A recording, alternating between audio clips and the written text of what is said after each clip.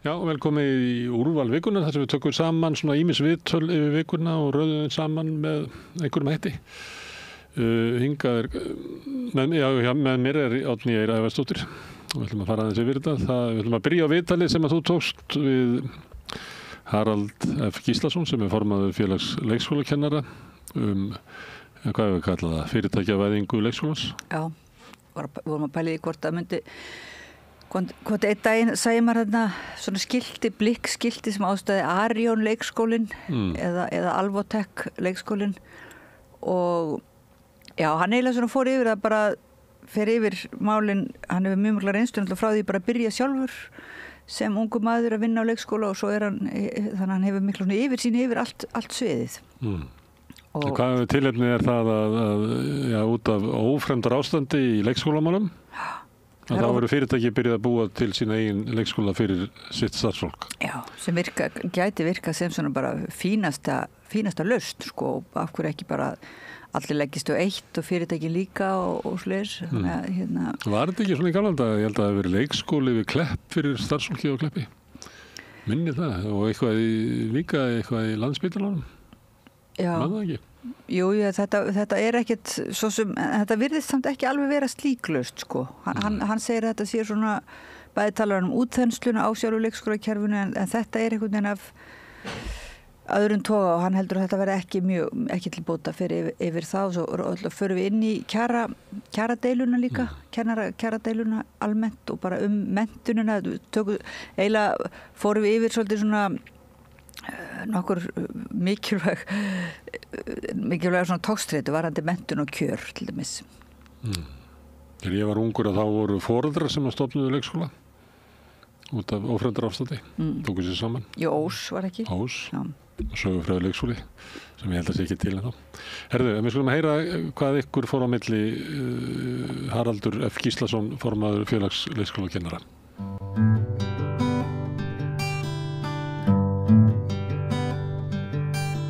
Komið sæl og verið velkomin að Rauðaborðinu í umræðu kjaramál, leikskólamál, samfélagsmál eiginlega bara ýmislegt sem skarast í umræðinu hvað þetta einkavæðingu leikskóla kerfisins einhverju hluta eða stórfyrirtækjavæðingu til okkar komin þungavíkta maður í þessu málaflokki, það Haraldur F. Gíslason, formaður félags leikskólakennara. Vertu velkomin. Takk fyrir það. Takk fyrir að koma og segja okkur bara, getur þú sagt okkur aðeins hver staða mála? Staða hvaða mála þá? Staða þessara mála. Þetta eitthvað svo furðulegt þetta að einhver stórfyrirtæki ætla að fara að koma og skella nokkrum leikskólum?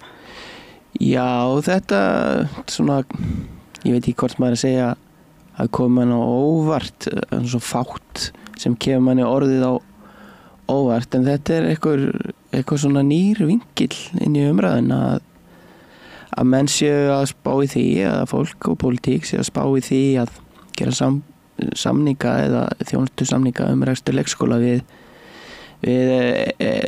einkafyrirtæki, stórfyrirtæki sem hefur aðra kjarnastarfsemi heldur en að reka skóla. Og við höfum alveg verið með anga af sjálfstæðstarfandi skólum hér sem hefur verið svona bara ágætis svona sáttum, það ekki mjög stórt hlutfall, bara það ákveðin fjölbreytileiki því sumir þeirra eru bara mjög góðir og aðrir ekki eins og gengur að gerist. En í flestum tilfellum svona það ekki talað að það fagmennskan í fyrirrúmi svona, en kannski sem svolítil spurning núna hvort að þessir, hvað þetta ekki, bankar og alls konar, hvort þeir séu þá bestir til þess fallir að reka leikskóla? Já, ég held að allir sem að fara í það verkefni að reka leikskóla sitt sér markmið að gera það að fagmennsku sjálfsögðu. Svo bara skiptir miklu máli hver að reka leikskólan og það getur bara verið mjög mismunandi líka bara innan sveitarfélagsgeirans en kannski við förum bara yfir staðreyndina staðreyndin þessi að sjálfstætt starfandi skólum hefur ekki tekist að laða til sín fleira fagfólk heldur en skólur reknum á sveitarfélögunum hlutfall í eða sem sagt kennara með réttindi í leikskólum sveitarfélaga er 26%, en það er bara 18% hjá sjálfstætt starfandi skólum, en það sem ég var kannski að reyna að koma á þannig að þarna er eðlismunur á sjálfstætt starfandi skólum sem hafa það markmiði að reka skóla og svo svona þessari slóð sem verið að feta það sem að sko kjarnastarfsemi fyrirtækisins er allt önnur og þetta er nýtt og þetta er náttúrulega það sem allir kollega mínir því ég sinni nú erlendu samstarfi fyrir félagið og allir kollega mínir vara við þessari þróun hún hefur allstaðar þrátt fyrir góðan hug leitt til félagslegar mismunnar og alveg saman þótt að menn reyna að koma í veg fyrir það með einhverjum hættu auðvitað þurfa allir þeir sem að reka leikskóla starfa eftir lögum leikskóla og fara eftir aðalnámskrá og allt slíkt sko en sko þetta sprettur náttúrulega bara út frá svona ofvexti leikskóla kerfinsins og það er svona rótin sem að þessar hugmyndir spretta upp í og fá að vaksa og það er nú bara þannig að þetta skólastig hefur þróast á miklum hraða og stundum af meiri kappi en forsjó og við erum sífellt að stækka kerfi, við erum að reyna að mæta þörfum samfélagsins sem er síbreytilegt og við ráðum ekkert við hennar mikla vöxt vegna þess að við náum ekki á þessum hraða að auka nýliðun í kennarastéttinni. Við erum alveg með metinnritun í kennaranám en að meðan að kerfi vex á þessum hraða þá finnist það sífellt út og staðan er einfallega þannig að okkur vantar 2600 kennara til að uppfylla lög og skyldur sem að hérna og já, okkur vantar þessa kennara líka bara til að auka gæði náms og það er stóri vandinn. Við erum að reka þetta kerfi á annars vegar ófallaru starfsfólki sem að stoppar oft mjög stutt við að 33% starfsmannamelta hjá þeim hópi sem er mjög slæm fyrir leikskólana og það er náttúrulega, þú getur googlað mörg ár aftur í tíman prófa að googla orðið mannekla í leikskóla, þú farið 7000 leitaniðurstöður sem allar eru það sama sko og það er þetta mikla rót sem kemur bæði á haustin og svo bara líka orðið bara allt árið í kring á þennan hóp starfsfólks sem ekki hefur er bara á hreyfingu, þessi hópur er að fara bara í eitthvað annað, hann er leitandi meðan að þeir sem hafa helgað sig þessu og farið í námið og svo sér réttindi starfsmannalda þeirra er ekki nema 11% sem þykir nú bara svona rétt svona eðlileg starfsmannavelta, þannig að þetta er stóri vandinn og tengist það náttúrulega lítur að vera kjarabaráttunni að sjálfsögðu gera það og hérna þá, þú veist það sem mun gerast sko Alvotech eða Arion eða hver sem það nú er sem mun ætla að reka leikskóla og verði þetta veruleika hann mun ekki sko framlega kennara á örskotsstundu og það er mjög ólíklegt að hann muni laða til sín fleiri kennara sem að væri þá að taka annar stað frá vegna þess að eins og ég var að benda á er reynslan ekki svo með sjálfstætt starfandi skólana það sem að sjálfsögðu við þurfum að gera og ættum að vera löngu búin að gera og hefðum ekki þurft að fara í verkvöld til að reyna að gera og þau eru bara við bara frestuðum þeim og við erum enn í viðræðum og búin að vera í löngu viðræðum við þurfum að jafna laun á milli sérfræðinga á milli marka, jafna laun á milli marka vegna þess að sko samkeppnisefni launa þeirra sem að mennta sig hún þarf við þurfum að vera samkeppnishæf þar og svo þarf að búið til starfsaðstæður sem að þetta fólk vil starfa í og mér finnst það alltaf einhvern veginn menn hoppa dálítið yfir það og ég sé ekki borgarstjóra Einar Þorsteinsson eða aðra bæjarstjóra sem að hafa þessi völd til að taka ákvarðanir það og veita umboð sínum samninganefndum Reykjavíkurborg er nú með sín sérstaka fulltrúa inn í samninganefndinni til þess að jafna laun á milli marka það eru engi pokafullari prósentum að koma frá þessum einstaklingum inn á kjarasamningsborðið eins og staðinu núna og mér finnst það bara skrítið og meðan eru menn að segja, þeir segja við vitum það, við verðum að fjölga kennurum og það verður gert með að gera laun og starfskjör betri en svo bara einhvern veginn gerist ekki neitt. En þú greinlega sérði alltaf málið einmitt, þú ert búin að vera að standa í kjarabaráttu núna í verkfallinu sem var frestað og heilmikið stuð og með svona af ykkar hendi þið voru mikið að reyna að efla svona baráttu viljan og allt svoleiðis, en við kannski ræðum það aðeins eftir ef þú ert til í það að taka það aðeins fyrir, en ég var bara spúin, þú sér þetta svolítið alveg, þú hefur líka starfað sjálfur á þessum vettfangi, þú ert alveg eiginlega með heildarmyndina og ert búin að vera í tengslu með fólk erlendis líka og inn í menntakerfinu og allt svoleiðis. Þessi lausn að fara að koma þarna með einkarekna útspill, það hljómar svona eins og það sé verið að taka það sé svona ákveðin lausn, svona skyndilausn og sem að kannski maður getur ímyndið sér ef það verða veruleika þá muni það fólk svona hugsa, þetta er bara ágætt, þarna allavega möguleiki og þarna allavega fjölbreytileiki og rekstraformi kannski skiptir engu máli og þarna bara komið einhver valkostur fyrir okkur og svona, við finnst einhvern veginn umræðan fara svo oft í þetta, tekin úr samhengi, þetta sé bara svona alveg ágætt. Hverju svarar þessu? Þú veist, ef við segjum að rekstraformi kannski skiptingum máli, þarna verði til mis verði góðar starfsaðstæður á þessum nýju leikskólum og þarna verði leitast við að fá að gera vel við starffólk. Mín sýn á þetta er svo að þetta er engin lausn og þetta er engin skyndilausn. Ég segi það bara og vísa bara í tölur um fagfólk í sjálfstæðsstarfandi skólum versus sveitafélagsskólana og bara taka það fram það er ekki hærri laun í sjálfstæðsstarfandi skólum heldur en í skólumreknum og sveitafélögum, þetta eru sömu launin þessu fyrirtæki mun ekki takast að manna þessa skóla með fagfólki, það fólk er einfallega ekki til og við þurfum að búa það til.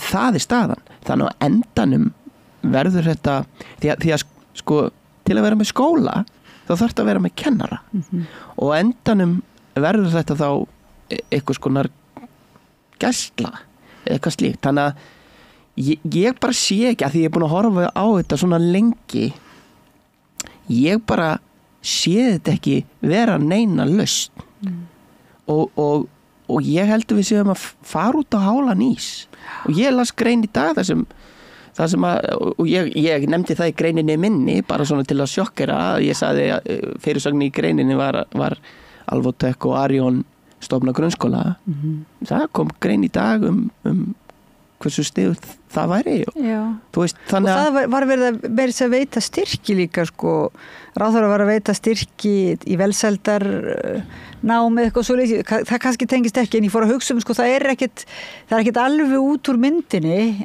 í þessari stefnu, svona nýfrjálshyggju stefnu stjórnvalda að ég fæli að það verði bara eitthvað svona sér nám, allir þessir leikskóla getur bara verið með sér leikskóla kennara nám, engareikið eða hvað, einhver svona þjálfun Ég finnst það bara ekki góð mynd ég held að í svoleiðis þú veist, einhverju svona quick fix ef við notum ekki íslensku hvað er íslensku orðið yfir það?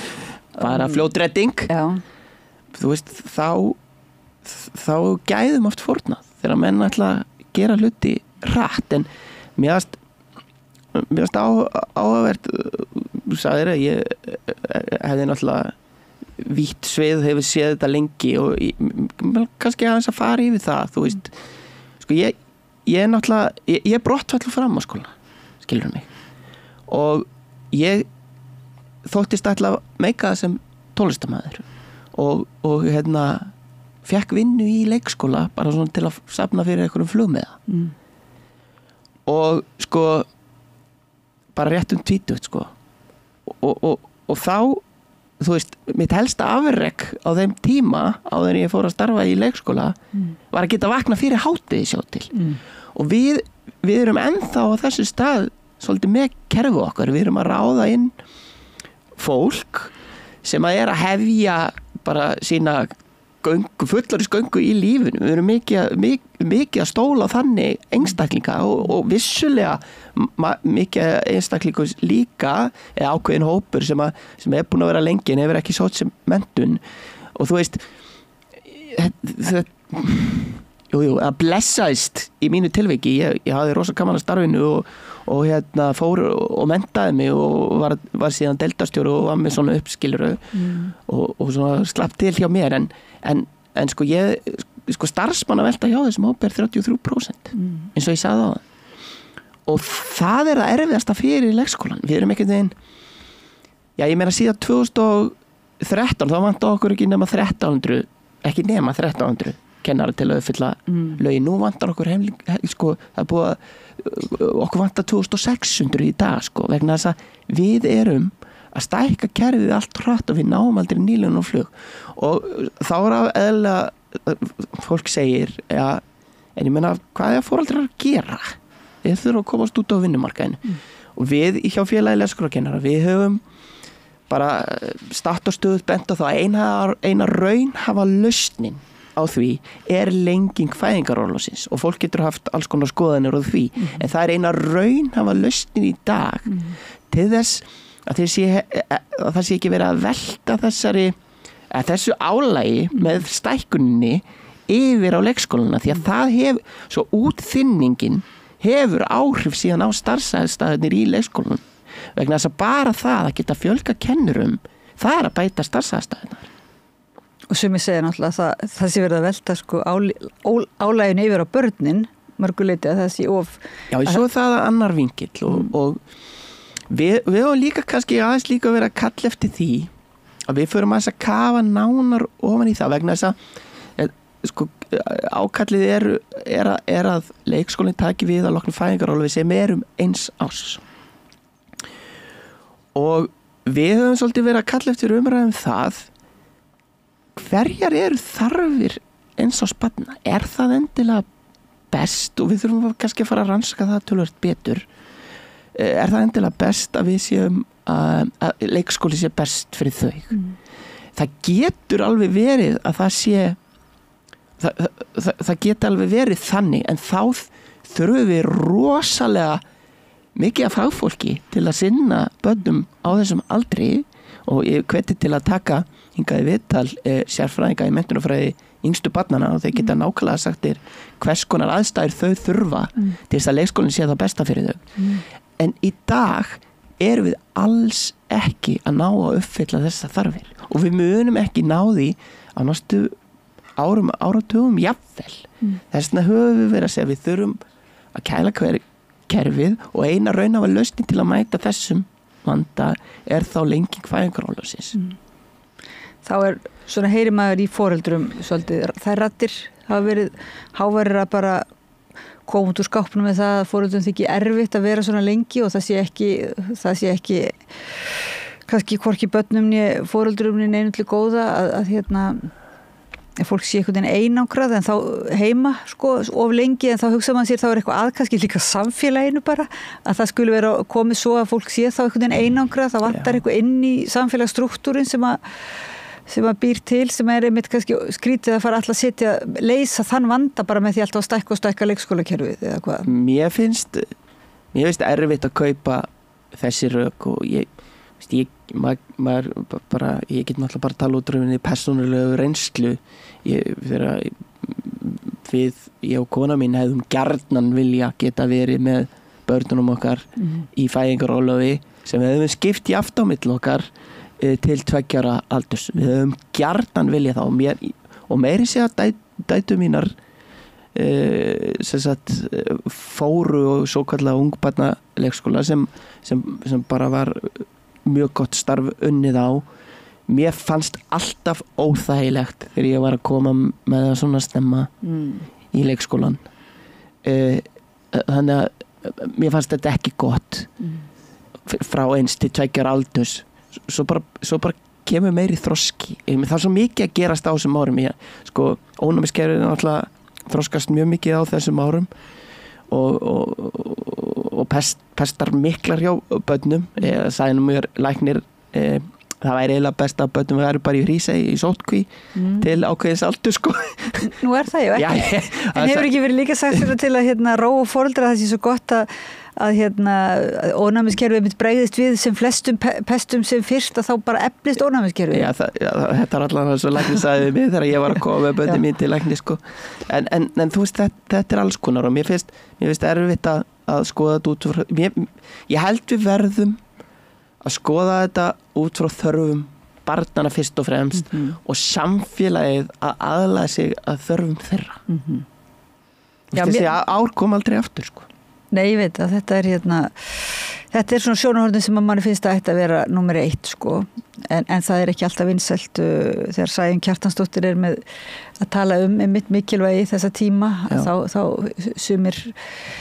sumir reyta hár sitt hefur maður tekið eftir, en svo tengist þetta líka kjarabaráttunni sko, það sem er annað, maður heyrir inn í það sem þú ert að segja, það er þessi munur á milli ófaglegs fólks og menntaðs fólks og þessi umræða fer nú svolítið líka, þarna er urgur svolítið í mönnum, það er að segja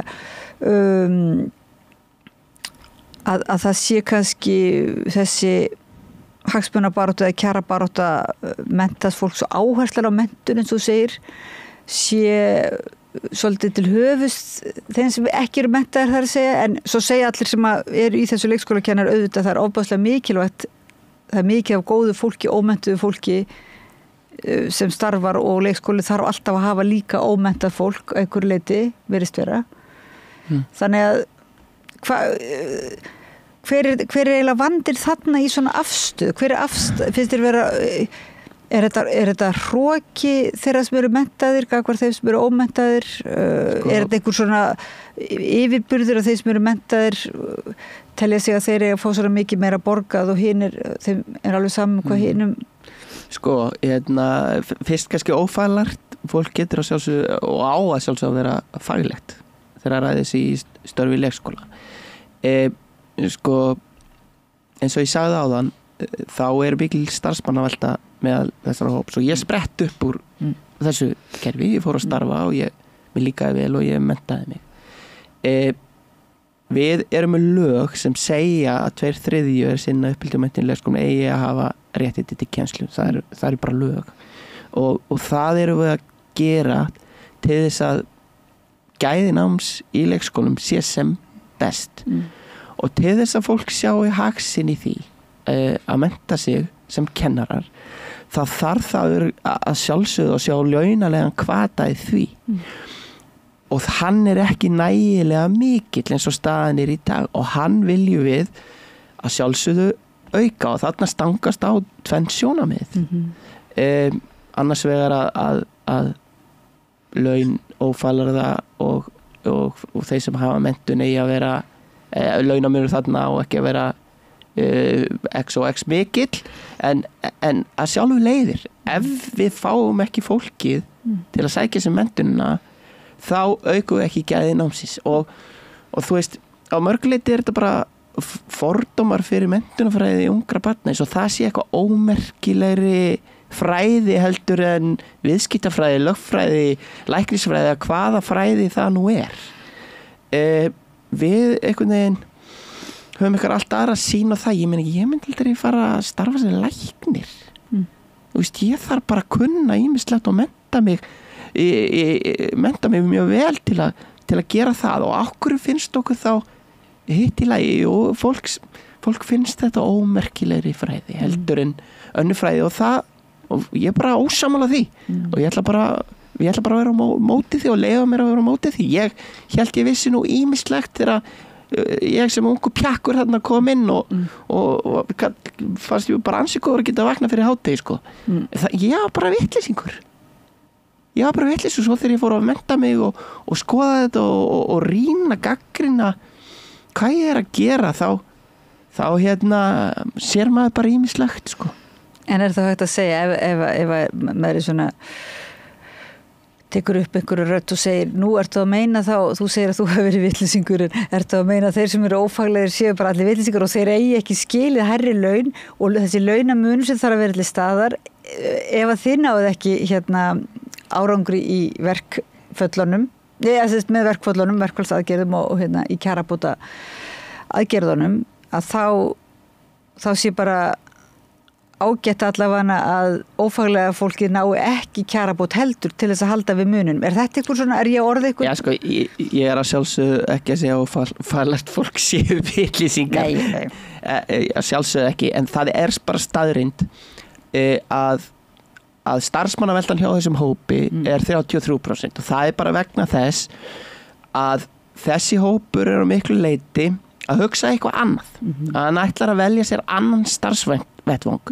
Sumir halda áfram heitlasta starfinu eins og ég gerði og mennta sig og svo það sumir sem halda líka áfram að mennta sig ekki, hverjar svo sem ástæðunar eru fyrir því og ég segi oft við þetta fólk, farðu bara og farðu í námi, ég skal borga þér og við erum að styrkja þennan hóp þess að þegar við erum með styrki upp á 1,5 milljónir sem fólk getur fengið hjá félagi leikskólakennara þegar það er að sækja sér leiðhúsbréf ef það er komið BD-nám þar að segja og fólk hefur ýmsar ástæður fyrir því akkur að það fer ekki nám og aldur, mér finnst aldur ekki rök að því að fara í nám, ég er gamall því að maður verður ekkit heimskari þegar maður verður gamall sko.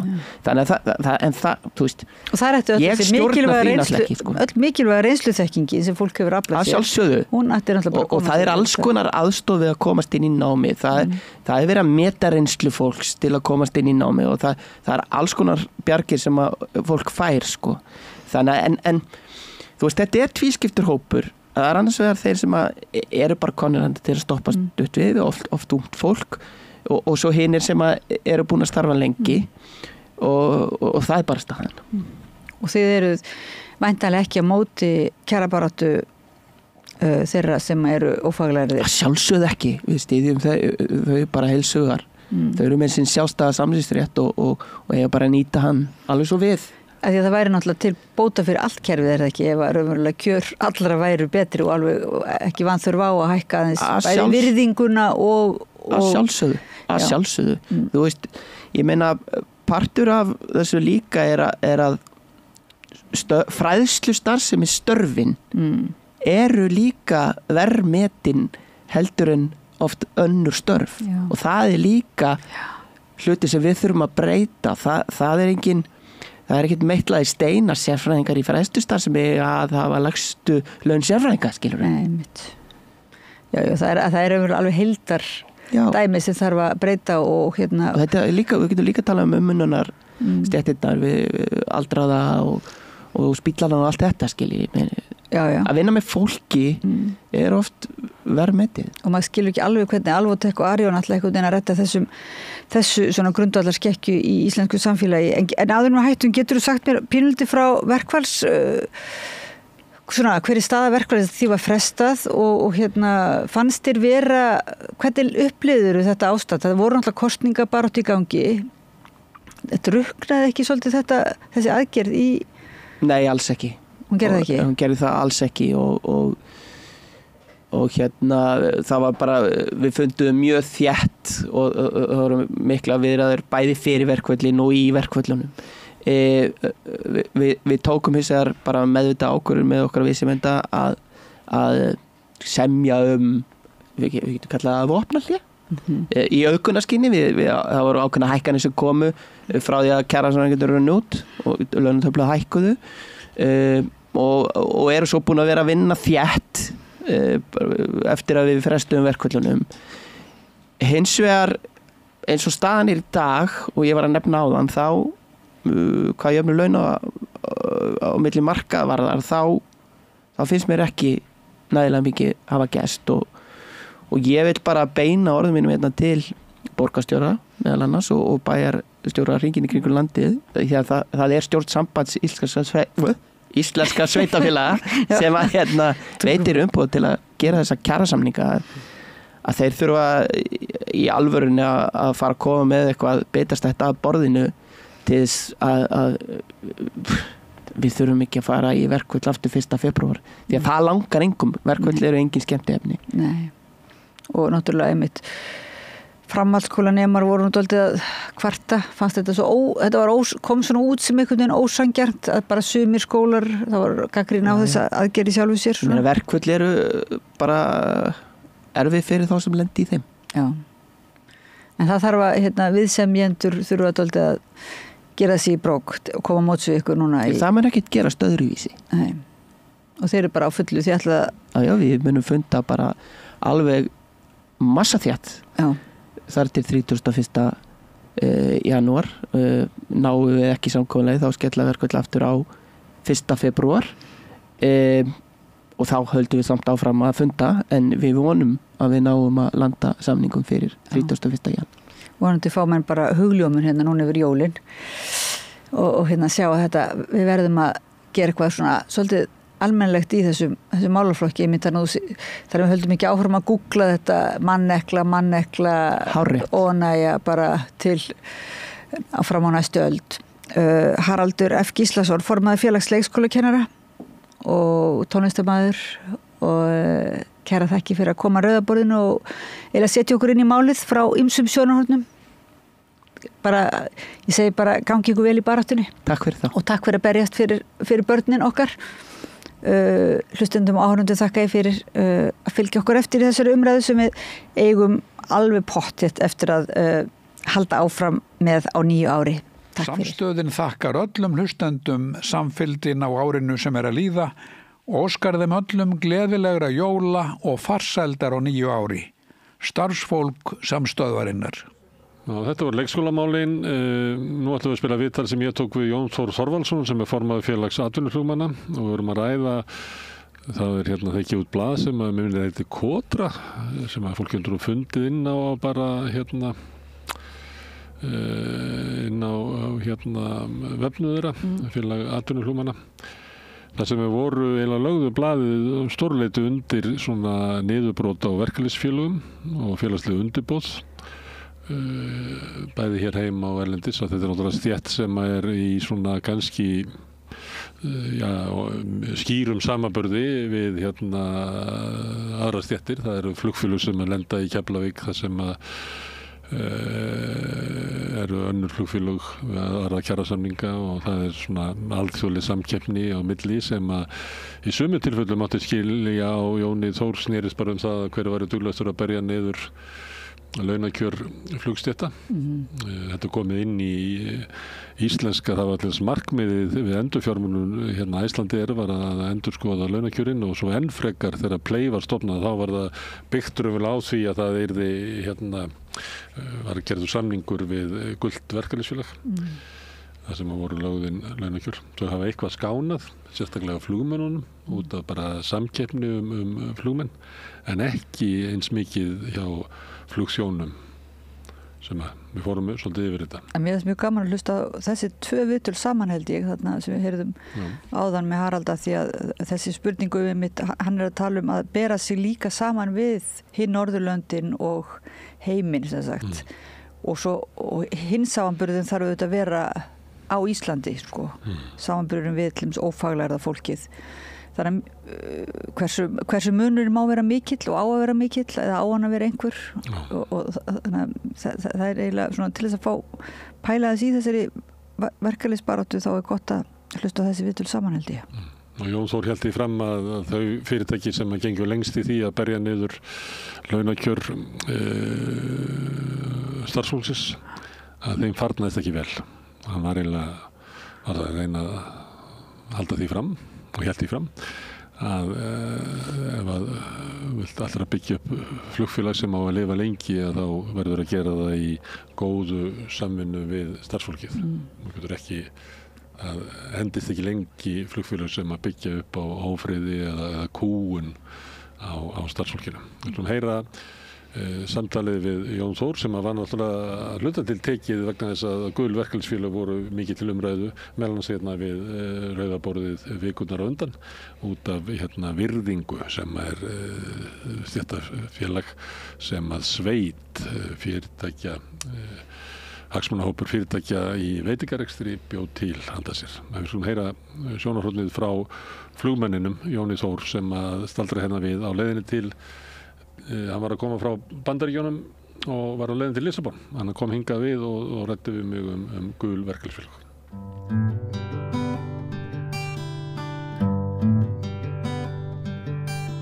Já, við höfum svolítið rætt hérna gul verkalýðsfélög tilefni þess að það er félag sem var stofnað af veitingahúsamönnum sem heitir Virðing og við höfum svona sagt frá því mjög sem hætti.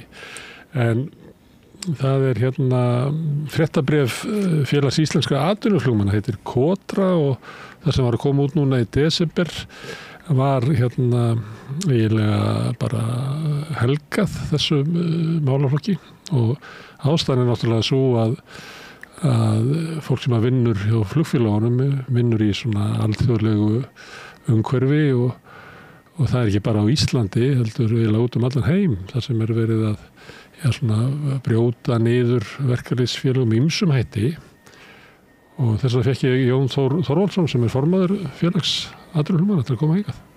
Góðan daginn og þakka þér fyrir að bjóða okkur og takk fyrir að veita þessu athygli. Já, heyrðu, þið hafið náttúrulega kannski betri sýn heldur en margir aðrir inn í þennan heim og svona þróunina sem að er víðum heim, þar sem að tilraunir til þess að reka flugfélög í samkeppni og bjóða upp á ódýra flugfargjöld byggja svolítið á því að lækka launin ykkar. Já, það er svona viðskiptamódeli sko, það er í raun og veru þar sem að almenningi er sagt sko er að þetta séu lággjalda flugfélög og vísar þá þar til þess að þeir sem ferðast greiði minna fyrir fargjaldið en í raun og veru er þetta viðskiptamódel lágtekju viðskiptamódel. Það er að segja að það er verið að sækjast í lægri tekjur en þá að taka þær inn á fjöldanum sko.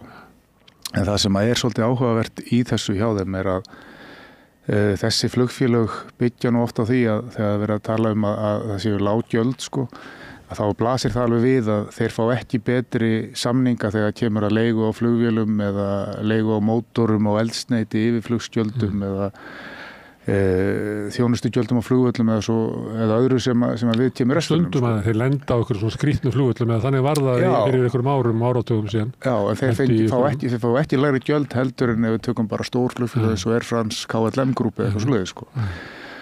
Og það hins vegar snýst þetta það í raun og veru að níða þá skóinn af hennum vinnandi manni, af launþeganum.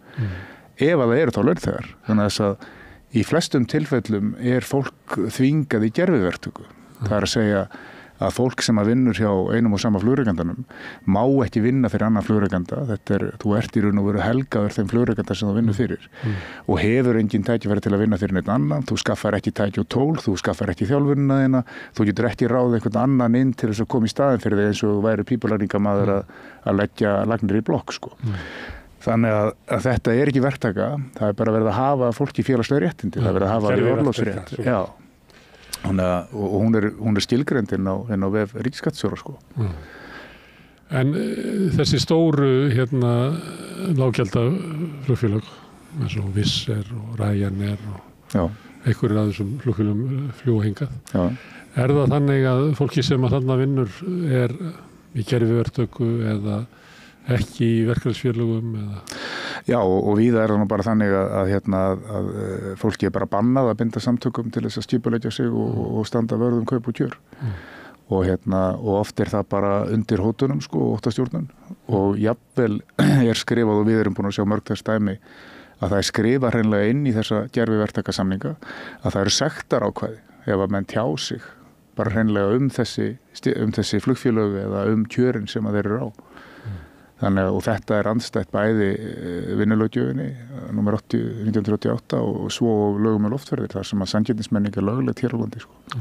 Þetta er eiginlega kúltúr sem er aftur fyrir seinna stríð. Það sem að áður en að var gett samkomulag í samfélaginu að það væri gott að hafa þennan ágreining í einhverju formi, að það væri gott að launafólk myndi hafa samtakamáttinn á móti ógnarvaldi fyrirtækjaeigenda sem getur orðið eins og þú ert að lýsa til þess að fá vinnu þá gengst ég undir það að afsala mér tjáningafrelsi við sjáum bara sko hvaða samfélag eru það sem að hafa náð hvað lengst þegar það kemur bara velmegun borgarna sko að þá er það þetta þessi norrænu velferðarsamfélög, þau hafa náð hvað lengst. Þar sem að verkalýðshreyfingin hefur verið hvað sterkust, þar sem það hefur verið þetta jafnvægi, þar sem fólk hefur fengið að berjast fyrir kjörum sínum og haft til þess ákveðin tæki og tól og þau eru lögbundin og fólk hefur skrifað undir þennan samfélagssáttmála að vera hluti af samfélagi. Og þetta í mínum huga er að stórum hluta spurningin þetta, sko, í hvernig samfélagi viljum við búa. En eitthvað geti sagt að því þú nefnir hérna Norðurlöndin, að ég veit ekki hvernig samningar Norwegian eru, en ég rekna með að þeir séu ekki sömu og SAS er að koma niður og Norwegian er að stekka og eitthvað geti sagt þér svo að já, Jón, sko, ef við höfum þetta eins og þú vilt af þetta, þá ert þú á svimandi launum og það er flogið einu sinni tvisvar í viku til London með þá sem hafa efna og borgað farsalana hjá þér. En hérna hetjunar sem að byggðu upp Ryanair og EasyJet og þetta, að þau hafa bara breytt, nú get ég bara flogið sko 4 sinnum á ári til Tenerife. Já, og þetta eru rök sem oft eru tekin til, sko, en eru að stórum hluta til byggð á mýtu. Vegna þess að staðreyndin er reyndar svo að til dæmis eins og Ryanair borga vel. Það er að segja flugmönnunum, ekki flugfreyðunum. Og það er alveg það sama við sjáum hjá Play að þar eru flugmenn voru náttúrulega mjög illa borgaði til að byrja með en hafa kannski verið að vinna á en flugfreyjurnar eru langt undir lágmarkslaunum. Og við sáum bara þegar að þeir fara á staði þessa vegferð að þá er í raun og veru búin til fjárfestakynning fyrir lífeyrissjóði og fjárfesta þar sem að uppleggið er félagsleg undirboð. Og við hljótum að spyrja okkur að því hver er þá ábyrgð lífeyrissjóða. Svo keyptu í Play á sín tíma. Já, Birta og Lífsverk sem að voru kjölfestu fjárfestar í upphafi. En fjárfestakynningin byggir á félagslegum undirboðum. Það var það sem átti að gera reksturinn betri og er í raun og veru að níða skóin af hinum vinnandi manni, sko. Og það má alveg segja það, já, að það eru flugfélög sem að taka þátt í samfélaginu, eru með kjarasamninga og greiða laun og virða þetta samtal við verkalýðsfélög sem að alla jafna greiða betri laun og eru með félagslegu réttindin inn í sínum kjarasamningum og þann kostnað, ef við megum segja sem því fylgir. En staðreyndin er líka svo að þegar að gerður er verðsamanburður að þá eru þau ekki endilega dýrari. Sko verð á farmiðum almennt séð hefur lækkað mjög mikið á síðustu 30 árum. Þetta var þannig þegar ég er alveg upp að það var svona frekar betur megandi fólk sem að hafði efna því að ferðast og það er alveg rétt sem þú segir að núna er það komið svo að almenningi er gert það kleift að ferðast. En það er ekkit endilega ódýrara að fara með lággjaldaflugfélaginu þegar allt er tekið til. Það eru búin til gilliboð á netinu og sagt þú getur farið fyrir 9.000 krónur eða eitthvað svona, sko. En þá eftir að rukka innréttunduna gjald og töskuna og svo framvegis, sko. Þetta endar á sama stað, sko. Fólk er svo sem lært á þetta svolítið. Já. Átt að segja á þessu að þetta er ekki alveg. Og ekki misskilja mig þess að samkeppnin er að finna góða fyrir í raun og veru markaðan allan, sko. Við fögnum því ef sem flesti geta ferðast og þessi heilbrigð og góð samkeppni. En það skiptir líka máli fyrir fyrirtækin í landinu og það sem að maður verður alltaf svolítið hissa á að þegar að í raun og veru samtök atvinnulífsins sem eru með og eru í forsvari fyrir 70% af vinnumarkaði á Íslandi gera kjarasamninga, eru útvörður íslenska ríkisins til dæmis í sáttmála Sameinuðu þjóðanna, sko, það að halda hér uppi heilbrigðu vinnumarkaði, að koma í veg fyrir spillingu og svo framvegis, hleypa síðan inn í sína raðir aðilum eins og Bláfugli skilur sem var þar fyrirrendar en síðan kaupir Avia Solutions Group það félag, fer í sem sagt massív félagslegu undirboð og sama eins og hjá Play að það er enga kröfur gerðar á í raun og veru hátterni eða siðferði að þá hálfu þessar aðila. Engar. En er það ekki þannig að þegar þið eru að semja þá semjið við Icelandair en þið semjið ekki við SA? Jú, samningsumboðið er hjá SA. Formlega séð. Já, en af hverju virkar það ekki það sama hjá ykkur eins og gerir til dæmis hjá Eflingu og starfsmönnum á veitingahúsum að samningur Eflingar kjör á veitingahúsum, hann gildir. Já, þetta en hjá ykkur er það ekki þannig að þótt að þið gerir þennan samning að þá getur Play gert bara samning við sitt félag á allt öðrum kjörum. Já, sko, raunverulega séð og samkvæmt vinnulöggjöfinni þá ætti svo samningur sem fyrir sem eru þeir samningar sem að FÍA hefur gert við þá flugrekendur sem eru með samningu okkur sem að eru á annan tug. Það ætti að vera grunnsamningar. Það er ekki. Nei, það er ekki og það er ekki farið að lög. Spillingin bara þannig hérna á Íslandi sko. Það við erum búin að reka málaferli gagnvart Bláfugli núna síðan 2021 þegar þeir fara í þessi og við höfum unnið í öllum málum sem við höfum farið og dragað á í gegnum réttarkerfið, unnið öll mál. Þannig að löggjafinn hefur talað, dómsvaldið hefur talað, en framkvæmdavaldið, það að segja eftirlitsaðalarnir, þeir þegja bara þunnu hljóði og það alveg sama hvort að til dæmis Vinnumálastofnun og félagsmálaráðuneytið var undir stjórn Framsóknarflokksins eða Vinstri grænna, að því miður var bara skilað auðu. Það bara eins og menn treysti sér ekki í hennar slag. Og þá það vegna þess að þessi fyrirtæki eru álitinu vera svona forseta fyrir vexti ferðaþjónustunnar og annað slíkt og þar leiðandi sér það efnahagslega nauðsynlegt að láta þetta slæta. Já, en skoðum þessa fullyrðingu. Hún er hérna, vissulega hefur henni oft verið slengt fram. En við sjáum bara að... Hún var það, ég mann bæði, það var ekki bara útboðið hjá Play, heldur þegar það var endurskipulagning á Icelandair, að þá var einfallega í eiginlega útboðslýsingunni og stuðningi ríkisins forsendur það að ykkar kjör eru lækkuð. Já, það var það og við sáum þar að þar steig ríkið inni með þeim hætti að það var ekki stuðningur við fyrirtæki til þess að halda fólki í vinnu eins og við sáum til dæmis í Bandaríkjunum. Heldur var stuðningurinn í því formi að losa sig við fólk. Og meðan réð Icelandair félag sem heitir Seabury sem að sérhæfir sig í því að leiðbeina það hvernig sé best að fara í það sem kallast á ensku union busting eða félagslegu undirboð eða að rústa stéttarfélögum. En þeir koma hins vegar á fundi til okkar með úlfurinn í Sauðagerðinu við erum hérna til að hjálpa þér Þannig að við erum búin að sjá þetta allt saman Þannig að stjórnvöld, og þú ert að segja það, hafa raunverulega leyft þessum tilteknu fyrirtækjum að brjóta gegn vinnulöggjöfinni. Já, algjörlega. Og það hefur verið sýnt fram á það í félagsdómi aftur og aftur. Já, þetta er ekki bara skoðun. Dómsvaldið hefur talað. Þetta er algjörlega skýrt. Og við sjáum bara eftirlitsaðalarnir eru fleiri heldur en bara Vinnumálastofnun. Það er náttúrulega ráðuneytið sem slíkt og það er lögregla og það er skattayfirvöld.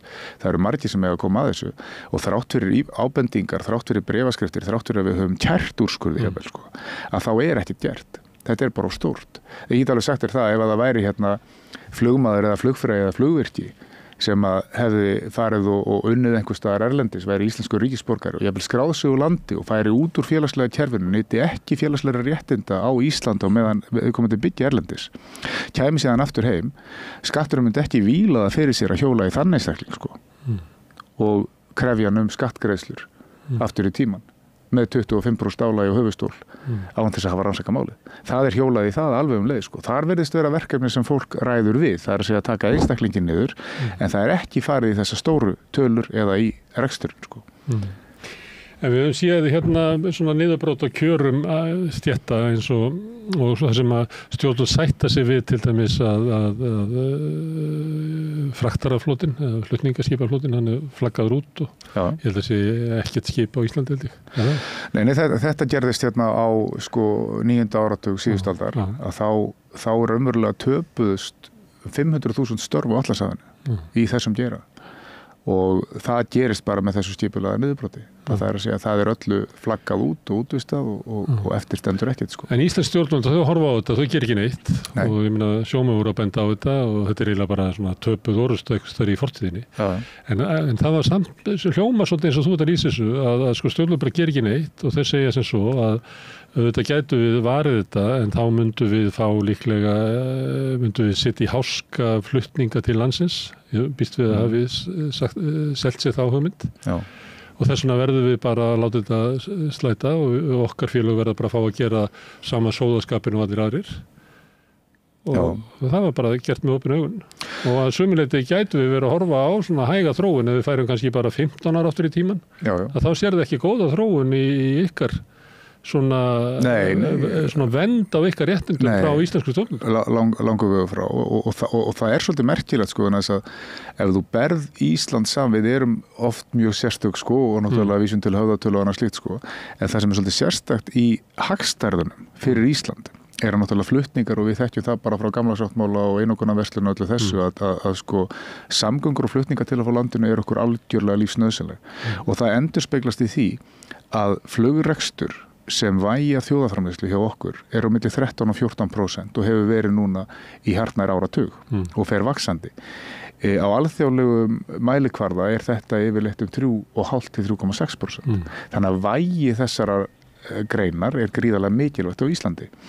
Og það má vera að fólk horfi sem svo á, verður við þá ekki bara að spila sama leikinn, sko. En ég held að fólk verða að horfa svolítið stærra á þetta, sko, að málið að til þess að hafa öruga og reglulega flutninga, þá þurfum við að spila eftir þessum leikreglum, en þess að nú verið tryggð og trúnaður þeirra sem starfa í þessum störfum. Hann byggist á því að þessi félagslegi grunnur sem að baki kjarasamningum sé til staðar. Öðruvísi færði ekki tryggðina og við sjáum að starfsmannaveltan hjá þessum félögum sem að ganga illum þetta, hún margfalt meiri. Og við sáum til að mynda í COVID að þar voru félögum eins og Atlanta sem að voru svissuð úr því að vera í farþegaflugi að langmestu leyti, algjörlega yfir í vöruflutninga. Og það var mikið að gera á þessum tíma, þurfti að flytja mikið að því að farþegaflótin í heiminu lá bara niðri og það svo mikið hluti af vörum sem fluttur í lestum farþegaflugvéla, þannig að eftirspurnin jókst mjög mikið í fraktflutningum. Og það sem að gerist þar að það voru alls konar kúrikar sem komu upp og fóru að bjóða í samninga, en þá fóru byrgjarnir og þeir sem voru að kaupa þjónustuna að spurja hvaða mannskap ertu með? Og þá var svarið til þess að fá samninga, ég með unionized pilots. Það var svarið. Er þetta ekki fágætt krafa einhverja byrgja eða heilsala að það sé farið eftir leikreglum? Jú, en það sko það í raun og veru held ég... Heilsali segir bara ég hef verið bara að auka arðsemi míns fyrirtækis sem mikið hægt er. Já, ég held að sko grunnurinn á bakvið spurninguna hafi ekki verið sko við krefjum ykkur að fara til leikreglum. Málið var það að mannskapurinn til þess að keyra samningin og til þess að þeir gætu staðið við sína skuldbindningar var bara sá að þau félög sem voru með flugmenn sem voru í stéttarfélögum eru tryggari starfsmenn og áræðanlegri sem að gera það verkum að félögin sem að fengu svo samningana þau gætu staðið við skuldbindningarnar. En Icelandair, þú segir að þeir hafa kallað það hefur komið fram í fréttum að fengi svona ráðgjöf frá einhverju bandarísku ráðgjöf hvernig ætti að eiga við stéttarfélög. Tengist eitthvað Icelandair að þeir gerðu keyptu Grænhöfða í að flugfélagið með þá hugmyndum að flytja raunverulega business model með stopover bara færa það söður. Þannig að Play var að flytja einhverjar höfuðstöðar, ég man ekki hvert til Möltu. Til Möltu, já.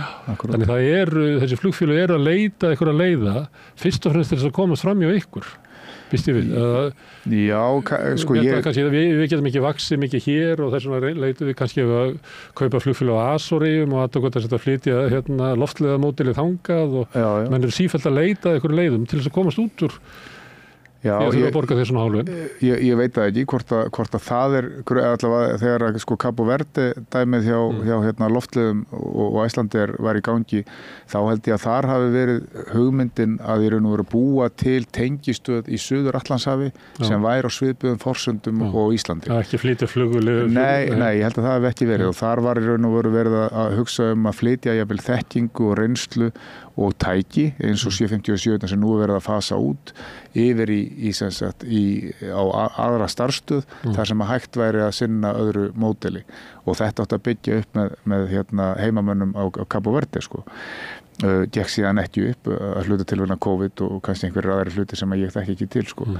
En það er vissulega rétt að það er verið og það er svolítið merkilegt að það sé leiðin út úr þessu módeli sé til Evrópu þar sem allt er svo gott en sem alltaf er hluti af Evrópusambandinu ekki sagt og af hverju fara menn þangað þannig að þess að uppruni löggjafarinnar er raunverulega þar og maður myndi halda að þarna væri staðið mjög þéttu vörður það að allir færa á leikreglunum sko en það er ekki þarna eru búin til skattaskjól þarna eru búin til í raun og veru svæði þar sem að þú getur spilað eftir svolítið öðrum reglum sko og það er svolítið merkilegt sko. Verkefnishreyfingin að brotna niður víða í Evrópu sem við gert í Bandaríkjunum. Já, og komið miklu lengra heldur en við sjáum hérna á Íslandi sko. Miklu lengra og þá er maður að velta fyrir sér að við erum náttúrulega með það eru minni þrótt í þessu kerfi okkar á Íslandi. Þetta samkomulagi í samfélaginu að til þess að hafa þroskað vinnumarkað þá verðum við að virða rétt hald launafólks til þess að byrja samtökum. Akkurat. Og við sættum okkur við átöki sem inn á þessu. Jáfnvel, einhverju geti sagt að þið getur lokað Íslandi að það verður eiginlega ofbeldisverk. Við sættum okkur við það. Þess að reynslan hefur sýnt að með þessum hætti þá byggjum við upp betri vinnumarkað, öruggari með meiri stabíli vinnumarkað og náttúrulega betra samfélag. En við erum það er svo hátt hlutfall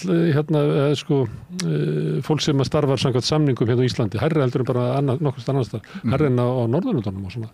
Og þá er spurningin, sérðu fyrir þér að við getum haldið þessu þó svo að heimurinn sé að fara til fjandars? Já, þetta er falleg spá.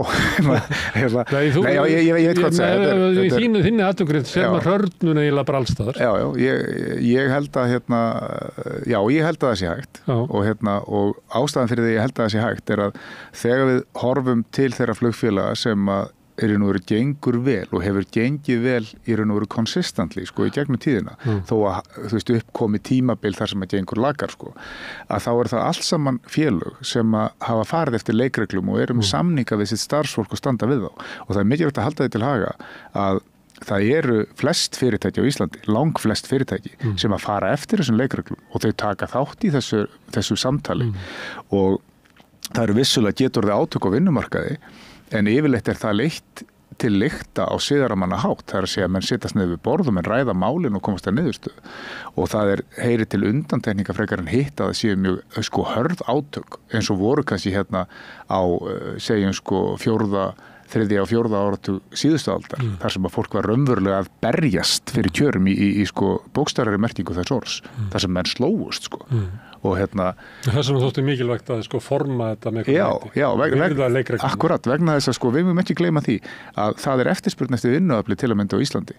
Hér hefur hagvöxtur verið meiri heldur en bæði í samanburðarlöndum í Evrópu eða í Bandaríkjunum og hér hefur kaupmáttur verið meiri, það er að segja aukning og kaupmætti meiri heldur en í samanburðarlöndunum og þó að vissulega séu alltaf einhverjir sem að bera minna úr bítum í þeirri aukningu en þegar allt kemur til alls að þá má ekki gleyma því að til að mynda hvað varðar verkföll eða ofbeldisaðgerðir eða hvernig sem að narratífið er hannað í því að þá er til að mynda flugmenn, bara ef ég tala bara okkar stétt, að það var farið í verkfall 98-9 og það var fyrir misskilning, það voru borin vitlaus skilaboð á milli herbergja hjá ríkissáttasemjara sem var mjög stutt og svo var það 12 tíma verkfall árið 2014. Það er allt og sumt. Og það er meira segja í Bláfuggsmálinu að þar í raun og veru erum við í kjarasamningsviðræðum og það er viðræðaáætlun og málið er inn hjá ríkissáttasemjara og þá er farið í þessi félagslegu undirbúð þar sem öllum þeim sem eru á kjarasamningi bara sagt upp, gerfuverktakar ránar inn í staðinn og forstjóri félagsins fullir að nú verði bara sjálfstætt starfandi flugmenn sem vinni hjá Bláfugli og þetta muni ekki hafa áhrif á rekstur fyrirtækisins. Hvar er Bláfugli í dag? Með þetta sterka bakland sem að Avia Solutions Group á að vera alþjóðlegt fyrirtæki með höfuðstöðvar í skattastjólum, hvar er þetta í dag? Það er búið að skila flugumferðarleyfinu og það var ekki af því að við stoppuðum það er bara vegna þess að þetta viðskiptamódel gengur ekki upp það er bara þannig Þetta lengdar gangi ekki viðskiptamódelu upp að sækja arð til eigandana með því að berja niður kjörið þín?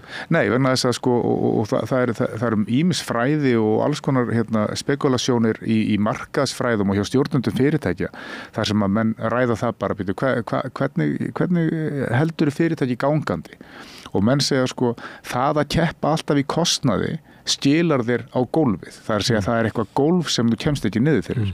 En ef þú keppir í gæðum á vöru eða þjónustu eða einhverju öðru, að þá er mjög líklegt að það er vegni betur og þess að þar er raun og veru engin takmörk á því hvert þú getur farið. Þú getur alltaf gert betur. Það er ekki að gera nema í góðri sátt við starfsfólk. Nei, akkurat og það eins og þegar við tölum Play að á þessi samningar sem voru gerðir þar, að það er raun og veru bara óvinveitt yfirtaka á stéttarfélagi sem að var vissulega stofnað. Íslenska flugmannafélagi var stofnað af launamönnum hjá VR og það var stéttarfélagi í öllum skilningi þeirra laga og voru í samstarfi við okkur hjá félagi íslenskra atvinnuflugmanna meðal annars í öryggismálum og síðan þegar að VÁ fer á hausinn, þetta stóra gjaldþrot sem það var, að þá skapa svona aðstæður þar sem að margir eru atvinnulausir og þá sjá menn sér leik á borði, taka yfir þetta stéttarfélag, nafnin á því er breytt og síðan eru bara búin til kjarasamningar upp á skrifstofu hjá Play og kallaðir inn leiguliðar sem að voru ekki í starfi hjá Play, voru ekki launþegar, hefðu ekki verið kosnir til verksins, voru ekki í umboði, það hefðu ekki verið gerð viðræðaáætlun og ekkert inn hjá ríkissáttasemjara og bara sagt, skrifa hér, borgum ykkur bara fyrir þetta, svo fáið kannski vinnu hjá okkur seinna. Og það bara staðreynd málsins. Og þetta hefur komið fram, sko? Já, þetta hefur komið fram. Það vita allir af þessu. Drífa Snædal, fyrrverandi forseti ASÍ, gerði á ég að segja góða tilraun til þess að vekja máls á þessu og reyna að fá einhver umræðu þetta en því miður. En á þeim tíma að þá hugsaði maður oft að því að þar var forstjóra Play og Drífu stilt upp saman eins og var svona ólík sjónarmið. Já. Að meina Drífa var að halda fram sem við erum að tala hér segir bara grundvallar atriði til þess að halda hér upp í siðuðu samfélagi og hinn var að brjóta það niður og þetta var svona stilt upp eins og svona eðlilegu argumenti í samfélaginu. Já, akkurat. Ég undraði mig oft þessu. Það var á Vísi og Stöð 2 og það var á RÚV og það var í Mogganum og í öllum fjölmiðlum. Stilt upp svona eins og bara eðlilegu argumenti sem ættum að eiga í. Já, en málið það að við sjáum bara hvernig fjölmiðlun hefur líka hvernig henni hefur hrakað bara í áranna rás. Einu sinni var það þannig að það voru fjölmiðlar sem að sögðu fréttir og listu í raun og veru atburðum og fluttu fréttir, bjuggu þær ekki til endilega, heldur bara fluttu fréttir. Í dag til dæmis lungað að fjölmiðlamönnum á verktakasamningum. Jafnvel þú vinni hjá sama ríkisfjölmiðlunum alla ævi og bara á verktakagreiðslum. Og ég held að það sé ástæðan fyrir því að það er mjög erfitt að fá umræðu þetta. Þannig að þess að menn eru sjálfur þáttakendur í þessum leik og margir fjölmiðlamenn að maður ætla að alhafa neitt í raun og veru fá ekki tíman og resursana til þess að flytja fréttir heldur verða svona eins konar mikrofónstatíf fyrir þann sem talar og svo það þá bara spurning hver talar hæst og þess vegna held ég að vinsæld þessara hlaðvarpsþátta sem eru náttúrulega núna mjög víða að hún orðin slík sem hún vegna þess að þar miklu beittari umræða, það tími til að ræða máli bara eins og við erum að gera hér. Það ekki alltaf sjónarmiðin, ég getur orðið svolítið skökk í þessum hlaðvörpum þau eru nú fleiri og frekar eru þau hægri sinnu vegna þess að þau fá kostun og eitthvað fleira, ég held að sé án efa og maður verður alltaf að svona gera sér grein fyrir því ef þú kveikir á viðtækinu hver það sem stýrir podcastinu, það alveg eins og ef maður tekur upp Morgunblaðið, ég veit hver á Morgunblaðið og ég veit alveg hvernig ritstjórnarstefnan þar, maður alveg að svona taka og deila í það sem það eitt getur verið að umræðan í kringum Play hafi verið að veiki fjölmiðlar og þeir geti ekki eiginlega tekið eða greint mál áður en byrja að flytja fréttir þannig að þetta verður bara hann segir, hún segir. Við sáum svona tilneyingu til þess þegar að fréttirnar virðingu voru að koma upp að þá mætti formaður sveit og sagðist ekki taka þátt í einhverjum ágreiningi Eflingar eins og vandamáli væri athugasemdir Eflingar en ekki gult verkalýðsfélag. Þetta var bara hlutt sem eðlilega fréttir. En þetta bara það sem er orðið tíska í dag, það að gaslýsa alla umræðu. Það er að taka ekki málefnið sem á borðinu og ræða það, heldur þá það hjóla í mannin, hjóla í Eflingu eða Sólveigu Önnu sem er forsvarsmaður Eflingar og hjóla í jafnvægi eitthvað. Já, eins og þau hafi fundið upp eitthvað til að gera ágreiningum en ekki sá sem að raunverulega olli ágreiningum og þá hlýtur maður að spyrja sig líka en býtu, hvar eru ráðamenn? Hvar eru þeir sem að við kusum til valda en á Alþingi og bera þessa ábyrgð og ber með lögum að fylgja því eftir. Hvað eru eftirlitsaðalnir? Af hverju eru við að greiða skatta til að halda upp í öflugum eftirlitsaðalum sem að síðan bara sinna ekki skyldu sinni? Ég held að sé ákveðin blinda í stjórnmálunum fyrir því að venda rétt launafólks til þess að heyja sína kjarabartu. Samkvæmt einhverjum viðurkenndum leikreglum. Já, en af því ég gagnrýni hér fjölmiðla og ég gagnrýni hér ráðamenn og eftirlitsaðala að þá þurfum við líka að horfa inn á við, bara við sem borgarar í þessu samfélagi, hluti af því. Við erum líka sek, vegna þess að við erum svo upptekin af neyslunni að okkur finnst sjálfsagt að fá bara hlutina ódýrari á alveg sama hvaða kostnað það er.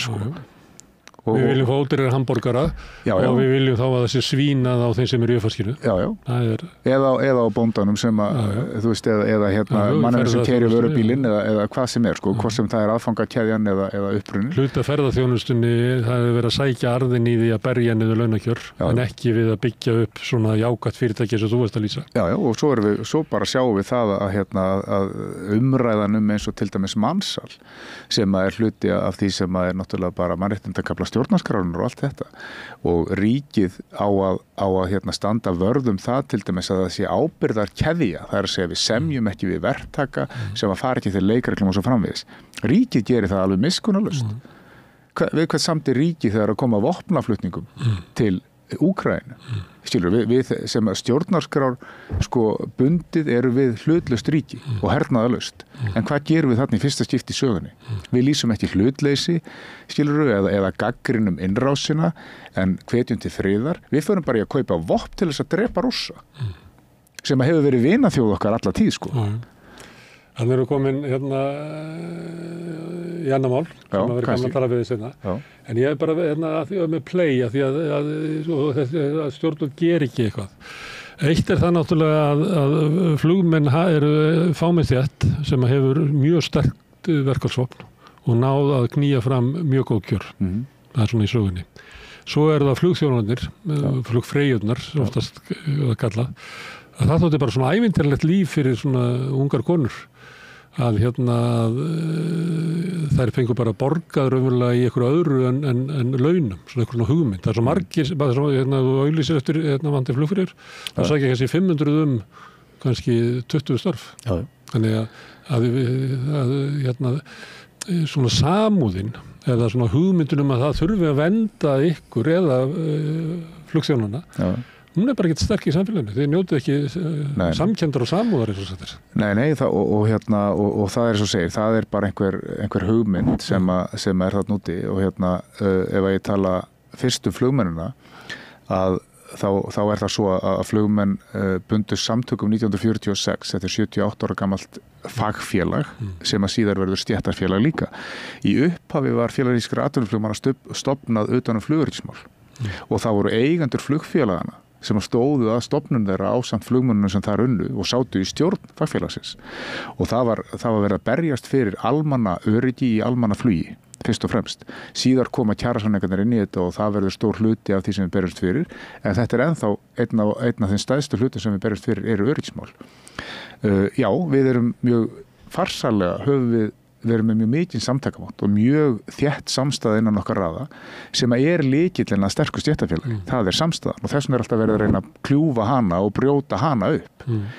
Ef við tölum hins vegar flugfreyjurnar, þá það líka gamalt stéttarfélag. Það stofnað sitt stéttarfélag 1954, held ég að ég fari rétt með, eru 70 ára þessu ári, þetta stéttarfélag, og þær hafa byggt upp þessi kjör og það sem að flugfreyjur hafa gert að þær hafa í raun og veru að því að þetta var lengi vel og reyndar ennþá svona að stæðstum hluta til kvennastétt, ef við segja þessu svo, að þær hafa verið svo kvennastétt sem að hafa náð hvað eftirtektarverðustum árangri í að berjast fyrir og halda sínum kjörum.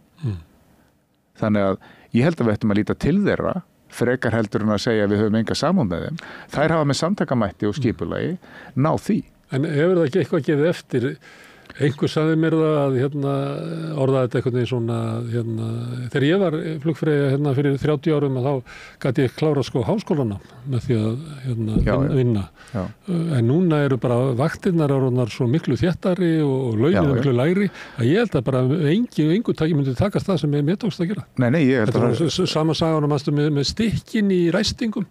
Að einu sem gæti maður tekið 2 stykki og dríkt tekju sína sem einsta móðir. En núna ég kom bara á taxta inni hjá dögum og þau hyrðu allan ávinningin af því að hvað ég er fljótt að vinna.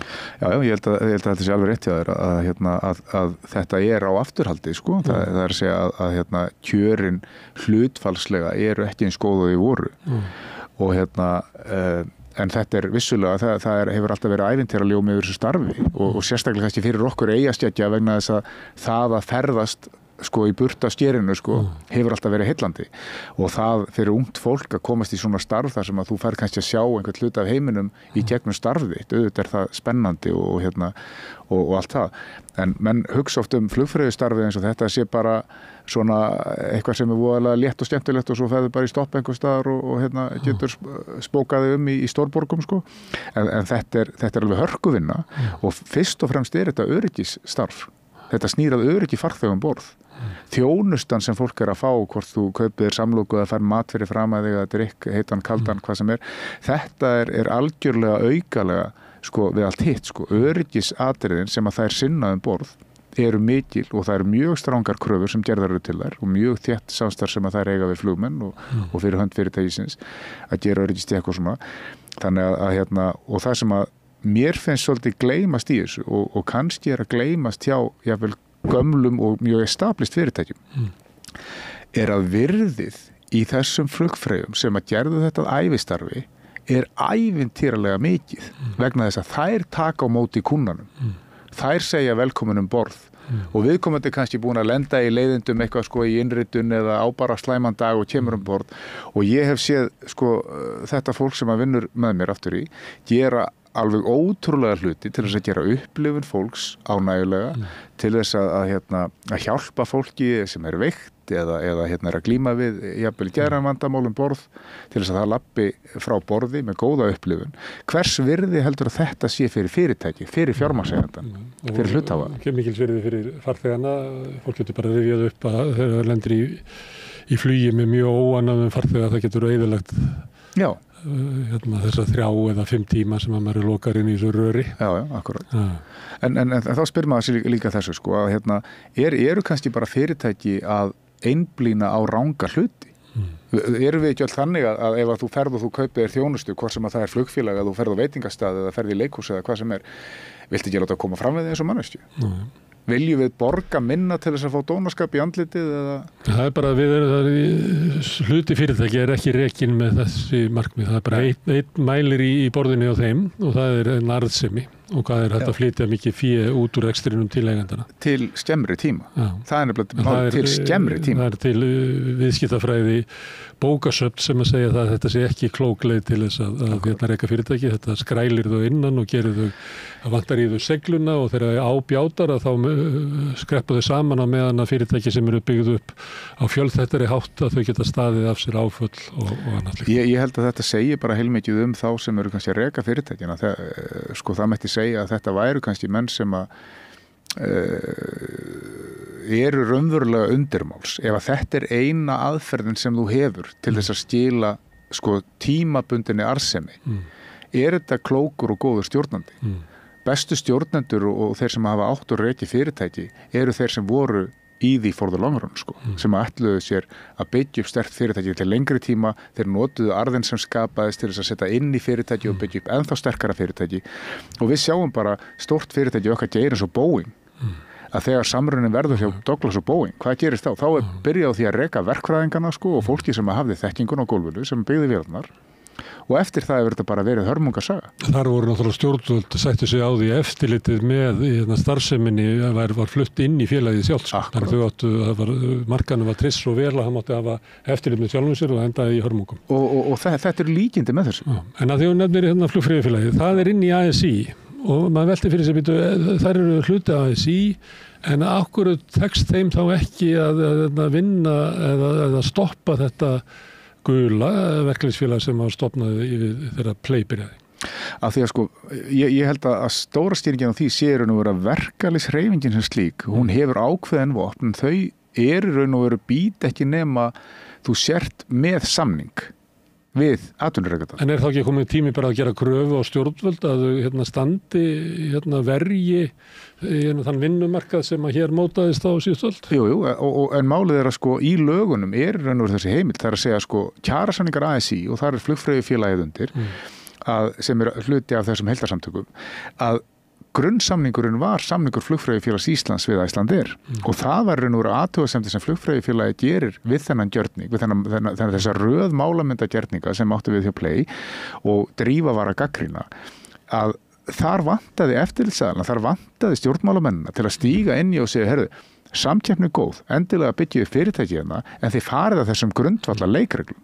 Þið farið ekki undir það sem hvað gerir það þetta? Þetta skekkir samkeppnisstöðu. Og hvað á þá fyrirtæki, hvort sem að það Icelandair eða eitthvað annað, eða einhverjum öðrum geira. Þá með eitt fyrirtæki sem að þarf að fara eftir þessum leikreglum og þá með hærri kostnaðarstruktúr vegna þess að fólk með orlofsrétt, það með fæðingarorlofsrétt, það með veikindarétt og svo framvegis, það greitt í lífeyrissjóð. Hvernig stendur á því að menn sjá þetta ekki, að þú ert að búa til ójafnan grundvöld til samkeppni? Það verður þá ekki verkefnishreyfingin að gera kröfu á stjórnvöld að þau verji samkomulagið það hvernig vinnumarkaðurinn á að fungera á Íslandi. Jú, annars bara grotnar það niður. Aðalmálikunar það að menn fari eftir lögum, þannig að lögin eru til staðar. Þau eru til staðar. Það eru lög hér áhafna starfsmannalegur. Það eru lög hér erlent fólk sem að vinnur hér á Íslandi. En til að tryggja að ég fara eftir lögum, þá þarf ég náttúrulega að gera það. En ef ég gera það ekki, þá þarf að vera eitthvað system sem að grípur mig. Já, en hver eru skilabóð stjórnvalda? Það ekki í þessum tilfellum sem þú ert að lýsa. Þá brjóta mann lögin, en það bara ekkert gert. Nei, það ekki gert. Og það málið eins að brota á lögunum varða við hegningarlöggjöfina. Það kemur skýrt fram í lögunum 38 80 frá 1938 vinnulöggjöfinni. Það kemur skýrt fram. En af hverju ekki farið eftir þeim? Hverjir eru það sem að ýta á bakvið tjöldin á það og það sé ekki gert? Hvernig stendur á því að það í lagi að brjóta lög og jafnvel vera dæmdur fyrir lögbrotið, en það gerir engin neitt? Þarna vantar framkvæmdarvaldið. Já, þá erum við komið með ríkisvaldi í hendunar á þeim sem eru að reka svona fyrirtæki sem þú ert að lýsa og að brjóta ekki starfsfólkinu. Ríkið að venda þá en ekki þig og annan. Og bara þannig að maður gæti sanngirni í þessari umræðu að með þess ég ekki að segja að öll fyrirtæki séu undir þennan hatt sett. Flest fyrirtæki eru nefnilega að taka þátt í þessum samfélagssáttmála. En ef við höfum ekki eftirlitið þá gætum við enda með því að öll fyrirtæki verði eins og þeir sem ég meina hver freistingin? Ef þú ert að reyna að reka fyrirtæki á einhverju jafnréttisgrundvelli í samkeppni og svo annar aðili við hliðina á þér sem að fær bara að spila eftir einhverjum allt öðrum leikreglum og það engar afleiðingar sem að því hljótast. Auðvitað fara menn að horfa til þess hvernig á ég að deyja drottnum mínum og missa fjárfestinguna sem að ég á í mínu fyrirtæki. Menn eru jafnvel með heimil og fjölskyldu veðsetta á bakvið fyrirtækið. Áttu að deyja drottnum þínum og tapa öllu þínu vegna þess að það einhver annar sem spilar leikin öðruvísi og illa og ólöglega. Og eins og segi, hvað eru skattaðvöld? Eins og segi, það vefst ekkert fyrir þeim að hjóla í einstaklingin, En þegar þetta blasir við og búið að leggja fyrir þá, þetta umfangið, útreiknað, ekkert gert. Herðu, Jón Þór, þú ert að fara í flug. Þakka fyrir að koma hingað við Rauðaborðið á leiðinni út á flugvöll. Og takk fyrir áhugavert fréttabréf. Það hægt að finna það inn á vefnum ykkar, Félag íslenska atvinnuflugmanna FIA.is eða? Já. Og það heitir Kotra og ég hvet fólk til þess að lesa það því að það töluverð umfjöllun einmitt í svona félagsleg undirboð og svona aðferði sem að fyrirtæki nota til þess að brjóta niður samtakamátt verkafólks. Kæra þakka fyrir mig. Takk. En við höldum áfram við Rauðaborðið að reyna að skilja þetta samfélag sem alltaf að breytast. Næsti kafli eftir augnablik. Óskum félagsfólki í sameiki, gleðilegra jóla og farsældar á komandi ári, sameiki, stéttarfélag í almannaþjónustu. Já, þetta var verkalýðsbaráttan en það voru tíðindi út í heimi og hellingatíðindum út í heimi en ein voru þau að eiginlega löngu dauða ríkisstjórn í Þýskalandi var endanlega orðið ljóst að yrði kosið þar í febrúar og þú slóst á þráðin til Ragnars Hjálmarssonar. Já, og fekk með mér, hann doktor í stjórnarháttum og var svona eins og hvað heitir það? Hvað hétt þetta aftur, sendiboði eða sá sem svona vegum ríkisútvarpsins einhvers staðar. Fréttaritari. Ja, fréttaritari, já. Hann var svona Þetta ekki alveg upp í ríkisútvarpinu það? Þetta ekki alveg upp í ríkisútvarpinu? Jú. Og var einu sinni fréttaritari í Budapest fyrir það. Mér fannst það að vera alveg ótrúlega gaman þegar að fá að vera fréttaritari. En hann var fréttaritari okkar á Sástöðinni, núna í Berlín, svona bara, og var að lýsa fyrir okkur hvað gerðist og hvað var í gangi og þetta mjög flott samengi fannst mér en ég fekk til að vera með mér í viðtalinu Val Gunnarsson, rithöfund sem var á leiðinni í annað viðtal. Já, hann var á leiðinni í annað viðtal og sjanghæjaður í þetta. Og mjög það var mjög skemmtilegt viðtali bókmyndaviðtali við hann en það var einhvern veginn eiginlega sérstaklega skemmtilegt því það voru svona maður sá hvað bókin hans Berlínarbjarmar eiginlega fjallaði mörguleiti það sem síðan viðtalið við Ragnar var fjallaði þessi þýsku stjórnmál og raunverulega þessi uggvænlegi vöxtur á fasískum hreyfingum og populískri stemningu í Þýskalandi var náttúrulega bara víðar í heiminum. Staðan í stjórnmálunum þar náttúrulega mjög ólík stjórnmálinn í austrinu og í vestrinu og sumuleyti bara ennþá í gangi Þýskaland að sameinast eða sundrast. Ekki það sé að fara slitni í sundur en það bara svo ólíkt afstaða fólksins í austrinu en þeir upplifu þeirra önnur. Að mörgu leyti var það svæði sem var eiginlega bara rænt.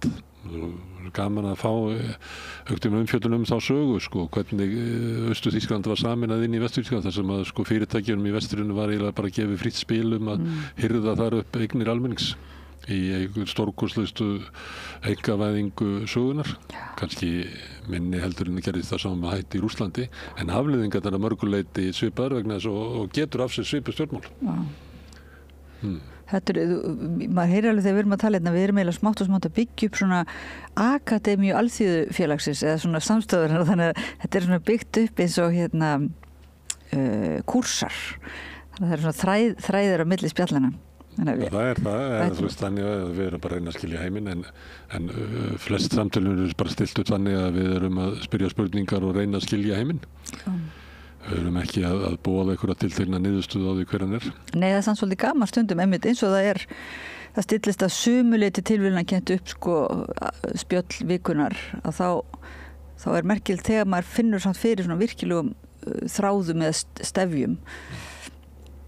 Við skulum fara til Þýskalands, til Berlínar og ræða við Ragnar Hjálmarsson. Það er eiginlega Árni Eir sem að gera það með aðstoð Val Gunnarssonar sem að brá sér í hlutverk spyrils og sérfræðings. Hann var lengi vel blaðamaður hann Valur. Hann hefur verið allur andskotinn. Hann hefur verið trúbátur, rithöfundur, sagnfræðingur og meira þess að sagnfræðingur sem að lét ekki sögun að binda sig heldur skrifað það hvað ef sögu. Valur Gunnarsson sem til aðstoðar við Árni Eir ræði við Ragnar Hjálmarsson.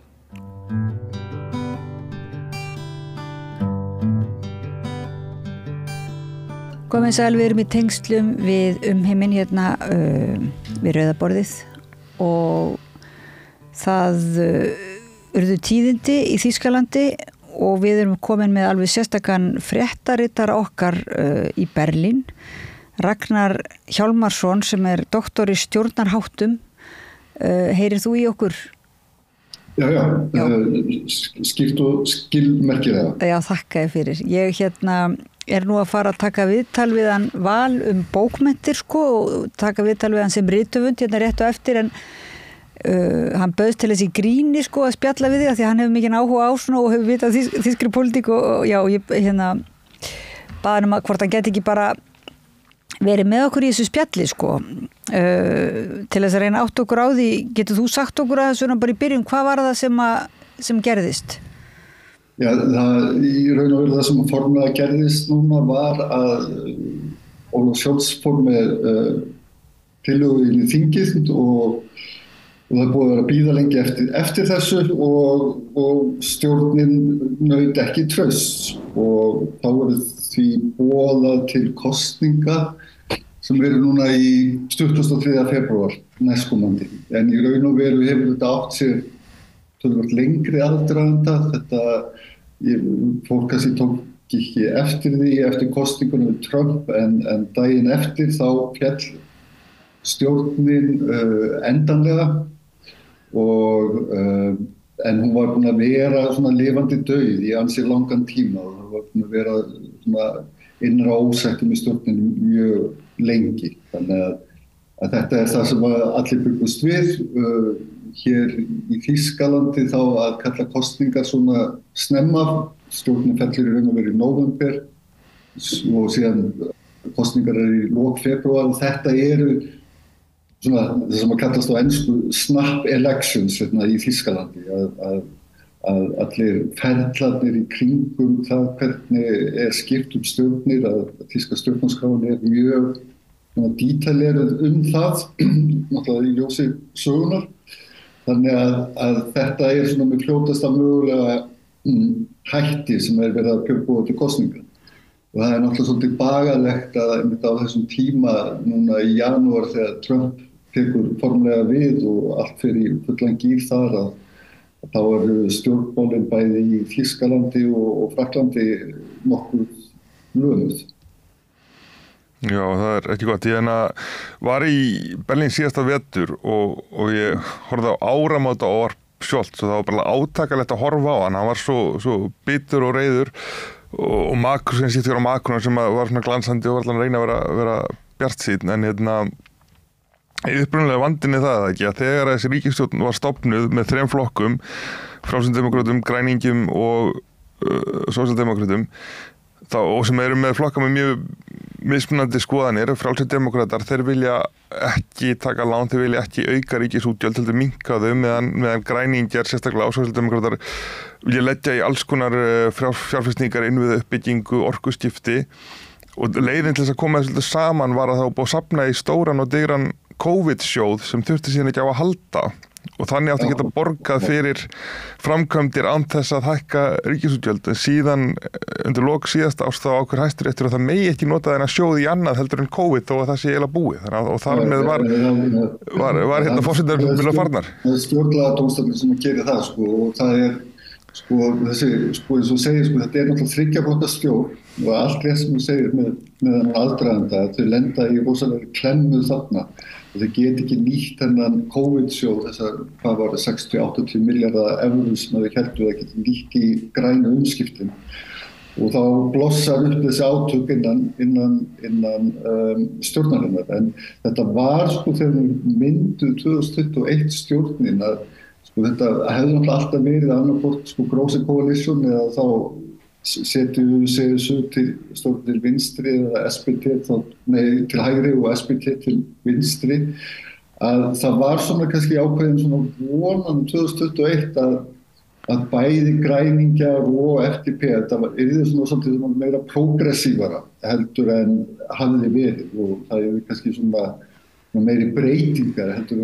hefði verið síðustu árum og Þýskaland þarf svo mikið á að halda en það var einhvern veginn eins og FDP og græningjar, ég meina hvað var það félagslega réttindi fólks að þau eru alveg sem er blæsið þar, mjög sem líkvirar en síðan náttúrulega kekk þetta á hvernig frjálslyndir héngu í skuldabremsunni og vilja ekki sjá grænu umskiptin eiga sér stað nema þá að markaðurinn í raun og veru leysi það og meðan að græningjar vilja náttúrulega töluverða íhlutun frá ríkinu til þess að keyra í gegn grænu umskiptin en svona frjálslyndir demókratar þeir eru svolítið svona þeir vilja keyra eins hratt eins og þeir vilja á autobanninu og eru svolítið svona, hvað má segja, svolítið afturhaldsamir þegar kemur að beitingu ríkisfjármuna.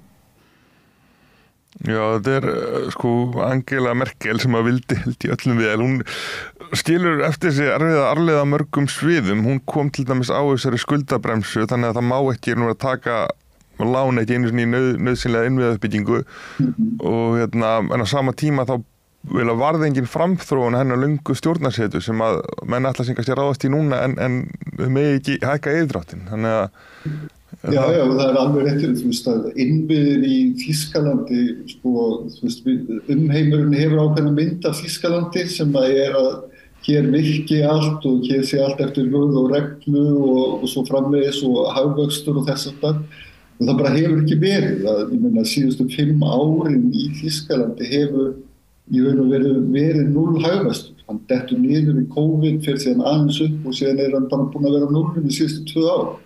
Og á sama tíma hefur hagkerfi Bandaríkjanna vaxið heil 12%. Og það svona í Þýskalandi, það eru bæði þessi innviðir, þeir hafa ekki náð að byggja upp mjög sterkan techno, digital og teknigeira. Og síðan að það hafa þýsk fyrirtæki og þá sérstaklega í bílaðina gert alveg katastrófísk mistök að sko bílaiðnaðurinn í Evrópu sá iðnaður það sem fyrir langmesta peningi í rannsókn og þróun á tækni. Og þýski bílaiðnaðurinn svo langstærsti í Evrópu og það í raun og veru alveg makalaust að með alla þennan pening að sko þau hafi sko ákveðið að veðja á jarðefna eldsneytisvélina í bílum. Að vera að vinna heilmikið í því að hafa góða fjölðurinn og að bílinn komist hratt upp í 100 og síðan að rafmagnsbílamarkaðurinn bara gjörsamlega breytir öllu. Þetta kemst upp í 100 miklu fyrr bara út af því að þetta batteri og bíllinn orðinn einhvers konar sími meðan að þjóðverðarnir svolítið svona fastir í svona sínum viðjum og það alltaf spila líka inn í, menn að það búið að vera áföllstríð í Rússlandi hækkaði mjög mikið orkukostnað fyrir fyrirtæki Þýskalandi, hér mikill efnaiðnaður til dæmis sem hefur reitt sig á ódýrt jarðefnaeldsneyti sem á erfitt með að bregðast við og síðan líka aftur eins og ég segi sko 10% þjóðverð að vinna í bílageiranum, í mjög stór geiri en samt sem að bara 10% og fyrir einhverju 4-5 árum voru þeir að framleiða yfir eða hátt í 6 milljónir bíla og eru núna svona á ári og eru núna komnir í 4 milljónir bíla. Þannig að svona spurningarna sem að þjóðverð að standa frammi fyrir núna eru svolítið svona erfiðar. Það geopólitískur órói sem þeir þurfa að bregðast við. Þeir þurfa einhvern veginn að endurhugsa efnahagskerfið sitt og sérstaklega hvar það verður framlegð í hagkerfinu. Og síðan þurfa að tryggja einhvers konar svona samfélagslega stöðuleika og það hefur líka skort upp á hann hér. Innflytjendamál eru mikið heita mál og 300 kjósenda styður þjóðernispopúlista þannig að það oft sagt að lönd sé á tímamótum en Þýskalandi sannarlega á tímamótum nú undir. Og skynjar þú það bara svona á fólki og í borginni, Berlín einhvern veginn að fólk, er fólk bara órólegt yfir þessari stöðu eða? Þjóðverjar eru náttúrulega sko partar mjög mikið og við kannski sem Íslendingar sko að stundum svona fallast manni hendur sko hvað Þjóðverjar þola lítinn sársauka. Við erum því að hér geti verðbólga farið upp í 18% og að reikningurinn frá einhverju einokunarfyrirtækinu tvöfaldast og húsnæðislánu okkar fyrir eitthvað, ég veit ekki hvað og hvað en hér í Þýskalandi eins og eftir innrásinni í Rússland sem í Úkraínu þá fór þýskt samfélagi einfaldlega bara á hjörum því að orkureikningar einstaklinga og heimila myndu að hækka sem þeir gerðu svo í raun og veru ekkert mikið en sko það náttúrulega búið að vera stanslaus í raun og veru uppgangur hérna þessi fyrir auðvitað smá tímabila á 10. áratugnum en nokkuð stanslaus uppgangur hérna frá því eftir stríð þannig að Þjóðverjar þola svona sársauka þröskuldin mjög lág en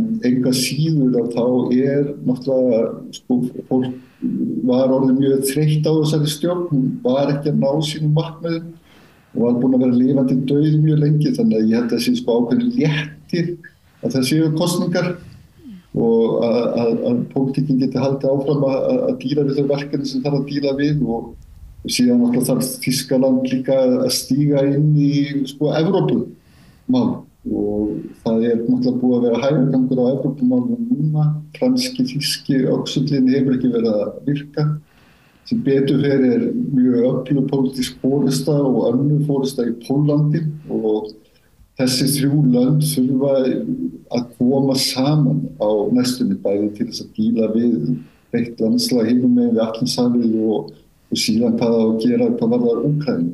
Það þessi 3 lönd sem að keyra samtvinnun Úkraínu inn í Evrópu og muni líka þurfa að sko ef það verður saman með einhvers konar frið og það mæti einhverja friðargæslusveitir þá verður þær að koma frá þessum löndum þannig að já, þetta mikið undir. Þetta verður kallað Weimar þríhyrningurinn sem umverulega 3 mestu herveldi meginlandis og Frakkland, Þýskaland og Pólland. Nú Donald Tusk forsætisráðherra í Póllandi sem mjög Evrópusinnaður og Macron ennþá forseti Frakklands, en verður það í mestalagi til 2027 þegar Marine Le Pen gæti tekið yfir, sem ekki mjög Evrópusinnuð. En staðan í Þýskalandi, hún flókin, það virðist nokkuð ljóst að Friedrich Merz verður næsti kanslari sem sagt fyrir hönd kristilegra demokrata sem eru langstættir í skoðanakönnunum. En það verður svo erfitt að mynda ríkisstjórnir af því að flokkunum búið að fjölga og kerfið búið að tvístrast. Það GroKo, svo gæða hefur verið 3 og 4 ríkisstjórnum Angelu Merkel voru með sósíaldemókrötum, en þeir duga bara alltaf til, held ég, að þeir eru alltaf nógu fjölmenni samanlagt og fyrir það er alltaf óánægja með því að báði miðflokkarnir séu saman og þá stakka inn, eða hvað? Þetta verður mjög tæft, þetta það er möguleiki, ég alveg rétt hjá þér að Friedrich Merz verði, sem formaður eða kanslarakandidáti kristilegra demokrata, hann verður næsti kanslari. Ég held að þeir myndu vilja að taka aftur svona gross coalition bara með sósíaldemókrötum, en eins og segir þá mjög tæft að það hafi í raun og veru náið meiri hluta. Þá þurftir að taka græningja inn út af því að frjálsir-demókratar nú bara utan þings samkvæmt konunum.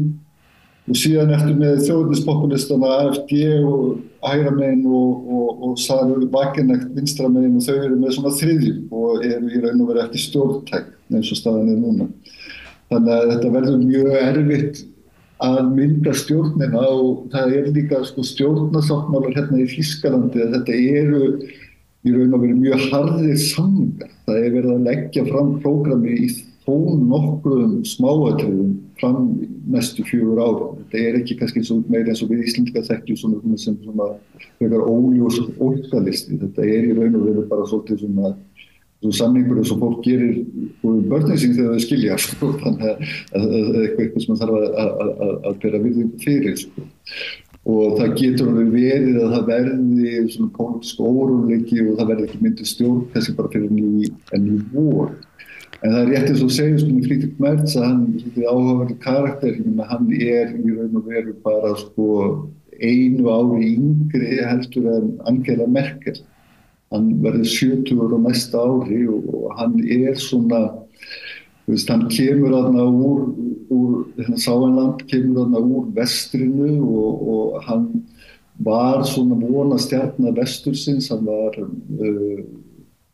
prótóge hans Wolfgang Schäubles, fjármálaráðherra fyrrverandi Þýskalands í Evrókrísunni og hann kemur úr þessum, Burschenschaft sem eru þessi bræðralög í þýskum háskólum, oft mjög hægriðsinn, svona stuttbuxna félagsskap.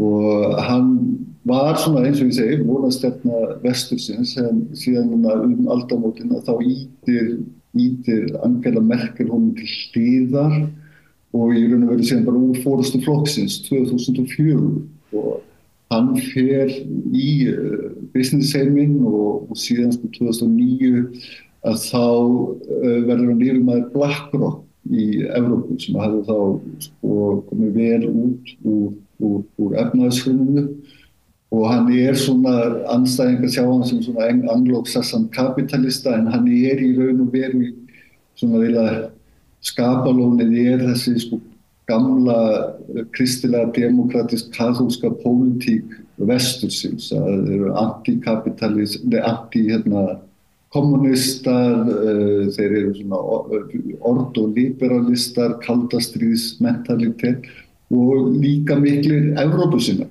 Hann náttúrulega mikill Evrópusinni og það alveg í DNA kristilegra demokrata að styrkja Evrópu og beita Evrópu sem í raun og veru framhaldi af sínu valdi. En það sem kannski munurinn núna að vandamálið sem Úkraínu til þess að díla við það að Þýskaland þarf núna að sýna mun meiri forystu á Evrópusviðinu heldur en hefur verið gert krafa áður. Það verið svolítið erfitt fyrir Þjóðverja beita valdi sínu innan Evrópu og þeir hafa alltaf gert að Kazakstan kallað svona tamed power, svona hamið vald.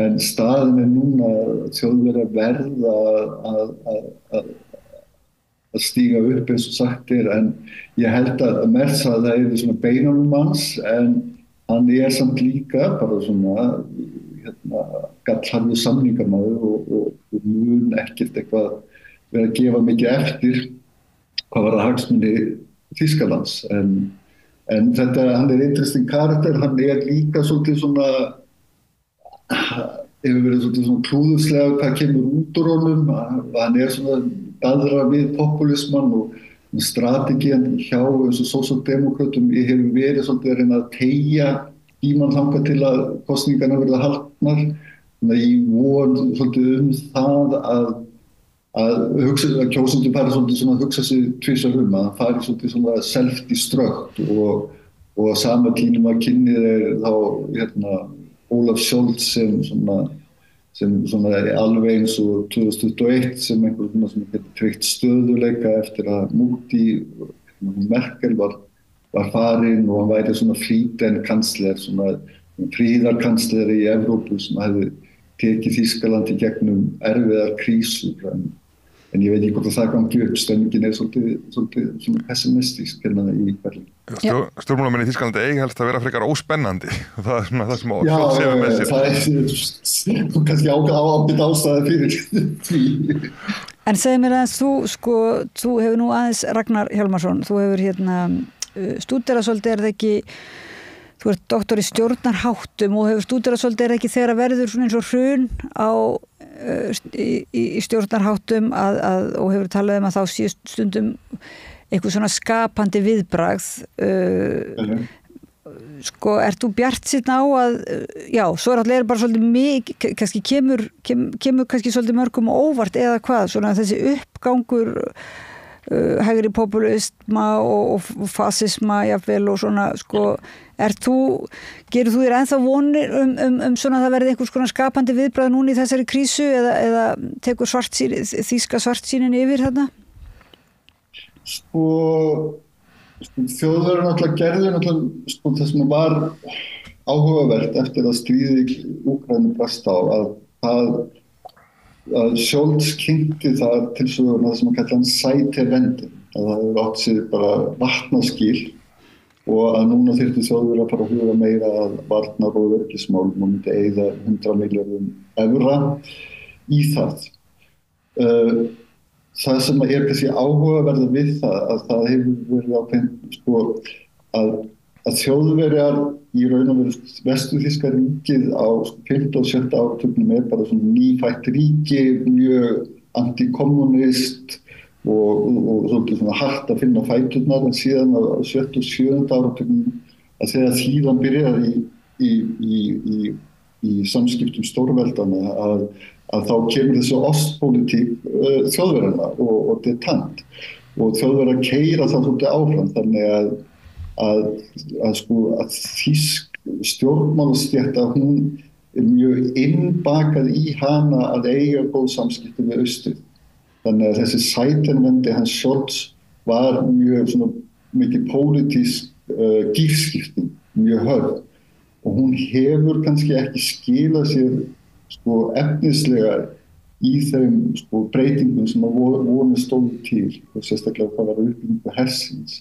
En enga síður að þá það þannig að þessi sætirvendi hefur gerst kannski svolítið í huga kjósandi að stór meirihluti yfir 65% Þjóðverja telur að þýska ríkið þurfi bæði að annarkvort að halda framlögum til Úkraínu stöðugum eða auka þau sem og að þau þurfa að taka til í hvað var það sín varnarmál. Þannig að hjá almenningi ríkir nokkuð stór samstæðum þar þó að þjóðernispopulismen til hægri og vinstri séu á annari skoðun. En varla nú hægt að tala sko hernaðar uppbyggingu sem svona skapandi viðbragð eða myndir þú geta flokkað það? Ég meina þegar þau mætir rússnesku imperialism sem sko, þú veist, 1000 ára gamall, þá nú kannski eitthvað annað skapandi viðbragð í boði, en sko hvað var það þessi sko kannski síðan hitt sem þá viðbragði við og þessum sko þjóðernispopulisma, það mjög einkennilegt sko, ég hjó við það þegar ég var á Íslandi fyrir árinu og allt í einu var eldgosið byrjað og 8. eldgosið eitthvað álíka og maður sá það á strætóstoppustöðinni og maður yppti öxlum, maður var vanur. Og sama í Berlín, ég bý í mjög líkara búblu í Prenzlauerberg, þar sem 2% kjósa AfD, en ég fer út í útkverfin til austurs og síðan bara í fylkin í kringum Berlín. Og það með stuðning sko upp í 30% og herra. Og þú veist, einhvern veginn finnst manni það eðlilegt. Þannig að það svolítið svona sem að Þjóðverjar þurfa að taka á og ég sé ekki alveg sko að það sem að virðist allavega ljóst að það sem að hefur verið reynt að gera til þess að einhvern veginn að díla við þetta ástand. Það strategíu sem flokkarnir hafa verið að beita hafa í raun og veru ekkert mikið verið að virka. Og ég sko, þú veist, með þetta vandamál þjóðernispopulisma og þetta tengist náttúrulega líka, þú veist, eins og mitt á rannsóknarsvið hefur verið hvernig samfélag geta brugðist við sko hörðum efnahagskrísum, hvaða pólitíkti og stofnanlegi ferlar þetta sitja í gang og þetta náttúrulega bara hreyfing og breyting sem að byrjar þar og við erum að súpa seiðið ennþá að alþjóðlegu fjármálakrísunni.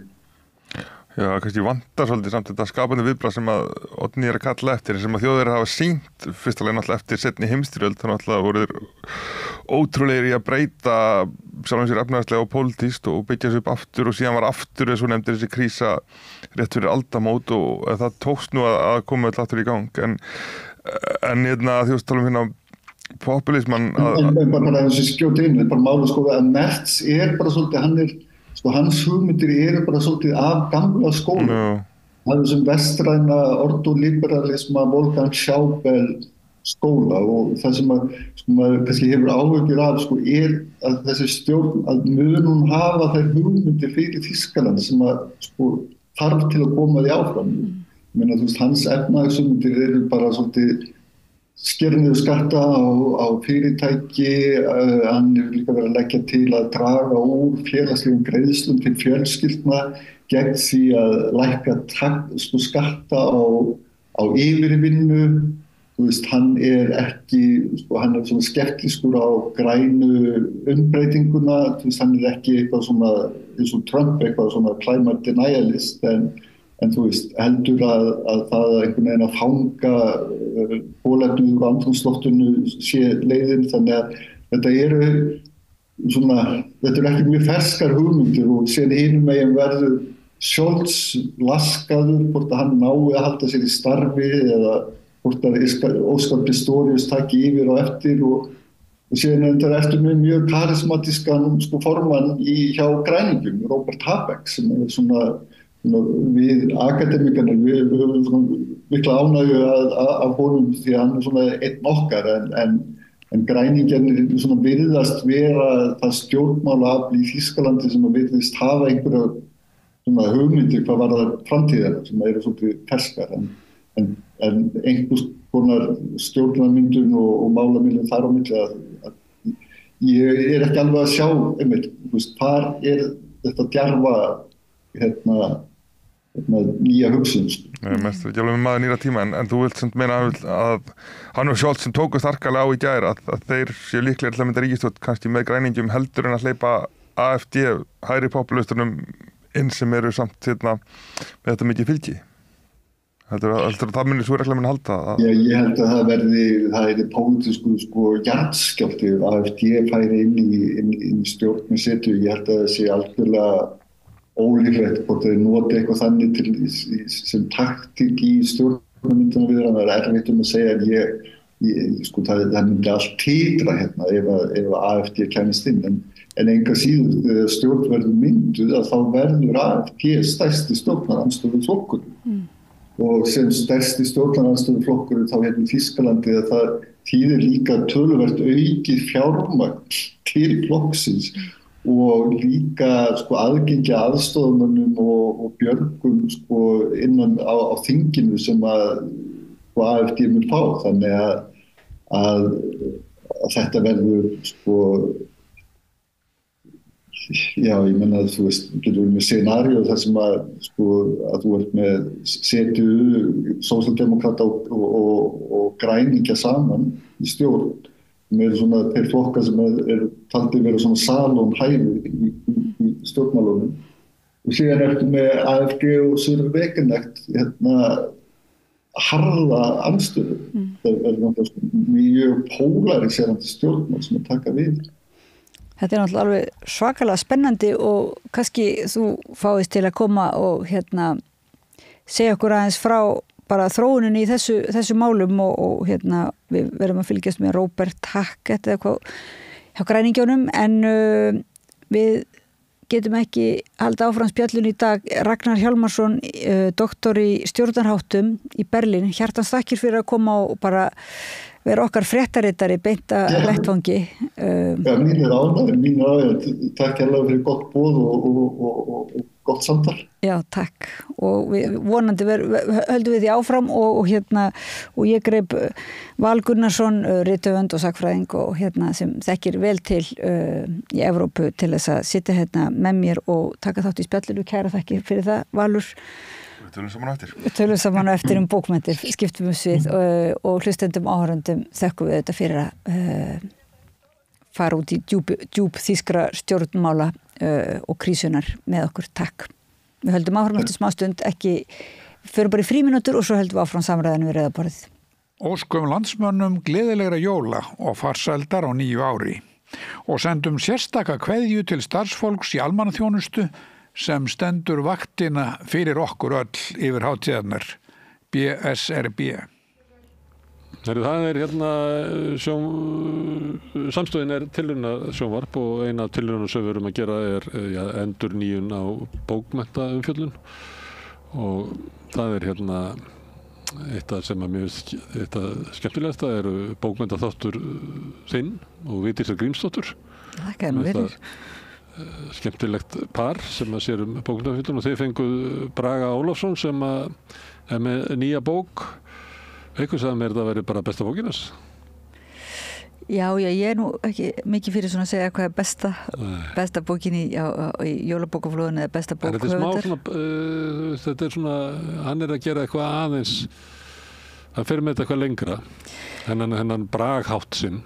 Já, hann hann bara, þetta bara eins og hann hafi verið mjög duglegur að taka sér þetta verkefni fyrir hendur að þið myndi endur nýja ákveðin straum í þráði í íslenskum bókmyndum og náttúrulega í tengslum þar við mjög svona alþjóðlega hreyfingar í bókmyndum líka og tekst einhvern veginn vel til mann finnst eins og þetta sé bara byrjun á stóru verkefni og mann langar mjög mikið til þess að bara lesa áfram. Það opaslega gaman að lesa þessa bók.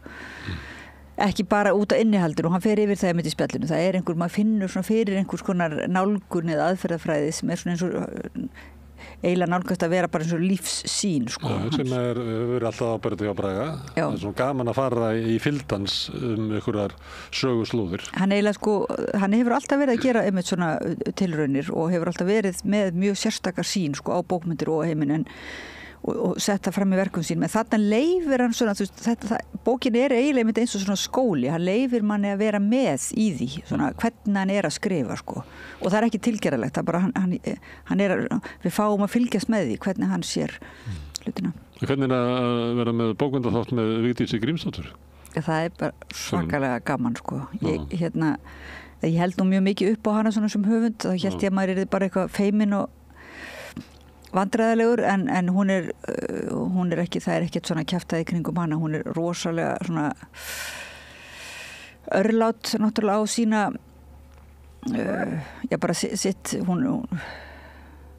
sína vinnu og sína orku og les mjög vel verkin og bara til í það ótrúlega gaman að undirbúa þættina líka með henni og verið þessum spjöllum. Við tókum líka fleiri spjöll við Guðrúnu Hannesdóttur og Sigurbjörgu Þrastardóttur og erum búin að vera velta bókunum en svo hef ég líka tekið að því mér langaði að koma aðeins fleiri bókum að ekki bara vera með 1 bókaþátt í viku.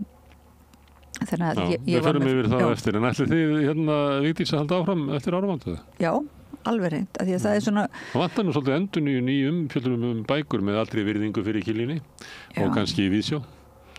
Já, og bókaþætti á bara bækur á Rás 1, það svona, og eitthvað í blöðunum, og náttúrulega heimildinni og lestinni stundum með bækur og meðal annars með heila þáttum Steinar Braga núna í vikunni. Já, það náttúrulega bara alveg ýmislegt verið að gera en maður finnur að það samt ekki vanþörf á enn frekari umfjöllun og bara svona aðeins öðruvísi. Við erum að reyna að gera það aðeins öðruvísi, við erum að leitast við að gera þá fá til okkur höfundar sem eru líka að reyna að gera einhverja tilraunir. Við skulum heyra eina útgáfuna af ykkar tilraunum þegar þið fenguð Braga Ólafsson í heimsókn. Allir þættir samstæðvarinnar eru fáanlegir á öllum helstu hlaðvarpsveitum.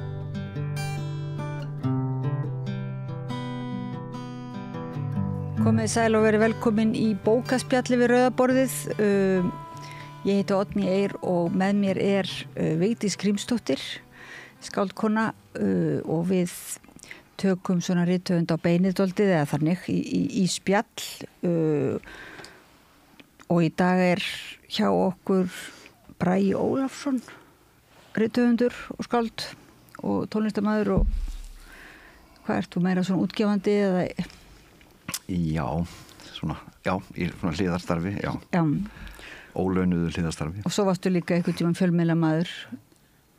Var það? Í einu þætti þess að þú varst að kynna, þarna tókst þér gestastjórn á Kaffi List. Já, það var einmitt ég var það steinglemt í þegar ég sá þetta. Var ekki mamma sem, vinkona mömmuðina sem hafið samband hvað þú væri góður svona sjónvarpsmaður?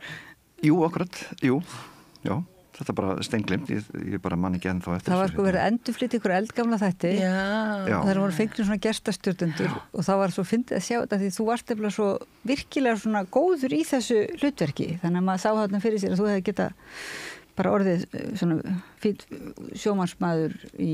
Þess vegna hef ég kannski viljað gleyma þessu bara svona svo ég færi ekki þá braut Og mikið í fegin og mikið í fegin að gera þetta ekki Já, ég veit það ekki kannski væri Eigum að fara að rífast það þá En við erum samankomin til að ræða nýjustu bók þína sem heitir Innanríkið Alexius sem sagt Innanríkið aðaltitill Alexius undirtitill en líka hægt að segja innanríkið að Alexius sé þitt innanríki eða innanríkið Alexius. Alexius bara undirtitill og ég hafði hugsað mér að því planið var að skrifa fleiri bækur undir þessum titli innanríkið og ég var að hugsa að hafa innanríkið 01 Alexius. En svo var mér bent á að ýmsir þar á meðal Sigurður Nordal hann alltaf skrifaði íslenska menningu númer 1 svo kom aldrei annar og einhverju fleiri höfðu lent í þessu að bara stranda í fyrsta bindinu þannig að ég bara rauninni því Alexius hefur rauninni bara með þessa bók að gera en innanríkið það verður titillin á þessa seríu ef hún verður já, sem ég vonast til Þú sagðir einhverstaðar að þú sagði fyrir því 9 bækur var ekki rétt? Jú Þannig að það engin ástæða fyrir þig til að efast að það verði ekki að 9 bækur þar sem innanríkið fyrsti titill eða bara 9 skáldsögur út frá því sem þú talar hér Nei, sem 9 bindi af innanríkinu Já og en það getur gerst sem sagt að til dæmis að næstu bók verði að hún hafi 2 undirtitla þannig að ég flýti mér aðeins að afgreiða 9 binda verkefnið Já. Og nei, sko, ég leit svolítið á þetta sem tilraun, sko, ef að þetta einhvern veginn gengi ekki upp þá bara væri þessu sjálf hætt og reyndar, sko, líka útgáfan tilraun, sko, hjá þessu, hjá útgífandanum, hjá Smekkleysu. En þetta virðist alveg hafa gengið upp, þannig að ég bara, en ég meina, ég er ekki bara, sko, ég er ekki sestur í einhvern helgan endurminningastein, sko, ég er ekki bara að fara að skrifa endurminningar sem þessi bók að upplægi. Já. Þannig að ég er að fara að skrifa ýmislegt annað líka. Þannig að þú ert svona, maður finnur það upp að þú ert svolítið svona hrættur við þetta, já, að endurminningarnar séu svona ellimerki eða bara einhver dauði í því formi, svona. Verður það ekki upplætt að biðja að lesa byrjunina? Jú. Á bókinni, sko. Jú. Það svo margt gott í þessari byrjun, Bragi. Ok. Þú segir það. Já, sumir skáldsagna leggja mikið upp úr því að fyrsta setning bóka þeirra sé sem eftirminnilegust. Eitt þeirra reyndi svo mikið að útkoman var þessi. Ég var í baði þegar Hitler komst til valda. Eða, þegar Hitler komst til valda var ég í baði. En hér kemur reyndar fyrsta neðanmálsgrein bókarinnar, þannig að ég læt hana fylgja. Það var alls ekki ætlunin að vera með neðanmál á fyrstu blaðsíðu og þaðan af síður að nefna Adolf Hitler 5 sinnum á einni og sömu blaðsíðunni ef með eru talin þau skipti sem það gert í þessu smáa letri. En stuttu áður en bókin fór í prent rakst ég á setningu í endurminningum listaverkasafnarans Peggy Guggenheim sem óneitanlega rímar við Hitler og baðferðina, setningu sem Peggy var ráðlagt að fjarlægja úr bókinni sinni þegar hún var endurútgefin, án þess þó að hún tæki mark á þeirri ábendingu. Daginn sem Hitler réðst inn í Noreg réðst ég inn á vinnustofu Lessers og keypti af honum dásamlegt málverk frá 1919 á $1000. Hann, Lessier, komst aldrei yfir þá staðrind að ég væri að kaupa málverk á slíkum degi.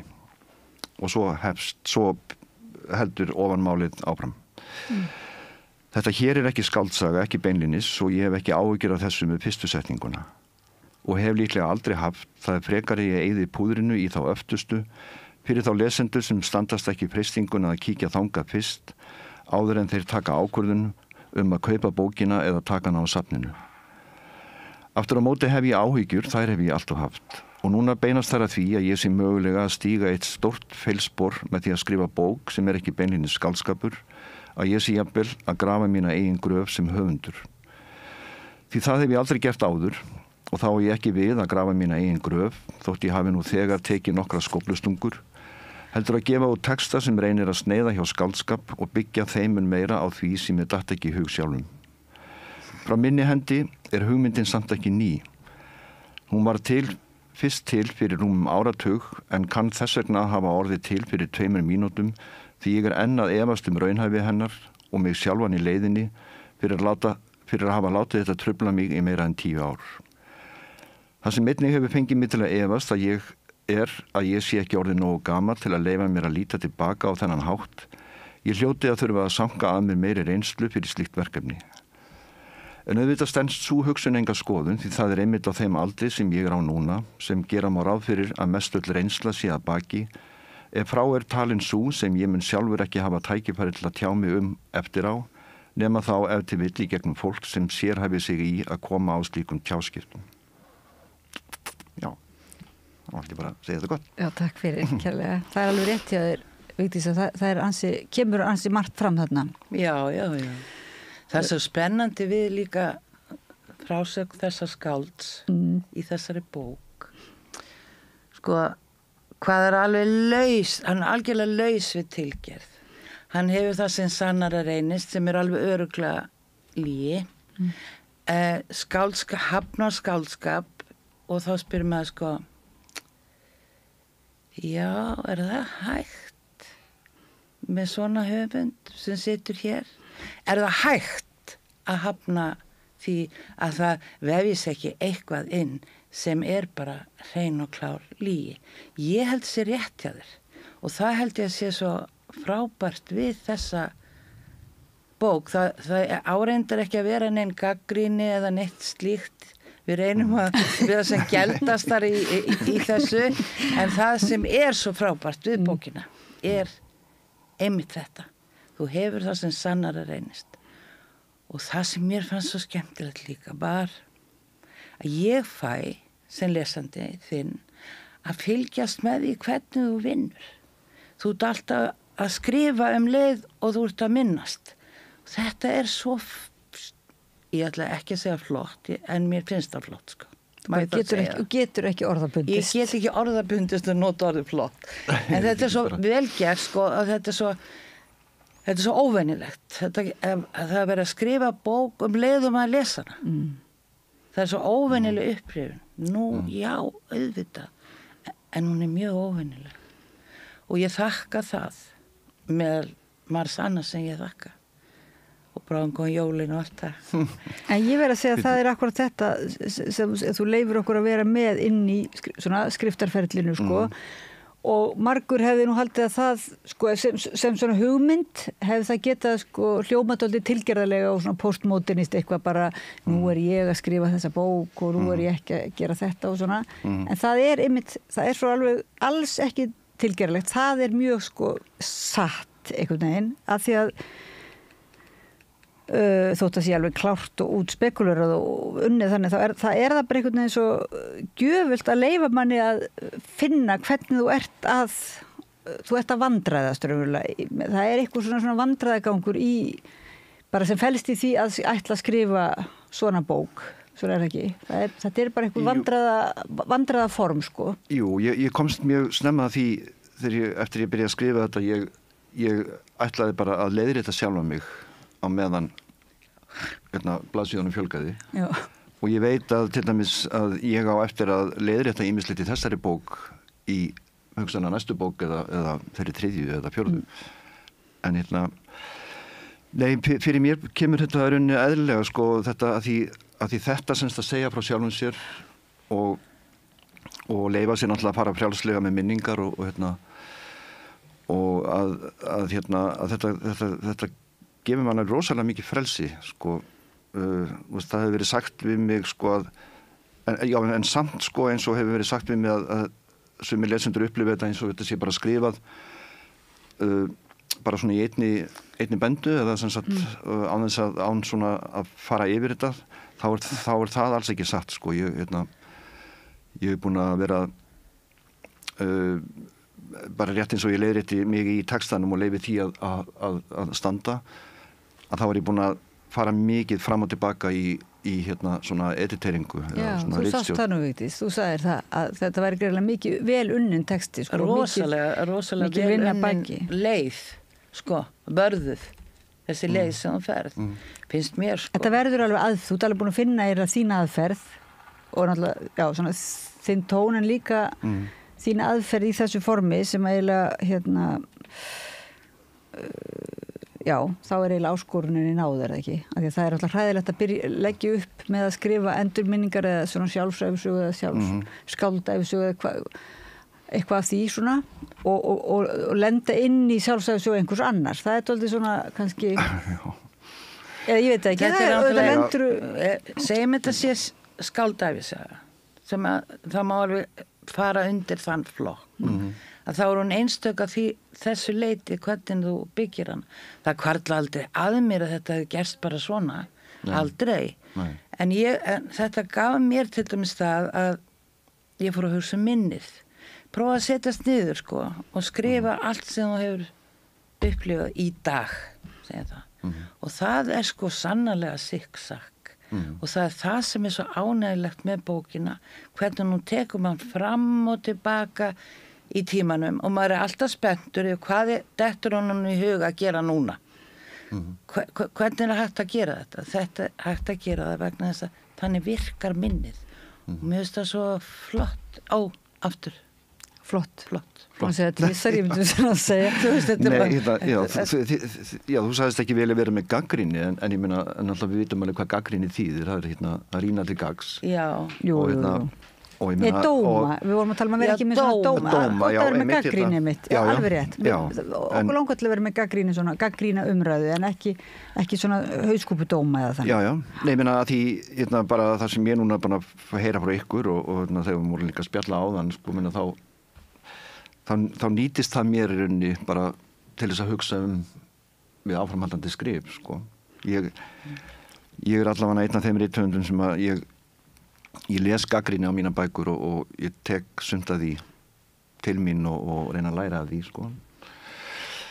Það kemur ekki í ljós hérna, þú hlustar dálítið ábendingar einmitt, það er svona verið að benda þér á og þú mér var það alveg ótrúlega skemmtilegt að þú ert að vísa í yfirlesaraðinn sem að á þess að nefna sko, þú hefur alveg heimildamenn tryggði heimild sem sagt, þú ert ekki að uppljósra hver það var en þetta er svona þessi skemmtilega ábending að þú komir þér ekki nógu fljótt að efninu og svo verður það svolítið kannski einkenni bara á verkinu að þú ert bara einmitt eins og þú spyrt betur hvaða efni sko koma sér ekki nógu fljótt að efni, hvaða efni?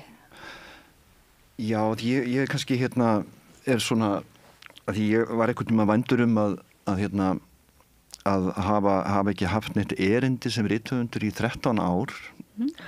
Það gerðist út af ákveðnu máli í bara minni útgáfu og þetta hefur alltaf setið í mér sko og ég hef aldrei litið svo á að ég hafi erindi eða sko ekki erindi sem ég set fram sem ég hugsa sem erindi en það er erindi í sjálfu sér, sko, hvað er verið að segja svona eitthvað? Já, en samt sko, ég reyni að láta alltaf neitt frá mér sem að segir mér ekki neitt sjálfum.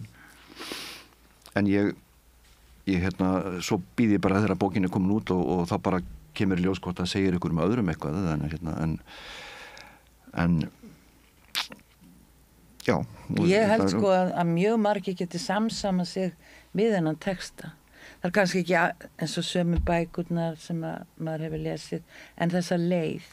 Ég var að tala um það við þig, held ég, í bílnum á leiðinni hingað, að sko, maður les þessa bók fyrsta skipti. Þá les maður hana og gerir sér svona grein fyrir byggingunni, ferðalaginu, siksakinu, tímanum, skemmtilega fólkinu og öllu þessu, sko.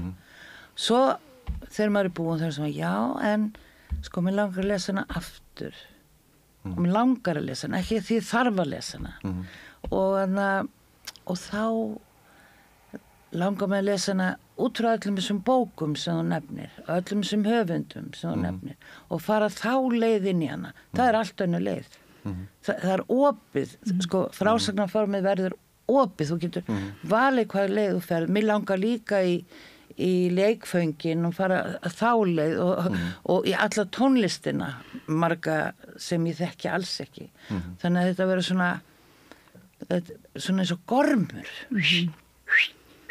þú veist að það gefur svo mikið og mér finnst þessi text einmitt gera það og það er sjálfsagt alls ekki neitt erindi að hann gefur lesandanum og það er gjöfin sem skiptir máli, það er ekki bara jólapakkandi, það er líka bækurnar og mér finnst það fjandans nóg erindi, annars skil ég ekki þessa hugmynd sko, erindislesuna. Nei, það er náttúrulega kannski, þá er það líka verið að aðskilja einhver svona boðskap eða ekki, og náttúrulega kannski svo, þetta er náttúrulega, þetta er ekki eins og þetta sé í lausu lofti, sko, þetta er náttúrulega í ferli þinna annar að skrifa, finnum maður alveg, að það er umverulega, þú varst alltaf og ert alltaf að búa til einhverju aðferð til þess að sjá heiminn og til þess að til þess að skrifa og svo hafði svo aðferð þú segir mjög mikil áhrif á íslensku bókmyndum og svo kannski þegar fólk farið að venjast henni á einhvern hátt eða bara finnst þú ekki eins furðuleg að þá er það bara allt í orðið eins og það sé ekkert erindi sko. Getur það verið? Var þetta ekki á einhverjum tíma þar sem einhverju höfundu voru sagt að þeir ætti ekki erindi, voru fleiri ég man það ekki, ég man samt eitthvað eftir þessu svona Já, eða sko, neyrinni kannski bara er að því ég hef ekkert á móti að sko erindi, ég náttúrulega bara vil að bækur segja manna eitthvað, en það kannski, ég hugsa stundum bækur sko, að það er bækur sem að sko að segja þér eitthvað og þær sem að reyna að miklu afli að segja þér eitthvað og ég held að ég flokkist í fyrirhópin, en eins og þú ert að tala sko, kannski bara frásagnar aðferð mín til dæmis í skáldsögunum og bara öðrum skrifum, það kannski bara mitt erindi, ég bara og það ekkert bara náttúrulega, þú veist, það svo mikið og fyrir utan það að það væri ekkert að smætta skáldsöguna þína niður í einhverja eina aðferð, þú veist, af því að það verið að endurnýja það í hverju verki sko, og gera tilraunir í hverju einasta verki, þannig sem sagt, ef að það ekki neitt, þá það svolítið sérstakt sko, en þú segir líka einhvers staðar merkti ég við að þér finnist mjög gaman að lesa bækur sem að leyfa þér að einhvern veginn spegla sig í þeim, eins og Vigdís að segja, þetta raunverulega í staðin fyrir að séu bækur sem að segja manni eitthvað sko, eða þetta að gefa manni tækifæri til þess að eiginlega hugsa sjálfur eða eitthvað, hugsa sjálfan sig eða eitthvað þannig. Mér fannst þú einhvern veginn skrifa það. Já, líka það sko þegar eins og þegar ég sitt þarna í bókinni á spjalli við ameríska konu, tónlistarskripen sem ég hitti af tilviljun í byrjun bókarinnar. Kelly. Að þegar sko önnur manneskja sem maður að tala við hefur lesið eitthvað svona það sama og maður sjálfur, sem maður kannski oft svona eitthvað óvinnilegt eða einhver bersögli eða eitthvað svona viðkvæmt sko, að þá tengist maður, þá fyrir maður að hugsa hvað fannst henni þetta einhvern veginn, og þetta svona, þannig að bækur einhvern veginn svona búa til eitthvað svona samtal, þú veist, þegar maður veit að annar hefur lesið textan, og þetta bara svipað eins og náttúrulega bara þegar ég veit sko ég kannski sé eitthvað skrif mig eða veit að einhver hefur lesið bókina mína, þá fer ég að lesa minn texta aftur sko, og reyna að upplifa hann í augum hins. Er það ekki svolítið fyndið svona, fyndin reynsla að reyna það? Nei, ég meina hún mjög sko, hún gefur mér mjög mikið sko, ef kannski ég veit að einhver manneski að lesa bókina mín og hún komin að blaðsíðu 60, segir hún mér kannski í pósti, að þá fer ég strax í bókina mína og flettu upp á því og bara, þú veist, fer að hugsa sko hvað finnst henni þetta, já, það náttúrulega bara að því náttúrulega þessi bók kannski bara eins og allar flesta bækur sko eru náttúrulega bara svona samtal, þú veist samtal höfundarins við sjálfan sig sko, og þessi náttúrulega bók er þannig séð sko meðvitað og líka ómeðvitað bara byggð upp þannig, þetta að því henni er líkt sko við svona bara samræður í matarbóðið eða yfir kaffibolla eða eitthvað. En það mjög erfitt að ná því sko, á þess að það sé svona það að fá að berast svona með hugsun höfundarins og fá endur upplifur samræðu hans í matabóðum, en líka bara við aðra höfunda og við tungumálið og sín fyrri verk og fjölskyldu sína, allt eins og í þessari bók, það bara, þú ert þetta, maður fáum alla samræðuna sko og þá þess vegna finnst mann hún bara verið rétt að byrja sko, maður einhvern veginn hugsaði en það, mér finnst stundum þegar fólk kannski eða svona höfundar að reyna, þá verður það svolítið svona stjórnsemi í því, eða svona, veit ekki, það er svona verið dálítið að leiða mann og þegar það verið að fara svona fram og tilbaka, það finnst mér stundum einhver svona ég veit ekki, þegar maður er að lesa bækur maður verður hálf pirraður yfir því hvað verið svona hvað ertu að fokka með mér? Já, en þarna finnst mér það ekki, það er eins og þú frekar, að þú, eins og þú segir, þú ert ekki einhvern veginn að tróða einhverju eða svona segja mann eitthvað, stilla mann upp við vegg sko. Þú svona meira lokkar mann einhvern veginn með í þetta ferðalag svona, þannig að maður er komin þarna með í þessa ferð sko. Já, svo vel lokkar hann að maður þráir ekki teitar og ég ætla bara að láta eftir mér en að fá mér komin pönninkökur. Þú veist, það og ég hvet fólk endilega til að lesa vel 12. kafla, eða það nú ekki númer á köflanum, en það kaflin sem heitir Kúmen. Kúmen, og þú búin að finna út að hann númer 12. Ég búin að telja, já. Ég þarf að gera það til þess að fyrir hausinn. Já. Að því ég var einmitt sko, að því ég var einmitt að hugsa hléi, sko. Það hléi í bók. Já, það hléi einmitt, já. En ég var einmitt að sko velta fyrir mig hvort ég ætti að hafa efnisyfirlit aftast. En svo fannst mér það einhvern veginn ekki ganga upp að því ég hugsaði þessa bók náttúrulega líka sem svona, þetta rauninni, þannig sé bara smásagnasafn, sko. En mér fannst það að því sko flestir kaflarnir svona hafa einhverjar bara tengingar sín á milli. Þannig að það fannst mér einhvern veginn efnisyfirlit vera óþarfi og kannski bara... Já, það alveg óþarfi. Já, mér hefði fundist það pirrandi og... Ég var að lesa með það í huga að hitta þig hérna og kannski til að skýra fyrir lesturum, en það þarf ekki þegar maður með bókina fyrir Nei. Mér fannst svo ágætt. En þetta með Kúmen pönnukökurnar, það nú aldrei spennandi að geta búið til pönnukökur sem ekki með sykri, eins og Elínborg og Knarranes og það ævintýralegt ferðalag. Já, sko, ég veit að ég á eftir aðeins að fara aftur í Knarranes. Já. Þetta svolítið svona stór partur af minni móðurfjölskyldu. Fólki systkini sem bjuggu þar og foreldrar þeirra. Og það sem að stendur svona mest upp úr hjá mér eru einmitt þessar Kúmenpönnukökur. Já. Ég reyndar sko nefnið ekki, held ég í bókinni, en Elínborg Eiríksdóttir sem er vantarlega höfundurinn að þessari uppskrift. Já. Af því það var kúmen ræktað sem sagt í Knarranesi, bara eins og það er í Viðey til dæmis á láglendi að sko það fór alltaf þriðja hver pönnuköka ofan í hana á meðan. Já, jú, það er. Nú er það? Já, eða þriðja, ég maður ekki. Mér fannst að, ég var einmitt að hugsa hvort að vera við hæðið að tala það. Nei, það var líka svo skemmtilega, sko. Já. Og það er virkilega góðar ef sá sem steikilar að baka eða hvað heitir þannig að borðar mikið. Já, en þetta er náttúrulega bara sko eins og að því það eru 3 kaflar sem að fjallar ferðina í Knarranes eða ein af okkar ferðum og síðan 2 sem að staldra við bara á eyjunni eða á nesinu. Þetta er náttúrulega þetta var eyja. Það er svona eins og tala. Þetta var nes, segi ég. Já, þetta var nes. Já, þetta var nes, já. Það er eins og Stella, hún er mjög spennandi karakter. Já, það er svo stór karakter að dóttir hennar Elínborgar. Já, og það hafa fleiri höfundar ætlað sér að skrifa sögu hennar.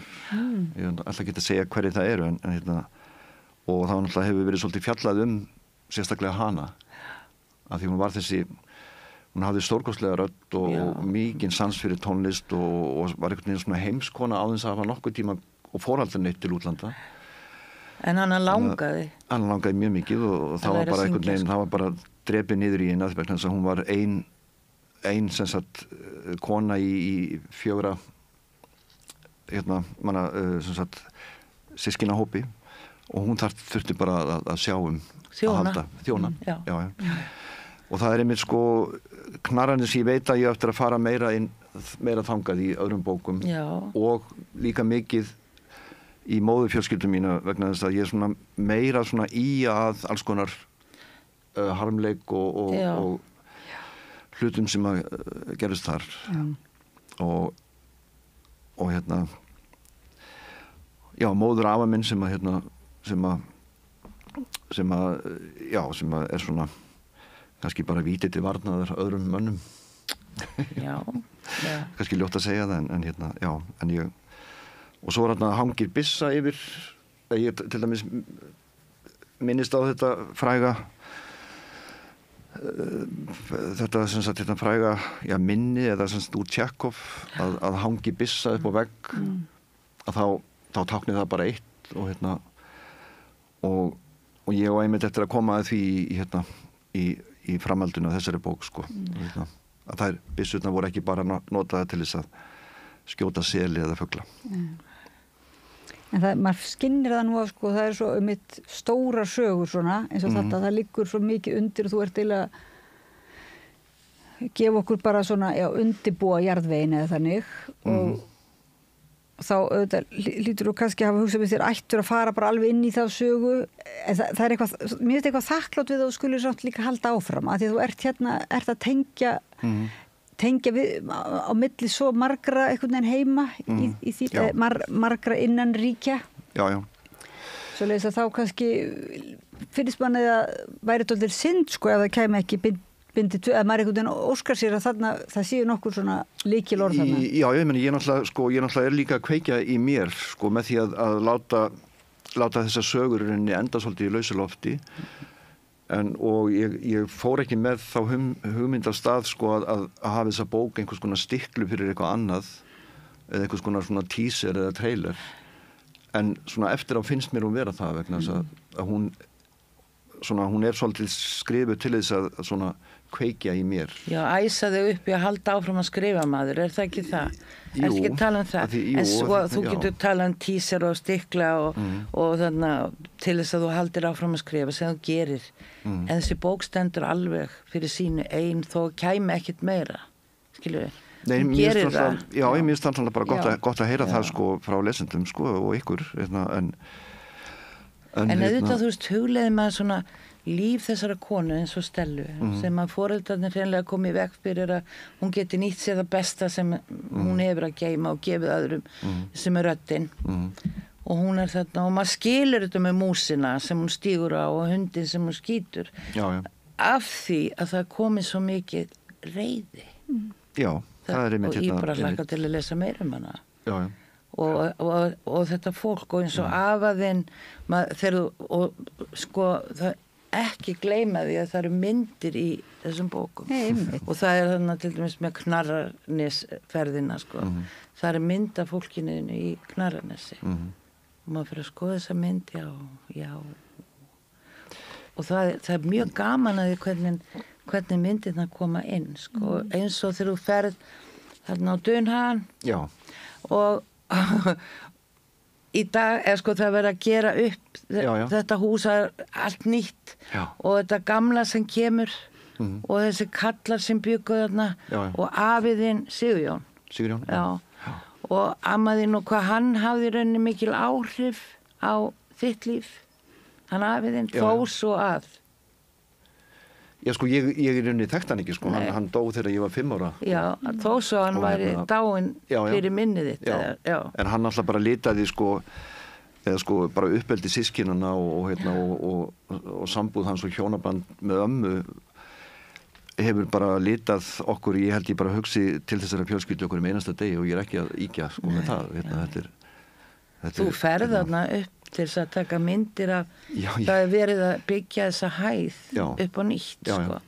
Og þetta er bara mjög skemmtilegt að sjá hvernig þetta er svo ég segi nú ekki flott þú veist að sjá hvernig þetta er byggt í kringum myndirnar líka og myndirnar gefa textanum ég var náttúrulega heppinn sko að því ég sé þennan kafla þar sem ég fer inn í þessa gömlu íbúð sem við verið að gera upp þar sem ég var sem krakki og sem að ég upplifið svona sem rauninni svona kjarnan í bókinni þó að rammin utan mann sé Alexíus sem að birtist föður mínum að þá finnst mér þessi íbúð og þessi heimsókn mín í þessa gamlu blokk ég sá að það náttúrulega var verið að ég vissi að það var verið að gera þetta upp og ég bara og fer hann í hádegin og ákveði bara að spyrja iðnaðarmennina hvort ég megi aðeins koma upp en svo voru bara allir í mat þannig að ég hafði bara frýtt spil og þetta bara valsað þarna og það, þó ég segi í bókinni að þetta hafi ekki haft þau miklu áhrif á mig sem ég hélt að það myndi hafa en þá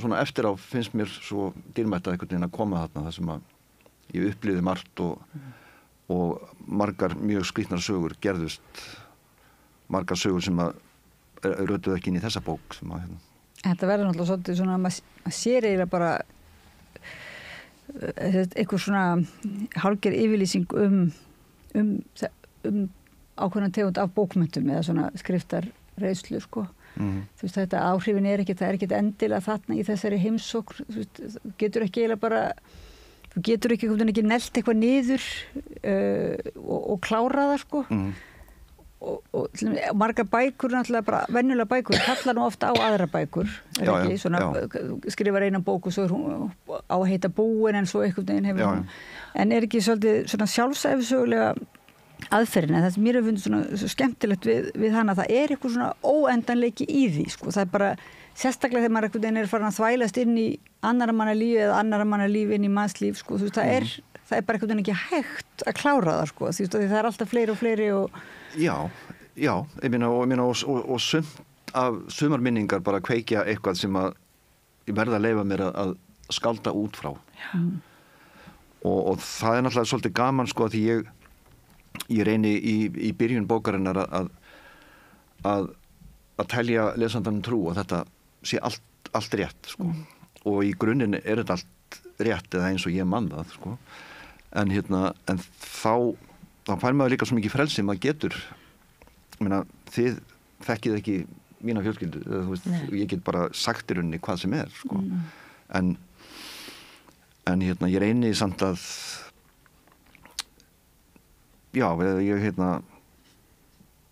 reyni að láta þetta líta út fyrir að þetta sé allt satt, ég veit ekki en svo þetta náttúrulega að þú veist að þegar maður byrjar eitthvað að rifja upp, sko, að þá kveikir það bara endalausa neista hér og þar og ég veit til dæmis að ég áttur að fjalla svolítið sko, svona cirka 10 ára tónlistarferil það sem náttúrulega endalaus uppspretta eða endalausar, sko, minningar sem að þetta fjallum. Þú náttúrulega byrjar að segja hérna Kelly frá því og hún einhvern veginn grípur þann þráð ekki beint svona eða þú fattar ekki að þú hefur verið þú segir eitthvað, ég var nú sjálfur tónlistarmaður og þannig að það passar eiginlega við ef Kelly svona svolítið meðhöfundur eða þannig, hún hefur dálítið um þessa bók þannig að hún greiðlega vildi fresta þeirri þú ætti eftir að gera það svona. Já, hún alltaf, sko, leit á mig henni fannst ekkert mjög samfærandi að ég hef verið tónlistarmaður og einhvern veginn og bara og ég ákveði bara eins og ég, sko, sem er reyndar alveg satt, sko, ég nenni ekkert að vera að segja öllum einhvern veginn, ég var í þessari hljómsveit og eitthvað svona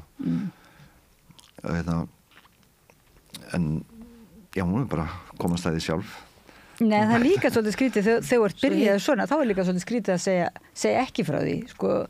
Það væri líka tóltið einhvern veginn furðulegt, sko, af hverju ekki að tala um þá reynslu og þarna náttúrulega svo sér maður líka og í tónlistinni og þú sem rithöfundur kannski er það nokkuð mjög mikill svona, þú veist, þetta með sannleikan og lýna, þú veist, þetta er ekki bara raunveruleikin og skáldskapurinn er einhvern veginn bara það er bara samofið bara. Já. Þannig að það er bara samt þú ert svona er þetta ekki svolítið öðruvísi afstæð að vera eitthvað svona höfundur sem er að reyna að sko, skapa eitthvað eða finna eitthvað upp eða þannig heldur hann að vera að reyna að elta það sem var það er svona öðruvísi leikur, sko. Já, eins og til dæmis bara að því til dæmis ég hafði ekki hugsað mér að til dæmis fjalla sko 6 ára starf með sykumólunum en svo í einum kaflanum þá er ég komin niður á Ægisíðu og ég er að minnast bátasleðana hjá Trilluköllunum og mér fannst alltaf eitthvað mjög eftirminnilegt að það voru sem sagt hjólbarðar sem voru í vængjum sleðana til þess að halda utan á bátana og þá bara fór ég til Los Angeles þar sem að það var ekkert mál að fara með þið þangað eftir það út frá Ægisíðu þangað, sko. Nei, ég meina, já, ég veit ekki, þetta er náttúrulega bara segir svolítið aðferð bókarinnar að það er bara eitt hlutur eða manneskja kveikir á einhverju sem að ég bara leyfi mér að fara í framhaldinu. Og það var aldrei merkileg heimsókn þarna í Los Angeles, segðu okkur aðeins frá henni. Já, það var reyndar svona mjög ein af svona eftirminnilegri vikum sem ég hef lifað, sko, að upplifa á sömu vikuna, við vorum þarna að spila og vorum í sjónvarpsþætti og svona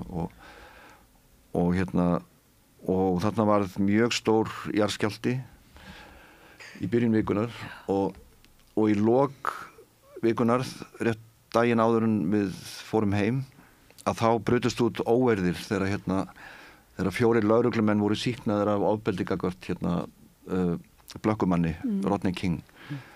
Og það myndaðist bara stríðsástand í borginni og það var bara svona útgöngubann og maður horfði yfir að því við vorum þarna á Sunset Boulevard sem er svona í hæðinni yfir borginni. Og maður horfði bara á elda og svo þurftum við að keyra náttúrulega út á völl og þá keyrir maður í gegnum bara stríðsástand og brennandi hjólbarða og fólk að ræna í búðum og svona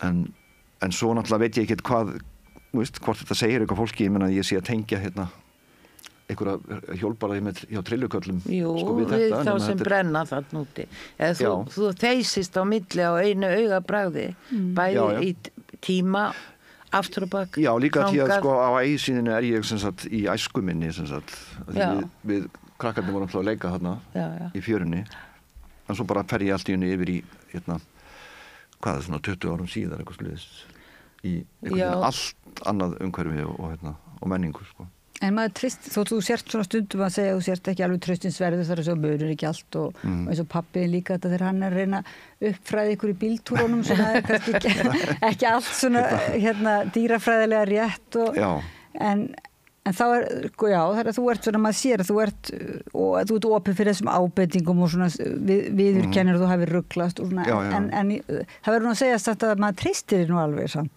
maður ferir mitt bara alveg frá æðisíðinu til Los Angeles eins og ekkert sé og maður tristir því alveg að maður einhvern veginn komist heim aftur eða er bara kannski alveg sama það er náttúrulega einhver svona það er líka svona ekki bara afstæða til bókmyndar en það er líka svona ákveðin lífsafstæða finnst mér sem að kemur það er einhver svona kúlheit eða ég veit ekki alveg hvað það er svona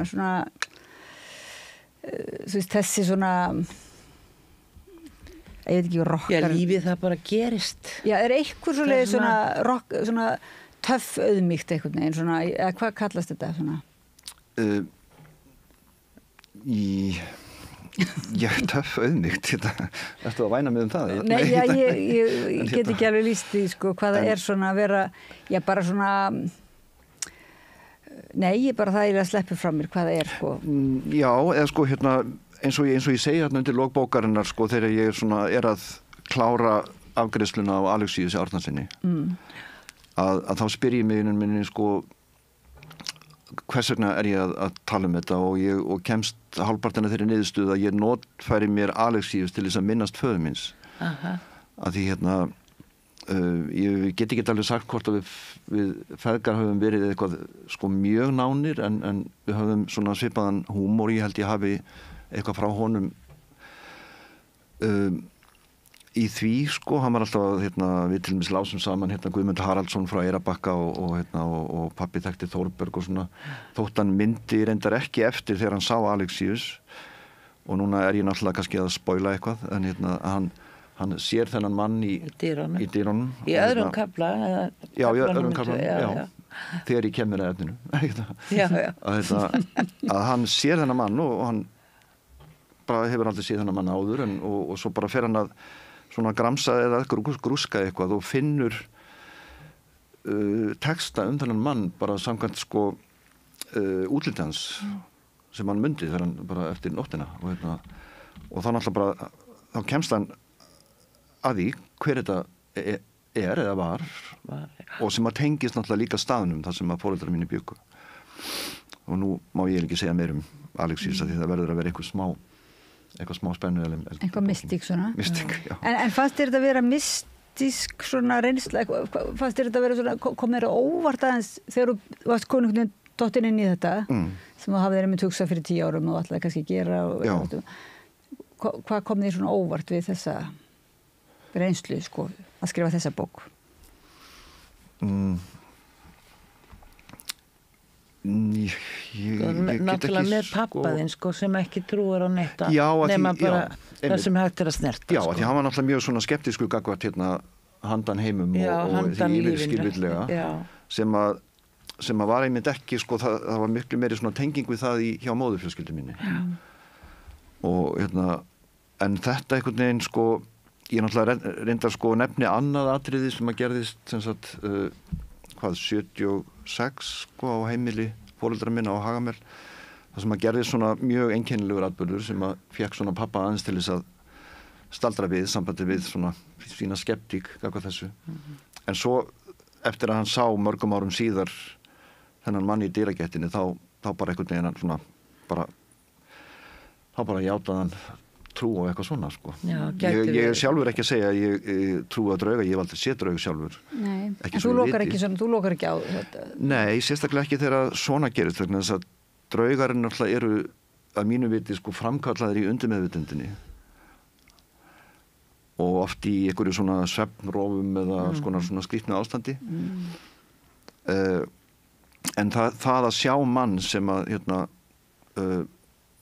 faðir minn vissi ekkert hver var, en hann kemst að því hver hann var sko. Sjá hann svo á mynd, það er hann sem var í dyrunum sko. Já.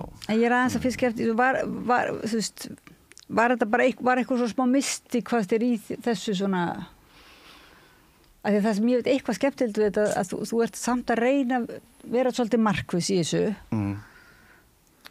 Í rauninni, eins og ég upplýði þá, þú svarði því náttúrulega betur, en að þá er ekki mystík. Það bara er þarna á óeðlilegum tíma stendur maður í dyrunum. Hvað þætti þér um það? Nei, en ég er að meina sko, að því að ég var hérna maður sem einmitt var að skrifa bók um Agnes og Friðrik og þá raunverulega var mystík, þar að segja svona, ég meina kannski eins og eftir að þú gafst bókið það hefur enginn sko vitjað þín til þess að leiðrétta einhverja rangfærslur eða svoleiðis. Meinar í draumi þá? Já. Nei, í rauninni að því sko bókin er svona í grunninn mjög bara svona jarðbundin og ég er bara að reyna svona ég er ekki að reyna að búa til einhverju mystík en mér fannst gaman að hafa þetta undirliggjandi. Já, vegna þess að lýsi pappaðin líka betur en án þess. Nei, mér finnst það líka að lýsa samt honum. Það er ekki, þú ert svona jarðbundin og einmitt ert svona og það er mikið bara svona leikur, svona tilrauna og leikur og rosalega fyndið sko, maður náttúrulega bara hlær svo sko hratt einhvern veginn og upphátt en þá er samt, ég er ekki að segja þessi svona klassísk mystíka eða þannig, en það er eitthvað svona sem sleppur undan, það er eitthvað element sem að mér gera það svo spennandi, þú nærði ekki alveg að kortleggja það sko, þannig að það er eitthvað svona alveg eitthvað svona aðeins dularfullt, ég verði að segja, mér finnst eitthvað svona aðeins dularfullt við það er bara ekki allt sem sýnist sko. Sjáðu hvað glasir heiðist. Nei, ég meina þið kannist örugglega við það sjálfar sko að bara svona eins og þegar ég var unglingur, við erum ekki alveg á sama aldri svona, ég er mitt á milli ykkar að bara svona yfirskilvillega, maður las náttúrulega, þú veist, mikið Þórberg og þetta var bara einhvern veginn svona í tísku þá, sko, Hafsteinn Miðill var vinsæll manneskja bara í þjóðlífinu, sko, fólk fór á miðilsfundi í Háskólabíó fyrir fullu húsi, sko. Já, fyrir fullu húsi og þetta mitt, sko, þetta bara svona, síðan bara svona hvarf þetta og ég veit ekki hvort að, þið getið kannski frekar sagt með það, sko, hvort að þetta sé í rauninni aftur komið eitthvað í tísku, ég veit það ekki. Því það minna þegar ég var úlingur, þá voru við úlingarnir alltaf í andaglassi ég held að það sé ekki, annars veit ég ekki. Nei, það er líklega ekki, það er kannski ekki alveg svona. Mér finnst allavega aðeins vera að koma meiri mystík svona í ljóð og þannig, sko, þá er ég meina ekki bara alveg andafunda mystík svona, eitthvað sem ég verið að finna annað orð örgulega fyrir, sko, sem að mér finnst vera kannski aðeins meira ekki svona þessi harka gegn því sko að ég hugsa að kirkjan hafi nú verið svolítið mikið á móti því og þú veist þetta við flokkað svona sem bara galdrar og kukl sko. Já. En mér finnst þetta að hann varpa ljósi á svo margt annað heldur en það gerir að það sé maður í dyrunum, það er miklu meira, það fylgir bókinni svona annar tónn eftir það og þetta er nú strax í byrjun sem hann fyrir þetta í dittnar en hann er ekkert að kemur svo ekkert aftur fyrir eftir hlýja. Já, ég mynd sko nefni þann kafla þar sem ég byrja að tala um Alexíus og pappa sko og ég nefni þann kafla einhver í dyrunum og vitna þar í leikrið eftir Sigur Pálsson sem ég sá reyndar ekki. Nei. Ég sá það. Og kannski er það líka bara svona eitt svona stefjónum í þessari bók sko, það er einhver í dyrunum. Já, það er alltaf einhver í dyrunum. Og mismunandi hvort hann stígur inn eða bara heldur sig í dýragættinni og svona hvaða tónnir hann, því svo lýsir þarna einhver að sagt að Dagur Sigurðarson skáld var ekki Þór Eldon sem sagði að hann var í moll, nei hann var í dúr tóntegund og þú og Þór verið í moll sem ungir menn, eitthvað svolítið. Jú, sko, þannig að Dagur sagði við okkur Þór sko að við værum minor poets. Já, hann var náttúrulega býtu, hvað segir þau? Þá var hann náttúrulega major poet. Já. En svo einmitt þetta satt alltaf í mér sko, og ég var bara mjög ánægð með þetta, eða þú veist allavega þá sko, ég leit bara á daginn alltaf sem bara svona skáldið, eða hættulegt skáld einhvern veginn, og þannig að hann var svona frekar eitthvað svona stórskáld meðan við vorum svona minni. En svo náttúrulega nefndi Þór þetta sko að við varum í rauninni minor, við varum í moll en Dagur í dúr sko. Dagur náttúrulega svona dýrkaði sólina og einhvern veginn hafði allt annað svona þannig afstöðu sko. Já, hann var nú ekki í rosa dúr þegar hann fór heim með þér sko. Nei, samt 8 flöskur af rauðinni, voru ekki 8? Jú, en sko hann að því það eru margir sem hafðu mjög litla þolinmæði fyrir honum, sérstaklega þegar hann var í svona því ástandi sem ég er að lýsa þarna. Það er mjög skemmtileg lýsing og góð lýsing á því. Já, sko, að því ég upplýði hann nefnilega sko, allavega eftir okkar samtölum og kunningsskap að dæma þá fannst mér hann svo hlý manneskja sko. En hann alltaf var ekki, hann svona, hann þótti stundum betra að þykja en gefa, eða sko í svona Hvað sagður, sko ég mig frá mér til mín, það heitt hann sig frá sér til sín. Já, og orðar þetta þannig. Og það segir náttúrulega margt við allt sko. Já, en ég minna hann bara eins og Þórbergur, þá hafði náttúrulega Dagur svo rosalega áhrif á mig svona þegar ég var að byrja að yrkja og skrifa. Og ég finna það er ekkert allir á sama máli eða semst á því máli að hann hefði verið eitthvað stór skáld sko. Ég meina mjög Thor Viljámsson kallaði hann alltaf bara bernskan mann sko, bara svona einhver óþekkur krakki. Það eru 2 myndir af honum í bókinni. Já, þú tókst miskur staðra. Já, ég tók báðar sko. Tókstu báðar, já. Ég verð að segja að mann hlakkar nú alveg til að kannski heyrum fleiri áhrifavalda svo kallað, áhrifavalda í þínu lífi, því þeir koma nú alveg einmitt nokkrir fram sko. En svona listrænir áhrifavaldar eða svo leiðis og bara það væri nú líka skemmtilegt að ef maður má óska svona, ef maður má sitja inn og óska pöntul. Já, meinar þessi núna eða í næstu bókum? Í næstu bókum. Já, ég er örugglega til að tala mér um það sko, en svo ég veit ekki hversu svona fallega það hljómar sko, þá náttúrulega á ég marga áhrifavalda bara í gegnum tíðina, en mér finnst núna eins og ég sé bara orðin minn eigin áhrifavaldur, að ég kannski bara meira núna miða við þú veist það sem ég hef skrifað og út frá því hvað ber að varast og veist, þannig að Þú passa að vera ekki eins og Dagur bara ég og mig frá mér. Nei, ég veit það.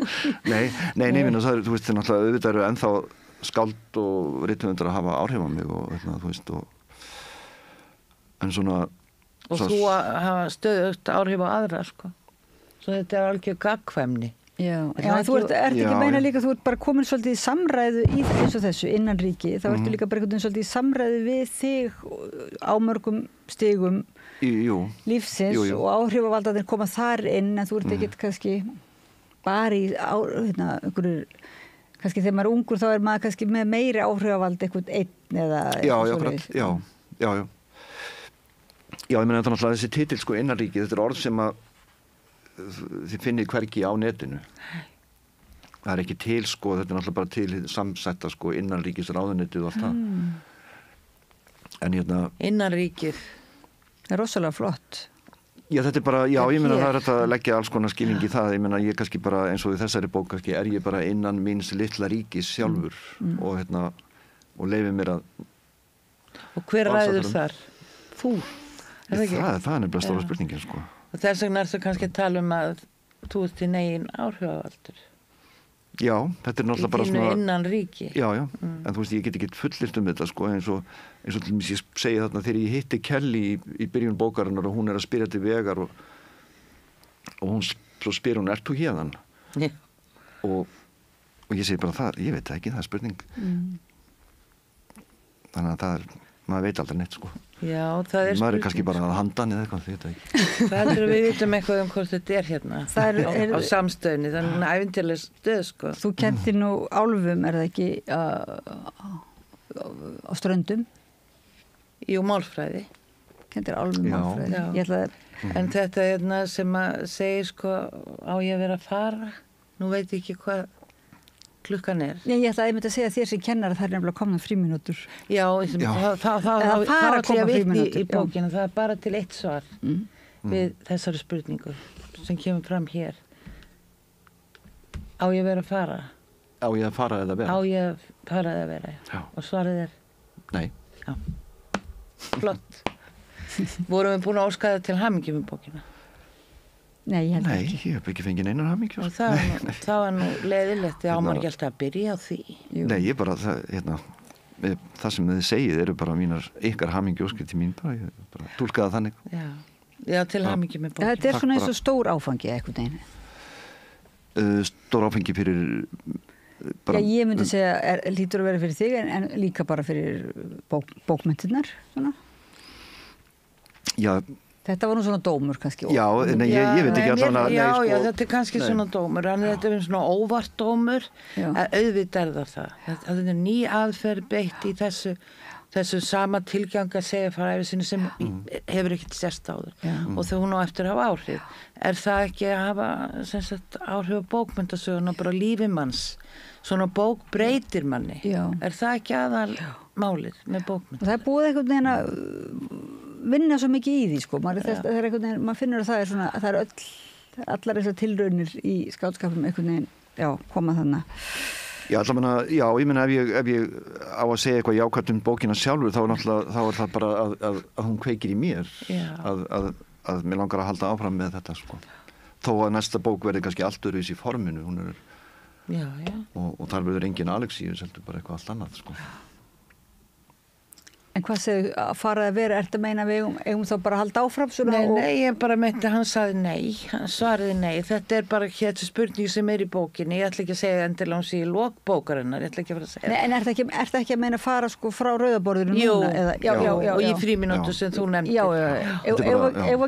Ef bara kannski taka þá frímínútur, sko, ekki beinlínis að kveðja, hlustendur og áhorfendur, sko, við þökkum fyrir allavega að vera með okkur hérna í fyrri tímanum, ég heiti Oddný Eir og hér er Vigdís Skrifsdóttir og við erum að tala við Braga Ólafsson bók sem heitir Innanríkið Alexíus, sérstaklega fyrir þá sem er að hlusta á okkur sko í útvarpinu 89,1, þá er oft, þegar fólk sér ekki sko, kannski veit ekki alveg hverjir eru og það er mynd af Alexíusi hérna á fyrir þá sem eru, en við ætlum að halda nefnilega áfram, það er að koma til okkar 2 skáldkonur og bætast koma inn í samræðuna til okkar, þannig að ekki fara langt. Allt það besta er ókeypis. Hrósaðu náunganum. Það er betra. Samstöðin, þar sem manneskjurnar koma saman. Óskum landsmönnum gleðilegra jóla og farsældar á nýju ári og sendum sérstaka kveðju til starfsfólks í almannaþjónustu sem stendur vaktina fyrir okkur öll yfir hátíðarnar. BSRB. Þetta var Bragi Ólafsson í heimsókn hjá þeim Oddný Eir og Vigdísi Gríms, en eins og þú tókst fram áðan, Oddný, að þá ertu að fjalla miklu fleiri bækur og það var svolítið svona ljóða þema hjá þér. Í 2 hollum komu ljóðskáld, Fisk og Anton Helgi Jónsson, Halla Þórðardóttir og Þórunn Valdimarsdóttir. Já. Þetta lítur að vera skemmtilegt spjall. Já, það var mjög skemmtilegt.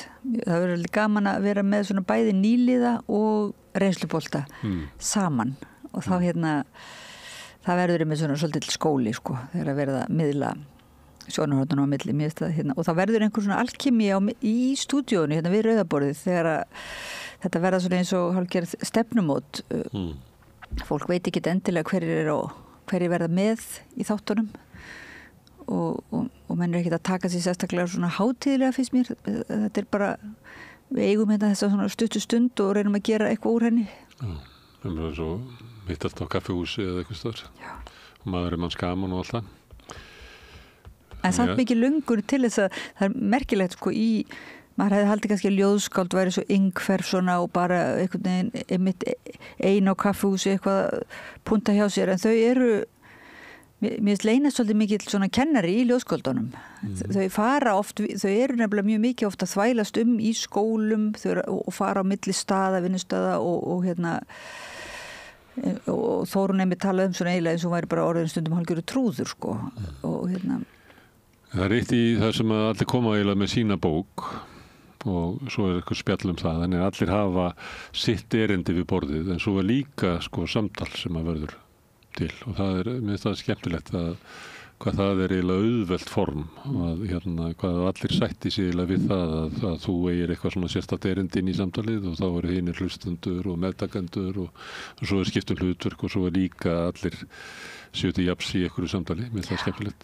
Já, sumir höfundan einmitt fóru bara yfir í það að ræða eins og þegar við talaði við Val Gunnarsson og Gunnar Theodór, þá fór bara Valur inn í að tala fantasíuna sem að Gunnar Theodór var að skrifa og það var svona höfundar eru óeigingarnari en ég hefði bara haldið. Mér finnst það komir... Er þú ekki höfundur eða?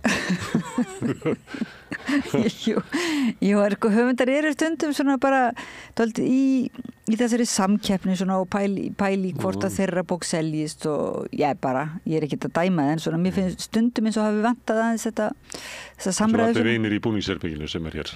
Svolítið við mennsið að í keppni og út á leikvöldinu. Já, ég held kannski líka bara núna og þá það er ákveðin hugafarsbreyting líka hjá höfundum eins og svo mörgum. Þú veist, höfundar öllum sornir meðvitaður sína svona kjarabaráttu og að það megi tala það allumis. Það var svona hálfgerð tabú að mætti ekki tala það eins og við höfum verið að tala listamannalaunin og fleira og þeir eru líka einhvern veginn meðvitaður sko mikilvæg þess bara að bera saman bækur sínar og Okay. Við fyrir að heyra samtali við Anton Helga, Höllu Þórðar og Þórunni Valdimars.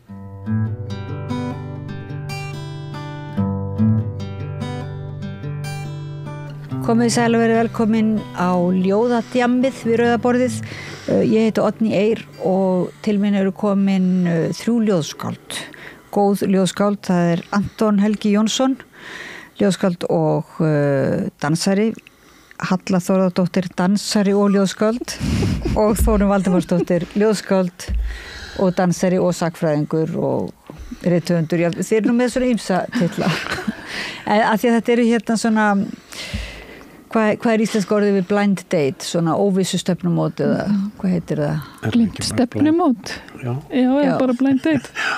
Blind date á íslensku, já, hérna við Rauðaborðið svona óvissu stefnumót ljóðskálda og við fórum samt að pæli hvað þið ættu sameiginlegt annað en að vera nýbúin að gefa út fallegar ljóðabækur, að það væri þessi dans, að því þú ert dansari sko, raunverulega, já, það er þitt, raunverulega, já, það er þitt fag sko, en þið hinn eruð kannski einhver síðri sá dansarar. Jú.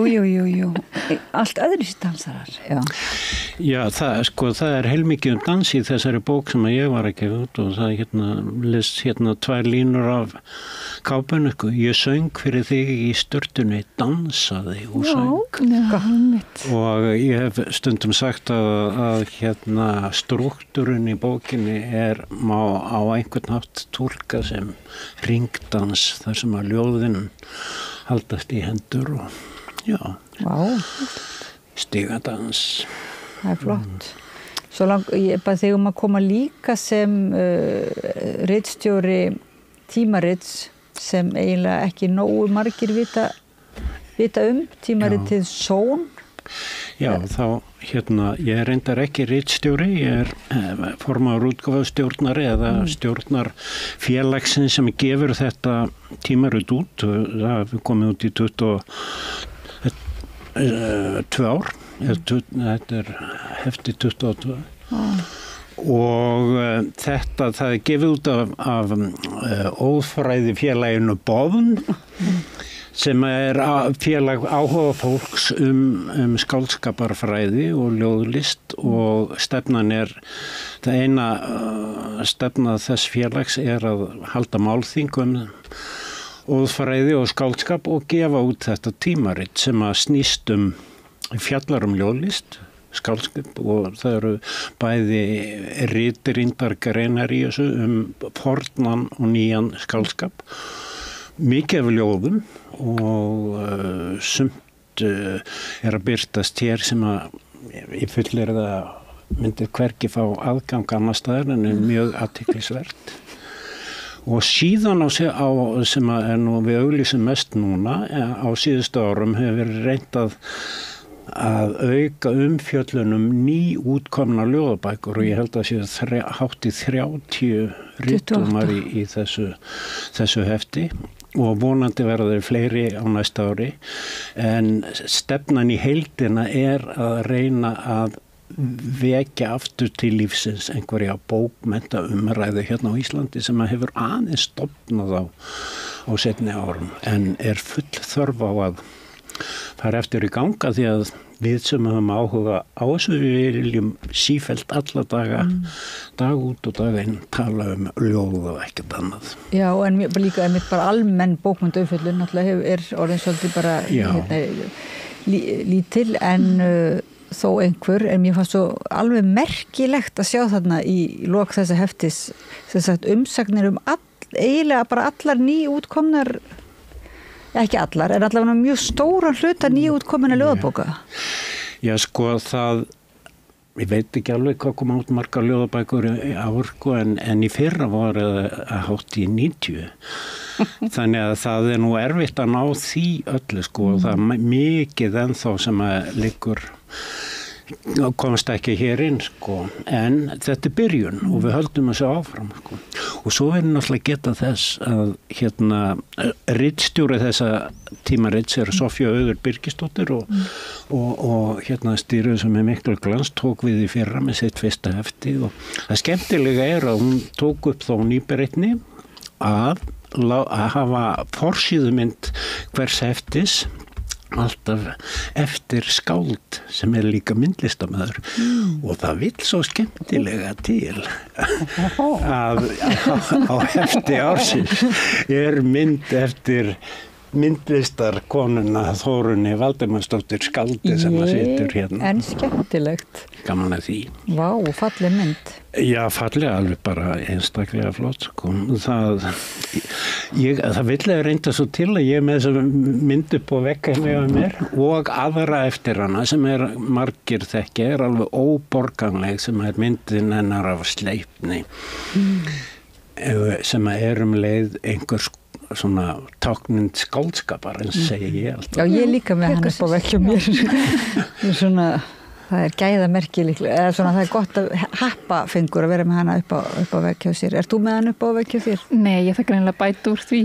Já, en vissir þú tímaritið Són, hefur þú séð til umsökunum þína bók þar? Ég var að sjá hana bara núna hérna fyrir framann. Já, hugsa sér. Við beðum til að koma hérna inn. Ég vissi af þessu tímariti bara núna í haust og í gegnum vin minn sem að skrifaði ykkur umfyllurnir þarna inn, hann Þorvald. Já. Ég frétta af þessu gegnum hann. En svo bara þurfa fleiri að heyra af þessu og við ætlum að reyna að fara í svolítið átaka eftir áramótin og í byrjun næsta árs að reyna að auglýsa þetta betur og fá fleiri til liðs við okkur og það vantar að senda í Eymundsson.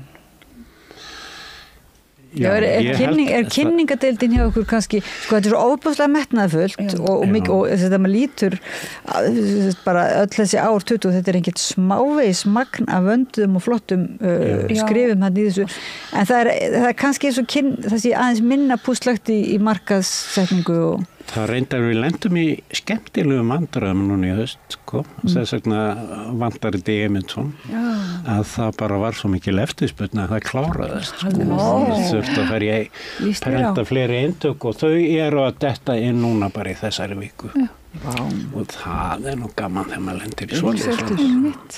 Það svona einhver ljóða stemning búin að vera á landinu í nokkur ár það ekki má segja eða nokkur aldur kannski. Já, og ánægilegt að fólki fara að yrkja alls konar ljóð, líka hefbundið og út í nýja bragarhætti og það miklu frjálsara, það var svo mikið snobb, allir þurfti að gera eitthvað ljóð og ég var svo glöð þegar maður sá að það voru trykkast upp virðulegi menn og hann held þetta út og þá var hann eldi allan tíman Valdimar Þórsson að sko bara alltaf fleiri fóra líka því að þetta svo ótrúlega ritmist og merkilegt hefðbundna kvæðaformið okkar. Já, kveða, þetta átti alltaf að vera auðvitað sungið. Já. Kveðið. Sko, mér langar mjög mikið til að biðja ykkur að lesa ef þeir eru til í það, sko. Lesa fyrir hlustendur og áhorfendur svona inn að því við erum nú aðvendunni. Ekkert endilega eitthvað jólalegt en ég veit að hérna þú Þórunn ert með dálítið Grýlu sirpu. Viltu heyra Grýlu? Verður til ég að byrja því og svo hérna, langar með að biðja ykkur líka að segja okkur bara svona aðeins frá bókunum ykkar. Kannski. Ég er líka með alls konar atomljóð en það brösti gegn hérna ritminn að því ég átti ömmu sem talaði kvæðum og kom böndur Undafirði og talaði bara í kvæðskap og líka Hávamál smá og svona þannig að þetta fór svo inn í mig pínu litla og svo í afríska dansinum þá líka ritmi sem bara sá sami og í kveðan og í hefðbundum kveðskap og þá vaknaði líka sko gamli ritmin íslenski og svo var ég alltaf að rekja systkini mín með Grýlu og ég var líka lék Grýlu og leik upp á Róló undir hérna rennibrautinni og þannig að ég var alltaf heillast að skessum og þannig að þetta er svona samstöðuljóð með skessu kvæði og þetta er hefðbundið heitir skessuríma og ég mæli fyrir munn skessunar. Skessuríma frekjast fram, miðjumóð, það mykju skróð, mussu, klessu, frussu, svoð, nammi, namm og krossa, kram, kingi, pingi, klaufa, dram. Laufa líkur lánu fljótt, skipast veður, skipast skjótt, lingið á sinn laufa bing, mín er tunga mikið sling, mullið mjúkt í ljóða gring. Suppu, kruppu, krakka, krútt, kondað éta barnið mjúkt, mild er mjöðm og glætan gleið, á beinum smám eig hvoftin meið, mikið syngja ljótt, þeir svörtu á hólum. Ljót er læðan lofti í, löngum syngur hí, hí, hí. Blóð í vikum vætlar nóg, hó, hó, hó og svarta snjó, sósan sæt úr drullum ó. Ég í nótt einn mætan mann, hafsur liði heiti hann, feitur nóg og frussu fól, feikir grenji mitt ból, kyrr mjúkt fær ósjúkt mitt magaskjól. Hjörtur blundar fram í búr, blíður býður vænn og klúr, á sunnudag vil sjóða hann, þann sönglagsmann, leika ljúft og blítt við skalla, ég svo fingur einn, svo tvo, svo alla. Mæðan skessur mýkir ei, sólin hækkar með sitt svei, ljósmenn glenna dag sem nátt þá silki myrkurs hafið, blátt með stjörnudansinn hætta mun að skína, dimman hrafn fína. Þá þor ég ekki út á hól, brennir birtan ekkert skjól, pínust svöng hvern langan dag, aldrei nótt og aldrei lag, út að fara og fanga kjötrir fól, sem hlaupa hér á fjöllum. Niðri í sveitum feitir æ, nenna ekki burt frá bæ, fussum fokk, nú hjálpi tröllum öllum, hér og þar á lífsins völlum. Klapp, klapp. Þetta alveg svakalega skessu flutningur líka svona. Það verður. Því að orðið sko hrynjandi einhvern veginn kemur að því að hrynja það eitthvað hrun í því ekki það svona. Þetta ekki geggjað að gott að láta þetta ekki tínast. Þetta rosalega gott. Ána með mig. Og svo það líka skessutími núna sko. Já, grílu skessu. Svangar og það myrkur núna, nú gaman. Ég meina það gaman hjá þeim sko. Það sumarið sko. Það erfitt. Einhver svona skessu óhugnaður í þinni bók? Kannski ekki mikill óhugnaður. En að því að þið voru að tala dans og hrynjanda þá hafa margir sagt sko við með að það sé mikill dans. Ég veit ekki hvort þið bara veit ekki hvort hvað annað þið að segja því að ég dansari og kannski bara svona falla á það einhvern veginn. En já, það alveg hrynjandi og það vissulega taktur í mér þótt að sé ekki hefðbundið kannski. Og ert þú sko búin að æfa þig mikið núna þetta þín fyrsta bók, ekki? Já, þetta fyrsta bókin. Og ertu búin að fara víða og svona æfa þig í þessum upplestri? Já, ég las nokkru sinnum upp svona þegar hún var nýkominu út en svo nokkra vikur sem ég hef ekkert lesið upp og þannig að mér liði bara eins og sé að byrjunarrit. Því það svolítið annað, það náttúrulega eitt að skrifa ljóð og gefa út bók og svo annað að að master og tala nú ekki bara fara bara út í svona eins og gjörningalist eiginlega, já. Og mér finnst svona, ég hugsa, já, kunni þetta, því ég vinn sem dansari og ég búin að vinna sem dansari yfir áratug svona. En þetta allt öðruvísi. Þetta annars eðlis, finnst mér en það. Svo þetta líka svo afhjúpandi einhvern veginn, svona berskjaldandi að lesa upp ljóðin sín. Já. En finnst þér þá, heldur þú geti kannski í framtíðin einmitt verið svona eins og hreyfingu meira, kannski verið með sko hljóðnema á þér eða eitthvað svo leiðis, þannig að þú... Já, ég veit. Þetta inn í performance. Bara semja dansverk við hverja ljóðabók. Já. Það verið. En ertu til í að lesa? Nú erum við búin að setja smugla pressu á og við erum svona eins og í dómarasættur hvernig þér tekst til. Nei, nú þarf ég að vanda mig sko. Ég ætla að lesa bara, þetta í köflum. Ég ætla að lesa einn lítinn kafla hérna.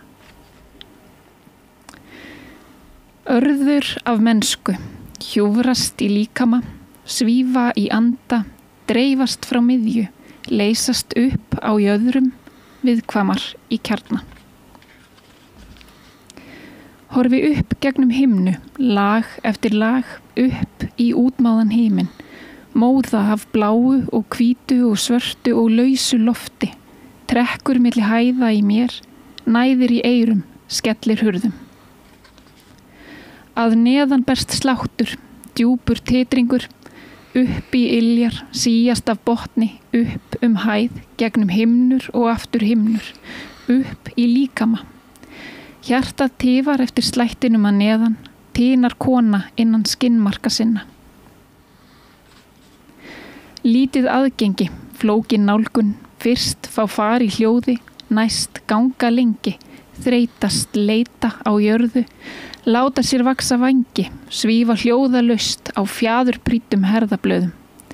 Leita úr lofti, velbúin sængurmjúkum orðum, blíðum augum, engar snöggar hreyfingar. Fundin þá til að nálgast, á bomsum stökkva af þúfu á þúfu, varast mýrar og dý sem fela sig undir stráum með opna munna til að gleypa bomsufót og allt honum ofan tengt. Draga í blautt blindandi djúpið, draga inn að kjarna. Lenda loka stökkið, úr kápu, úr brjóstum, úr rifjum, sína hjartað, bíða merkis, það verður óskýrt, ég lofa. Hlusta á andan minn, snerta andan þinn.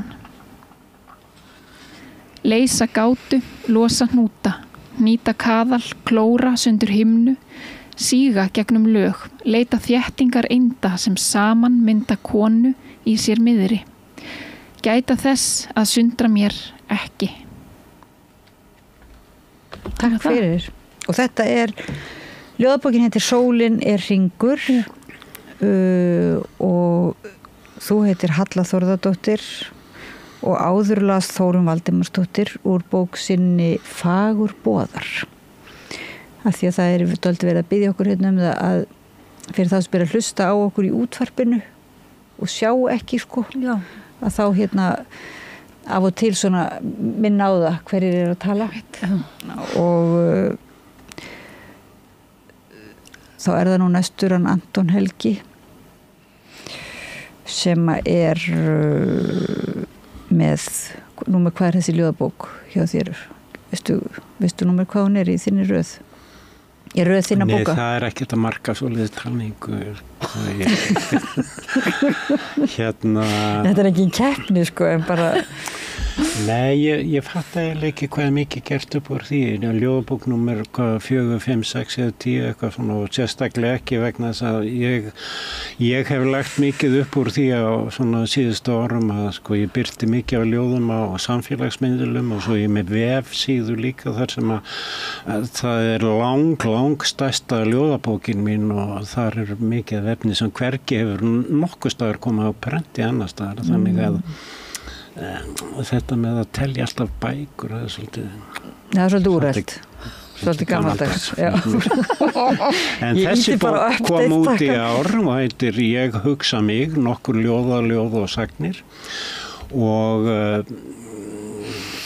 hún gæti eiginlega ekki verið á vefnum þetta svona prentgripur sem að þarf eiginlega vera í þessu formi svolítið til þess að hún virki held ég og því hún fallega myndskreytt sko. Já, mjög fallega myndskreytt vinkona mín hún Sossa hún gerði myndir sem eru víða í bókinu og Emilía Ragnarsdóttir hönnuður lék sér með þetta og bjóð til þennan leik með bókina og virkilega gaman og finnst mér og mörgum öðrum að halda á henni mjúk áferð og annað slíkt þannig að hún gefur bara áferðin á bókinni gefur svona tilfinningar sem að hjálpa honum að sé vel á veg.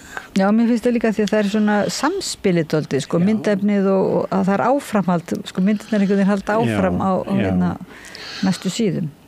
Og þetta er svona ljóðabálkur þannig að þau tengjast öll ljóðin í gegnum þetta það má segja kannski svona kjarnin í þessu hugsununni snýst kannski pælingar kringum þörfin að tilheyra með missu móti og inn í það kemur bara samskipti hvar tilheyri ég, hverju tilheyri ég, þér okkur öllum þannig að þetta er svona það að vera í hóp eða tilheyra ástinni þarfandi gutunum og höfunda vera í hópi höfunda hópi annara höfunda á Íslandi það er svo virkilega skemmtilegur hópur tilheyri ég hópi ljóðskalda ég geri það hér þetta góða borð í dag Það er ekkert samt svo oft sem að höfundar koma saman, furðulegt nokk sko. Þetta er ekki stétt sem að safnast mikið svona saman og myndar hópa mikið eða hvað? Það er nú mikið töluvert upplestara hefur verið á síðustu árum og það er hittast skáld náttúrulega mjög mikið sko. Mest gaman maður svo heppin að fara til land, þá hrærist vel saman hópurinn. Hvað þá Austurlands ræðlistin var marga daga það er geggjað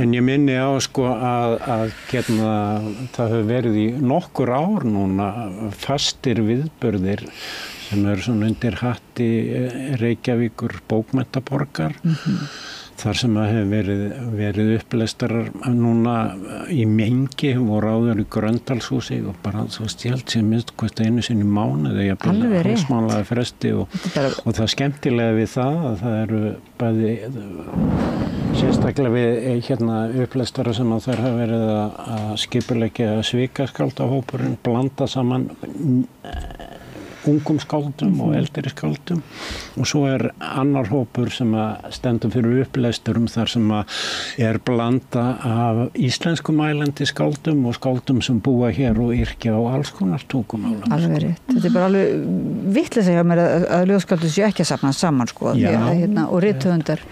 En svo það náttúrulega klíkurnar líka fyrir utan allt. Já, fyrir utan. Okay. En þetta eitthvað sem að af því að nú ég bara svona á seinustu árum fann að taka eftir þessum kvöldum í mengi og allt þetta, þannig að þetta frekar nýtt, það ekki? Það svona... Jú, þetta nokkur ára gamalt bara, þetta var líka í kringum Valgerður Vala Bjarnadóttir var með Partuspress og hún, ég held að hafi byrjað svolítið í kringum Partuspress, þessi mikla að tengja eiginlega ljóðlistina svona mikið við gjörningarna og upplesturinn meðganguljóð og hún og Kári Túlinus voru með það. Jú, og svo áður auðvitað Níhil, já. Og Níhil þar á undan. Þá oft kemur svona einmitt líf þegar kemur einhver svona hópur upp. Getum talið, við höfum aftur til síðustu aldamóta, það rétt fyrir aldamóti, en þá voru 2 hópar, Níhil og Nikur, svona svolítið ólíkir, en það var mikið líf í kringum báða þessa hópa. Stuður ekkert nýtt, sko. Þannig ljóðadjamið.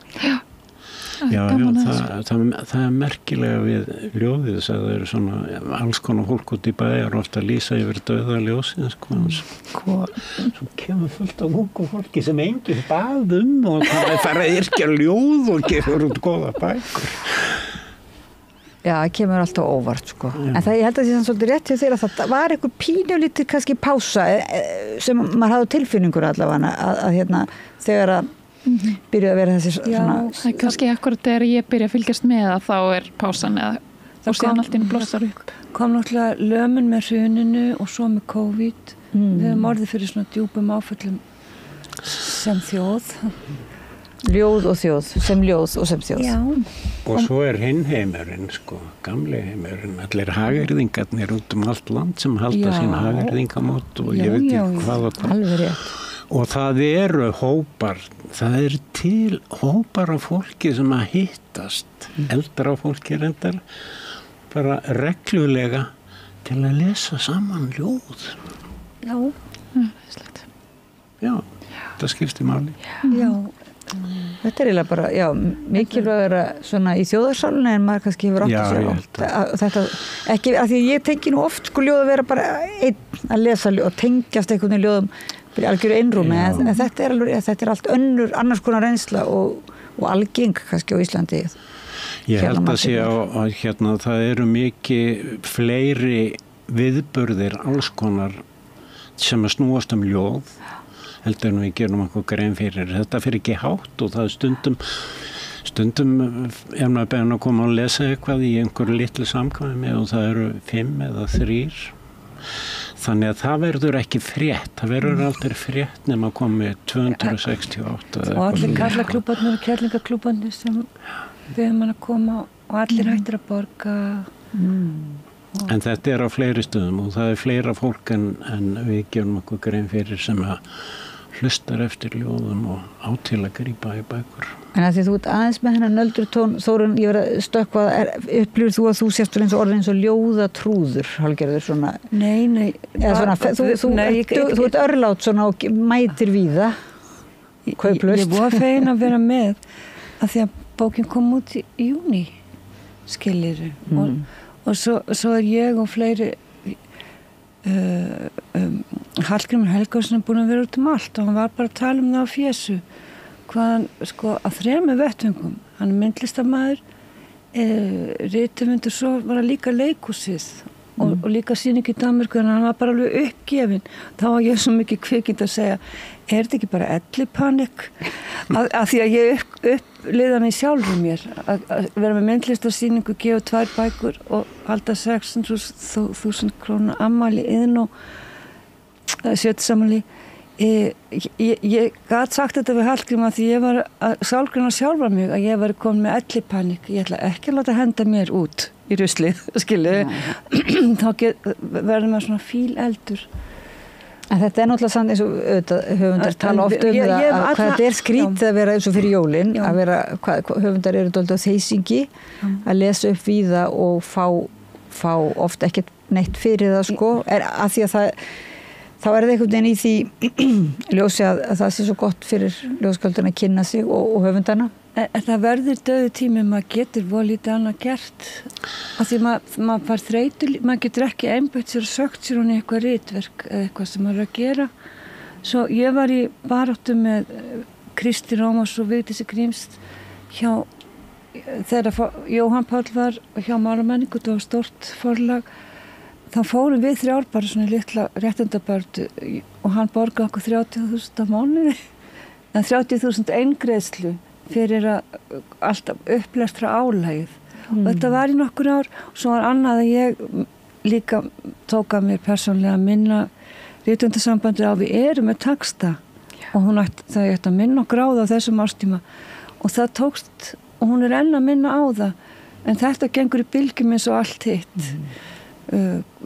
og það er kannski ekkert skemmtilegsta sem maður gerir að mæta í einhverjum kallaklúbbi og maður að fá einhverju rosalega luxus í laun sem er að fá máltíð og maður er ekkert svangur þegar maður er sko að selja sig útglennir í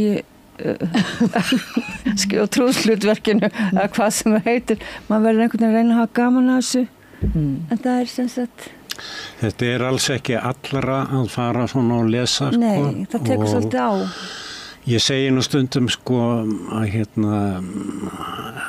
í stórum dráttum áskipta skáldum í 2 hópa þar annars er kirkjuskáld og kráarskáld og kirkjuskáldin þau þurfa næði og hljóð og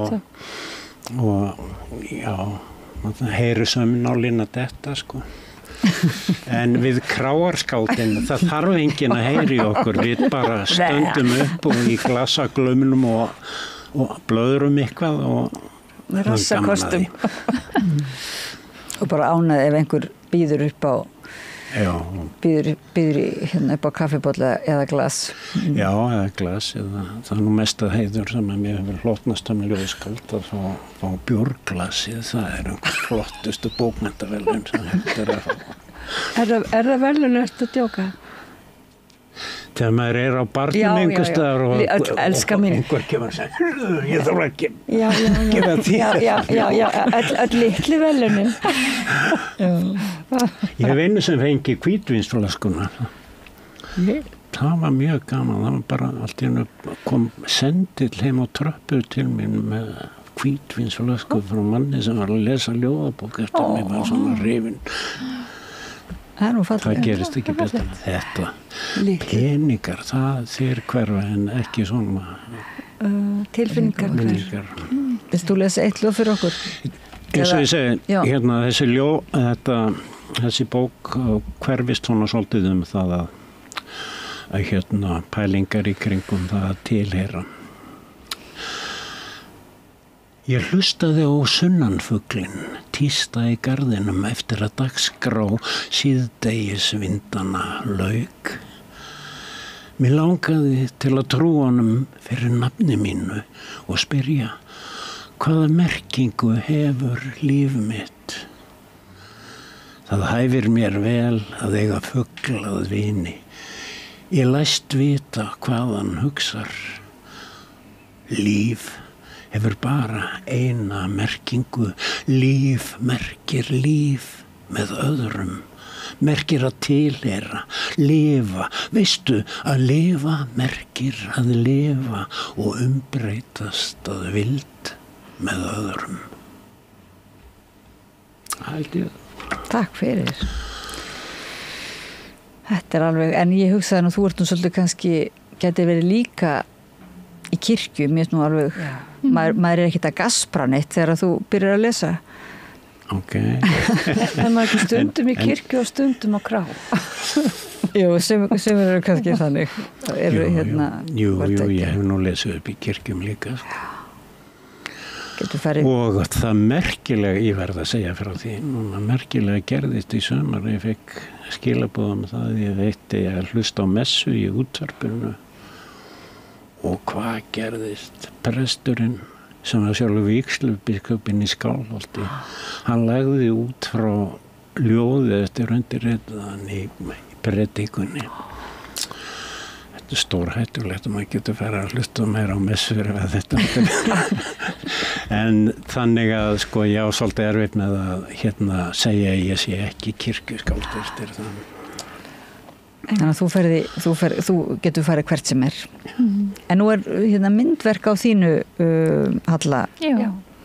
og það svona svolítið svipaði litir og þú teiknar nú þína mynd sjálf verða ekki Þórunn myndlistar og teiknar þú þína já, ég gerir það líka nú sko já, það bara keimur í já, það tengist hérna alveg bara getur þið sínt kannski myndavélinni bara ganni fyrir þá sem eru að horfa okkur í svona í mynd já þannig að þú ert svona á mörgum síðum líka þú ert bara mörgum list ég er að þykjast ýmislegt og en getur þú eitthvað sagt okkur frá bókinu þinni svona? Já eins og ég sagði hann, það var svolítið svona taktur í henni og dans en fyrir mig þá fjallar hún rosalega mikið að tengjast hvernig við tengjumst öðrum og hvernig við tengjumst umhverju okkar og hvernig við tengjumst okkur sjálfu og svona okkar innra lífi og hver hjúpurinn og svona ég fjallar svolítið hjúpinn, það er mikill líkami í þessu, ég er dansari þannig að líkaminn er mér mjög hugleikinn og það kemur mikið fram þarna hvernig, er að vera í þessum mennska líkama. En hvað kom þér á óvart þegar þú varst svona ferð úr einu listformi úr dansinum svona sem þú hefur dansað í mörg ár og stundað í mörg ár og fer svo að skrifa eða gefa út er það eitthvað svona sem hefur komið þér á óvart við þá iðju? Sko ekki kannski beint við skrifin en sko starfið mitt sem dansari það er mjög þjónandi starf þótt það sé mjög kreatíft líka en maður er ofta að þjóna danshöfundum og hjálpa til að styðja þeirra listsköpun og þótt það sé vissulega sköpun í því líka þá finnst mér þetta miklu nær mér að vera svona með sitt eigið orð á blaði og svo sömulegis líka þá dansinn hann hverfur og þú getur ekkit, hann er bara list andartagsins en að fá að halda á einhverju sem maður hefur gert, það er ótrúlega sérstök tilfinning og snerta og svona. Þannig að það er sko ekki ólíklegt að þú er eftir að gefa út eitthvað fleira svona. Ég vona það. Þú húkast á þetta. Já. Er þetta ekki svolítið ávanabitandi að gefa út, að skrifa og gefa út? Maður festist í sko. Ég var komin í kennsluréttindi og þá var ég beðin að skrifa fyrstu fyrstu 3 bækurnar mínar. Þá var ég eiginlega komin út á völlin og festist þar. En það er einmitt svo fallegt að leika sér við fleiri listir af því að það sérfræðinga samfélag er eitur og renessans er að allir gera allt. Og við erum augu, eyru, munnurinn það mata gera list og Guðbergur sagði þetta fyrir löngu ég ætla nú að hætta að vera alltaf vitna einhver kall sagði þetta fyrir löngu nei, það vita allir að ef að lifnar einhver svona listrænt í barnið að kveikta á svo einhvern hátt og það er móttakilegt af einhverjum djöðuna Guðvit genum hvað það er mjög flókið tilfinningarnir einfaldar, tilveran flókin en það er mjög mörg dæmi að við neyðumst öll til að velja eina list ég var komin upp í tónlistaskóla ég ætlaði að læra að vera tónlistakennari þegar ég bara þú veist, það var hlut og vetri þegar áður en ég fór í sagnfræðina en það er eiginlega dálítið anstíkilegt að við neyðumst öll til að setja eina helvitstrundu En finnst þér að vera svona meiri renessans og svona endurreisn til dæmis á Íslandi núna heldur en var áður sko, einu sinni manni allavega það var sagt þig hún er sagnfræðingur og meiri það sagt svona hálf hissa hvað þú væri vandaður og nákvæmur sagnfræðingur og eða vísindaleg manneskja en svo væru líka svona trilljóðskáld einhvern veginn og skáld sko rithöfundur þannig að já, eins og það var eitthvað skrítið að það rúmaðist einni mér er svo gaman að ég tæki verið til að segja eitthvað anstíkilegt mér finnst listamenn miklu skemmtilegri en háskólafólk og þannig að þegar ég fór bara alltaf að skoða vini mína þetta er myndlistamenn, bestu vini mínir ég nú alhæfa en það svona allt annar andi upp í háskóla það svo strangt og uksu háskólar uksu út úr kirkjum og eru með fullt af viðhorfum sem tóku í arf og þessi yfirvofandi dómur alltaf einhvern veginn að þú meir ekki segja eitthvað sko vitlaust og oft svolítið eins og þú ert að segja þú ert að túlka þú ert að dansa jafnvel þá ertu sko að túlka annara manna höfundaverk það eitthvað frelsi oft í listafólki hjá listafólki það er alltaf dásanlegt að gera eitthvað skapandi algjörlega og þú ert með sko 2 bækur í ár af því þú getur ekki því það var svo mikil ellipanik við erum ekki að læra þetta orð ellipanik hinn íslenska fyndni ekki? Já, það var svaka gaman ég er búin að hafa gaman maður vælir og hefur gaman leið En viltu fyrir lustendur segja nafnið á henni? Já, speglinska fyndni þetta alltaf að slá í gegn ég fylgdi ekki gefið út þá fór þetta í Bjarna Harðar sem bjargar bókum það er alltaf miklu fleiri alveg eins og 14% á listamannlaun það eru miklu fleiri í öllum listum sem vilja láta ljósið skína en komast að hjá sem fá þannig að maður verður líka að minna sig hvað maður er heppinn og farsæll elskurnar mínar og það er alveg saman hvað fólk er að gera öll störf í samfélaginu ef maður er að þjóna eða lætur gott að sér leiða þá er það svo mikil hamingja er það ekki tilveru réttur nær þessu Mér finnst þessi bók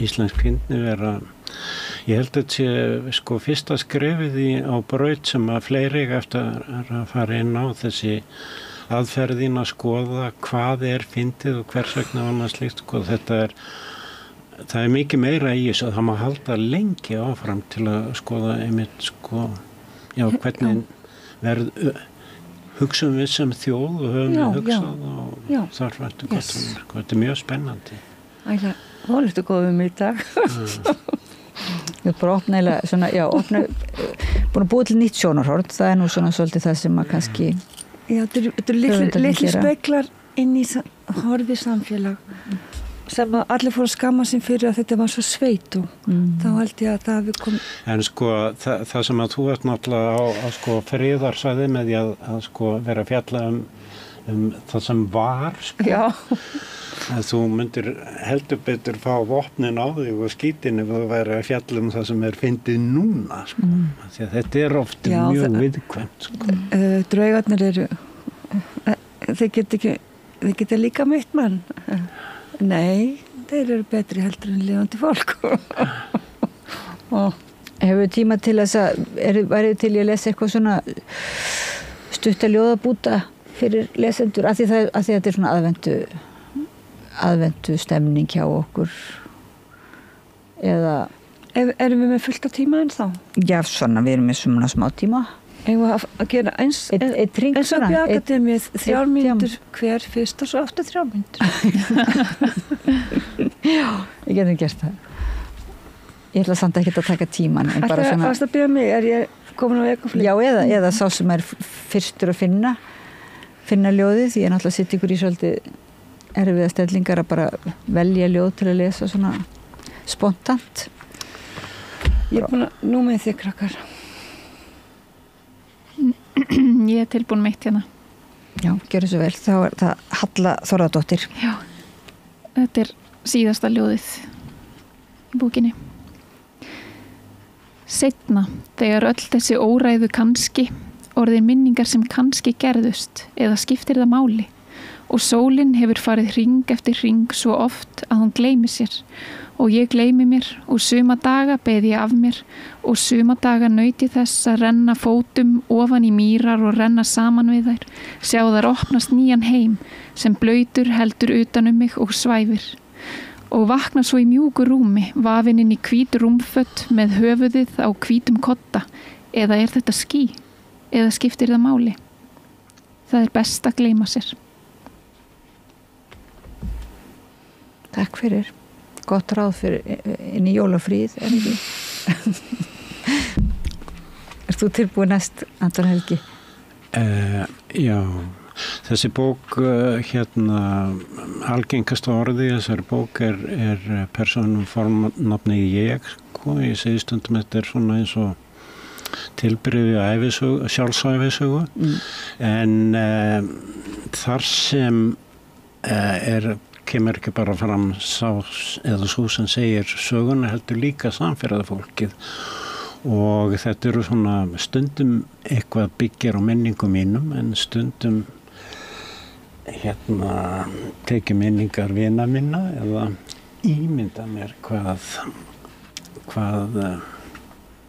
þeir hefðu ort og er ljóð sem að ég setti saman sko, ég fór einu sinni var ég staddur í Lissabon á bílastæði með vini mínum sem er látið núna en var eitthvað hjartareinasti maður sem að ég hef þekkt og hann trúði ekki neinu illu upp á nokkurt mann og þegar við vorum staddir á bílastæðinu kom maður og bauð okkur til sölu demantsringa og hann keypti ring og ég nöldraði lengi í honum og hann sagði, nei, hann er ekkert að svíkja mig, hann er svo fallega augu, sást ekki augun í honum og til heiðurs þessum vinni mínum orti ég þetta ljóð. Ég keypti demantsring á bílastæði í borginni Lissabon. Keypti fallegt bros og lokkandi augnaráð sölumanns. Iðulega dreymir mig réttu lottótölurnar, aldrei hlýt ég samt vinning, læt oft blekkjast, en aldrei af fallegu brosi, ég kann að meta þannig gersemi.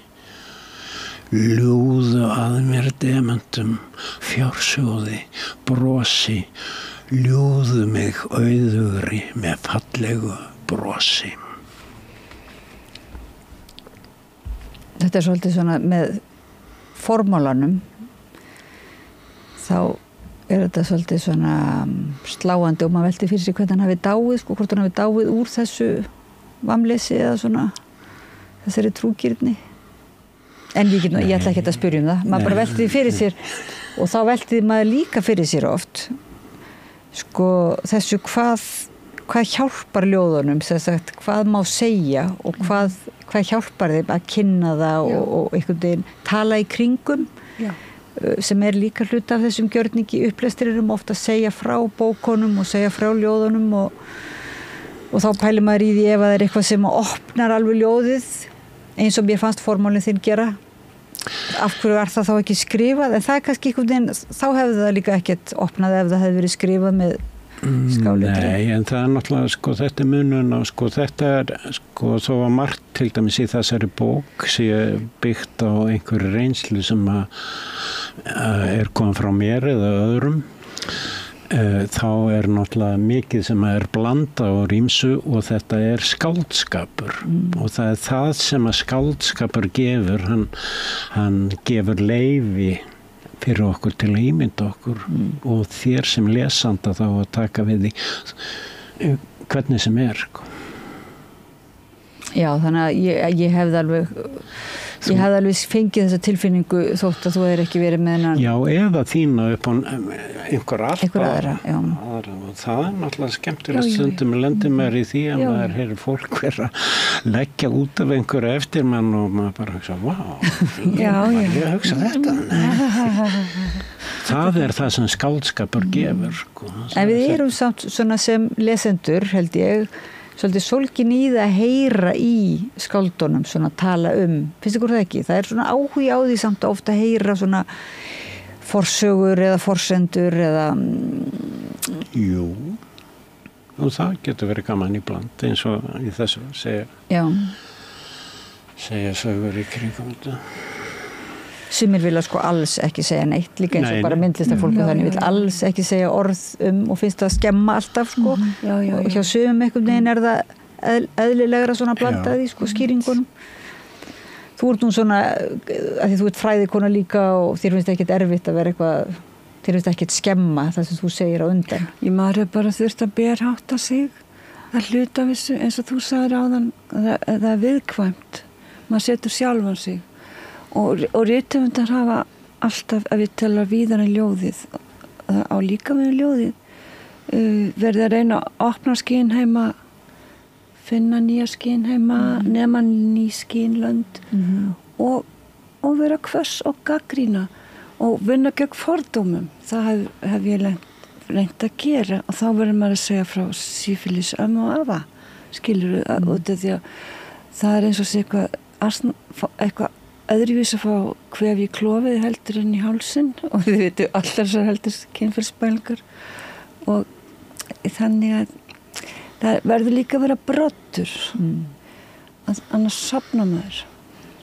En ert þú með eitthvað smá brodd svona fyrir okkur kannski? Nei, bara eitthvað væmið en að því að þú sagði kotti og ský og allt þetta það myndi að ég er með eitt hljóð sem heitir Kottin minn og það var mér að koma út á þýsku ég fekk að vita í gær einhverju tímariti mjög skrítið að lesa á þýsku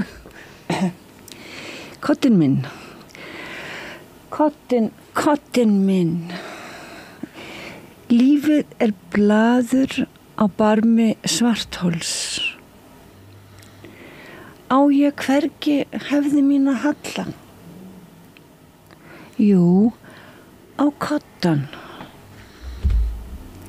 víst tilheyri ég hold heimi fyrsta og síðasta boðorðið er að biðja hamingjuna aldrei neitt hún sér sig sjálf það var svona predikun já, svona ráð ég held einhvern veginn að það væri svolítið gaman fyrir okkur og hlustendur og áhorfendur kannski að lesa bækurnar ykkar saman svona, einhvern veginn vera með þér bara kannski til dæmis á jólafríinu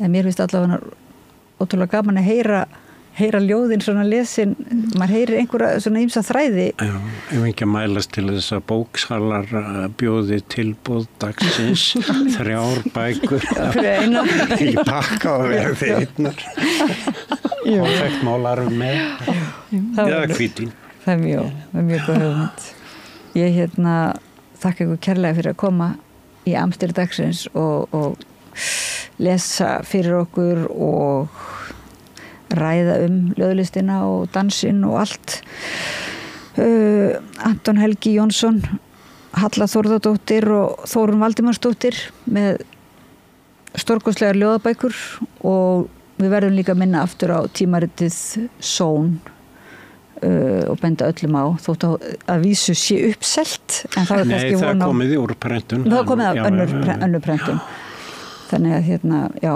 ljóðið er bara ljóðið lifir sko, já og við höldum áfram yrkja takk fyrir komuna og þakka hlustundum áhörundum fyrir að vera með okkur í þessu ljóðadjammi og höldum áfram núna út vikuna allavega og vonandi líka bara inn í nýja árið og út árið að kalla til ljóðskáld og rithöfunda og fræðifólk og búa til samræði á milli Sósíalistaflokkur Íslands óskar landsmönnum öllum gleðilegra hátíða og farsældar í baráttu sinni á nýju ári. Þökkum stuðningin á árinu sem er að líða. Sósíalistaflokkur Íslands.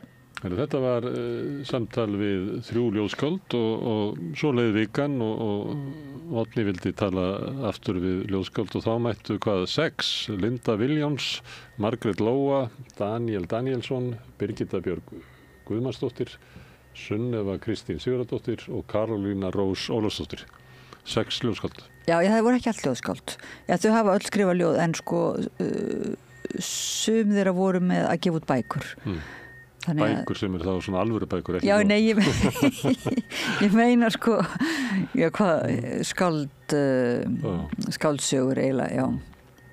Að því að ég hugsaði bókina Daniels, hún var eiginlega ekki beinlinni skáldsaga en hún var svona, já, prósabók.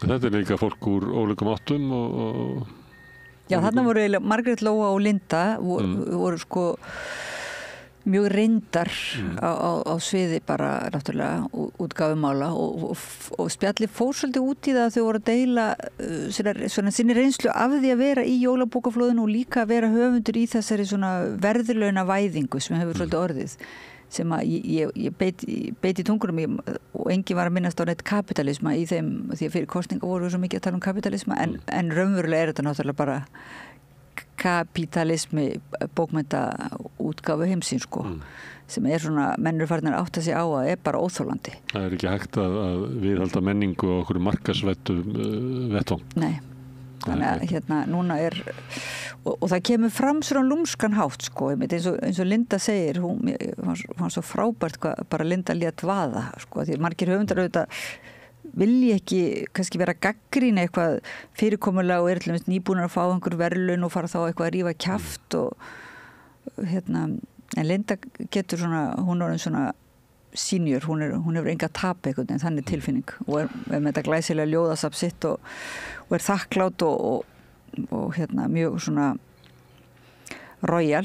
Mér finnst gaman að sjá hana því að ég hafði svona sendt reglulega á hana að beða hana að koma í viðtal og svona, já, kannski seinna, kannski bráðum eitthvað svona og ég veit ekki hvað er lengi að því að maður er bara oft með svona eitthvað þræði úti sem að en svo kom hún daginn og var í helgispjalli mjög skemmtilegt samtal svo bara korteri seinna sá ég að þeirra koma aftur Já, því að ég fann að ég hlusta á helgispjallið og það var nú mjög langt en ég var alls ekki búin að fá nóg þannig að hún einhvern veginn maður eins og húkaðist á hana og þá langaði mig bara svo rosalega til að heyra hana sko lesa úr þessu fallega safni og þannig ég bjóst kannski við að hún myndi bara koma og væri búin að segja nóg því hún er svona ekkert mikið fyrir, hún er ekki en gasprari en þá kom mér svo óvart sko, hún bara sagði mjög svona komið mikilvægt erindi.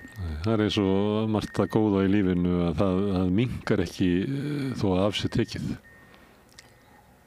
það er það sem er frjótt það er bara getur orðið meira ef þú tekur meira sem þú tekur þegar meira verður til það er náttúrulega mælikvarði. Herðu, 6 ljóðskáld í samtali við Oddný Veir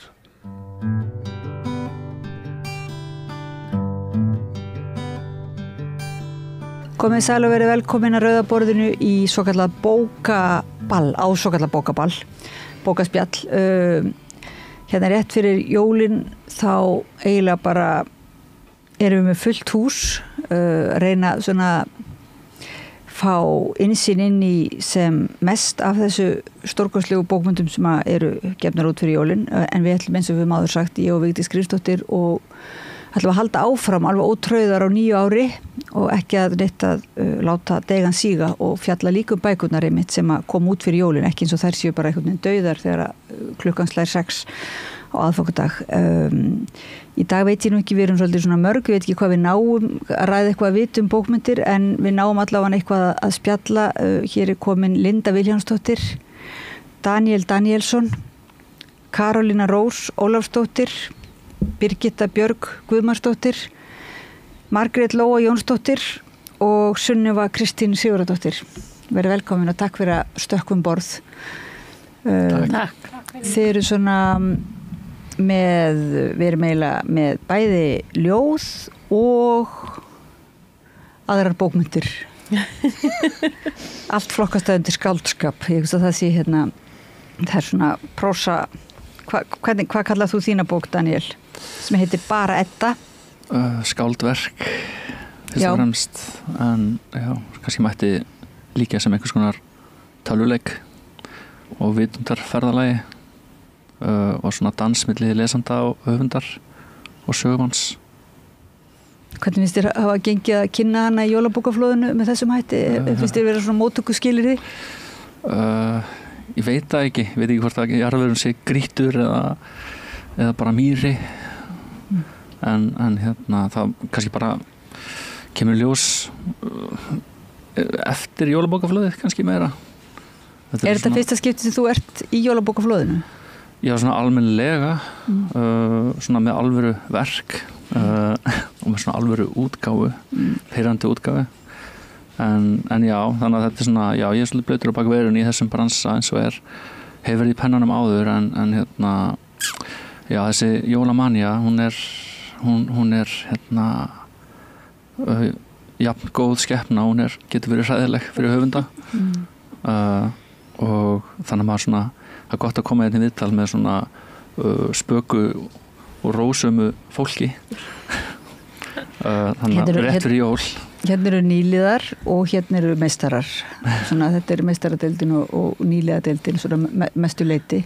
Þótt að þið séu líka reynsluboltar, þessi sem eru ný, þeir eru búin að vera vinna í útgáfumálum með öðrum og svo leiðis. Sko, bara nefna það að lengra haldi að þetta er þín eigin, þetta er þitt eigið útgáfufyrirtæki, er það ekki?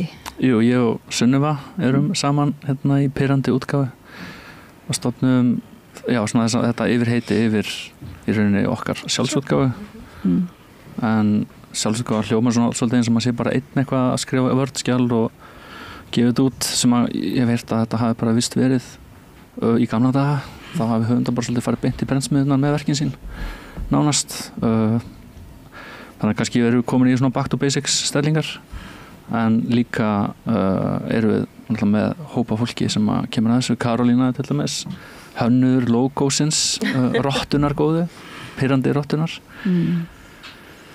Þið hafa verið saman líka í ritlistinni og í Bjáskóla og svona búin að hristast saman og taka þetta í alls konar verkefnum og þú Karolína ert líka, kemur að bókin hennar Birgittu. Já, heldur betur. Já, ég las yfir fyrir Birgittu og svo skrifaði ég þennan fína svona káputeksta. Ég var enda svo æst að þegar hún baði mig það skrifaði ég svona 6 og svo sagði ég hún þurfti bara að velja einn, ég gat ekki ákveðið mig. Það var sko mjög erfitt val. Þetta voru mjög fallegir káputekstar. Birgitta vildi kannski byrja á bara að lesa káputeksta en ég hef aldrei áhuga á káputekstum. Þeir eru oft svo vondir einhvern veginn að þeir eru líka mjög góðir. Já, þessi er einstaklega góður. Moldin heit er spennandi og falleg saga þar sem hvert orð dansar við það næsta og vefur þéttan vef hyggju, missis og minninga. Kemur í ljós hvort þetta svona fellur í grítanjarðveg eða næra svona lokka lesendur að sér. Það er þessi stóra þegar líka ljóðskáldin og rithöfundar sjálfur eru eru allt í einu þeir sem eiga einhvern veginn að reyna að höfða til einhvers markhóps. Það er ekki alveg kannski augljóst að taka sér það hlutverk sko, en einhvað síður mjög svona áhugavert að sjá eiginlega bak við tjöldin. Hvað fannst þér það, Sunniva? Kristín, þú viltu sýna okkur þína bók líka sem þú gefur hjá út þessari sömu Pirrandi útgáfu? Þetta eru ógeðslegir hlutir. Hún hvað segir þú? Hvað á ég að byrja? Þannig. Hvað finnst mér að vera minn eigin markaðsmaður? Já, eða svona hvernig fannst þér að vera, þú ert náttúrulega ekki fyrsta skipti að gefa út bók, en þetta er svona, er það ekki fyrst skipti þú ert í jólabókaflóðinu? Nei, ég var tæknilega að segja í jólabókaflóðinu síðast líka, en ég bara fattaði það ekki. En það er svona kannski beauty við að gefa svona lítið verk út, maður fattar ekki endilega að maður sé í ykkur jólabókaflóðum. Ég upplifa það ekki endilega þannig núna heldur, sko. Mér finnst maður vera ennþá út fyrir sviga einhvern veginn í þessu svona stóra flóði. Frekar í ykkur svona hliðarlæk kannski og það er bara ágætt sko, það getur kannski verið svolítið yfirþyrmandi að vera í ykkur svona svaka gýr og ég er rosa lélegur markaðsmaður, Hvernig er nú káputekstinu þér? Ég er ekki með neitt káputeksta eða sko hann er að listræna toga. Já, þannig að það er ekki svona hvað, en sko en hafið ekkert farið... Þú ert með ljóð aftana, var það ekki? Jú, ég er með ljóð aftana bara. En ég er að pæli því, sko, Pirrandi útgáfa, er það bara vegna þið eru fyrirfram að segja, þið vita að það er pínum pirrandi að vera með svona litlar útgáfur sem enginn veit fyrir hvað standa og þá er bara alveg skott að það heiti Pirrandi útgáfa eða hvað, hver er pælingin? Já, akkurat. Jú, það er bara akkurat þannig. Og kannski líka bara hvernig við höfum upplifað okkur bara sem personur. Í daglegu starfi og lífi, sko. Já. Alltaf verið smá rotta. Eða þessi svona staða sko. Mér finnst það að vera svona þessi svona pirringur í að þú veist þetta er ekkert endilega slæmt að vera að gefa út sjálfur og eigi ekki pláss eitthvað þannig, en það er svona getur pirrandi. Bæði pirrandi það fyrir ykkur að fá ekki meira pláss og pirrandi fyrir hina sem að héldu þau ættu plássi sjálf og þá koma þessar litlu útgáfur og svona tróða sér inn á. Já, og líka pirrandi að vera eitthvað svona staðsetta sig sem eitthvað grasrót eitthvað þannig, það svona getur verið pínu svona kannski klísukent. Það er eitthvað, já, nú erum við komin í eitthvað pengluturki eitthvað svona, það er líka upphafið. Já. En það samt ekki líka bara hlutverk svona útgáfa að vera, þú veist, í andstöðu við stóra útgefundur og vera grasrótin. Þú veist, þið megi alveg standa með því, sko. Já, og við erum það að vera bara pirrandi, eða þú veist, já. Ég fæ mikið út úr því að gera það sjálfur, sko, og svona ímynda mér einhvers konar svona jöfur, oftast kallkyns, sem einhvern veginn að horfa niður á mig. En mér finnst það, ef ég bæta við, því ég er líka með sjálf útgefið, nema ekki undir útgáfu, heldur bara undir, það er bara stimpill á mínu, sko, því við erum í ljóðakollektífi, ég og Birgitta og Sölvi og Anna Rós og við nefndum ekki, mér finnst það dugnaður í ykkur að starta útgáfu, sko, því við nefndum því ekki, en okkur langaði að gefa út eitthvað skrítið. Og það fannst meiri svo öllum prentsmiðunum sem ég hafði samband við mjög pirrandi að tala við mig bara hvernig þetta prenta það. Þannig að þú veist, það er ágætt, það er allt svo staðalað og einhvern veginn, það er enginn til að gefa út, held ég, 2 metra hvalaljóð. Þannig að það er allt í lagi, þá bara ger ég það sjálf. Viltu aðeins segja okkur frá þessu, þetta er svona renningur fyrir það sem er í útvarpi, að þetta er harmonika. Já, þetta er harmonika, eða svona leporello bæklingur og það er sem sagt ljóð öðrum megin og svo hinum megin er hvalur sem er teiknaður með svona Exquisite Corpse leiknum, svona surrealíska teiknileiknum og ég teiknaði annan hvern og maður minn teiknaði hinn og halda hérna. Já, ég var að sjá hvað hann er langt. Wow. En spennandi. Já, hann er þetta svona stór. Wow. En það vildi enginn sko líma hann saman, þannig ég er heima að líma hann sjálf. Ef einhver vil koma að hjálpa í límpartí. Já.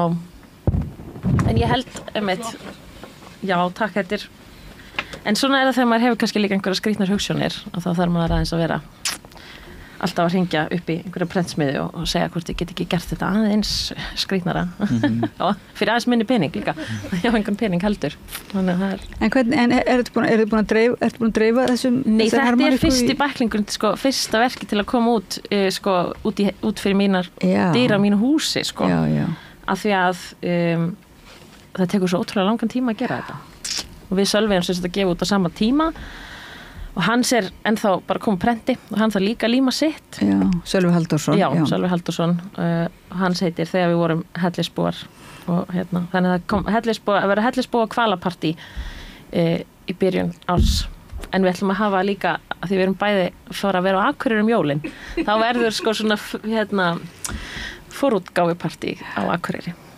Já, ég var einmitt með mína ljóðabækur sem eru orðan svolítið margar hafa safnast upp að því ég af einhverju þrjósku ákvað að gefa þér út sjálf með þessu og alltaf með svona fullan metnað í því einhvern veginn, en hef ekki, sko, er alls ekki handlægin og bara ræð ekki alls ekki við þetta límstúr, sko, þannig að það er mjög pirrandi þegar maður ætla bara sko að skvera þessu út og festist svo bara einhverju límbasrullu og missir einhvern veginn móðin. Það er bara, tekur allt, ég held að ég var búin að vera að gera ótrúlega marga núna síðustu dag, en já, ég er búin með komplett 25.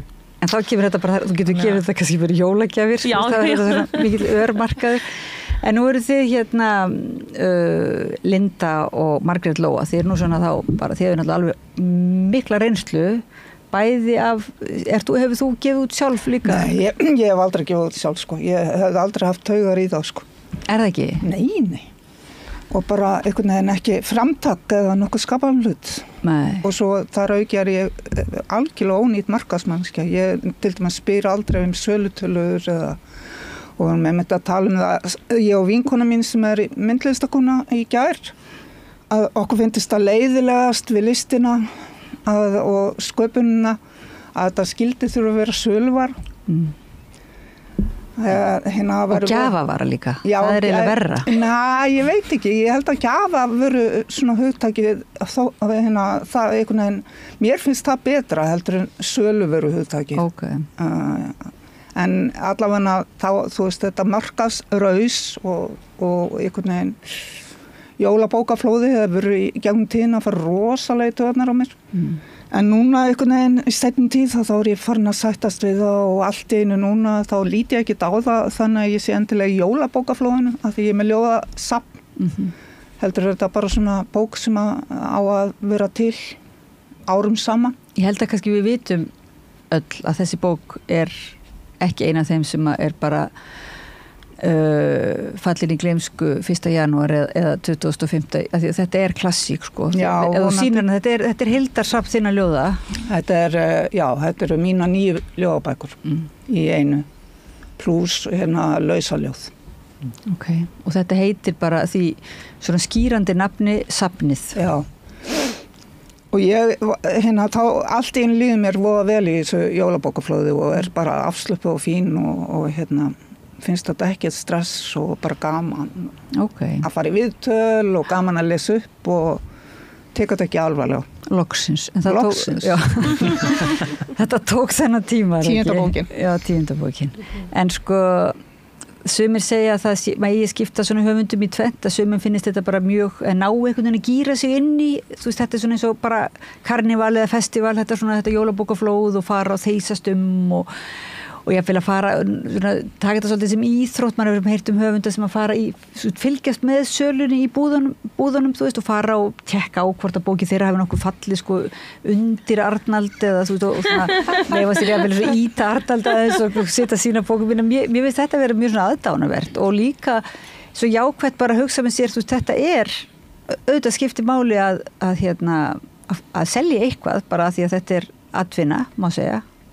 Já, sko ég er ekkert, ég vil hafa lesendur, en þú veist, ég vil ekki endilega þurfa að hugsa þetta sem söluvöru og vera að spá í hvað selst mikið. Nei. Mér finnst það leiðilegi hlutin að þessu. Já, mér finnst það líka, sko, en ég er alltaf að reyna að hugsa að sé eitthvað bara hrokafullur að verði að fara í þetta. Nei, þetta er bara það sem ég finnst og mér finnst það bara, verður bara að segja, mér finnst það bara tómlegindi. En finnst þér líka þá, í gegnum árin, að því nú ert þú með svona span eða hvað svona getur mannst tímar að tvenna finnst þér þetta eitthvað að hafa versnað skiluru að það sé beinleinis gerð krafa núna á þig sem höfund að þú að líti einhvern veginn á þín skrif sem söluvöru eða bókina? Já, mér finnst það hafa aukist og mér finnst sko að það komið svolítið mikið frá forlaginu til dæmis, þeir vilja að maður sé sjálfur að auglýsa sig og koma sér í viðtöl og lesa upp sem víðast og svo framvegis.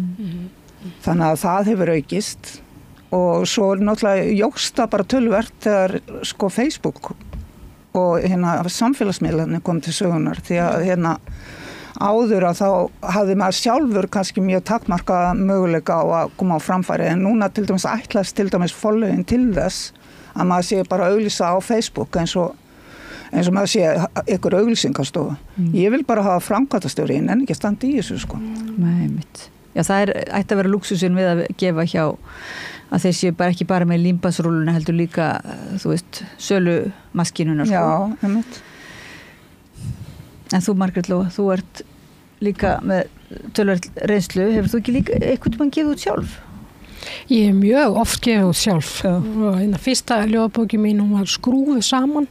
Ég var 18 ára og Ólafur Engbertsson sem átti hugmyndina að því og hún var úr plasti og það var svo skemmtilegt að ég hef sagt frá þessu áður í viðtali að ég tók þetta ekkert svo hátíðlega og sá þetta meira fyrir mér svona fyrir vini og fjölskyldu en ég var samt stolt af bókinni, hún heitir Glerúlfar og Sjón las yfir þannig að ég hafði líka svona ritstjóra og náttúrulega þá strákana þarna í Meitusu, Ólafur Ingibergsson var náttúrulega átti þetta framtak algjörlega og eins og ég segi, svo bara í kjölfarið þá gaf ég alltaf reglulega út sjálf og hef gert og föndrað, ég gef út eina bók sem er bara talandi svona föndur að þá ég föndrari. Ég get alveg viðurkennt það. Ég verð að bjóða þér að koma að líma. Ef ég hefði aðeins mér tíma. En allavega, einn þeirra til þess að kremkekskaka í útliti. Það eru tré, sem sagt, kápan úr tré, þannig á hlið þegar maður horfi þá hún eins og kremkekskaka því að hvíta á milli er textin og ég myndskritti hana. Ég er náttúrulega líka myndlistamaður og kannski minn í seinni tíð myndirna fara allar í ljóðin, ég verðum bara eiginlega að játa það og svo þegar ég var með gallerí tíma þá einhvern veginn vildi ég bara hafa ljóð upp á vegg og einhvern veginn þróast þetta bara yfir það, ljóði bara tók alveg yfir allt saman, nema hvaða talandi þetta að sú bók heiti Ljóðást, þessi litla sem ég var að segja ykkur frá Kremkeksbókin og ég gaf hann mitt út þegar að yngri dóttir mín var kornabarn því að hún svaf svo mikið og ég var komið með bálk og ég sá fyrir mér að kannski gæti draumurinn ræst að gefa út pínu litla bók sem væri minna en sígarettupakki. Þið heyrir náttúrulega mér, ég hef einhvern tímann átt sígarettupakka en það er langt síðan, mjög langt síðan en þetta var skemmtilegt og svo í kjölfarið þá hef ég gefið út tónlist með tónlistamanni Gísla Magnúsinni og það var líka svona hönnunarverkefni þannig ég hef mjög mikið áhuga á hönnun og þess vegna finnst mér við Linda vera hérna í alveg dásamlegum félagskap. Þetta er mjög, þetta er svolítið góður hópur, ég sé fram svona þið getið svona túraðum landi eiginlega bara og lagt undir ykkur einmitt bara líka í gallerí og alla sýningastæðina og svona. Já, við myndum alveg, við værum gott heimi. En pælti einu, ég er að pæla einu ef að þú ætti að gefa út, það er ekki búið að gefa út heildarsafn þinna ljóða. Ekki ennþá. Það væri svolítið flókið. Ef ætti að taka bókverkaþáttinn og myndlistarþáttinn út fyrir sviga eða það væri dálítið leiðinlega, svolítið smættun, er ekki? Og svo ef þetta taka hann með þá þýtti þetta að vera svona kannski askja allavega með. Ég hef alveg lausn því að Linda er með lausnina. Það er bara mynd af hverri bók, kápu hverra bókar og fyrir mér þá verður þetta bara lifandi. Þannig að það sem er svo gott við Lindu, elsku Lindu, er að hún er mínimalisti, svona slettinu aðeins og það er mjög gott fyrir okkur sem að erum maximalistar. Já, ég ætlaði ekki að sletta aftur en takk að því hann býr í manni líka og ljóðagerð út fyrir sig er náttúrulega formið er þannig að hvert orð hefur mikið vægi og mín ljóð hafa orðið styttri og styttri í seinni tíð, sérstaklega því ég verið að vinna með lengri bálka. En það sem að kannski ég vildi segja er að svona þegar upp staðið þá er þetta allt gott í bland og ég sé alveg fljót á því að sérstaklega eftir að ég hef hellt mér ofan í bók Lindu að mynd segir meira en 1000 orð og það væri hægt að tengja þannig. Okay. Og svo náttúrulega bara þeir sem eiga til minnst þessa bók sem ég var að tala áðan, Glerúlfa og kvarta stanslaust þegar ég hitti þá að verðast allir einhvern veginn ljóðunendur eiga þessa bók en hún var bara gefin út í eitthvað 100 eintökum sem ég skil aldrei hvernig allir Já, fólk segir alltaf ég á hana, erfitt að flytja með hana og maður þarf að taka skrúfurnar úr og ég fæ svona smá kvartanir. Hún stendur alltaf út úr hún stendur út úr það er sem sagt alveg dularfullt að verðast einhvern veginn allir þetta er svona svolítið eins og þegar Jesús var með brauðið og fiskan og allt þetta ég hef aldrei alveg skilið þetta ég rengi ekki fólk en mér finnst ótrúlega margir eiga þessa bók og eiga í vandræðum með hillupláss í kring og þess áttar þannig að það er bara mjög gaman. En nú ert þú komin yfir á þetta svið sem heitir að vera verðlaunaskáld. Fæst ekki einhver fín verðlaun dagir fyrir núna nýjustu? Getur þú sýnt okkur nýju bókina sína? Jú, talandi káputeksta og ég ætlaði einmitt að segja við þig að ég hef yfirleitt alltaf notað Sunneva Kristín bara ljóð aftan á bækur. Mér finnst það fallegt og en í þetta skipti þá völdum við texta frá dómnefnd bókmenntaverðlauna Tómasar Guðmundssonar og það var einstaklega falleg og frábær dómnefnd sem ég kynntist aðeins sem í útgáfuhófinu og þar eru merkir höfundar líka inn á milli, þá fær maður stundum tækifæri til að heyra eitthvað frá lesanda sem hefur lesið oft, og ég meni Linda las til dæmis yfir handriti mitt og hún las það nokkru sinnum þangað til, við vorum að tala með áðan, þangað til hún svona tengdi við það og þetta þetta fyrir okkur svo mikilvægt að einhver sé að lesa, þannig að þessi litlu skilaboð sem maður er að fá frá fólki sem hefur verið að lesa, þau eru svo dýrmætt og það er eitthvað sem maður myndi aldrei að nota í auglýsingar, svo ég snúi mér aftur að því sem að Linda var að tala þó að það væri einhvern veginn, það liggur svolítið beint við, en sumt er einhvern veginn svo persónulegt að það á bara að vera eitthvað konar hjarta til hjarta, en ég var mjög hamingjusöm auðvitað að fá þessi verðlaun, bókmenntaverðlaun Tómasar Guðmundssonar, og það bara hefur verið alveg ótrúlega skemmtilegt. Já, til hamingju með verðlaunin og bókina, en getur þú réttar þessu upp í myndavélina, þannig að við sjáum bara, og hún heitir Pólstjarnan, fylgir okkur heim. Því það er það sem hún gerir þegar við villumst á náttavita, þá getum við nota hana, og þetta kemur frá pappi var sjómaður og þessi mynd kemur þaðan því að hann fór stundum viti net, grásleipanet, svona þegar fór að kvölda, og ég hugsa mjög oft hann bara á bátnum á trillunni, og þaðan kom myndin sem að ég ákvað síðan bara hafa sem svona leiðarhnoða, og líka af því að hún heitir líka leiðarstjarna og mér leiðist ekkert yfir þessum minningum. Þetta leiði mann svona svolítið áfram, og þetta er minningabók og þetta er sorgleg bók, af því að ég misti foreldra mína á þeim tíma sem ég var að skrifa hana, og bróður minn Magnús Jónsson, og það var nú bara í fyrra, þannig að það er söknuður og sársauki, en líka vonandi von. Það hljóma nú svona sem góð skammdegislesning þá, einhvern veginn fyrir Íslendinga, það er eitthvað svona við ljóðið og skammdegið sem að passar vel einhvern veginn saman, en mér langar svo að biðja að lesa á ykkur upp úr bókunum á eftir, við megum ekki tapa alveg tímanum hérna í ballið og blaðrið, en mér langar aðeins að spyrja svona þessi verðlaunavæðingu, þessa verðlaunavæðingu sem að margir eru svolítið ósáttir við að mörgu leyti, svona íslensku bókmenntaverðlaunin og stjörnugjöfin, og þetta svona stillar umverulega að þetta verði of mikil eins og keppni þess áttar athygli, sko, að það kannski gleymist svolítið að pæli bara hvers konar bókmenntir og hvert innihaldið er, eða það ekki svolítið svipað, og þú ert að segja, Linda, með að líta á þetta sem söluvöru, að verðlaunin verða, það er þessi limmiðar, sko, þegar fólk fær tilnefningu og svona, þá verður það mjög eikur söluna, sko. Það eikur bara mjög söluna, og það eru náttúrulega bókaútgefendur sem standa fyrir minnst íslensku bókmenntaverðlaunin, og ég hef í gegnum árin verið frekar móðguð út í þau, sérstaklega bara fyrir hönd ljóðskálda, því það eru allt og fáa ljóðabækur tilnefndar, og það er bara stefna hjá bókaútgefendum að ég er æsa og rosalega. Það er að gera. Það er bara stefna hjá þeim að þær bækur sem eru að seljast ennþá meira. Já. Og þeir auglýsa þar mest sem þeir finna er að seljast, og þeir vilja líka þær séu tilnefndar til þess að fá miðana og auka söluna ennþá meira.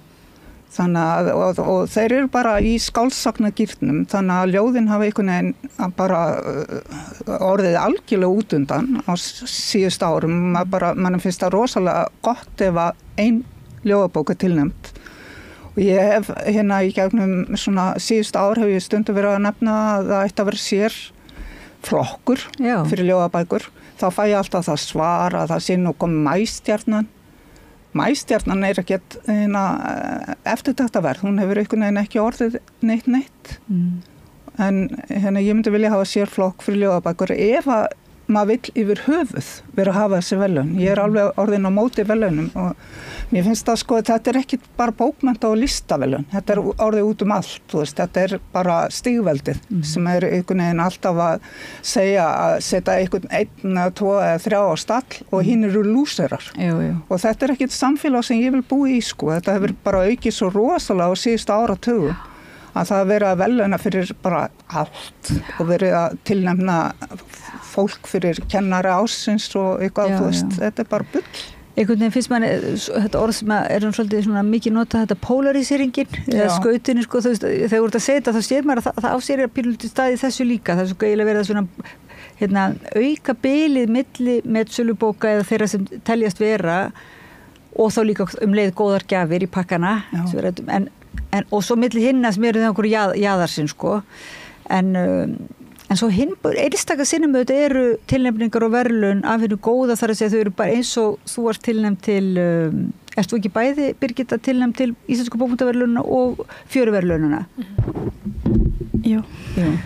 Þá segjum við bara til hamingju með það, það er jákvætt í sjálfu sér, ætti allavega að vera hvað sem öðru líður, sko, að þá er það viðurkenning, en til dæmis fjöruverðlaunin sem bókmenntaverðlaun kvenna, þau eru held ég uppálega hugsuð þannig svolítið til höfuðs kannski það sé bara einhver ein verðlaun og einn stjörnu business og stigveldi svona, að það sé líka þá verið að verðlaunin geti verið hugsuð til þess að vekja athygli á einhverju sem umverulega dæmt svolítið til þess að vera í skugganum, sko. Já, sko, það var hugsunin, að því ég var svolítið involverið í fjöruverðlaunin þegar þau voru að byrja, að það var hugsunin til að byrja með, og sérstaklega var það hugsunin, sko, að þá voru bara svo fáa konur tilnefndar. Að þessina voru þau búin til sem sérstök kvennaverðlaun og líka og heitið fjöruverðlaun, að það var einhvern veginn hugsað sem það sem verður eftir í flóðinu, þú veist, það sem næri ekki máli. En síðustu ára þá hefur það einmitt líka einhvern veginn þynnst út og orðið, það er ótrúlega oft sem að nákvæmlega sömu konurnar eru tilnefndar til, nú er ég ekki að gagnrýna Birgittu, bara innilega til hamingju og ég hlakka svo til að lesa bókina hérna, en það er ótrúlega oft sem sömu konurnar eru tilnefndar í öllum flokkum. Og bara daginn eftir að Íslensku bókmenntaverðlaunin eru tilkynnt, eða tilnefningarnar til þeirra. Þannig að þú veist, einhvern veginn finnst með þessi fjöruverðlaun alveg hafa mist marks. Þetta lítur einmitt að þurfa að vera svolítið meðvituð svona viðleitni til þess að auka fjölbreytileikann. Já, og það er kannski, þú veist, það er kannski eina tvær bækur sem að eru, sem að þeir eru greinilega að hugsa og reyna að vekja athygli og örugglega þín bók er örugglega þar, sko, hugsuð, af því að það er tvart omnefndir á starfi. Má ég segja einmitt eitt, mér langar að bæta við kannski að þetta ég hef líka hugsað hvort þetta sé líka einkenni þess að, sko, þessi verðlaun séu tilkynnt, þú veist, á þeim árstíma sem eru tilkynnt, í staðinn fyrir að þau séu tilkynnt, þú veist, já, eða bara oftar, eða þú veist, að dreifaði meira yfir árið, sko, af því að þegar ég byrju erlendist þá sá maður svo mikið að bókaútgáfan þar er í gangi allt árið. Já, og einhvern veginn, og ekki bara þessi einhvern veginn hvati til þess að klára þetta allt fyrir jól, svo en svo langar mér líka að segja eitt með Birgittu bóka, því nú vil ég lesa hana tvisvar, að það er dálítið, sko, skemmtilegt að í þinni bók þá eru líka dálítið að mætast, sko, þessi, hún er náttúrulega gefin út af útgáfu, en það var svolítið merkilegt hvað þau leyfðu þér, sko, að gera mikið og hafa, þú veist, lit í textunum og að textin er ekki beint hefðbundin á síðunni og svoleiðis. Þannig að það er einmitt þetta að, þú veist, fjöruverðlaunin einmitt, kannski er að reyna að vekja athygli á því, en einhvern veginn, að því að þetta er líka allt bara gerast á 2 mánuðum. Þá algjörlega drukknar kannski maður í því hvað er virkilega verið að benda manni á og hvað er virkilega einhvern veginn er að gerast, sko. Hvernig líði þér, Birgitta, með það? Var þetta ekki góð tilfinning að fá þessar tilnefning? Er þetta ekki þín fyrsta bók? Þetta er önnur bókin mín.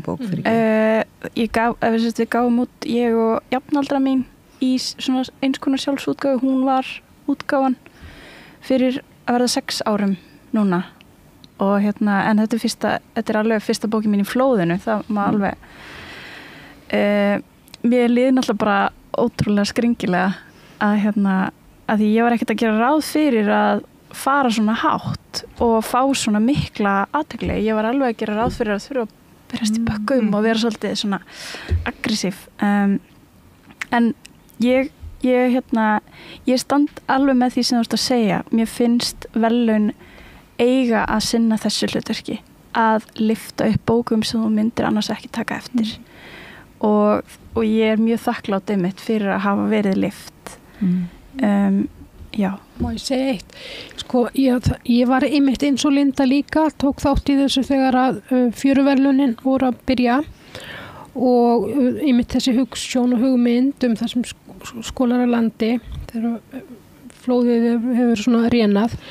En til dæmis ein vinkona mín, Ásdís Ólafsdóttir, núna tilnefnd þar fyrir ljóðabók og það þótti mér óbúslega væntum og svo náttúrulega fleiri bækur og bara við náttúrulega vitum þetta vekur athygli á bókum. Ég var að tala við gamlan vin minn Bjarnar Bjarnason höfund þegar ég var nýbúin að fá verðlaunin og var á svona einhverju útgáfuhófi og við vorum með andblæ í gamla daga, gáum út tímarit bókmenntir, þannig að maður var svona í grasrótinni. Ég ritstýrði því í 2 ár og Andvara, já. Andblær heitir það. Og það var ótrúlega gaman og þá var maður neðanjarðar og það var bara þannig og það var gaman og svo var ég að segja við hann einhvern veginn bara upp úr þurru, skrítið samt einhvern veginn að allt þurfi að hafa hennan verðlauna stimpil,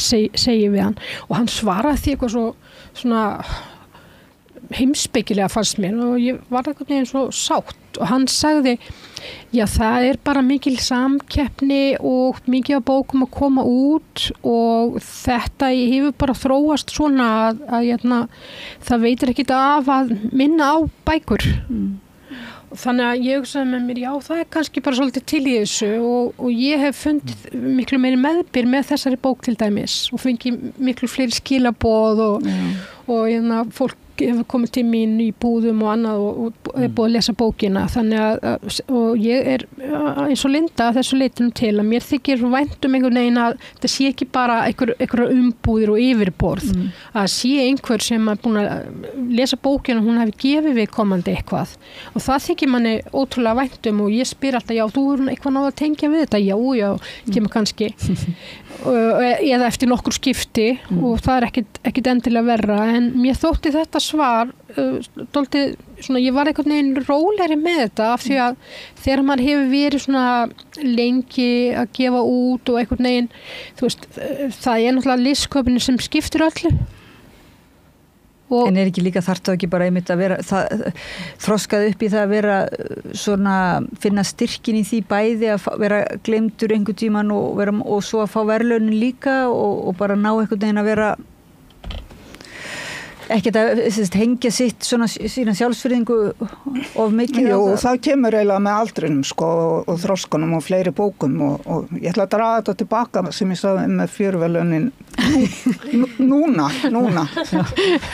sem að síðustu kannski 5 ár hafa þau verið í þessari lúpu sem ég var að tala en núna einmitt eru þau að vekja athygli bókum sem að hefur kannski ekki verið lyft og skapa sér sérstöðu aftur En fast Birgitta, ertu búin að vera bara í jólabókaflóðinu bara eins og lítill refur ekki refur, ég meina ertu bara búin að vera alveg skjótast og bara mjög upptekinn Mjög og það er að róast núna þetta er eiginlega síðasta gigið mitt fyrir jól ég verð nú að játa það að ég er líka bóksali þannig ég þarf að standa vaktina í bókasölunni ég passa mig alveg að vera ekkert að gauka minni bóka fólki ég ára þetta fyrir þá sem vilja Þú er mjög farsæll bóksali, hef ég heyrt Takk Nei, ég er alveg, síðasta 5. dag þá lá ég heilt kvöld og gat ekki hreyft mig, ég var bara búin á því og það er eitthvað sem ég hef einmitt ekki upplifað áður nema kannski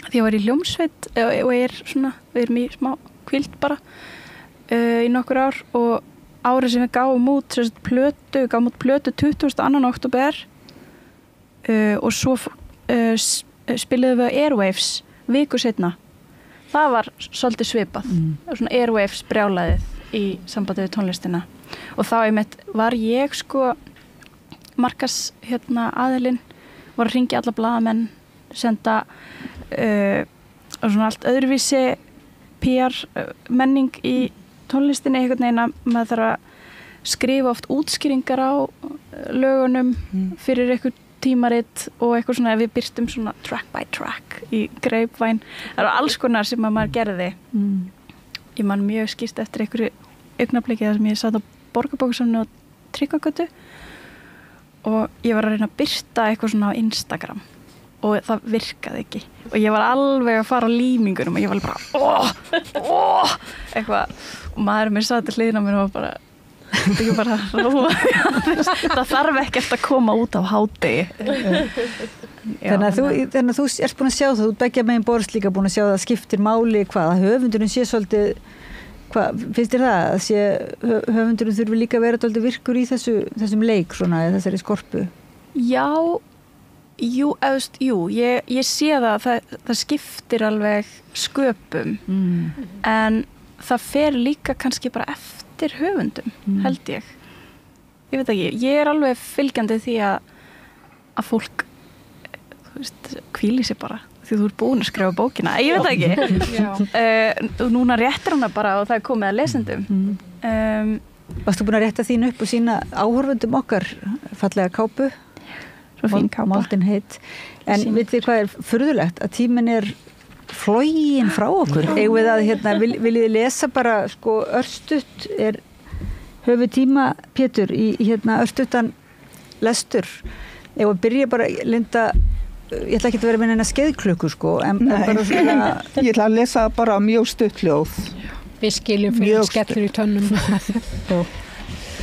Eftir hálfrar aldar blóðuga baráttu við að halda brothættri sjálfsmyndinni innan viðurkenndra skekkjumarka get ég staðhæft að konur af minni tegund eru enn sem fyrr óþekktar stærðir.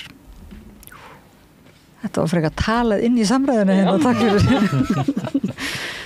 Flott, kæra þakkir, Linda Vilhjálmsdóttir, Daniel Danielsson, í bókina, bara Edda, svo falleg, þetta miðjuborði. Það var ekki nóg, hún er ekki nóg þjál, eða eitthvað. Já, kannski fara í... Ef þú vilt smá tíma til að finna, þá getum við kannski beðið Karolínu að lesa undan. Já, ég ætla að lesa fyrsta ljóðið. Ég stíg borð eins og í ferju með poka og annan og þægilega seiðandi guttlið í eyrunum, támjóa skó sem skera net, blotna í fæturnar, köllum það skincare eins og allir kalla svo margt. Nú myndu sjá mig sem ljómandi flöt í ólgandi hafi birtist og hverfur, býtu, var það? Þarna? Auga sem blikkar þig og þú alltaf jafn mikið fyrir hafið. Þögn á litlum rauðum báti sem hefur selt miða á sýningu. Vonar bíðum bara þolinmáð bíður lítill hátalari stjórnborðsmegin. Svona mun ég birtast innan úr hvalnum. Vonandi stökk og léttur úðinn glitrandi í gegnum loftið, sest á skjáinn. Handarbakið sem á lófan sem strýkur yfir glerið og síðuna til að slétta skrýtna brotið og nei. Þetta er ekki hetjudáð eins og manna með skegg eða hatta, heldur leitin af því hvar hafið hefst og, ef það kemur mér við, hvernig það heldur á öllum í einu. Jafnvel lítil vök á steini er sneisafull eftir flóð, marflær í flirtölu, sprættappi, gler úr glerauga, gler úr öðru, smápinningur, skrúfa, kuðungur, það er vissulega ekkert loft í fiski, ekkert verra að reyna að draga andan hér. Takk fyrir Karolína Rós Ólafsdóttir, las úr bókverkinu Úr hvalnum, sem er hvalur hinum einn. Daniel, ert þú tilbúin? Já, ég ætla að lesa 2, það eru 3 útgáfur í bókinni og ég ætla að lesa fyrstu 2 útgáfurnar. Af sama texta? Já, þetta er inn í húsi. Útgáfan. Þetta er ekki spurningum smekk, ímyndaður að vera tekin út fyrir sviga, stilt upp á sviði með viðurkenningu og myndavel smelt af. Ég er að segja það. Hvernig tekur maður á móti velunum með 2 hendur fullar? Það er eins og einhvers annars sé ætlast til af okkur. Maður vill vera innan svigans. Og svo önnur útgáfan. Ég reyndi að klóra í bakkan. Skárra ef engin skyggi á neinn, sagði ég, en þeim fjölgaði. Og 2 + 1 er fucking skas. Maður trúði ekki fyrir maður sér það, fyrir maður finnur það á sér. Við erum gjörsigraðir. Uns þær fara, það er bara tímaspursmál, uns trendið fjarar út. Takk fyrir, Daniel Danielsson. úr bókinni Engin Edda. Bara Edda. Já, fyrir ekki Bara Edda. Byrja bara på nýtt. Daniel Dalason þakka fyrir að lesa upp úr bókinni Bara Edda. Þetta var önnur versjón sem sagt. Flottur titill. Þá það Birgitta Björg Guðmarsdóttir. Ertu tilbúin að lesa upp úr marg tilnefndri bók? Ég ætla að lesa hérna eina svona ég ætla að lesa ljóð úr skáldsögunni svona til heiður þessum tveimur flottu konur sem eru hérna með ljóð sikkurum megin við mig. Fórnin, og þetta brot úr þessu ljóði. Sviðsgólfið djúpsvart eins og munnhól sem gæti gleypt heilan dansflokk fyrir miðju tré, málað fröðplast og vír, ský úr málmi, kúftir speglar eins og þeir sem finnast á hættulegum gatnamótum. Berar tær, auðvitað, sviðið beð, svört mold, stútfull af fræjum, ormum, maurum, já og nú þarf bara blóð. Frostið hefur þiðnað, hér hiti, skortýr brjóta sér leið upp, í gegn. Moldin mæri, fyrir neðan, bjöllur, greinar, lauf, bein, hræ til að kjamsa og kjamsa og kjamsa á, fyrir ofan bálkur sem stígur dans.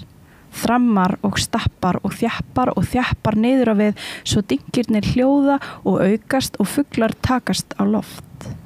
Fyrir ofan, hún, það stúlka. Hún ósnert, hrein mey, slétt enni og barnafita óspjölluð, engin trámu hafa skeð, engin ótti, bara blóð og blóðið síður svo ótt og hún þarf að dansa.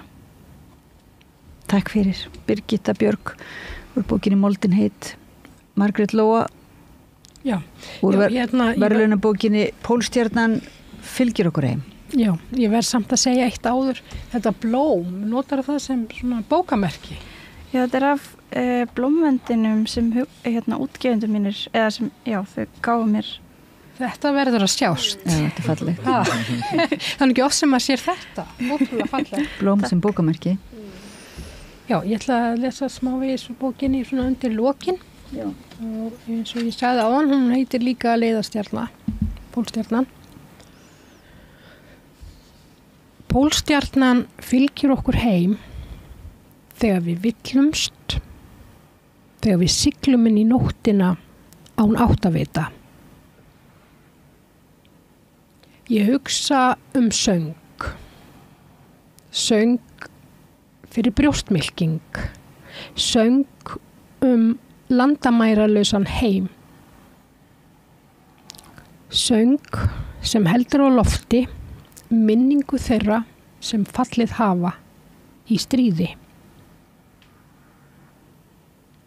Ég hugsa söng. Söng vonina.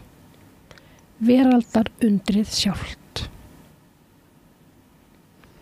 Takk. Takk fyrir Margrét Lóa. Og bókinni Pólstjarnan fylgir okkur heim. Og að lokum Sunneva Kristín lesur bókinni Ógeðslegir hlutir. Já. Marcelo kveikir á elskhugum einum í einu eins og eldspýtum. Kveikir á þeim eins og kertum í notalegri stofu í fallegri borg í Evrópu. Ljóst veggfóður að flagna af, einhverju hluta vegna fjæðrir, sviti, blátt glimmer, reykur, einhver spilar á Hammondorgel. Borgina geymir hún undir handakreikanum með eyranu með uppáhaldsblýantinum sínum. Hún teiknar upp borgina jafnóðum eftir hentusemi og svo sviðsetur hún leikritið eftir þörfum elskugana. Marcelo geymir allt sem gerir hann einmana undir handakreikanum eins og póstinn sem á eftir að svara, eins og ljósmyndir af pappa eða ódýra ilmkertið sem hún fékk í 16 ára afmælisgjöf frá vinkonunni sem flutti svo. Geymir afganga af frosinni pítsu. Hún geymir vonda siði eins og ljúga að kærustum eða vera ofurblíð við kærasta svo þeir ánættist henni eða vera aldrei fyrst til að bjóðast til að gera eitthvað. Geymir líka tilraunaglös með pínulitlum froskaeggjum, geymir ást til partuskonu. Takk fyrir Sunneva Kristín og ég þakka ykkur öllu fyrir að koma hérna að Rauða borðinu. rétt fyrir jól í lok jólabókaflóðsins. Fjaran tekur við, Linda Vilhjálmsdóttir, Daniel Danielsson, Karolína Rós Ólafsdóttir, Birgitta Björg Guðmarsdóttir, Margrét Lóa Jónsdóttir og Sunniva Kristín Sigurðardóttir. Það held ég aldrei verið svona mörg skáld við þetta rauðaborð og þau rúmast hérna öll það pláss fyrir öll skáldin og hlustendum og áhorfendur þakka ég kærlega fyrir að vera með okkur og við höldum áfram að njóta bókmyndana. Takk. Allt það besta ókeypis. Fáðu þér vatn að drekka. Samstöðin þar sem manneskjurnar koma saman. Óskum félagsfólki í sameiki, gleðilegra jóla og farsældar á komandi ári, sameiki, stéttarfélag í almannaþjónustu. Þetta voru ljóðskáldin, sáttu hérna ansi mörg við þetta borð. Ég fekk hjón sem voru ekki út bók. Það eru Ólöf, kalluð Lóa Þorvaldsdóttir og Logi Kristjánsson. Þau að skrifa bók sem er snjóflóðin á Neskustad. Sem ég held að sé núna að við verið í gær, á föstudeginum í gær, verið 50 ár síðan það var. Þau komi hérna aðeins fyrir vikunni. Og þau eru að skrifa snjóflóðin, náttúrulega hryllilegur viðburður. En þau líka skrifa svona þorpið sem varð fyrir þessu snjóflóðum sem var mjög sérstakt, sem sósíalistar hafðu farið með völdin áratugum saman og byggt þarna upp öflugt atvinnulíf og svona félagslegt kerfi að það kemur fram svona ýmislegt í viðtalinu til dæmis að þau tóku ekki útsvar af fólki sem lifði á eftirlaunum eða örorkulífeyri eða tóku ekki útsvar af barnabótum eða öðrum stuðningi. Þannig að svona ýmislegt sem var gert öðruvísi og kannski það sem var sérstakast var að sko atvinnutækin voru í eigu fólksins sem bjóða þarna. Allir höfðu vinnu. Engin var rekinn og ef það var aflabrestur þá var fólk á launum og þar höfðu göttunum. Þannig að við fórum í svolítið svona ferðalag til þess að og ég vildi náttúrulega fræðast snjóflóðin og hvað afleiðingar það hafði haft á fólk og fjölskyldur og samfélagi en líka að heyra þessu vegna þess að það oft talað að mér finnst bara ekki nógu mikið talað hvað afrek voru unnin þarna. Nei, það er náttúrulega algjöru fordómar. Þetta hefur verið spjallsar og snjóflóð og sósíalismi. Það er fordómar gagvart Neskaupstað, það var alltaf að tala maður ekki litlu Moskvu. Og svona... Það hnussaði svolítið í þeim fyrir því að ég myndist á myndina hans Gríms Hákonarsonar sem heit Lilla Moskva. Já. Og ég talaði reyndar hana líka vegna þess að í þeirri mynd kemur fram furðuleg söguskýring að á þessum tímabili hafi eiginlega verið tekin allur svona framtakamáttur út úr einstaklingum og þar alveg hefði verið eins og eitthvað svona deyfðu við fólki sem bara passar á engan hátt við söguna vegna þess að þarna var eiginlega bara reist upp sko sterkt og öflugt bæjarfélag og ótrúlega öflug sko atvinnustarfsemi og fleira, þannig að það er eins og fólk hafi bara lesið Matthías Jóhannesson yfir sig og haldið að Ísland hafi verið byggt upp að einhverjum aðtalnaskáldum. Það var ekkert gert þannig, sko. Það var byggt upp að félagslegu að reknu fyrirtækjum. En var það ekki líka bara kvótakerfi sem kom með dóðan, ekki kannski við sleiði eitthvað saman. Já. Og núna er náttúrulega Snorrabúð stekkur því að Samherji á síldarvinnsluna. Og allt áruð öðruvísi í Neskustad. Neskustad er náttúrulega búin að saminast inn í stærra sveitafélag. En má ég aðeins skjóta inn einu sko að því mér er svo mikilvægt að einmitt að svona söguskoðun sem er að koma fram í bók fyrir jólin henni sé aðeins lyft upp eða dregin fram og fara ekki bara síðan inn í gleymskuna eftir jól. Að þegar að tala jólabókaflóðið sko, þá hugsa maður bara núna snjóflóð þegar þú ert að tala þetta út af því að það verða rosalega margir höfundar og undir Hefur eitthvað heyrt að þetta fjalli í fangið hefur heyrt talað þessa bók? Nei. Ég hef ekki heyrt hana nema hér bara Það er margar rosalega góða bækur sem fá bara enga því þú eru áhuga á svona frásagnamáta að þau til dæmis sko Lóa er með svona prósa og ljóð þar sem hún er að reyna sko að ná utan svona einhvern hlut af sögunni sem að næst ekki í svona beinni frásögn. Þannig að þetta svona líka tilraun til þess að segja svona söga snjóflóði en líka fyrirkomuleginu sem var í, þannig að þetta er það merkileg bók, en ég bara hef ekki teikt neitt hana. Segja söga snjóflóði með svona flæðandi frásagnamáta. Ég er mjög spennt fyrir að lesa þetta. Nei, þess vegna ætlum við nú að halda áfram með þáttinn alveg ótröðar hérna eftir áramótu Vigdís vegna þess að hún segir bara af reynslu sinni, það er oft þannig að það er eins og áramóti þá er bara eins og bækurnar degi sko, og það er hægt að fjalla þær. Þá eru orðan gamlar bara eins og þú veist úreld, bara eins og útrunnin mjólk.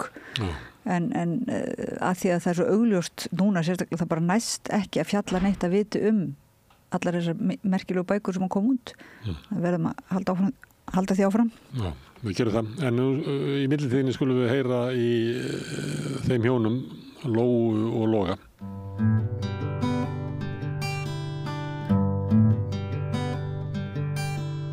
Já, ein af bókunum sem að koma út núna fyrir jólin heitir Fjall í fangið og fjallar snjóflóðið á Norðfirði í Neskustad 1974. Það er hálf öld síðan að það var rúm. En þetta fjallar líka samfélagið sem að snjóflóðið fjall á, sem að var einhver tíman í hæðinni kölluð Litla Moskva, var svolítið sérstakt samfélag með við önnur á Íslandi og fjallar líka svolítið fjölskyldu. Þetta er skrifað af hjónum og þau eru hingað komin, Logi Kristjánsson og Ólöf Þorvaldsdóttir. Við erum velkomin. Takk. Var þetta ekki rétt lýsingi á mér? Þetta fjallar snjóflóð og þetta fjallar þorp eða sveitafélag? Þetta fjallar ykkur? Þetta fjallar okkur og aðkom okkar að þessu sérstaklega sveitafélagi. Já. Og dvöl okkar þar. Já. Og þessum svakalugu viðburðum? Já, síðan þessi viðburðum og svo löngu tímabili sem að fór í uppbyggingu eftir þau. Já. Og bókin sögð, þú ert ég í bókinni? Ég. En þú skrifar bókina eða? Ég seti það á blað, já. Og svo eru ljóð eftir þig, eða ljóð og listmál. Herðu, ef að byrja á snjóflóðinu, einhvern tímann fyrir einhverjum árum síðan, þá heyrði ég einhvern segja það að þetta hefði eiginlega aldrei verið svona gert upp með einhverjum hætti. Mér var svona að því að öðruvísi talaði hluti í dag og við þekkjum það líka bara frá eldgosin í Vestmannaeyjum að það eru margir Vestmannaeyingar sem segja að það hafi eiginlega ekki verið svona fjallað þetta að því að þetta hafði mikil áhrif á ólíkar fjölskyldur og með ólíkum hætti. En ég man eftir að vera einhver sem sagði frá því að þessi viðburður væri þarna bara en það væri svona óuppgerður og þá var hann meira svona tilfinningarlega fyrir áfalli sem að fólk hafði orðið fyrir. Já, ég held að það sé nokkuð skipta skoður það. Já.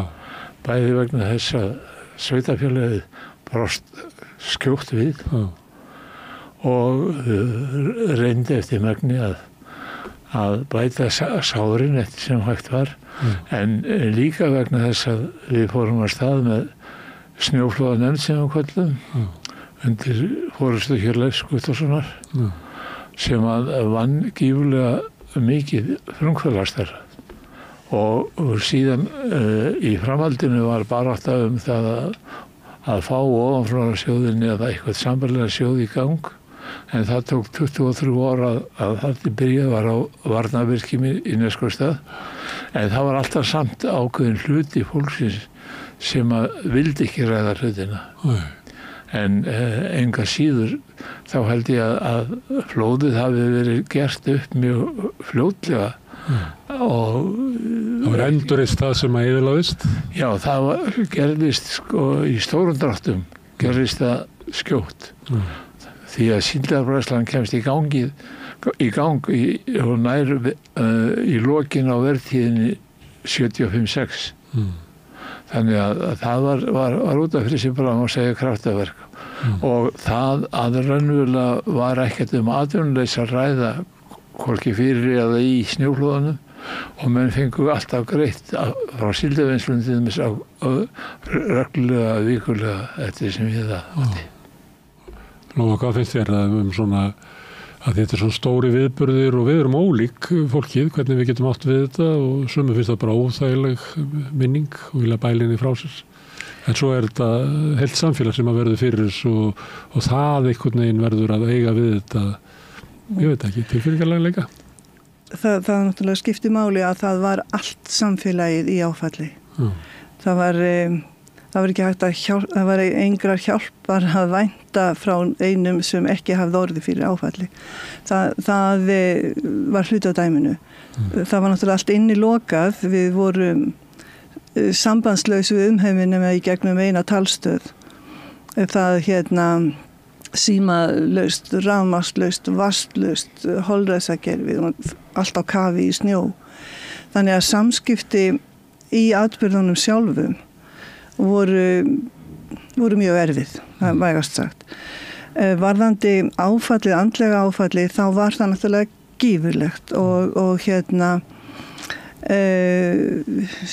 sjúkrahúsið í bænum, við vorum með mjög öflugt og gott starfsfólk þar. Þau leituðu til Landspítalans aðstoð. Áfallahjálp var orð sem ekki var til á þessum tíma, en þeir leituðu eftir aðstoð og fengu þau svör að það var ekki talin ástæða til þessa aðstoða. Hvort sem það var vegna þess að tristu fólkinu fyrir austan eða bara vanmat, veit ég ekki. Allavega fengu við enga aðstoð utanfrá. Hins vegar var þar prestur, séra Páll Þórðarsson. Á honum hvíldi ómannlegt álag sem fólst í því hann fór til hverjar einustu fjölskyldu sem að misti einhvern og það fyrir einn mann að gangast slíka leið var ofervitt.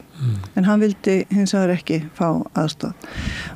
Varðandi áfallahjálp og það sem sagt eftirköst, vissulega eru þau meira að segja enn til staðar. Það var engin formleg úrvinnsla. Hins vegar beitti sveitarfélagið öllum ráðum sem það gat beitt og þetta var óvenjulegt samfélag því leyti að samstaðan var gífurleg og það sem var tekið til ráða var að nýta allar nefndir bæjarins, virkja allar nefndir, virkja öll félagasamtök til þess að auka starfsi, til þess að reyna að vinda ofan af sorginni að einhverju leyti. Og það tókst glimrandi vel og ég vil endilega bæta því líka við að undirtektir listamanna þjóðarinnar til þess að koma og létta undir með okkur þennan vetur var gífurlega mikilvægt. En nú voru 50 ár liðin, þannig að við þurfum kannski að rifja upp hvað gerðist. Það fjallu tvö flóð. Annað fyrra flóði fjall á Fristihús og Bræðsluna. Seinna flóði fjall á svokölluðu Mánasvæði. Flóðið sem fjall á Fristihúsi og Bræðsluna er einhver stærsta flóð sem fallið hefur í Evrópu og byggð. Og byggðubóli. Já. Og þurrkaði út mikilvægustu atvinnutækin? Já, það þurrkaði út skemmdi Fristihúsi mikið. Það var sterklega byggt og þoldi töluvert en fylltist alltaf snjó og skemmdi mikið. En Bræðslan var bara rúlað upp eins og papír. Já. Og fórstu ykkur í þessu flóði? Já, það fórust 5 manns í einra flóðinu sem var Fristihúsið og Bræðslan og 7 manns í flóðinu ytra. Já, sem að fjall á íbúðar. Já, fjall á eitt íbúðarhús sem að kliftist í sundur og það Ríshæðin flaut með flóðinu og hana. Þar var kona sem slasaðist en unga barn sem var í vöggu lifði á og það var það fyrsta sem við heyrðum á gráturinn. En fjalluðu á sama tíma eða svipuðum? Það var svona korter á milli. Þetta er svona sami viðburður á þetta sikkur svona spíjan eða ég veit ekki hvað að kalla þetta. Því að þeir sem fengu boðum að Ytraflóðið væri fallið, Innraflóðið væri fallið og fóru úr Ytraflóðinu á vestæði þar sem var stuttur á, þeir rétt sluppu undan snjóflóðinu á meðan aðri gerði inn í það. Og það kom í þinn hlut að stýra svona aðgerðum og af hverju var það? Já, ég var náttúrulega bæjarstjóri og formaður almannavarnanefndar þá, en þetta var náttúrulega hlutverk að stýra þessu. Þetta er óskaplega sterkur hópur sem að er í Neskaupstað og vinnur vel saman. En þú ert ekki frá Neskaupstað? Nei. Varstu nýorðin bæjar? Þú er ungur þannig, þú ert ekkert... Þú ert eldri maður í dag en þetta er það fyrir 50 árum síðan, þannig þú hefur verið ungur maður. Já, ég var það, en nýkominn frá námi í Austur-Þýskalandi í verkfræði og var kallaði til á þeim félögum, Bjarna og Jóhannesi. Hafðu verið bæjarstjóri hvað lengi? Ég var í 11 ár bæjarstjóri. Nei, svo þegar að flóðið verður? Rúmlega ár. Og má segja að það hefði verið svona, já, það var ekki léttverk. Já, og bæði, en það var samt sem áður þannig að maður hugsaði ekkert annað heldur en hvað þarf að gera. Fyrst var að leitin á fólkinu sem ég upphafi ekki hvar var einsinni eða hverju væri týndir. Síðan var það náttúrulega fyrst og næst að koma atvinnulífin í gang. Það tókst ótrúlega vel því að það liði ekki nema nokkrar vikur þar til að svoköldu niðurlagningaverksmiðja var sett í gang, sérstaklega vegna þess að konu vantaði störf, en það var náttúrulega fullt að gera í hreinsun og uppbyggingunni fyrir karlfólkið eins og þá var flokkað á milli. Frystihúsið komst í gang eftir 3 mánuði og Bræðslan komst í gang eftir árið.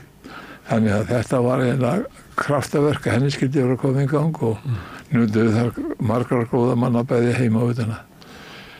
Þeir eru að fjalla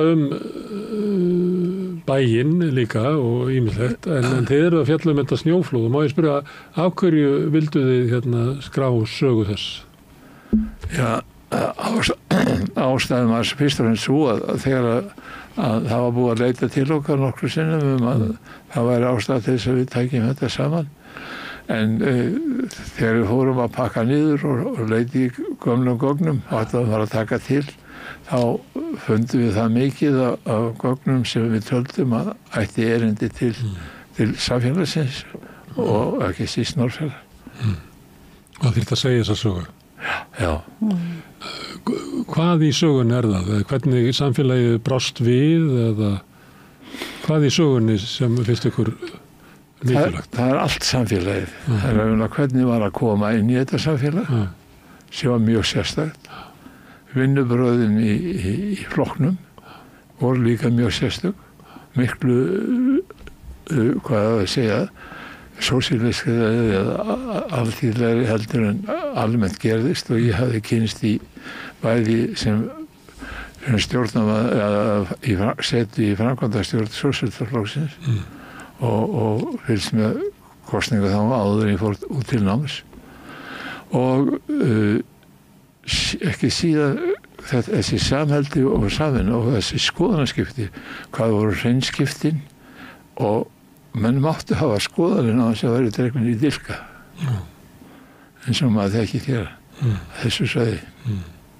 Þannig að sagan er snjóflóð sem að fellur á sérstakt samfélag. Já, það er út að segja það minni. Í raun þá segjum við svo litið frá þessu sérstaka samfélagi, já.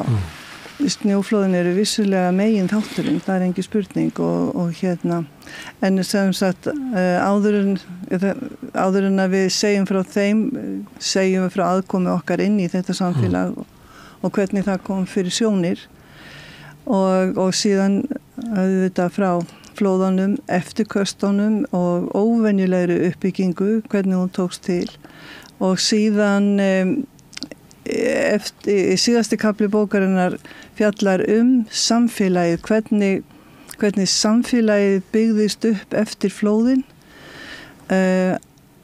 hvernig hvernig fólkið, það er ekki einu sinni rétt að segja hvernig fólkið var virkjað, vegna þess að fólkið var sjálft virkt. Þessi meirihluti sem að þarna starfaði mjög lýðræðislega. Þetta var stór hópur fólks sem að kom að ákvarðanatöku og eftirtektavert og eftirbreytnivert hvernig hann starfaði og full ástæða til að segja frá því.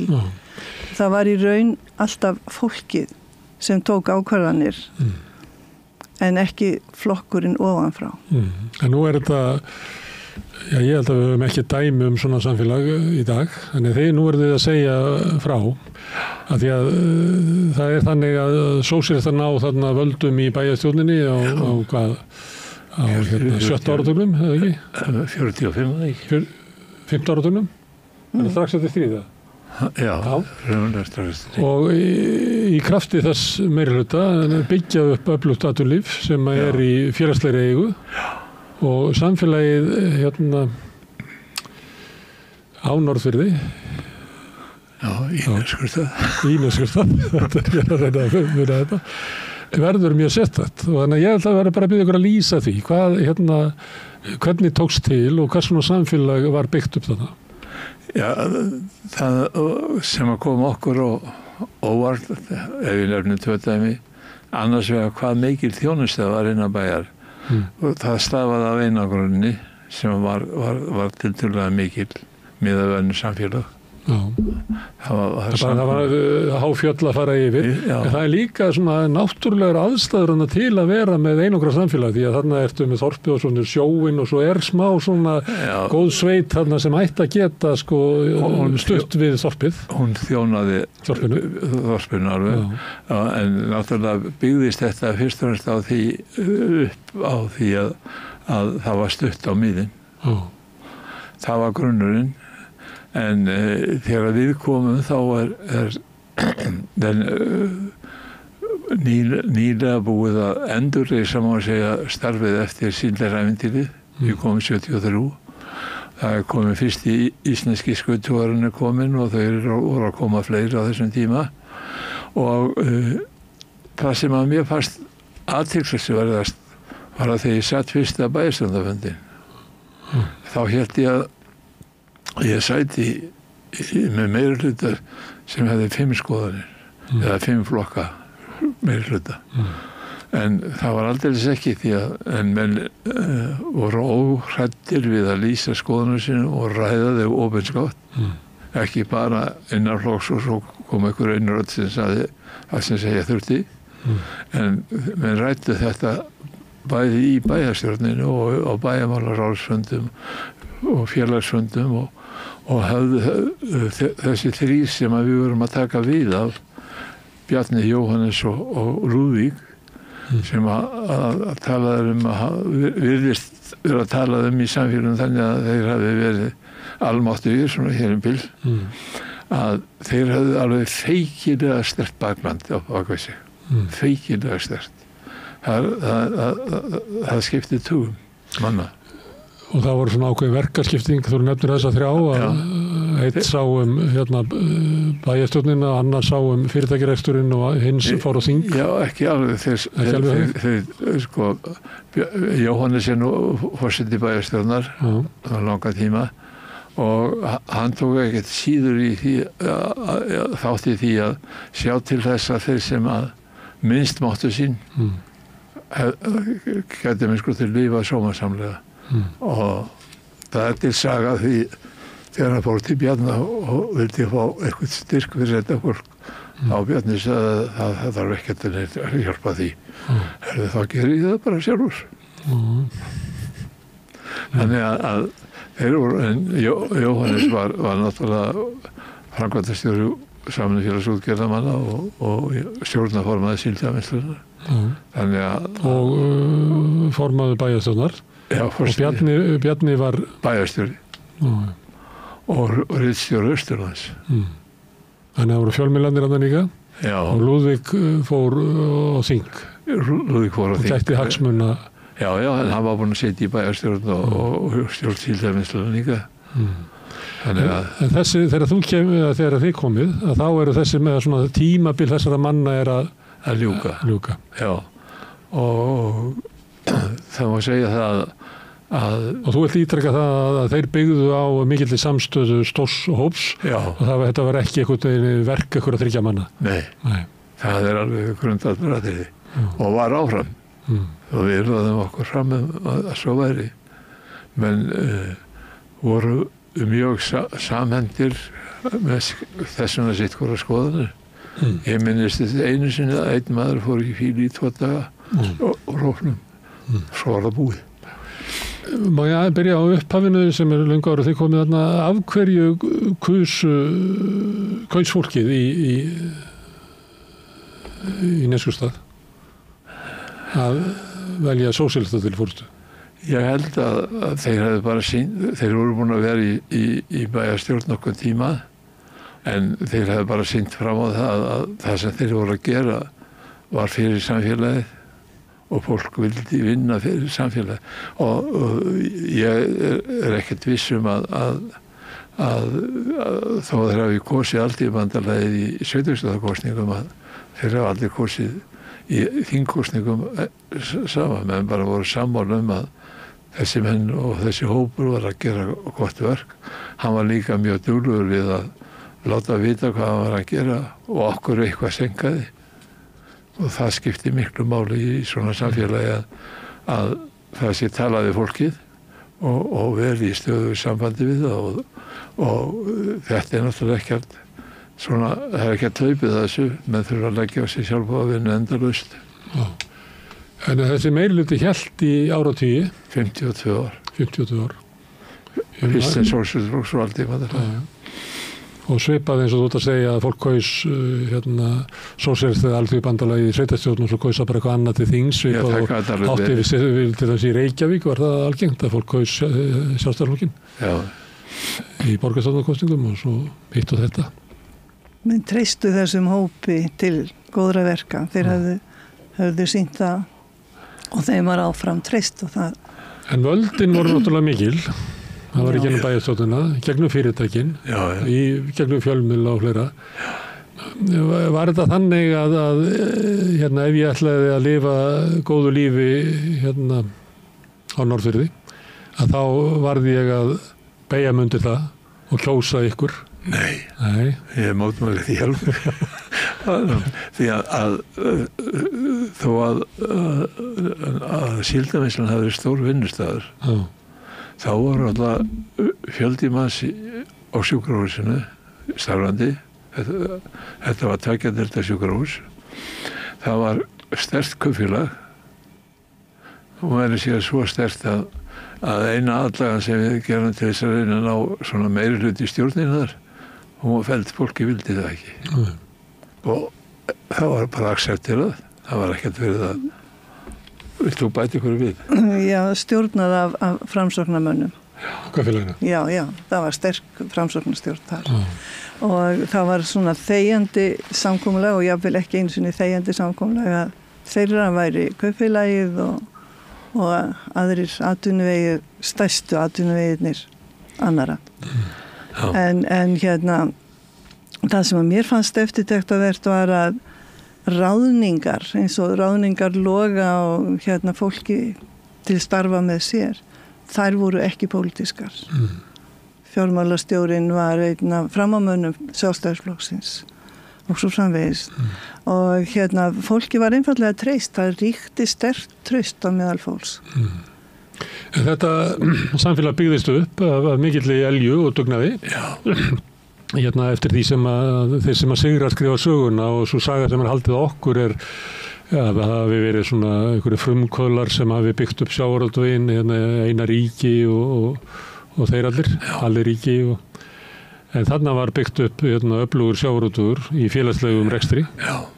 Vantaði ekkert upp á það. Nei. Það var ekki verri afkoma fólks í Neskaupstað heldur en annars þar? Nei, meðalega tekjur í Neskaupstað voru yfirleitt vel yfir meðalagi.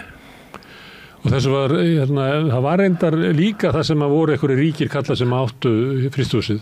Þá var það oft í þessum stöðum þannig að það fengu allir vinnu. Já. En þarna gildi það að það fengu allir vinnu. Já, og menn fengu að vinna jafn lengi að þau trist sér til og höfðu áhuga á. Já. Það var ekki hægt 70. Nei. Menn voru að vinna þarna til áttræðis og... Þannig að þessi félagslegu uppbyggðu atvinnufyrirtæki sáu fólkið? Já, það var aldrei. Eina sem getur hafa verið að ef einhver svona stjórnandinn hafi lent í kanti fyrir framkvæmdastjóra síldarvinnslu, þá hafa hann kannski átt frekar erfiðum að finna sér starfið hæfi. En ég minnist ekki þess að svo hafi verið. Og það var líka sama með eins og kaupfélagið var í félagslegri eigu. Já. Þannig að var eiginlega allt meira og minna í félagslegu... Já, en samt sem voru starfandi svona minni fyrirtæki, þjónustufyrirtæki. Já.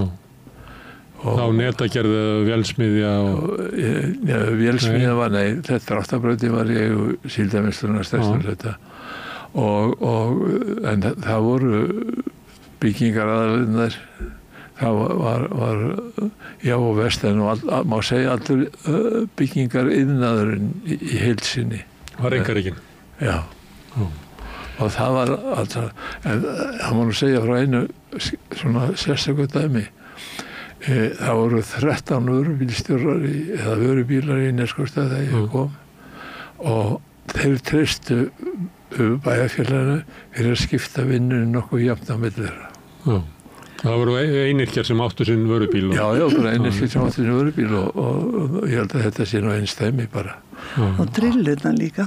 Já, það voru alltaf einyrkjar. Já, trillurna voru margar þá í byrjun, en þeim fækkaði svona eftir sem að kvóti fór verið með samfélagið. Ég var einu svona vertið í þorpi á Vestfjörðum. Þar var kall sem átti sinn vörubíl og vildi ekki vinna hjá stóra fyrirtækinu sem var í einkaeigu.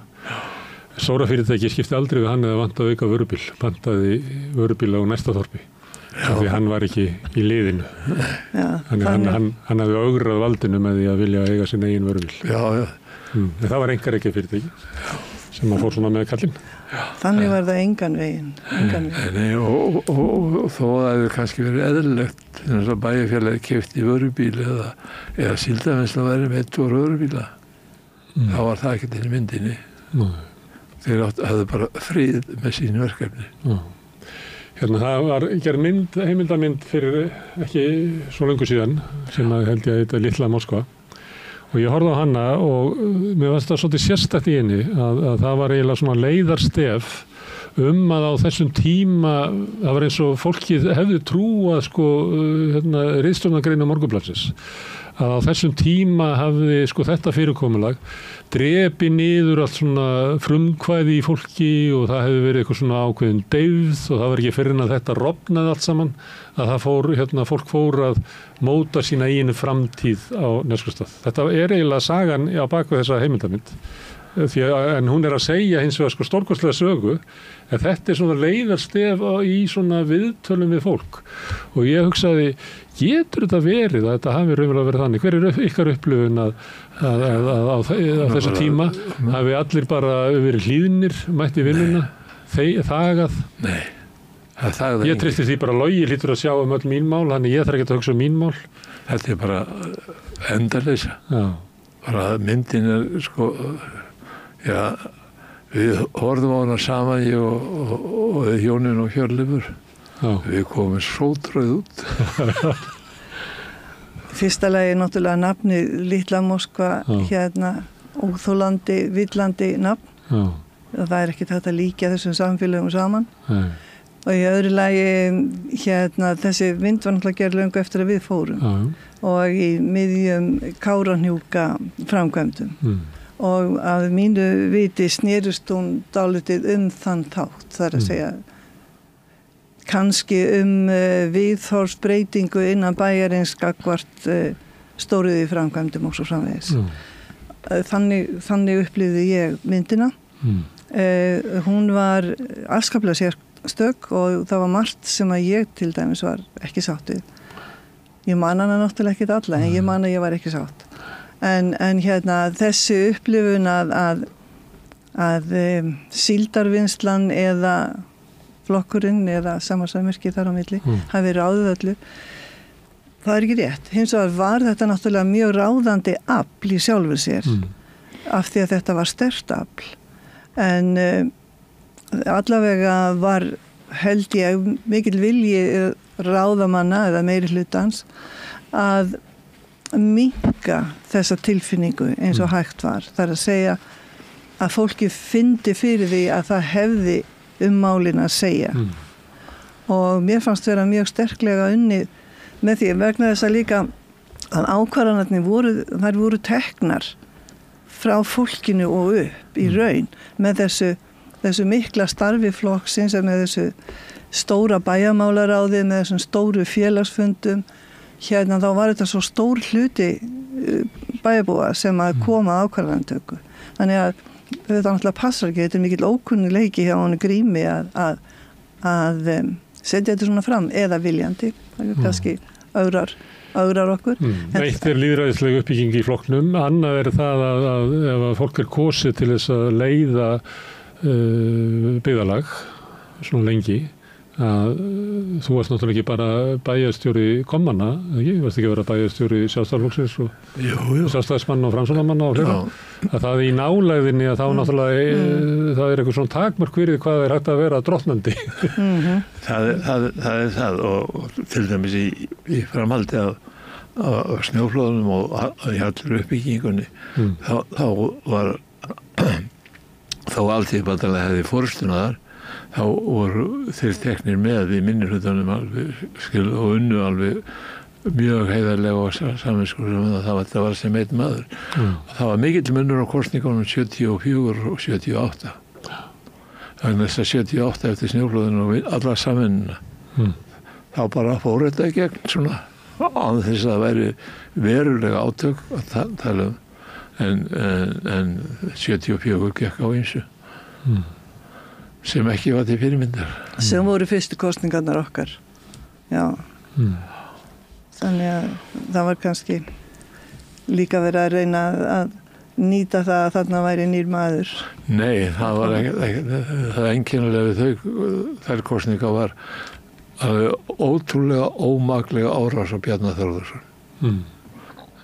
Og ég held mér að segja að sá flokkur sem stóð fyrir því jöðlistin hafi tapað á allir þeirri framkomu en ekki unni neitt. Þið heldur meira á 78? Við heldum allan tíman og bætti við. Hvenær fjall hann svo? Hann fjall aldrei, raun og veru.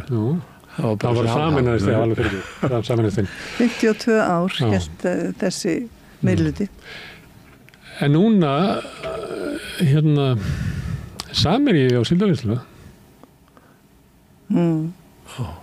Já, það er bara staðreynd. Og ég man ekki hvernig það var svona það byrjaði svona upp á 1990 þar sem að maður sér svona sjálfstæði byggðarlag út á landi er farið að bresta og maður kemur inn í staðinn og þá er kannski frystihúsi komið í eigu fólk sem að býr eitthvað allt annar staðar og svo er miklar sameiningar líka þannig að sýslumaðurinn er farinn og ég tek stundum dæmi svona Húsavík og svona þar sem að maður segir ég held að bara svona kring 1980 og eiginlega allar veigamiklar ákvarðanir sem snerust fram til Húsavíkur teknar Húsavík. Núna held ég sé engin ákvörðun framtíð Húsavíkur tekin Húsavík. Og ég man á þessu tíma þegar ég var eitthvað að hugsa þetta svona upp á 1990 þá kom ég eins og í Neskostað og þá sér maður að á Egilsstöðum var komin Bónus og Bíkó og Sjóvá og það var bara öll skilti, voru bara alveg eins og ég vera bara hérna niðri við Sundahöfn eða í Kópavogi eða hvar sem á landinu sko. Það eiginlega var ekkert sem að myndi á kaupfélag héraðsbúa farið og þetta var bara eins og útkverju í Reykjavík. Svo kem ég inn í Neskaupstað, þá var ekkert að þessu skiltum, allt bara heima tilbúið. En þá sagði reyndar einhverju við mig, þetta nú búið, þessi er búin að Krónu, ég man ekki hvað heitir sem á Netto og það. Þeir eru búin að kaupa þetta þó að gamla skilti sé ennþá, samkaup, þó að sé ennþá. En það var samt þessi tilfinning þegar maður kemur inn í Neskaupstað að þetta er bær þar sem að fólki tekur sjálft ákvarðanir á framtíðina. Já, það gerir það. En það er ekki lengur. Nei, það er náttúrulega breytti tímar, breyttar samgöngur. Samgöngurnar skiptu gífurlega miklu máli í uppbyggingu þessa bæjarfélags.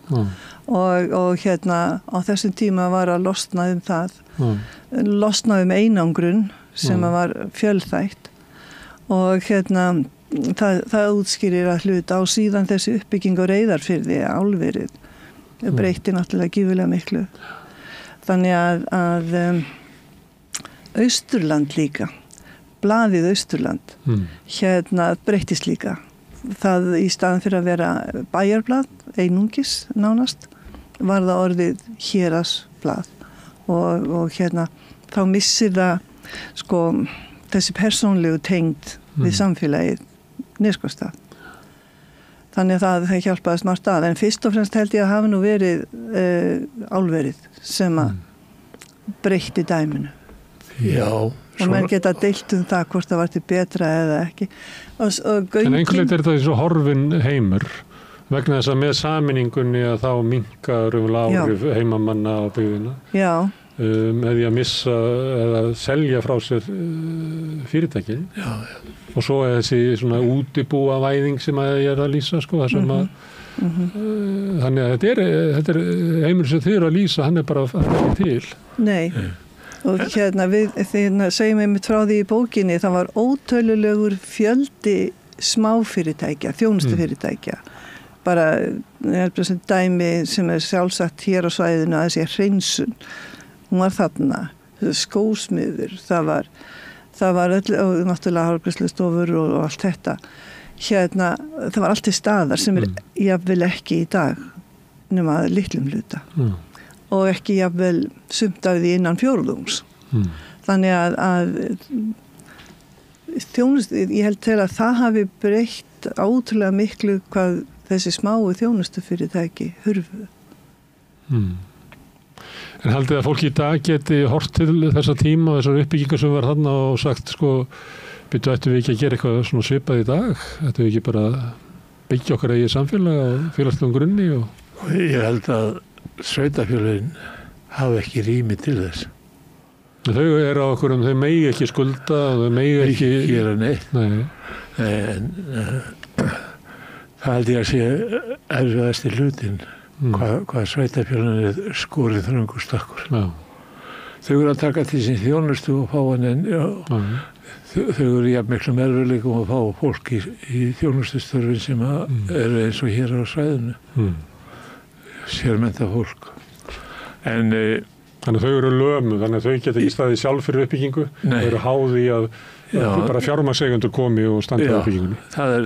Það er sko það má segja að þeir hafa hugsað vel sitt fyrirtæki síldarvinnsluna samherjar menn en á sama tíma peins mér vanta töluvert á að þeir hafi skilað samfélaginu byggðinni því sem að eðlilegt hafði verið og þeir fara með milljarðana úr bænum. Svona rétt eins og eftir síldarárin það skipti sköpum hvort að fyrirtækin voru byggð upp af heimamönnum eða utan bæjamönnum sem að fóru svo með fyrirtækin úr bænum þegar síldin hvarf. Það gerist ekki í Neskaupstað. Það var byggt upp af heimamönnum og það skipti sköpum. Við höfum áhrifin á kvótakerfinu, þannig líka er ekki tilviljun að kvótin sé á Sauðárkróki og á Eskifirði, það sem eru félagslega rekin, en svo flakkar hann bara á milli eftir í hvar kvótaeigendurnir vilja hafa þetta. Og Samherji gæti ákveðið að fara frá Neskaupstað. Nei, held ég ekki, hann getur ekki hennar og vel. Hann það bara meðan hann hefur hagað því, en ef það kemur eitthvað svona síldar áfall eða eitthvað sambælið, þá getur hann bara farið í daginn. Ég ekki viss hann hafi meiri hluta til þess. Ég held að það sé með nauman helming. Nú þetta alveg, þetta komað markað. En það þarna athyglisvert fyrirtæki sem er samvinnufélag útgerðarmanna, sem stóra eigandi í síldarvinnslunni. En þeir hafa það í sínum samþyktum að ekki neina prósenta af arfi farið til samfélagsins, heldur að arður fari, ekki allur, en sem sagt það í samfélagslegu uppbyggingu. Já, og það í þeirra samþyktum og það finnst mér athyglisvert og þannig gætu fleiri fyrirtæki unnið, eins og til dæmis Síldarvinnslan í dag gæti sett þetta sterklega inn í sína samþyktir. En hverju breytið að komandir eins og Mókin kalla væru í réðu bæjarstjórninni þarna? Það nú dæmi það að það var ekki rukkað útsvar af lífeyrisþegum, eftirlaunafólki og öryrkjum, fátæku fólki. Já. Það svolítið stór ákvörðun. Já, það það. Það myndi breyta miklu fyrir fólki þessari stöðu í Kópavogi, þess að þið búið núna, eða í Reykjavík. Já, við myndum finna fyrir því. Já. Því það verið að taka útsvara fólki með mjög lágar tekjur. Já. En þarna var það ákvörðun að gera það ekki. Já, alveg reyndi hún stóð löngu eftir að við vorum farin. Það ekki af neinum þeim sem að nutu einhvers konar styrks eða lífeyris. Og ég vil ekki kalla lífeyris þegar í Guðsbænum notir ekki það. Maður svona vandi við að tala inn í þetta samfélag, að maður tala inn í samfélagi sem alls konar svona. Já. Ég segi nú yfirleitt eftirlauna fólk, en ég var að reyna að tala öryrkja og eftirlauna fólk. Allir þeir sem nutu lífeyris á einhvern hátt, ekkjur eða öryrkjar eða hvað sem það er, þeir þurftu ekki að borga útsvar og fyrst ekki gatnagerðargjöld þegar verið var að byggja upp í fyrstu og engi gatnagerðargjöld. En hvað með svona leikskóla og stóðu ykkur vel í því? Já, við vorum til fyrirmyndar í leikskóla. Ég verði að skjóta þarna inn í einu. Hann var kallaður ráðherra dagvistarmála innan sambands íslenskra sveitafélaga vegna góðra stöðu í dagvistarmálum og viðhors. Já, ekki bara vegna þess. Það var ég résti allu við þá sem að vildu fara að borga konum heim á einni ráðstöfunni og taldi með að hafa fært fjárhagsleg rök og önnur rök fyrir því. En við vorum á undan en ég held að í Reykjavík reyndi nú stöðugt að berja okkur. Og bæði eftir að við þökkum niður í Davíð í beinni útsendingu sem við segjum frá hér í bókinni. Og það var nú þannig að ég satt í stjórn Sambandsíslenskra sveitafélaga og ef það var eitthvað átt að skipa eitthvað sem snýr að dagvistarmálum þá var ekkert spurt, það var bara fyrst að vera nell. Herðu, en þið talaðu flokkin. Já. Stór F-i. Já. Og það sósíalistaflokkurinn sem að síðan verður Alþýðubandalag. Já. Sem að síðan verður hvað? Markið? Nei, hann verður hvort tveggja. Hann hlutaði fyrir inn í Samfylkinguna og hlutaði fyrir inn í VG. Það ákveðni forystumenn í Alþýðubandalag sem fara inn í VG, aðrir fara inn í Samfylkinguna. Hvert fóruð þið? Við fórum í Samfylkinguna. Þannig að þið eru sátt við kosningaldur?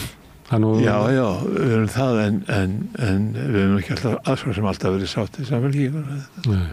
En allavega hefðum við ekki farið fyllt fyrirrandi forsætisráðherra, það var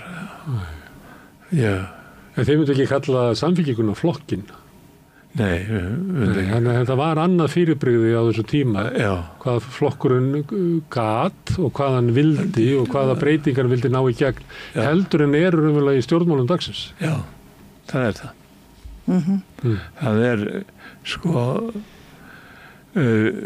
allavega telja að Alþýðubandalagið og við í Neskaupstað hafa verið miklu róttakari heldur en nokkuð tíman samfélkingin í dag og það eins og við erum búin að lýsa þá var þetta breiður hópur sem að tók ákvarðanir og það má vel að segja að vitnaði í orð Bjarnar Þórðarssonar sem að sagði að lítið sveitafélagi í kapitalísku kerfi getur ekki rekið sem sósíalisma en þeir höfðu reynt að má af helstu agnúana af kapitalismanum til þess að sjá til þess að vinnandi fólk líði betur í félaginu. Þetta verður ekki trú á sósíalisma í einu sveitafélagi? Nei, það gengur ekki upp. Þú ert svo háður lögum og reglum og takmarkunum sem þér eru sett í sveitafélagi að það ekki hægt að reka þó maður vilji. En margt sem að þarna var reynt eitthvað sem bara afskrifað úr umræðin í dag að þú veist, ríkið ekki að vera að vasast í þessu, þeir kannast við þetta sveitafélagin ekki er langt best á því að einkaframtaki sjáum bara stóra hluta sem að sko sveitafélagi sáum í Neskaupstað. Af hverju fennir svona hratt yfir þessa sögu? Að það orðið bara almenn viðurkennd staðreynd að tilraunin sem var gerð í Neskaupstað hafi verið bara mistök og við ættum ekki endurtakana. Hendar það ekki þeim sem hafa ráðið umræðunni? Já. Og fjármagninu. Eða þá að okkur hefur ekki tekist að viðhalda sögunni. Ég er ekki að skama ykkur sem er nýbúin að skrifa bókum við það. Þá er ég bara svo okkur bara alveg. En við höfum ekki haft þessa sterku fjölmiðla eða þennan sterka aðganga fjölmiðlum sem auðvaldið eða þeir sem að ráðið hafa hér í samfélaginu hafa haft. Við sjáum það að sko Austurland hættir að koma út 2001. Og þá vinnur eiginlega svona söguskoðun, ég myndi vilja kalla það söguskoðun bara Matthíasar Jóhannessonar athafnaskáldin sem hafi rifið Ísland upp og fátækt sem að bara passar enga vegi við sögu sjávarútvegs vegna að einkaframtaki vildi eiginlega ekkert verið í sjávarútvegi. Heldur var þetta fyrst og fremst byggt upp að bæjarútgerðum, félagslegreiknum útgerðum, samvinnuútgerðum og öðru slíku. Þessir eina ríki og allir ríki og svona voru bara mikill minni hluti af uppbyggingunni í sjávarútvegi. Þannig þessi hugmynd að það verði ekkert gert nema með einhverjum Þorsteini Má og fjölum, hún bara passar ekkert við Íslandssöguna. Nei. En samt þetta ríkjandi saga. Já, þetta ríkjandi afl. Fjölmiðlar eru sterkir, það engin spurning. Ég held að þeir hafi mótað þessa sögu öðrum fremur, sko. Það engin spurning. Og því ekkert að leina að Austurland Neskaupstað var mjög sterkt afl. Hafa fljótt að svara öllum misskilningi eða rangfærslu og það var líka fljótt að láta vita ef eitthvað breyttist í áætlunum sem setta voru fram við hverjar kosningar þá áttu við góðan aðgang að gefa skýringar strax á málinu þannig að það fekk ekki að gróa upp í samfélaginu. Ég var svo heppin að fá að taka við að Bjarna í þeim öfnum að stýra Austurlandi. En það sem ég vildi líka benda á sko bara sögu sonur okkar sem að skrifaði Eimreiðarelítuna og hvernig hún stemdi Þorvaldur Lóðarsson og hvernig Eimreiðarelítan á sínum tíma stemdi að því að taka völdin. Hún segir hún skýrir orsökina á því hvernig staðan í dag. Það er að segja umræðuna hvað fólki heldur, hvað fólki telur. Það vinna Eimreiðarelítunar í 50 ár. En hennar sigur byggir líka á því að þeir sem hefðu kannski átt að vera andstæðingar lögðu niður vopnin, einhver leyti. Gerðu þeir það? Eða hefðu þeir vopnin nógu sterk? Söndu finnst mér það. Til dæmis sá flokkur sem þeir eru að lýsa þarna en þeir ekki mikla áherslu að hann hafi verið lýðræðislegur. En hann var líka svona ábyrgur í svona þeirri mynd að þetta var fólk sem var vakandi og sofandi í því að byggja upp gott samfélag. Stundu finnst manni í stjórnmálum dagsins ekkert fara svo mikið fyrir því. Það er rétt. Þannig þeir eru eitthvað svona chit-chat eitthvað og allir bara reyna að komast ykkur að stöðu og lifa af næsta kastljós og eitthvað svona og það er eitthvað svona þessi svona langa sýn það hvað þarf til þess að byggja upp öflugt samfélag. En þá komum við aftur að fjölmiðlunum. Ég tel að þeir eru þarna líka stóran þátt í ákveðni persónudýrkun, ákveðni sölu á persónu. Ég tel að fjölmiðlar eigi mjög stóran þátt í því að við erum ekki betra samfélag. Að flytja til fókusum í samfélagsumræðinni að einhverju sem kannski skiptur okkur engu máli og frá því sem við ættum raunverulega að vera með fókus. Herðu, en til þess að rétta kúrsina þá er þetta að mæla með því að lesa bókinu ykkur. Hún er mjög áhugaverð. Takk fyrir það. Stóra viðburði en líka magna samfélag sem að var þarna. Og er náttúrulega einhver leyti en einhver leyti er þetta frásögn af veröld sem að var. Logi og Lóa, kæra þakki fyrir komuna. Takk fyrir okkur. Við sittum hérna áfram við rauðaborðið, erum að reyna að skilja söguna stundum og samfélagið og heiminn sem við lifum í og er alltaf að breytast. Næsti kafli eftir augnablik. Allt það besta er ókeypis. Knúsaðu vini þína. Samstöðin þar sem manneskjurnar koma saman. Samstöðin þakkar öllum hlustendum samfylgdin á árinu sem er að líða og óskar þeim öllum gleðilegra jóla og farsældar á nýju ári. Starfsfólk samstöðvarinnar.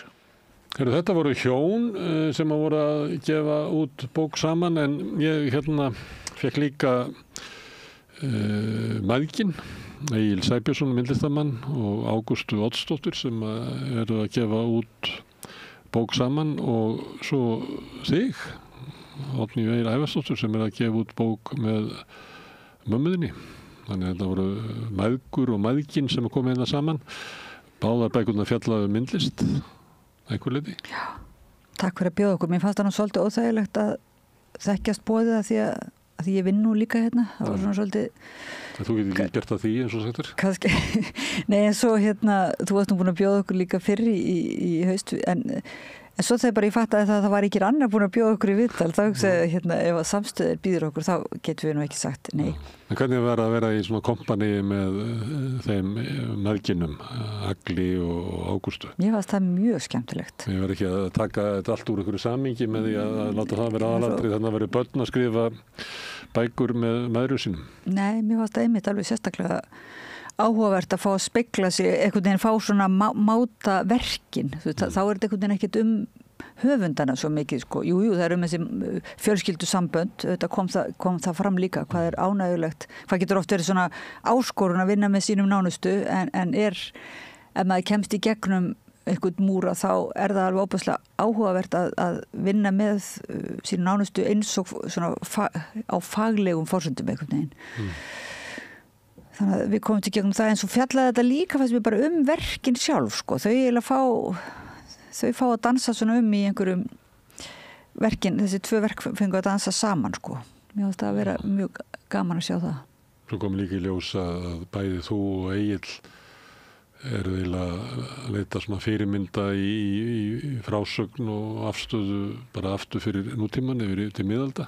Það komið alltaf í ljós að þetta var miðaldafólk sem að satt þetta við rauðabröð. Já, ég eiginlega bara, maður gekk út bara sem miðaldamanneskja og einhvern tímann auðvitað samsamaði sig með þessari sem hét Renaissance, endurreisnar maðurinn, og ég fyrir svona 10 árum eitthvað þá skrifaði ég endurreisnar konuna, mér fannst það verið bara svona mín, en já, svo verið maður bara steingleyma þessu, en gekk hérna út úr stúdíónu bara í endurreisn. Já, velkomin til miðalda eins og sagt. Herðu, en við skulum heyra hérna í mæðgum og mæðginum ræða bækur sem þau eru að gefa út fyrir jólin.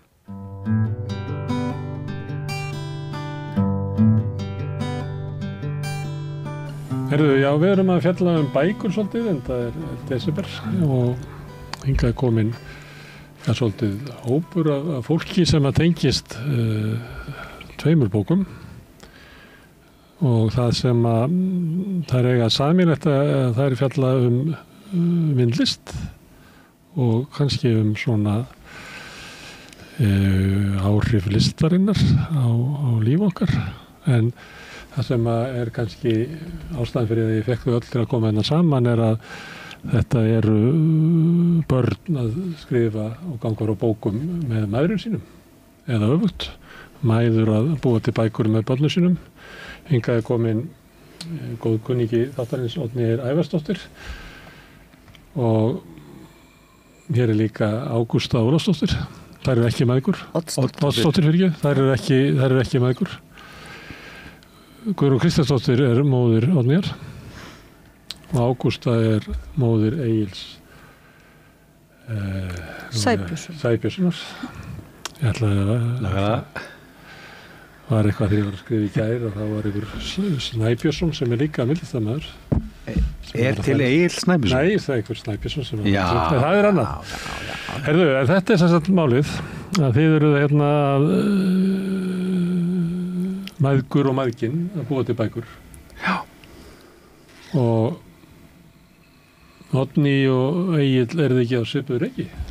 Jú, mjög svipuður ekki. Þú er kannski 1 ár yngri eitthvað sliðis? Já, eitthvað sliðis. Ef ég má byrja á ykkur, sko, það að búa til bók með móður sinni, er þetta eitthvað svona hluti af bara þroskanum þegar maður komin á vissan aldur að þá áttar maður sig á því að maður kom eitthvað stað frá og kannski eitthvað hluti af listinni manns sem komið frá mömmu. Þið hefðu ekki gert þetta. Maður fattar allavega ekki upphafið, sko. Hvað segir þú, Oddný? Já, ég veit ekki hvort að hluta þroska en allavega þá held ég að við allavega byggum til bækur eða hún leyfði okkur að systkinunum að vera með sér í því svona þegar hún var í listaskóla út í Frakklandi að búa til svona bókverk lítil og búa til stimpla úr kartöflum og þykjast svona láta eins og þetta væri svona alveg útgáfa með því að stimpla. Þannig ég held að ég sitt alltaf bara först í því. Ég er ennþá með stimpilinn eitthvað sem og er að gefa þetta út sjálf og flest það svona ennþá skemmtilega. Það er ennþá á stúdíói móðuðinnar. Já, ég er að þar ennþá sko. Ég er að bíðar í gamla stúdíóinnar og hennar svona, ég áttaði mig á því eiginlega þegar ég var byrjuð að skrifa svona sem rithöfundur og líka skrifa myndlist að þá einhvern veginn var alltaf svona útgangspunktur minn var þessi dvöl á vinnustofunni hjá mömmu. Þegar ég einhvern veginn, því það var alltaf öðruvísi einhvern veginn staður en aðri staðir að því maður gat, það var mjög svona heimilislegt en leið var það eitthvað svona, ekki bara þetta heimilislega baka pönnukökur heldur, var eitthvað í gangi, eitthvað ferli sem maður svona eiginlega þvældist inn í og var alltaf komin inn í einhverja tilraunamennsku smám saman og það líka gat maður sagt hluti sem að svona án dóms. Ég var þá einhvern veginn í háskóla og það er alltaf strangt. Allur texti þar og öll orðræði er svo ströngar alltaf verið svona dæma. Það er gott að heyra. En mamma, hún var alltaf svona rosalega spennt þegar ég kom úr skólanum að heyra svona hvað ég hefði að segja og það var engin svona dómur það. Spenntar eftir því sem það var villasar. Já, það var eiginlega þannig sko og eftir að við þvældumst síðan í samræðu sem var einmitt því rugglæri sem hún var því skemmtilegra og þannig að við erum dálítið húgt held ég á þessari. Það er alltaf áfram hjá ykkur bara. Já, þannig ég held að með þessari svona samvinnu við erum búin að vera svo lengi að gera þessa bók og þá hefur við svona haldið við þessum díalóg svona í einhvers konar rosalega tilteknu og nákvæmu en líka einhverju mjög óvissu og ruggluðu. Ég held að sko okkar samstarf hafi líka hafist þegar ég var kannski svona 3 ára að drösla heim risastóru grjóti alltaf af leikskólanum og mamma var að þurfti að vera svona í róleitunum að ganga með mér og þú sendi mér náttúrulega í myndlistaskólanum í Reykjavík því ég var 8 ára. Nei, já, það er rétt, já. Og síðan sko enda þetta var mamma búin að fara í artterapíu til Sigríðar Björnsdóttur og var alveg orðin gýruð upp í það að hætti að vera félagsfræðikennari í MH og Flensborg og fór í MHI og við enduðum inn á sama ári. Þannig að sko okkar leiðin búið að vera ansi lengi saman og svo sko Þið voru saman í myndlist- og andlitsskólanum. Það er bara tilvíðan vegna þess að ég fór að læra myndlist sko eftir að ég fór í artterapíu til Sigríðar þá fannst mér bara svo skemmtilegt alveg eins og það var svo allt öðruvísi aðferðir og nálgun heldur en í háskóla eða í framhaldsskóla það sem að miklu þurrari kennsla sko bók og allt eftir bókinni og slíkt sko, það var meiri leikur og upplifun að vera í artterapíu og þannig að þá bara sko uppgötvaði ég að ég hefði áhuga fyrir myndlist sem ég hafði ekkert spjöglar í að koma neitt nálægt vegna sem ég var búin að finna mér starf, ég ætlaði að vera bara kennar og kenna félagsræði, fannst það bara allt í besta en síðan bara verður þessi upplifun svo sterk og hefur bara svo mikil áhrif á mig að ég bara fór að læra myndlist. Það köllun. Eitthvað. Það ekki margir sem hafa reynsla því að vera í myndlistanámi með mömmu sinni? Hvernig er það? Nei, maður reyndi bara að halda sig eins langt hinum megin í salnum og eins langt hinum megin í byggingunni eins og hægt var og en að því að maður var alltaf að spara pening og tók ekki lánslán þá bjóði ég hjá mamma og pappa öll þessi ár og við pössum okkur á því að fara ekkert endilega saman í skólanum. Ekkert endilega sko. Var það að hafa svona ákveð, ég var líka að hafa persónulegt rými sko. Þannig að þú reyndir að halda honum líka í burtu, þannig að þú er ekki á höfnum. Já, ég þurfti líka að vera í friði sko í skóla, þannig. Herðu, en þetta eru ólíka bækur. Ykkar bók fjallar Sigríði Björnsdóttur. Já. Þetta fjallar sko störfin hennar, þetta er ekki svona ævisaga, heldur þetta hvernig hún vann með börnum á spítala, vegna þess að þegar hún útskrifast úr handi- og myndlistaskólanum hérna í Reykjavík 1952 þá fær hún sem að það sem hún segir sjálf þessi eiginlega köllun sko að kenna veikum börnum myndlist eða kynna þeim myndlist vegna þess að þegar hún var í starfsnámi í skólanum þá var þetta alltaf venjuleg börn og henni fannst svo mikið vanta í kennsluna þannig hún fær bara þessa sýn mjög sterka og bara drífur sig í starfsnám til London til þess að læra að vinna með börnum á spítala og þar fær hún að nota myndlistina og þá er hún útskrifuð sem myndlistakennari og myndlistakona og henni er bara treyst til að vinna með kennurunum á stærsta barnaspítala í London henni er treyst til þess að nota sína aðferð sem að hún byrja bara að þróa upp og finna bara hjá sjálfri sér að vinna með börnunum og hún skal segja þetta var mjög öðruvísi aðferð heldur en var notuð í myndlistakennslu raunverulega vegna þess að hún sá að kennararnir í London sko myndlistakennararnir voru mjög fínir og það var lagt upp úr því að vera með góða spítalakennara virkilega og þeir voru með góða nefnivið en krakkarnir voru döpur og þeir voru leið og kennararnir voru með svona mjög stýrandi aðferðir sem að hún gaggrindi bara með sjálfur sér mjög mikið og sagði bara svona ætla ég ekki að kenna, ég ætla að leyfa krökkunum að vinna bara út frá sjálfum sér og þannig og byrjaði bara að þróa það að krakkarnir fengu að upplifa, þau fengu að reyna og tjá sig með þessum efnivið sem hún bauð upp á en að öðru leyti satt hún bara hjá þeim, sýndi áhuga en passaði sig að fara aldrei fram fyrir þau þannig sko. Bókin heitir List getur læknað eða heilað. Þú fórst í artterapíu. Ég fór í Læknaði hún þig? Já, alveg mjög mikið. Hvað er það í listinni sem er læknandi? Tilfinningarlega og andlega þá sko ástæðan fyrir því að þessi bók er skrifuð er náttúrulega svo að ég var bara svo forvitin að vita hvað í ósköpunum gerðist af því þetta gerist alveg algjörlega ósýnilega. Gerðist þið á þér? Já, það gerist alveg ósýnilega að maður breytist. Ég bara Þú ætlar að svara því hvers vegna það gerðist en ég verður bara hvað gerðist? Er þú bara önnur manneskja? Mér bara fór að líða betur, ég var minna stressuð, ég var mjög stressuð sem kennari og bara undir álagi og ég sem barn þá var ég oft alltaf reið, þannig að það voru erfiðleikar heima hjá mér, ég var allast upp og safnaði mikill í reiði og einhvern tíma ræddi ég það við Sigríði, þetta með reiðina og þá segir hún, já, þú veist það nú sumt fólk segir að með því að fyrirgefa þá fari reiðin. Og ég sagði að ég bara alls ekki á þeirri skoðun og ég mun ekki fyrirgefa, það er ekki mín leið og En það sem gerðist og var alveg gjörlega ótrúlegt var það að reiðin hvarf í terapíunni. Bara smátt og smátt og ég bara er ekki neinum vandræði með reiði í mínu lífi. Og hefur ekki þurft að fyrir? Nei. Það er bara eitt dæmi, sko. Svo bara önnur, bara betri líðan og meira jafnvægi. Egil, manstu eftir mömmunni reiðri? Já, og svona svolítið reyfrildin á heimilinu á yngri árunum og svona alltaf er erfitt fyrir börn og en svo þegar ég er orðin sem sagt unglingur og hún er búin að vera í þessu þá tek ég alveg eftir því að það er allt annað andrúmsloft á milli foreldra minna og og það hlýtur að vera þessari þerapíu að þakka. Og bókin það? Já. Já, hún er meira starfið hennar, sko, ekki mig þannig, sko. En hvernig samvinnan ykkar? Hérna stendur að þetta sé skrifað á þér? Já.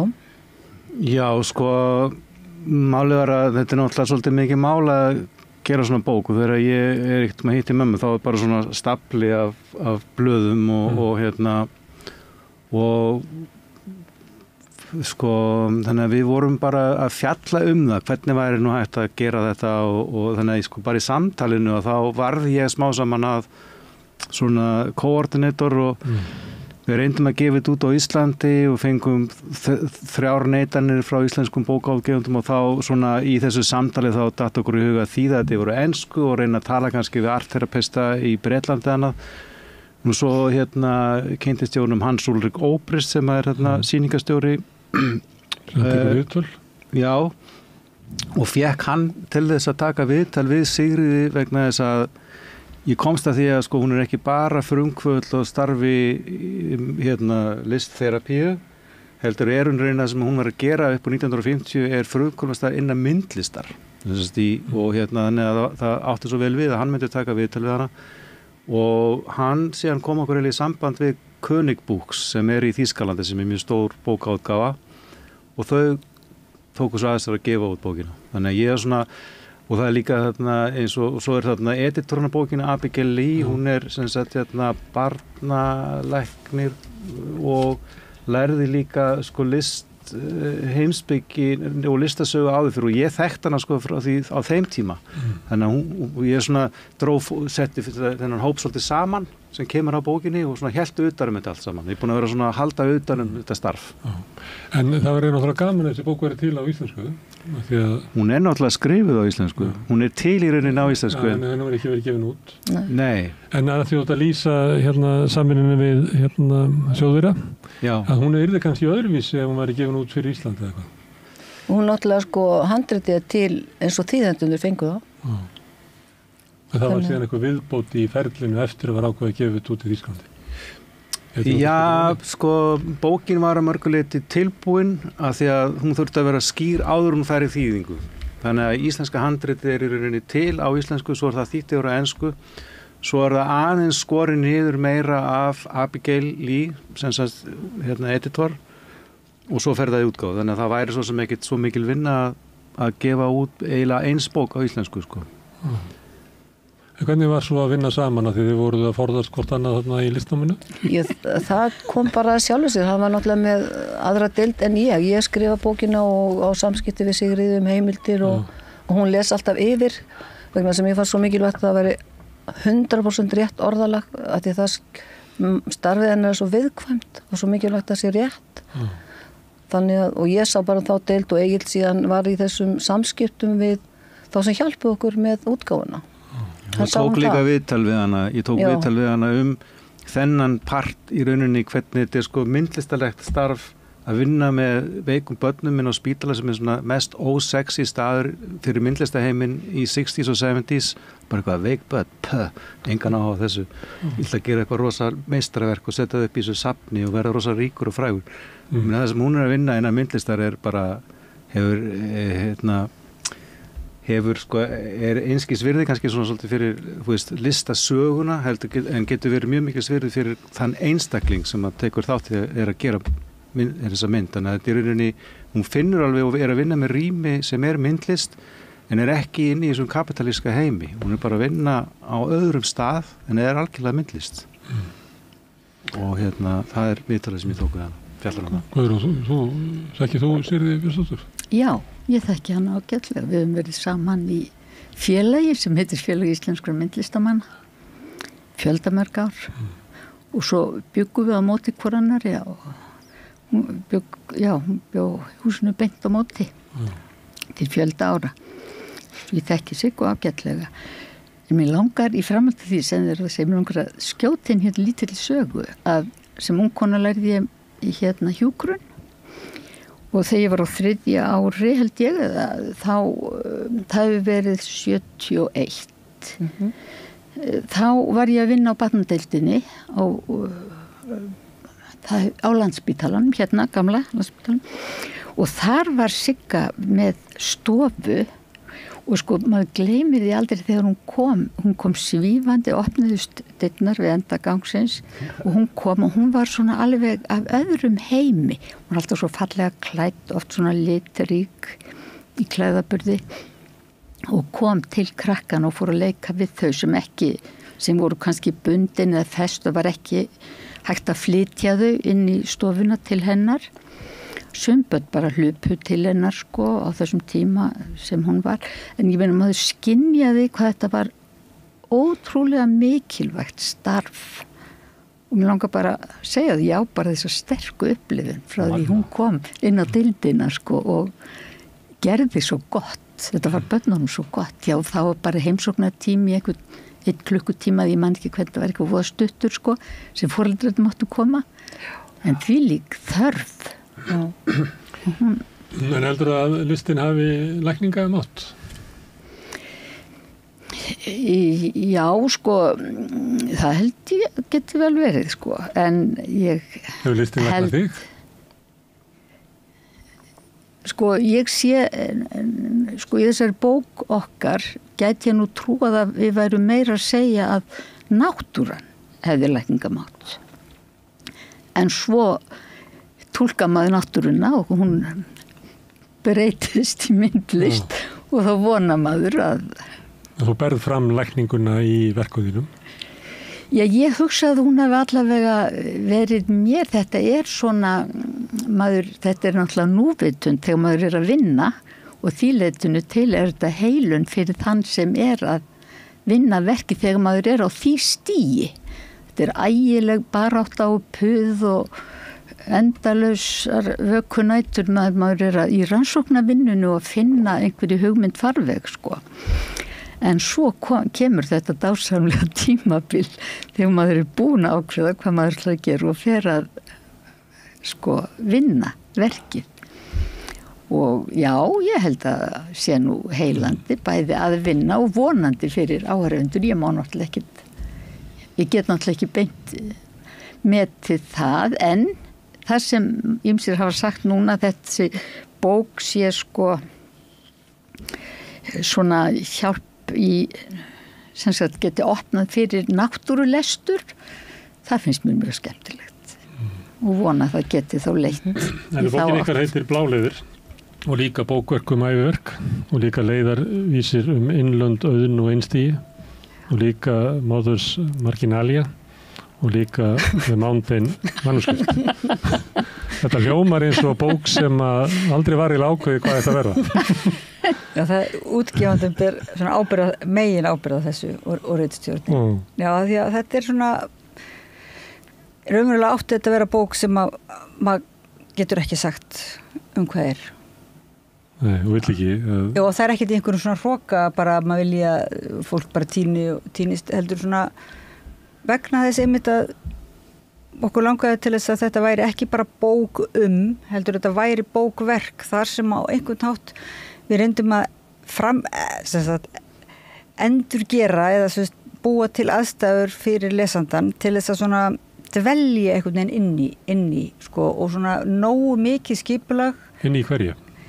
Inn í þessum myndheimi sem skarast sko myndheiminum og textaheiminum einhvern veginn og einhverju sem er þar á milli hönnunaheiminum og arkitektúrunum og nokkrir heimar þarna sem að mætast og það verður að vera einhvern veginn skipulag á því en það má ekki vera of niður njörfa því þá einhvern veginn er búið að svara spurningunum og ég verð að segja varandi listina það náttúrulega líka í þessari bók bara tilvísun í mömmu þar sem hún að tala kannski ekki nota orðalagi svona listin sé heilandi eða læknandi ekki beinlínis en raunverulega alltaf þetta að sko eins og það mikilvægt eins og hún kenndi okkur að það væri ekki bara nóg að fara upp að einhverju jökli eða fara einhverju fossi og krossa við að maður veri búin að sjá það heldur þetta svona mikilvægt þess að dvelja í náttúrunni svona og ekki endilega á fyrirfram ákveðnum mikilvægum stöðum heldur svona svolítið finna sína leið einhvern veginn landið og finna svona upplifa sjálfur og tengjast svona gefa sér tíma líka gefa sér tíma, já og þá fannst mér einhvern veginn að hún gerði það líka í list sinni sko, það var alltaf þetta svona miklu tími og maður sér að þegar barnabörnin eru líka hjá henni inn á vinnustofu, þá það þessi svona þau fara inn á eitthvað annað tímaskyn og svona annað tímasvið sem ég held að sé bara beinlínis læknandi það læknandi, það svona núvitund ég verð að gleyma sér í náttúrunni en svo manni líka mamma, ég verð að segja, ég ætla ekki að fara að tala þitt, hvernig þú varst sem ung kona og reiðina og svona, ég vona þú spyrir mig ekkert það en ég ætla að segja, ég man nú samt alveg eftir því að hvað maður upplifði að þegar þú fórst út af heimilun, ef það var eitthvað það geta verið tóksturöld inn á heimilum að fara inn á vinnustofuna að þá var svona þegar ég sá hann að vera fást við svona þessa liti sko, þú veist þennan indígo bláa lit eða brún eða þessa jarðarliti svona og þá skynjaði ég allavega mjög sterkt að þetta var eitthvað sem gerði henni mjög gott sko og hún kom alltaf svona allt önnur manneskja tilbaka. Hún skarði tilbaka. Já, og þess vegna, og ég hugsa það svona aðalástæðan fyrir að ég hugsa best að maður færi út í list líka eitthvað. Og var það sagt svona, mamma ert ekki til að fara aðeins á vinnustofu. En ég held þetta, við vorum að tala tíman, þá sko, ég meina, allt skapandi starf, ég meina, það minnst aldrei rætt ná mikið það hvað það þarf langan tíma, sko mikilvægi tímans að gefa sér tíma, öll skapandi vinna þannig. Já, ef þú ætlar að vera opinn fyrir eigin upplifun og ætlar ekki bara að reyna að drekka því sem að þegar hefur ákveðið þá ætlar ekki að það góða tíma. Já. Og það býða og það svolítið augljósa af þér. Það svona það eiginlega engin nema svona skapandi listamenn sem að geta tekið sér þann rétt eða tekið sér það vald að gefa hlutunum langan tíma. Hún Sigga, hún talaði það hvað skjá notkun barna og fólks væri skaðleg fyrir þróun persónuleika þess og ég man bara í 1980 eitthvað þegar ég fer fyrst í þerapíu til hana líka því ég er 16 ára og mamma byrjuð í þerapíu að þá talaði hann mjög mikið þetta og þetta náttúrulega tengist svolítið þessu að þegar fólk á skjánum það að skrolla svo hratt og meðan þú ert að lesa bækur þá dveluru í því og ef þú ert úti, ef þú ert fyrir framann liti að þá það myndast eitthvað samband og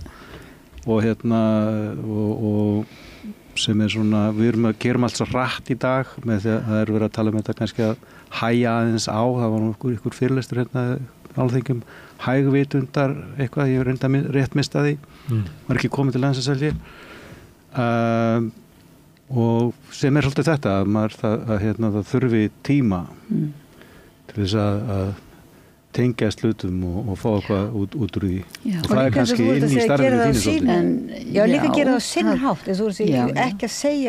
ekki segja börnum fyrirfram hvað þau eiga að upplifa eða hvað eitthvað þýðir eða hvað fallegt og hvað ekki fallegt heldur einhvern veginn að leyfa þeim að svona þessi uppgötunarferli svona, það dálítið og mér finnst það vera svona mikilvægt líka varandi orðræðuna að því að listfræði og svoleiðis mjög mikilvæg og fræði, mér finnst gaman að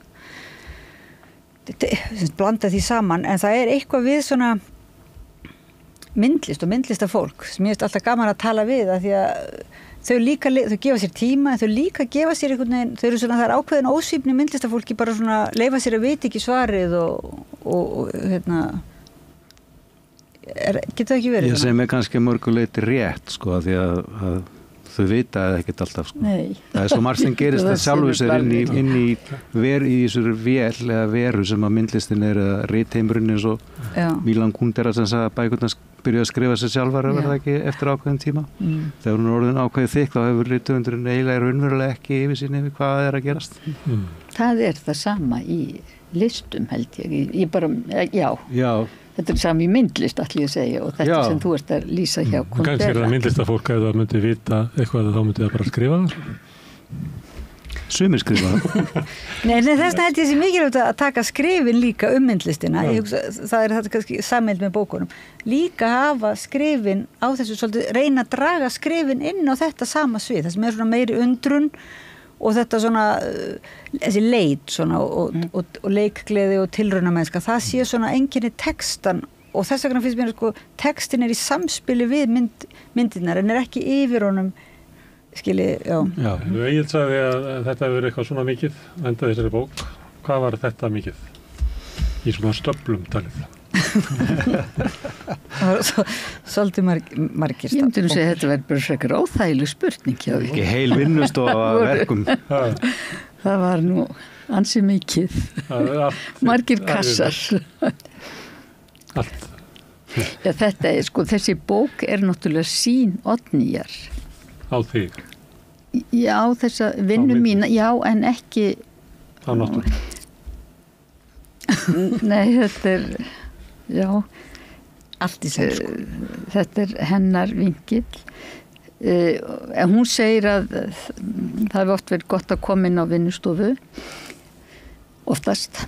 En ég segi, sko, á þessar minningar, hvað var ótrúlega gaman þegar Oddný bjó í París og kom heim og kom með einhverja bækur og bæklinga til manns og svo sátum við klukkutími saman og það, sko, opnaði svo marga nýja vinkla fyrir mér. Mér fannst þetta svo hvetjandi og það gerði minni myndlist mjög gott strax þá fyrir fjöldamörgum árum, sko. Þegar bara, ég ætla ekki að fara að telja, ég er svo rugluð í árum, get ekki fara að segja hvenær það var en. En er þetta þá mynd Oddnýjar af þér? Já, svona einhverju, já, sennilega að hluta til, en svo er þessi bók og það sem þegar Oddný fór að ræða þessa bók, þá ég var nú aldrei neitt spennt að gera myndlistabók mína myndlist, mér er aldrei fundist ég hafa klárað neitt eða svona, ég er alltaf, mér finnst ég alltaf verið í einhverju miðjuferli, sko, það sé ekki komin tími á það, svo bara rekki upp við það hvað ég er orðin gömul en ég fyrir ekki að hissa vegna þess að það er aldrei komin tími á neitt, en þegar Oddný fór að tala um það að þessi bók ætti að vera, sko, bara hafa svo miklu víðari tilvísun en bara einhvern einn myndlistamann, það fannst mér heillandi, sko, og Oddný hefur tekist það. Ég er kannski svona, notar mig sem tákmynd að einhverju, notar þessi myndir mínar og svona, en hún er miklu víðari en það er að lesa hana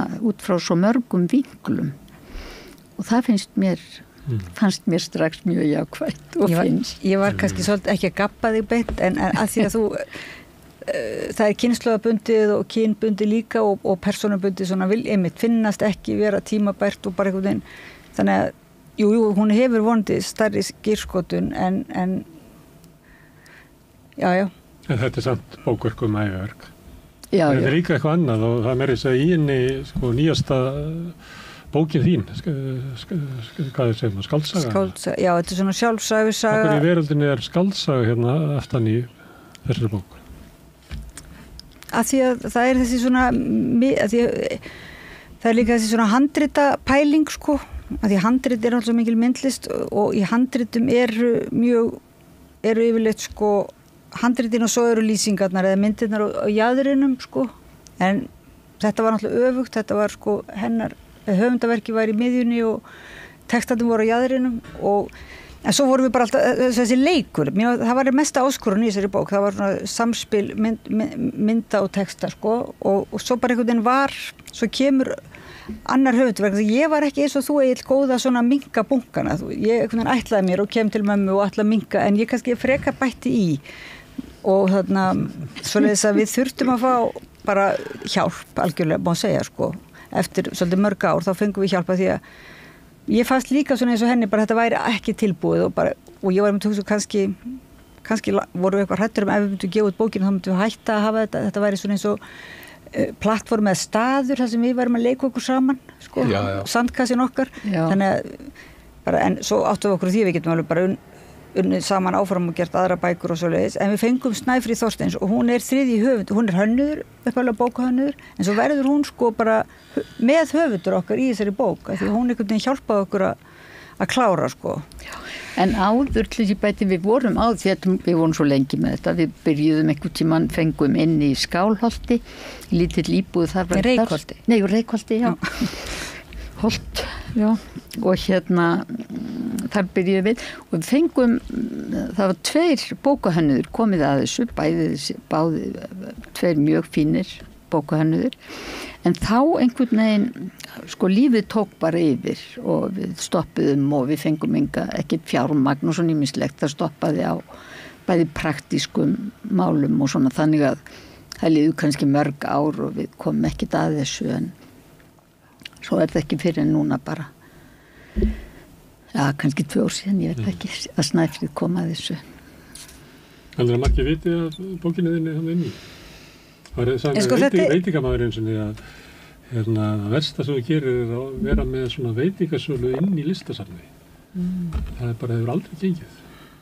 Þú ert að reyna að gefa út skáldsögu inn í myndlistarbók. Nei, mér finnst sko hún eiginlega á ekki að vera, að því að hugmyndin þetta textin, það er svo merkilegt hvað, sko myndlisti getur staðið án texta, en við vorum líka búin að vera að leika okkur að því hvað texti getur gert, á þess að vera bara svona skýrandi og eins og ykkur skjalasapp svona að þetta er þetta og bara svona upplýsingartexti, hvenær hann eins og kemur einhvern veginn, fyrir inn í myndheiminn sko. Svona og skáast inn í. Þannig að þessi texti átti ekki að vera sjálfstæður sko. Hann er bara með hann getur ekki verið til þeim inn í þessari bók. Kannski getur það, en mér finnst einhvern veginn að hann hafi ekki merkingu, mér finnst að hann hafa merkinguna inn í þessari bók og hann átti samt að vera sko á tvist og bast sko og hann átti að vera styttri, en svo líka var hann svo langur vegna þess að ég var að útskýra fyrir til dæmis hönnuðunum og fyrir gallerísturum hennar í New York, þannig var það þannig að hún var bara einhvern veginn að spyrja hvað er þetta nákvæmlega sem að mamma þín að gera sko, ég veit alveg hvað, ég skynja það og ég heillast af því en ég skil það þetta einhvern veginn ekki og baði mig að útskýra það og ég sagði ég er ekki listfræðingur en ég reyndi bara að útskýra það svona einhvern veginn eins og ég gat með öllum fyrirvarum og þá var það svo óvart svo langt og þá var bara spurningir, á maður að fara að klippa það alveg niður skiljiði og taka bút úr því og setja bara hér og þar eða á maður að skella því bara þarna aftast og líka með þessu ensku fyrst að enska þýðingi var með fyrst að hún var tilbúin. Hljóma svolítið svona eins og að þetta sé svo mikið svona samstarf og samtal ykkar á milli og það kannski þarf ekkert endilega að vera eitthvað alveg skýrt hvað það er og það komið saman í bókinni og þetta er kannski ekki það síðasta sem ég gerir saman og þetta er eins og það er ekki hægt að dæma myndlistamann af einu verki, ef að Picasso hefði bara gert 1 kúbistamálverk þá var ég ruslatunnu þar í Montmartre en það verða að vera til mörg verk og það eru ósynlegu línurnar á milli verkana sem er raunverulega verkið og samstarfið ykkar sem búið að vera úr barnæsku líka og það sem þið eru að fjalla að hafa áhuga á, það hlýtur einhvern veginn að koma fram í bókinni ef að þú dvelur inn í henni og lest hana og fer maður á ferðalag með ykkur tveimur og henni inni í þína vinnu og svo er þessi eitthvað í þessum texta þínum hlýtur að hafa með það að gera á óskýran hátt. Annars hefði aldrei sett það í bókina. En það er mjög falleg lýsing og líka eins og handrit, miðaldahandrit, þá er oft skellt ykkur með að því bara til þess að nýta kálfin sko. Og þá var svona skellt bara í, mér varst það líka svolítið fallegt, svona skella, það er gaman að skella þessi ensku með þessa hugsun og skella. Nei, en lýsingin sem þú ert eigið, það er akkurat og þá fyrir maður líka, þetta er eins og bara, fyrir mér er þetta svona eins og þröskuldur, raunverulega upp á annað svið, sko. Þannig að bókin er bara það sem hún er og... Það er afrækstur eitthvað sandkassa og sandkassin er kannski í málu. Já, en svo er þetta stór annar sandkassi, sko, að þegar við höfum verið að kynna hana með viðburðum, að þá er hún að gera fullt bara strax ný prentverk og eitthvað sem að fylgja út frá bókinni svona, þannig að hún er strax byrjuð svona eins og við mamma erum líka með svona samstarf sko. Það er ekki lokað eitthvað sandkassa heldur. Nei sko, við vorum að gera þetta en svo er annað verkefni sem heitir Mom's Balls hugrekki í mömmu og mom's balls, það er svolítið fyndið þetta að koma að þar eru sem sagt verk mömmu og svo það dót sem frá ömmu minni og svo var bresku sýningarstjóri sem sett til mig inn í það líka og þar ég búin að uppgöta þessar rætur. Ég held alltaf að ég hef bara uppgötað myndlist eitthvað staðar annars, það svo mamma nú í þessu og það kannski komið inn bakdyrnar og amma minn líka sem ég ólst upp að hluta til. Já. Og hverjir eru þá rætunar? Í gegnum þessar konur? Ég á engar rætur. Það sem að, ég stundum segja fyrir mér þannig að líka, það er ein svolítið skemmtileg hugsun sem að fyrir endurreisnina sem að byrjaði í kringum 1450 þá voru myndlistamenn ekki að setja nöfni sín á myndir, heldur voru þetta guilds. Þar sem þú máttir ekki eiga einhverja vinnu aðferð fyrir því, þú varst að deila þig með stéttarfélaginu. Og mér þykir mjög líklegt að í framtíðinni að þá förum við aftur þangað og förum við úr einstaklingshyggjunni vegna þess að alveg eins og Renaissance í rauninni afturhvarf til tímans fyrir hinna myrkum með eldir og þá mun þetta aftur snúast við og þess vegna þurfum við að fara inn í gotnesku deildina í Uffizi-safninu á Flórens og skoða allar íkonumálverkin til þess að finna framtíðina. Hún liggur nefnilega dulin þar og við eigum ekkert í það sem ég að vinna í myndlist er svona basera 90% af hugmyndum og aðferðum annara. Ég kem séðan bara með mitt handbrað svona inn eitthvað, setja nafnið mitt að það. Þið eru alltaf þið börnin eru svona miðaldafólk. Já, ég myndi segja það. Þú vísar í miðaldahandrit og þú í...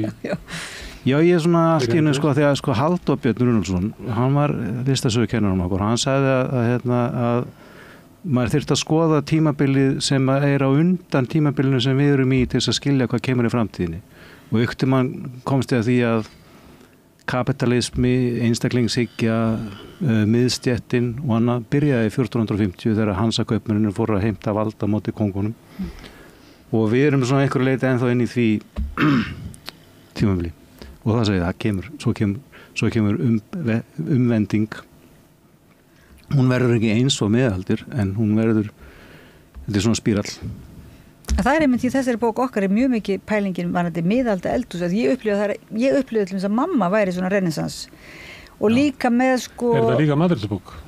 Nei, ekki matreiðslubók, en hins vegar á öllum hennar skissum voru alltaf, það voru þessi hlutföll, hún var alltaf reiknum hlutföll,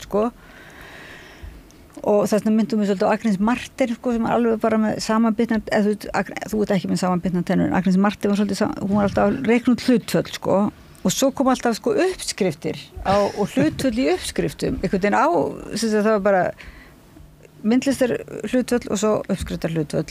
Þá hefur maður heyrt í útvarpinu einhverja matreiðslu uppskrift og maður eru skellt henni inn mér dettur það í hug. Já, en svo sá ég líka þegar þú varst að byggja þér nýja vinnustofu sem við skelltum líka inn í bókinni arkitektutum í henni, að þá byggjur hún upp þannig að það getur verið flæða á milli fjölskyldulífsins og svona miðalda eldhúsins, það sem allt gerist allt er í samræðinu einhvern veginn og svo og vinnustofinu þannig að það flæði, svona miðalda eldhús flæðið er svona Orðið stofa kemur náttúrulega úr orðinu stóf vegna þess að við sátum alltaf í kringum eldinni það gerðist allt. Já, stóf og stofa, þetta svo skemmtilegt. Hvað segir þið mömmur þetta?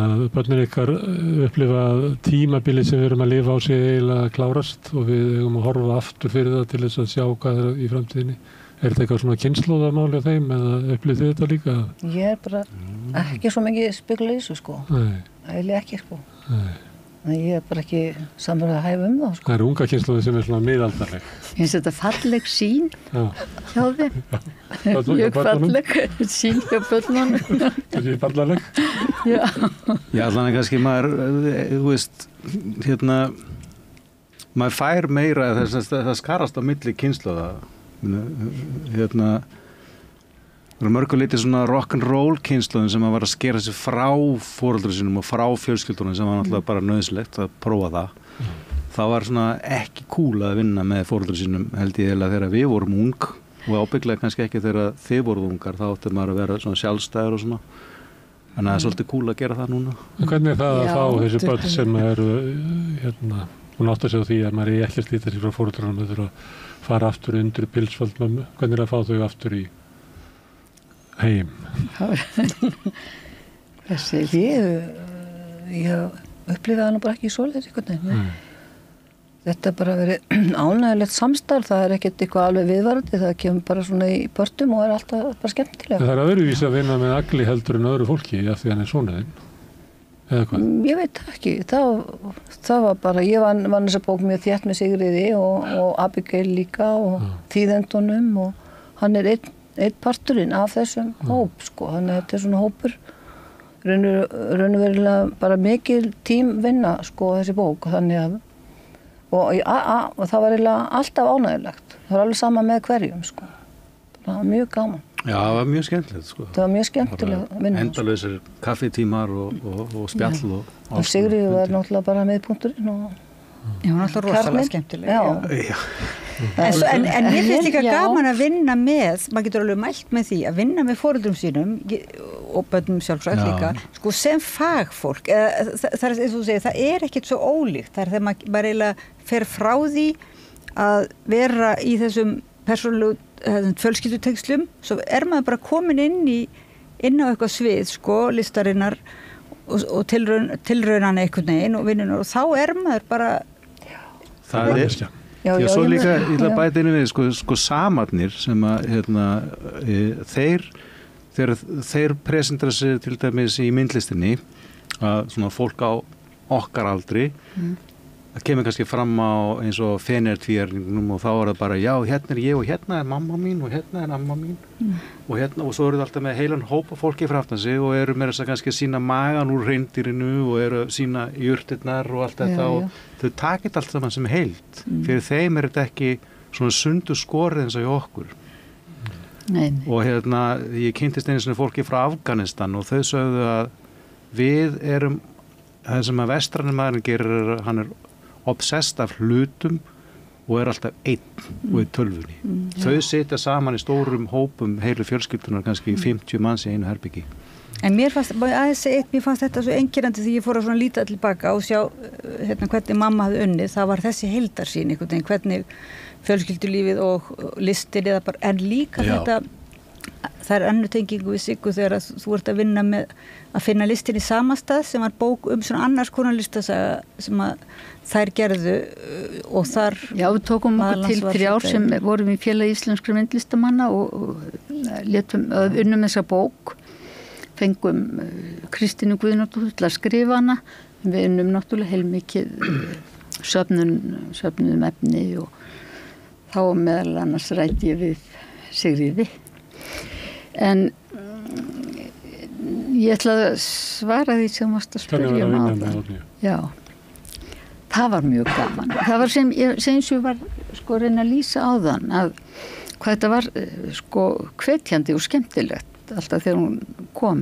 En svo hefur þetta haldið áfram sko, það má alveg segja það sama sko, hann Uggi sonur minn, hann er fornleifafræðingur, hann fyrst í bókmyndafræði og það er það sama, mér finnst þetta sko að það var á vinnustofum, þar var þessi sko, þar bara voru að spjalla þess þó fór svona samræðan svolítið, kannski eins og hér á Samstöðinni, það er þessu gefin góðu tími og samræðan nær aðeins dýpra en svona í kvöndeginum en svo núna fyrir stuttu þá elsta barnið mitt Ævar, hann var í myndlist og nýlega útskrifaður úr listháskólan. Fyrir 2 árum þá unnum við verk fyrir vestan þar sem við búum núna á Skarðströndinni inn í svona súrheisturn og ég hef alltaf haft mjög mikinn áhuga á jurtum eða kemur nú bara frá pabbi frá ömmu minni og nöfnu föðurömmu og pabbi kendi manni svolítið þetta alltaf að tína ákveðna jurtir og ég hef alltaf gert það og svona smám saman hefur maður bætt við en við unnum verk við Ævar unnum þetta saman og þá kom þetta tækfæri hann miðlaði til mín öllu því sem hann var að læra í listaháskólanum sem er svona allt öðruvísi en þessi vinkil sem ég lærði á sínum tíma í Fraklandi, mjög ólíkt. Já, ekki mjög ólíkt vegna þess að það voru vissir þættir sem voru ennþá svo líkir þó næstu 50 ár síðan ég var að læra þarna úti. En hann lærði því að við tilenguðum þetta verk Hildegard von Bingen sem var nunna á 11. öld eða fætum 1100 og þá fórum við gegnum þetta allt saman með allir þessar jurtir og heilun jurtana og þetta verk var bara hún sá sýnir og hún heyrði sýnir líka, það var mjög sérstakt. Hún var tónskáld, alveg stórkostlegt tónskáld, var mjög virt á sínum tíma sem var óvenjulegt. En hún, þetta var bara því, þú veist að spyrja sko að vinna með börnunum sínum, ég semst byrjuð að vinna með barnabörnum og það alveg ómetanlega. Það svo skemmtilegt eitthvað, það myndast allt önnur tengsl eða svona á annan hátt, ekki bara þetta amma og strákurinn minn, það eitthvað meiri tengsl. Já, allt önnur, en það náttúrulega þetta traust þarna alveg til staðar sko og maður getur þetta bara mjög ánægjulegt sko. Gaman að við getum verið með fjölskyldunni sem að vera að gera eitthvað svona spennandi ekki bara að sitja í stofun og tala kurteislega saman eða eitthvað. Svo það náttúrulega kallandi líka því hún náttúrulega Sigríður var gift honum Dieter sko og ég laka að lesa bókina Já, ég búin að lesa þá bók mjög fróðleg. Í þessu ferli að þegar það var svona annars konar listasaga þá kemur við til ljós hvað konundar og margir auðvitað menn höfðu eitt sko stóru miklu tíma í þetta samfélagslega að búa til samfélagslistamann en ekki bara í sinn feril og eins og þú veist það þótti svolítið hallærislegt eins og bara vinna með börnum það var eitthvað svona auka sko það að fara alveg beinulegina bara út í heim og eitthvað stort listasafn. Þá var einmitt Sigríður að tala hvað þetta var sko þú veist þetta eitthvað svona í tíðarandunum svolítið að ekki bara meta þessi heimsrægð og kallinn. Þannig að ég lakkurslega vita hvað hún segir þeirra sko samstarf. Dieter fjallar það að borða lambalæri með einhverjum vinnu sínum. Fjallar svolítið að vera í samfélagi sko. Já. Já sko, áhugavert að sko Sigga var alltaf að leyfa börnunum að vera með að leika sér með í sandkassa og með litu og annað og ég held að hann Dieter ágæti hafi hann ábygglega pikka það svolítið upp frá hann í Siggu því að svo involverur hann Björn og Odd og fleiri af sinni fjölskyldu sem verður að svona offísíali hluti af hans lífstarfi þannig að ég held að þetta fólk verður fyrir áhrifum í hann og það en þetta var náttúrulega það sem að hún var að gera einu á heimilinu sem að ég held að Dieter að hann var nú svona stráng geometrískur svissneskur listamaður þegar þau kynnast en breytist alls mikið við það að búa með henni Sigríði. Já, ég held það nefnilega. Hann í rauninni tekur uppeyju eftir að hafa verið með Siggu. Það viðurkennaði aldrei í dagbúinu sem hann segir að það hafi verið tangulí og eitthvað svo sem hefði áhrif en eftir því sem að maður horfir meira á það sko, veit hvernig Siggar þá sér maður svona hvaðan ýmislegt hlýtur að vera komið sko. Þetta rannsóknar spurning fyrir eitthvað listfræðing áhrif Sigríðar Björnsdóttur Ég ætla að segja ég held þegar Sigga bjó þar nöngutum beint á mót okkur þá kom einhver barnabörn þá var hún með sandkassa inni bara hún notaði sand mjög mikið já, fyrir krakkana og var með það bara þarna inni hjá sér því að ég vissi það þegar sko næstu íbúar kominn, þeim fann pílnit erfitt að móka út öllum svona sandi sko en ég sá hann líka eftir hún inni hjá henni þetta var ég finna að þetta mjög sérstækt sko já, ég man eftir þessu sko bara innskot sko, skemmtisagum Siggu. En þetta þarna bæta einu bara svona svo fallegt við hann að Siggu við að þetta að hennar elstu minningar sem hún hefur sagt margoft eru þegar hún var að leika sér úti sem barn á bóndabæ og þá var að Sigga í grasinu, Sigga í spýturum og Sigga í drullinu eða moldinni og hún var með samband við náttúruna eins og þú ert að tala að dvelja í náttúrunni og þetta tók hún meðal með sér inn í það að reyna að endur skapa þetta svolítið með börnunum síðan á sjúkrahúsinu, einhvern veginn að leyfa þeim að dvelja í þessu. Þannig að hún er með þetta svo frá kjartanum, eitthvað sem hún uppgötaði sjálf úti í náttúrunni. Mér er svo magnað. Þetta er ekki skemmtilegt? Ég minnst það bara gaman að við skildum Það er alltaf að vera að bæta ykkur á kálfin sem að... Já, en ég ætla nú að segja að Dítar... Þetta getur ekki endað. Dítar var ég kynntist Dítar nefnilega því hann lét okkur, ég var bara barnapía og það var mjög mikið atriði að allir tækju þátt í að búa til list og svona, þannig að það var mjög sterkt. Ég myndi hvort að kom frá Siggu eða líka tíðar og hann var mjög örlátur kennari svona, þannig að þetta er... Já, þú veist barnapía hjá sinni. Já. Karli sinni svo Siggu. Já, þannig að þá var þetta var alveg þetta hafði mjög mikil áhrif á mann sko, einmitt þetta með signatúrin sko, hann sagði að skipti mjög miklu máli að signera sko, en það var ekki þessi dómur hvað var í list og ekki list, heldur svona maður fekk þess að svona örfund til að framleiða og þannig að þetta er alveg, já, mér finnst þetta nú verið mjög svona spennandi fyrir listfræðingarna og svo finnst mér líka gaman að við skildum líka þessu bókum sem sandkössum og svo skulum muni eftir þetta sandkassin í stofu. Já. Okkarlega. Herðu, kæra þakki fyrir að koma hingað og segja frá bókunum ykkar. Oddný Eir Ævarsdóttir, Ágústa Oddsdóttir, Guðrún Kristjánsdóttir og Egill Sæbjörnsson. Kæra þakkir. Takk fyrir. Við ætlum alltaf hérna áfram við Rauðaborðið að reyna að skilja heiminn og næsti kapli kemur til augnablik. Sósíalistaflokkur Íslands óskar landsmönnum öllum gleðilegri hátíða og farsældar í baráttu sinni á 9 ári. Þökkum stuðningin á árinu sem er að líða. Sósíalistaflokkur Íslands. Þetta voru umfjöllunum bækur list sem er skrifuð og útbúin af mæðurum og börnum þeirra. Vigfús Bjarni Albertsson, hann var sjúkrahúsprestur en núna starfar sjálfstætt í sálgæslu. Hann kom til mín, hann var ekki út bók og hann kom til mín að ræða svolítið dauðann. Ég veit ekki okkur það var svona útgangspunkturinn, ég held að bókina sé ekki endilega það sko, en hún er lífið, en dauðin er náttúrulega mjög góð umræðurni til þess að skilja lífið og það er enginn sem hefur verið á fleiri dánarböðum, eða sem ég veit heldur en Vigfús Bjarni. Þannig að... Mér finnst það líka vel við hæfi svona á aðvendunni, satt best segja, að tala dauðan og sorgina sko. Það er einhvern veginn, ég get ekki ímyndað mér einhverju umræðu á aðvendu sem snýst bara sko gleðina og ljósið.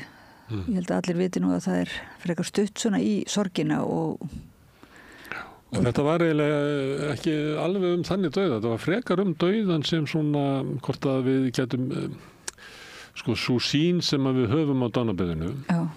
Það sem að það er nú oft gerist að fólk fær svona aðra sýn á lífið, heldur að hafið áður. Hvort að það sé sýn sem okkur gagnast okkur lifandi eða hvort að það sé eitthvað sem við bara hafa á dánarbyrjun, en þetta var alls konar svona... Það er nú svakalega áhugaverð spurning. Já, ég held að við höfum kastað fram mörgum stórum spurningum í þessu samtali. Enda gaman að fá menn sem eru eiginlega svona draga saman svona ævistarfi sín og svona skynjun sín á lífinu og tilgangnum í lífinu og öðru slíku. Það er náttúrulega bara frábært fyrir okkur sem eru spyrlar að fá svoleiðis fólk í settið, þar sem við getum eiginlega, það er eiginlega engin takmörk fyrir hvað við getum hent stórum spurningum á hann, viðmæluðan. En líka gott að hann skulle skrifa svona bók áður en hann verður eldri sko, og tala ekki áður en að deyr. Ég spurði hann til dæmis hvort að hvað verður okkur þau deyjum. Þú bara alveg farið virkilega í stóra spurningar og gat hann svarað því? Já. Ná. Stundum finnst mér best að spyrja eins og maður sé 5 ára. Já. En ef að Guð er góður, akkur er heimurinn þá svona slæmur. Það er með svona klassískar spurningar sem við bara höldum alltaf áfram með og þetta eru ólík svör eftir lífskeiðin en spurningarnar fara aldrei. Nei. Við ætlum að heyra samtal mitt við Vigfús Bjarni Albertsson. Stóra spurningar.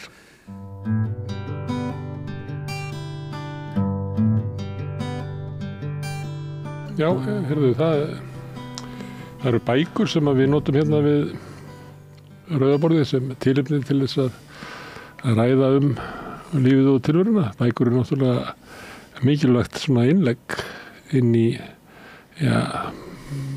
samtíma umræðina og hjálpar okkur að skilja heiminn. Þetta ekki bara svona konfettkassa sem við njótum á jólanótt að lesa, heldur þetta alvarlegt innlegg inn í eilífa umræðu hver við erum og hvert við erum að fara og til hvers við erum hérna og hver er hlutur okkar í heiminum.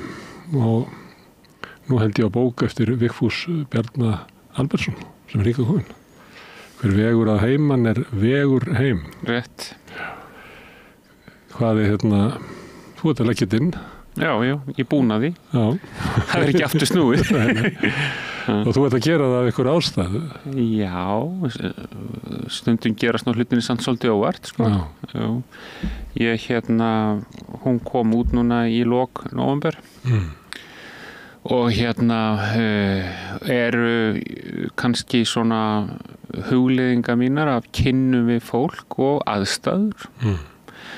Og ég svolítið dreif upp myndir af fólki sem er að kenna okkur mikið, sem er að takast á við mjög stór verkefni og afhjúpa svolítið í mínum huga hver við erum, og þú varst með góðan eingang hvað sem er mjög, og eru svolítið að benda okkur á hvernig mannskepnan er þegar mikið liggur við, og líka hvað getur nýst okkur, og ég ákvað að skrifa þetta þannig að ég hafði ákvæðan eingang að bókinni, ákveðin erfið reynsla sem ég lenti í sjálfur fyrir tæpum 2 árum þar sem mér var ekki huga líf og ég þurfti að takast á við mjög stór veikindi og bý við þó nokkuð miklar afleiðingar af því það sem eftir er, og ég ákvað svona að hafa það sem inngang og svona ýmsar vangaveltum mér það og inngangurinn leiður okkur síðan í kynni við fólk og sem kenna okkur helling í mínum huga, og að auki þá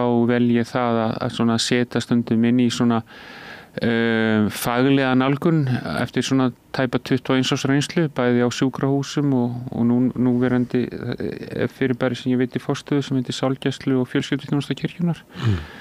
Þannig að þetta svona blandast þrennt saman. Og frægið er sálgæsla, ekki guðfræði. Það er sálgæsla hluti kannski. Já, sálgæsla er praktískri guðfræði. Já, hún er kölluð það reyndar og auðvitað byggir hún á námi sem ég var í 3 ár í Bandaríkjunum, svona sorgar og áfalla nám, en það er náttúrulega tilvistarspurningar og þessi grunntengsl okkar eru náttúrulega til umfjöllunni í sálgæslunni, því að það er svona ákveðin mannskilningur að við séum tengslu með sjálfum þessi, annað fólk og það sem við kallum tilgangaða Guð er svona þetta þríyrningstákn sem við þekkjum frá ýmsum stöðum og áföllin snerta öll þessi tengsl, þessi 3 tengsl og batinn tengist í líka hvernig maður endur skilgreinir þessi tengsl. Þú lendir í áfalli og endur skilgreinir þig frammi fyrir ógninni af dauðanum. Já, það verður óumflýjanlegt ferðalag. Það gerir fólk sem að þú vinnur með á sjúkrahúsunum. Já, og nú vinn ég þarna hjá sér stofnun sem kirkjan rekur, sem er alltaf alveg sömu verkefnin þar. Það mér að hugsa er að því og flest þekkjum við dæmi þess að þegar fólk horfist í augu við dauðan, að þá bara skynja maður að verður breyting í áherslum og hvað fólk til að vera mikilvægt. Stundum allavega. Stundum, og svo er fólk sagt okkur frá þessu, hvernig það sá að það sem það hafði áður verið að sækjast eftir var hjómeitt en svo átt að segja á því hvers virði einhverjir þættir í lífinu eru sem að fólk hafði ekki gætt nóg að. En þetta, svona eru við, mannskepnan, frammi fyrir ógninni. En í hversdaginum þá eru við allt öðruvísi. Og þá spyr ég, að því að frammi fyrir ógninni þá dugar ekki svona hversdagslega egóið mitt. Að það brotnar. En get ég eitthvað notað sko Vigfús Bjarna frammi fyrir ógninni í hversdýrum? Já, ef ég skil spurningunni þína rétt og sem bara ágætis áminningu það að samfylgd með fólki gengur voðalega mikið út á spurninga því að maður er alltaf að reyna að auka innsæi fólks sem það sjálf kemst að. Þetta er ekki skipun og leiðbeiningafræði. Ekki paint by numbers. Nei, akkurat.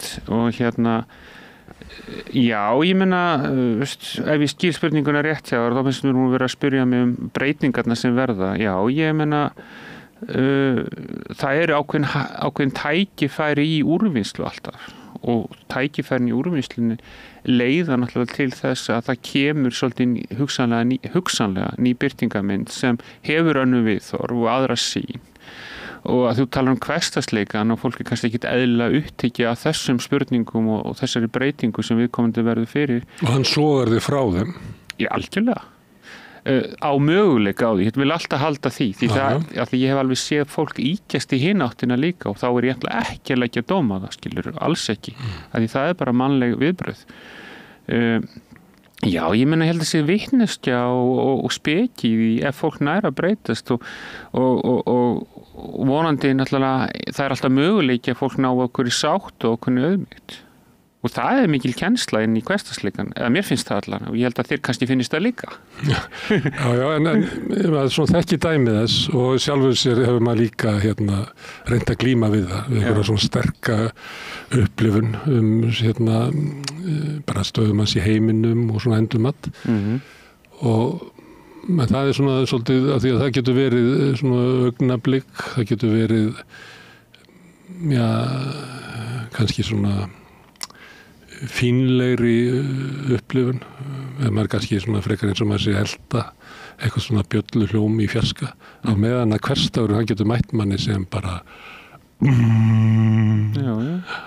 sem kallar á viðbrögð frá þér og viðbrögð frá þér og viðbrögð frá þér og viðbrögð frá þér og þá það hvernig kemur með eitthvað sem að þú upplifir sem sannleika í einu augnabliki inn í hversdag sem ekkert endilega styðja þennan sannleika sko. Já, ég minnst þetta mjög flott lýsingaður. Ég held sko að hversdagsleikin og það enn og aftur, það ekki dómur í því. Hún finnst kannski bæði svona einstaklingar og svona viðþótt aldrei þreytandi og þeir eru augrandi. Og ég held til dæmis að mannkynssagan kenna okkur það að oft stóra breytingar hafa oft orðið vegna innri breytinga einhverja einstaklinga eða hópa og ég held að hversdagurinn reynir ofta að ýta því í burt og jafnvel með valdi ég meina að því að þú myndist að guðfræði við tökum bara Jesús fyrir sem dæmi þar kemur einstaklingum með nýja nervur og nýja sýn bæði vill hann breyta hennu ytra en hann líka búið innri breytingar hann alltaf svo leiðilegur að hann alltaf tekinn að lífa undan og þannig að ef þú vísa til þess og syrgjendur lýsa því oft nánast algilt fyrir manni að það verður oft mikla breytingar á félagskerfinu, bæði breytist einstaklingur áhugi hans og geta breytist en líka þetta truflandi fyrir ytra umhverfið. Af því að það einhver sem ekki tekur þátt í leiknum sem segir ríki mitt ekki þessum heimi. Já, mjög. Og þá vil ríki gera það, við skulum bara sjá til og korsast hann. Og það getur líka alveg sagt bara það eins gott fyrir þig, skilur við. Já, að vera. Ég meina, sjáum bara Gandhi og Martin Luther King, þetta eru menn sem boða bæði ytri og innri nýjan veruleika og þetta alltaf óþolandi stærðistundum. Að því þú nefnir þetta, þá varst að halda þig fram að stóra breytingar í mannkynssögunni og þroskastökk sem að mannkynið sem samfélag verður fyrir gerist með innri breytingu einstaklinga. Ég held að það sé allan, ég ekki að segja að það sé eina breytan en það allan getur verið mjög stór breyta og stundum kemur svo breyting fram en henni sé að vísa frá en minningin og minnið hana til staðar. Já, og sumt kannski sem að við horfum á sem svona veraldlega breytingar geta verið andlega breytingar eins og hvar valdi liggur og þú veist, hver Guð hversan hann þegar Guð okkar alþýðu fólksins að það verður gríðarleg breyting sem að felst í því. Já, ég meina og tökum bara dæmi svona augljós dæmi sem hefur haft mikil áhrif á Íslands samfélag. Það til dæmis tólsporarhreyfingarnar. Það dæmi tvo menn sem hittast í neyðsinn og það verður innri breyting á og svo verður þetta alheimshreyfing. Það komið fram stundum við rauðaborðið í samtölum. Elsabeth Jökulsdóttir heldur til þess fram að þetta sé svona gjöful bylting sem ennþá í gangi sem að verður frá þessum upphafi og hafi haft áhrif á því hvernig við metum okkur, hvernig við getum gengist fram og viðurkennt það sem áður var skilgreint sem veikleikar okkar. Að þetta sé raunverulega við séum að horfa á það með vaxandi afli, birtast bara út allt. Og ég vona að Elisabeth hafi rétt fyrir sig. En að því að þú varst lengi sjúkrahúsprestur, ert ekki ennþá, nei. Og þar hittur fólk sem er orðið er sett í aðstæður sem að við viljum kannski ekki horfast í augu við að við séum í fyrir en að það verður. Ég skilgreini stundum áfall þannig að sé ákveðin sjálfræðissvipting. Það er búið að taka því stjórn út komin í aðstæður sem það er aldrei valið að vera í. Já, taka stjórn af hverjum, af því það er ekki alveg við í heild. Af því að annars getur ekki breyst ef þú talar eins og að sé ekki valda á okkur en við erum kannski ekki bestu stjórnendunir hendur í. Nei, þegar ég nota þetta orð sjálfræðissvipting það er náttúrulega tímabundi ástand og svo er bataferðlir að ná stjórn aftur en akkurat í mómentinu sem það gerist þá missur ákveðna stjórn. Og þá getur fólk verið örvendingafullt. Mjög. Og bæði getur dofnað eða brugðist við með einhverjum hegðun og öðru slíku sem er mjög fjarrið þeim dagstæðlega en svo er batinn að það raða sér saman hægt og róli og maður verður að fara að vala í þann tíma ás hann getur verið bæði stuttur og langur og svo hefst kannski annað ferli sem er sorgarferlið þar sem þú ferð að skynja betur hvað þú ert að missa eða hefur mist. Ég hef fylgst með fólki deyja og það er ekki þannig að öllum takist að horfast í einhverju sátt við það. Ég hef fylgst með fólki deyja sem er svo óttafullt og örvæntingafullt að það er bara líkamlega sárt að fylgjast með því. Já, og ég get skilið það en ég hef alveg séð fólk líka fara hinarlegina þess að sleppa mjög fallega og það er alltaf ósk manns að fólk nái þeim stað vegna þess að það hjálpar aðstandendum til dæmis gríðarlega mikið. Og það er eins og að, ég hef svona lýst í þannig að það er eins og að þeir sem eftir verða að fái meira leyfi til að lifa og grói betur. Þannig að þú notar annað hugtak sem ég er mjög hrifin af áðan í svona fljótlega eða við byrjun samtals, það er þetta ego-hugtak. Ég kalla það að egoðun er að minnka og víkja versus það að egoð bara eykst, skilur. Já, þannig að þú mælir með því að við minnkum egoðið. Já. Það sé ekki alltaf í stjórn. En ég held, Gunnar, að það sé eilíðar verkefni. Já, við losnum ekki við það. Nei, ég er alveg sammála því. Ég held að það sé mikil hugsunarskekja og ég held til dæmis að allar hérna andlegu hefðir, trúarhefðir heimsins eru að kenna þetta sem við erum að segja akkurat núna. Og ég held að til dæmis að ef við notum aftur Jesússöguna að þar deyr egoði náttúrulega endilega á krossinum. Það er mín stúlkun allavega. En við erum ekki guðlegar verur þótt að við höfum í okkur kannski guðlega nista þannig að við verðum að lifa með þetta ego, læra að lifa með það eins og. En ég held samt að maður hafa alveg kynst og ég er ekki segja það að ég og þú sem akkurat þeir eða þau en ég hef alveg séð fólk maður alveg kynst þannig fólki að það hefur einhvern veginn náð að milda þessa starf mjög mikið.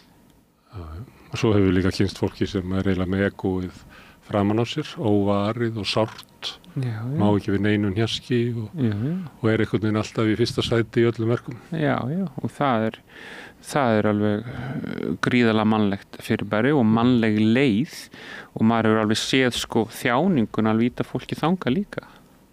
Ég er hinn stóri þjáði, skilur, en ég hef líka séð þjáningun að fara hina leiðina. En að því að þú hefur verið sjúkrahúsprestur og hitt fólk á dánarstundu. Til dæmis, já. Og þá og fleiri kannski heldur en flestir, nokkuð sem ég hef talað við hér. Stundum, þú kannast við að í svona frásögnum, að þá er talað að á dánabeðinu, til dæmis, fólk er alltaf að leita af síðasta orðinu eins og í því felist einhver sérstök viska. Og líka í þessari afstöðubreytingu sem að fólk verður að gera frammi fyrir dauðanum, það sem að verður náttúrulega ego getur ekki sigrað dauðan. Og þá kemur, þú kannast við að svona, ég sé ekki eftir neinu sem að ég gerði, bara því sem að ég gerði ekki. Svona alls konar speki sem kemur hana. Mér langar að spyrja sko... Það getur komið. Það getur komið, já. Þú þekkir að líka á fréttum að það hérna maður í Filippseyjum sem orðin 107 ára og hann spurður hvernig farið að þessu eins og hann geti komið með svona lífslausnina fyrir okkur. Maður alltaf sjá þetta. Já. Það er líkillinn að langlífunni. Það er svona hugmyndum að okkur tiltekinni stöðu að þá hafur hérna öðlast sín sem að gagnist okkur. Og við erum aðeins að spyrja meira þetta. Sko. Er það svo? Eða er það staða, þetta er afstaða sem er læknandi og góð fyrir þann sem liggur banaleguna og aðra. Og aðra sem eru þar í kring til þess að fylgjast með viðkomandi taka móti döðunum. En það er ekki þar með sagt að þetta sé góð leiðbeining fyrir þig. Þú ert 25 ára í badminton og þetta er að koma í matinn. Nei, þetta er nú skemmtilegt sko. Það er 20 sem ég langar að koma inn á. Af því minnst þú koma inn á 2 mikilvæga hluti þarna. Í fyrsta lagi sko erum við að spyrja gamalt fólk á þessum aldri hvernig fór það að þessu. Og þetta er þessi endurgjalds hugmynd sem virðist alltaf að lifa með mannkyninu. Ef ég geri þetta, þá mun þetta gerast. Og sem ég held náttúrulega að okkur hefur verið sýnt fram á bara gengur ekki upp. Hlaupur svona mikið borður þetta, þá mun allt fara vel. Sem er mjög ríkjandi í dag, talandi sjúkdóma, að þú ert veikur, að þá er það eiginlega þér að kenna. Þú er ekki gætt nógu vel að þér. Já, og allir mannkynið á rosalega mikið auðvelt með það að útskýra þjáningu annar, en svo þegar það lendir í þjáningu sjálf, þá virka ekki þessar hugmyndir. Jobs bók sem er orðin sko 3000 ára gömul, hún kennir að endurgjaldskenningin stenst ekki og er að kenna okkur það. En svo kemur aftur að þessu mikilvæga atriði. Ég held sko að mannkynið sé forritað þannig að ég er alveg sammála því að ekoði þjónar 25 ára manneski sem er einhvern veginn að hasla sig völl og berjastur í sínu miklu betur heldur en miðaldra köllum eins og mér og þér fyrir ekki að ég dragi þann dilka. Við erum kannski konir á allt annað stað. Við erum að reyna að losna við að sviðinu. Já, við erum að reyna að losna við og við hvílum bara í orðin kannski í ákveðni ró að við erum ekkert að klífa hierarkíuna lengur heldur erum bara. Eða ég held að það sé markmið. Og þannig að, já, ég meina þetta sé svolítið aldurstengt. Já, en og þar alveg er ekki endilega víst að ungu maður eða ung kona geti nýtt sér. Í sammála. Já. Og mér finnst það kannski ekki að ætlast til þess. Það getur jáfnvel verið svona eins og hálfgerð grimmd. Já. Þetta er flott pælingar. Ég meina, ég er faðir eins og þú. Ég myndi ekki vilja að börnin mín sem eru kornung væri á þessum stað. Nei. Og pabbi þeirra. En ég vil aftur að... Það er svo dásanlegt að þau vilja það ekki heldur. Nei, akkurat. En er þetta ekki kannski bara forrit? Er þetta ekki kannski bara forrit? Á þetta ekki bara að vera svona kannski? Jú, að það sé sko sannleikur í ævi glímunni allri. Já. Og ég held sko að það er ákveðin fegur í öllum systemum. Ég finnst gaman að fylgjast með til dæmis dóttur minni sem er ekki orðin 30, mjög nálægt í vera að klífa upp sína og ná í sína drauma sem hún myndi ekkert ná í einhverju sena ástandi sko. Það er bara fyrir mjög upp þig sko. Og ég er ekki að tala um þetta einhverjum dóm og tala um þroskaleysið. Minnst flott sem þú segir, þetta er lífsglíman, þetta er bara ferðalagi. Og Jung tala svolítið skemmtilega um þetta, að því hann notar náttúrulega mikið ekohugtækið og kallar það svolítið fram. Hann talar um tímabil ungumannana veiðimannsins, skilur, en svo eru við kannski áttin öldungar sem situr við eldin, skilur, og segjum sögurnar. Og hægt að nota til dæmis hans greiningu í bernskuna og ungmanndómsárin og manndómsárin og svona væsolt með tímabilið. Já, akkurat. Og nota það til að greina rithöfunda fyrir Halldór Laxness. Já, vá. Hann eiginlega bara fellur ofan í það. Ég nota það í ingang, ég nota Jón Prímus í ingangjum og bókin, því mér finnst hann eina flottustu persónum íslenskra bókmennta, hann er bara að skila allum kenningum. Ég meina Halldór Kiljan er katholiki, hann gerist kommunist eða sósialisti. Svo er alveg augljóst að hann er í síðustu bókunum sínum er ekki Brekkugottsannald og kristnihaldi. Þá er hann að skipta yfir sko, í svona hálfgjört svona mystík og ég skil hans ferli þannig. Já. Og gaman líka að þú ert að tala um að sleppa og svona að svona pennin hans losnar sko. Hann verður svo léttur og liður sko þegar hann orðin gamall sko. En fylgir hann er ekki að byggja með honum. Heldur hann eins og hann sé eldan. En fylgir það ekki þínu þegar slaknar á egóinu að þá eru allt miklu lausa? Þetta er gott dæmi. Herðu, en þú ert að setja þetta inn í samfélag og það einhver svona sterk tilfinning í samfélaginu að við séum, ég segi ekki á villigötum en jú, að við höfum tapað okkur einhver leyti. Það er mjög algengt að tala að sko, við lifum á samfélagi sem svo litað að efnishyggju og einstaklishyggju að þetta er orðin eiginlega sko, næstu eins og sturlunarástand og að sé þörf fyrir að endurmeta okkur sjálf, það er svo sem er nógu tilbúðu það að við getum sko læknað okkur sjálf einhvern veginn. En ég að tala að lækna sko samfélagi sem að við búum í og getum líklega ekki orðið heilar manneskjur nema að búa í góðu samfélagi við annað fólk. Sko minn skilningu til dæmis á 20. öldin er það að ismarnir eru efnishyggjustefnur. Og ég held að ismarnir, öfgarnir í báðar áttir, ef við tölum isma, ég meina eru efnishyggju hugmyndafræði og ef þú tekur kapitalismann fyrir sko í sinni ýktustu mynd, þá náttúrulega er hann algjörlega endurgjaldstefna og hann setur efnishyggjuna og skortin sem drifkraft, þig vantar. Það er ansvað það og svo erum við líka með að það er bara metið í samfélaginu okkar, það er bara trú í samfélaginu að hinn ríki er ríkur fyrir verðleika sína og þar er landi hljóti hinn fátæku að vera fátæk verna skors á verðleikum. Þetta er innbyggt inn í systemið okkar. Já, og öll svona öfgasýn ef þú segir það að þú sett bara þinn gæfi smiður, hún bara stenst ekki. Hún getur ekki staðist. En ég líka á með þá hugmynd að þó að samfélagi verði bara réttlátt í sínu ídrustu mynd, þá er alltaf innri vinnan eftir, alveg sama hvað isma þú velur. Já, þú að gera hvortveggja, þú að berga sjálfur og berga heiminum. Já, og ég held að byrjunin sé alltaf þar, ég menna, er það ekki er það ekki bara strax á með upplýsingaöldinni, ég menna, er það ekki það sem þú þarft að rækta þinn garð, er það ekki niðurlag frægra bókar sko. Það er ekki nóg að ferðast allan heiminn og reyna að hafa breytingar, heldur þarf þessi garður að ræktast. Þetta er svolítið svona það kom það voru ákveðin vonbrigði með það sem kallar svona 68 bylgjan sem er svona lýðræðisbylgja og meðal hans ungdómsbylgja þar sem ungdómurinn krafðist þess að fá svona eigin menningu, eigin viðhorf og viðurkenningu og tengist náttúrulega kvennahreyfingu og frelsisbaráttu svartra en það var ákveðin svona vonbrigði þegar það fór að líða kannski 8. áratuginn með árangurinn. Breyttist hún ekki sko ég meina eins og þessi Berkeley-hreyfing og allt þetta, ég meina þetta er mjög heillandi tími, ég held að mist Kennedy tímin mjög heillandi líka þó það ekki verið fullkominn tími og það er margt að gerast og náttúrulega Martin Luther King og vonin er mjög sterk og svo hugmyndin að við værum á leið til samfélagsaukisjöfnuðar og það sem að væri meira rými fyrir alla og hlust á alla og það var til þótt að það var ekki komið og kannski hugmyndum meira jafnrétt og meiri frið.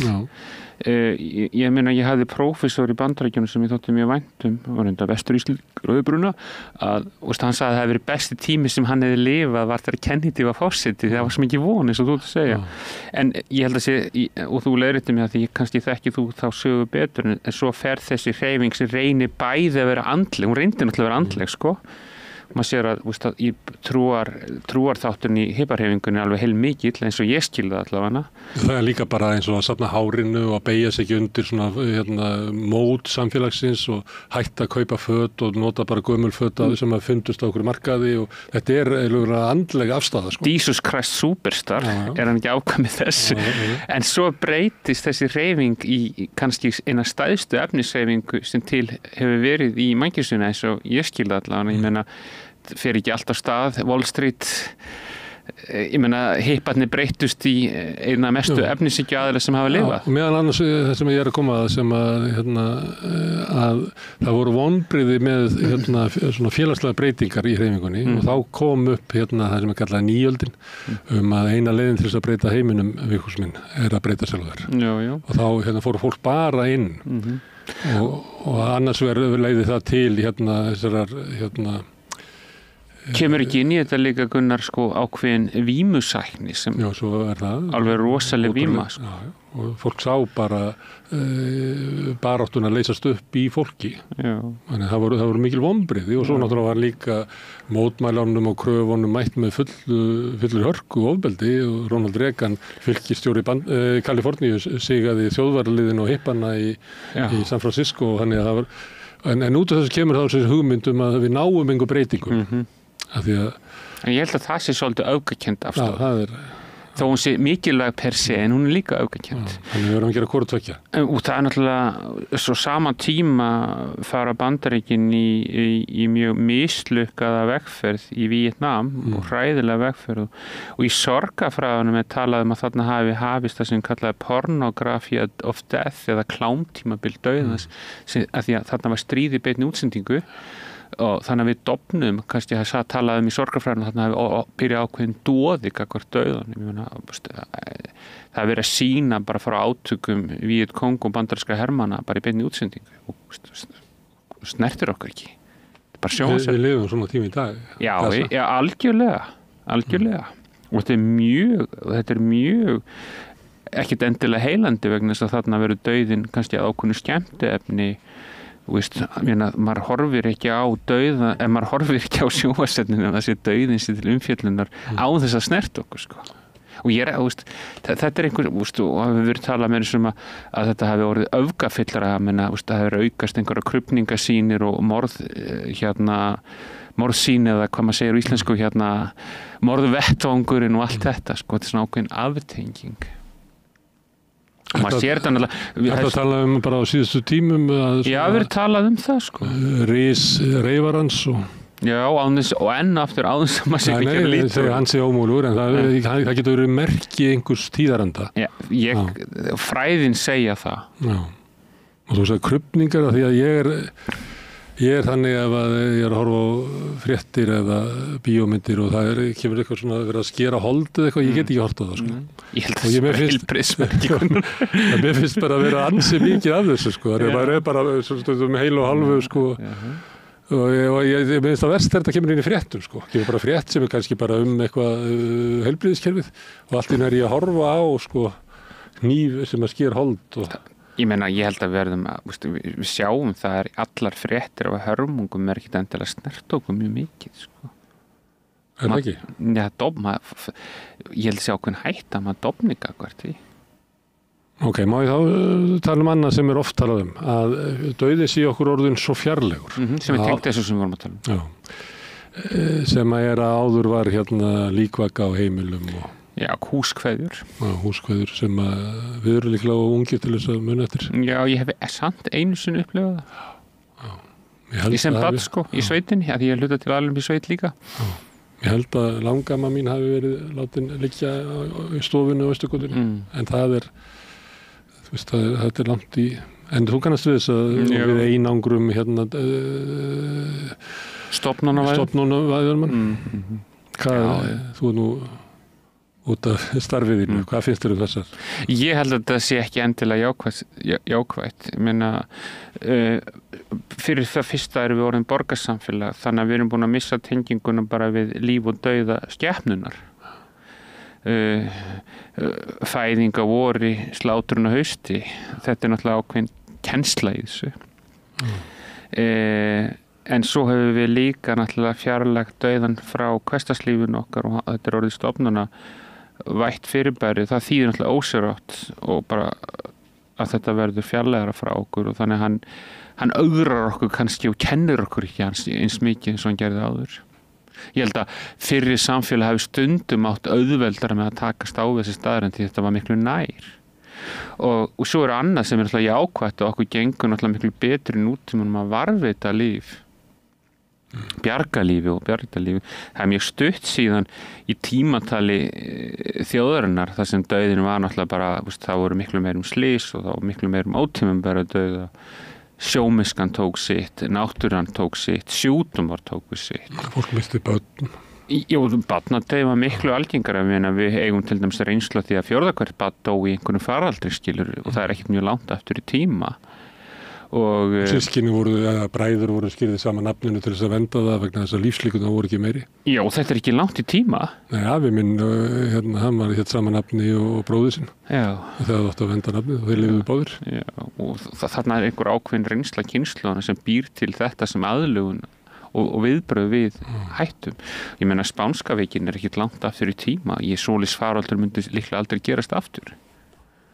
Þegar maður les, það er ekki að fara langt aftur, bara 150 ár aftur í tíman og þá er maður að lesa fólk sem að misti börn og eitthvað svona og maður er að velta fyrir sig hvernig fólk bar sorgina, hvernig það vann út úr þessu, hvernig það vann út úr áföllum. Þetta er gríðarlega góð spurning. Og maður svona, að því að það er ekki beint skrifað þetta en maður velti fyrir sér, það hlýtur að hafa verið eitthvað og kannski, ef ég má taka dæmi eins og hefði áhuga á mat. Ættu hættu því? Já, nei, ég segi ástriðufullur og ég var áður. En þar er vandinn sá að fólk er náttúrulega búin að vera að borða frá öru og alda, en það bara er til dæmis nýkomið að fólk segi frá því. Og til dæmis það er eiginlega vonlaust að fá að vita hver er svona hversdagslegasti maturinn sem fólk borðaði, af því að það er helst að þú getur fengið svona einhverja veislur eða eitthvað slíkt. Þannig að það sér ekki og þannig maður hugsa þegar maður er að lesa fólk sem eru orðið fyrir svona áföllum, missa börn og eitthvað svona og það er ekki eiginlega getið það og maður veltir fyrir það hlýtur hafa verið eitthvað í samfélagsgerðinni sem að hjálpaði fólki eða sem að viðurkenndi sorg. Já, ég held að margar reynslur úr fortíðinni hafi farið inn í innri kerfin og náttúrulega ekkert meitt fólk minna heldur en gerir í dag, Og ég held að margir og ég hef oft kynnst eldra fólki sem hefur borið mjög gamla og erfiða sorg sem það hefur ekki getað tjáð sig en hefur haft gríðarlegan áhrif. Ég held að til dæmis að margir hafi kannski lent í því að dofna upp og einhvern veginn hafi bara farið í það mótarinn að lifa af það sem eftir var og kannski út af því að þetta var svo algeng reynsla að það var bara einhvern veginn þetta er ekki til að tala skilur og ég held að við búum betur í nútímuna að það er kannski meiri geta til að nálgast þessa fólk og viðurkenna þessa reynslu en ég stundum hugsaði og ég veit ekki hvað ég er að segja núna að það er uppafals. Já, það er uppafals. Ég líti ekki sorg sem tilfinningu, heldur safnheiti tilfinninga, marga tilfinninga. Maður verður alltaf var við einmannaleikann, alltaf. Og barnadauði betur fyrir náttúrulega mjög óalgengari reynsla núna og ég náttúrulega finnur oft fyrir hvað þetta er sterk einmannalega tilfinninga þegar maður ber svo svakalega stóra reynslu sem svo fáir eiga reynslu af.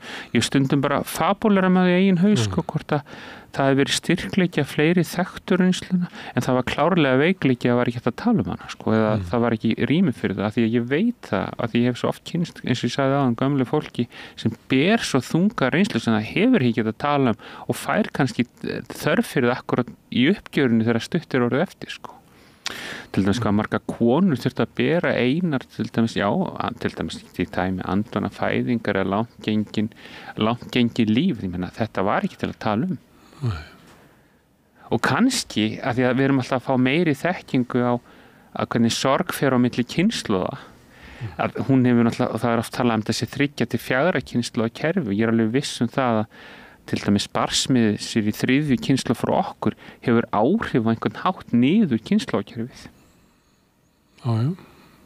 og það er til alveg mjög merkilega rannsóknir til dæmis sem hafa verið nýttar í sorgar og áfallavinninni af til dæmis helförinni sem er í mínum huga bara nánast í gær að þá erum við að tala um 3 til 4 kynslóðir og það er alltaf til ennþá lifandi fólk sem lendir í sér reynslu það var talað og þetta var gert í Bandaríkjunum að þeir sem lendi í henni völdu að tala ekkert þetta og svona kring eftir 80 undir 90 fyrir fólk fyrsta skipti að tala þetta og svo hafa afkomandi þeirra verið rannsakaðir og þá kemur alltaf fram hvað þetta var mikill sásökin sem heimilum og dysfunksjón sem afleiðing ofbeldi, óregla, allt og mikla kröfur og næstu kynslóðum að bæta einhvern veginn upp allan missi fyrri kynslóða og svo náttúrulega berst það á einhvern ákveðin hátt til næstu kynslóður og þetta þekkjum til dæmis úr þeim alvarlega sjúkdóm alkoholismanum, hann náttúrulega 3-4 kynslóða kerfi sko. Að vinna meinsemdina burt. Já, afleiðingarna, dysfunksjón í samskiptum og Já, en þú sagðir að fólk hafi gengið með sásauka og stundum það og ekki fundist að það væri, ég veit ekki hvað að kalla líkni því að ræða það. Og kannski bara ekki haft hugmynd það. Já, en þá tengist að ef ég er með eitthvað sára reynslu og hef þörf á því að ræða það, en kannski gagnast mér ekki að segja þér frá því vegna þess að þú kannt ekki að taka á mótinni.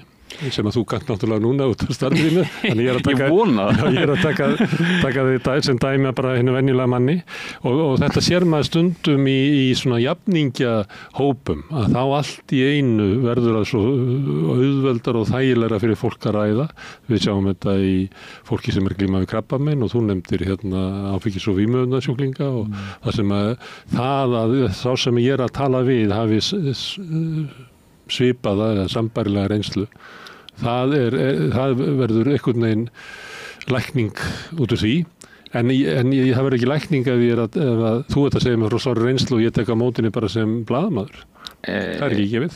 Alls ekki gefið sko þetta náttúrulega alveg grundvallar atriði enn og aftur sem þú dregur fram sko, við þekkjum það til dæmis í sorgar meðferðarmódelinu, þá oft talað að það sé gott að byrja að vinna með ákveðnir fagvinnu til að byrja með en á ákveðnum tímapunkti það að rannsaka hvað sorgarhópar skila miklum bata.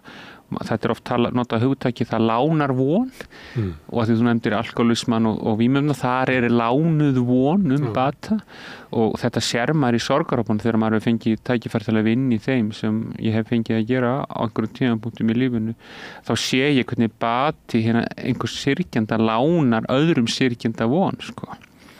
Og það náttúrulega skapast sá trúnaður sem byggir þá ég þekki þína þjáningu þannig ég þarf ekki beint að útskýra mína þjáningu fyrir þér því þú ert búin að prófa hana, þú ert búin að upplifa hana þannig þú veist nákvæmlega hvað ég er að upplifa og það er fullt af fólki sem á það erfiða reynslu þannig að það er ekki að ætlast til þess að þú tókst sem dæmi blaðamann hann að hafi endilega getur og dýftina til að skilja hana og kannski bara að skrá, hann bara búið til skýrslu sko. Já, narratífa bara sko.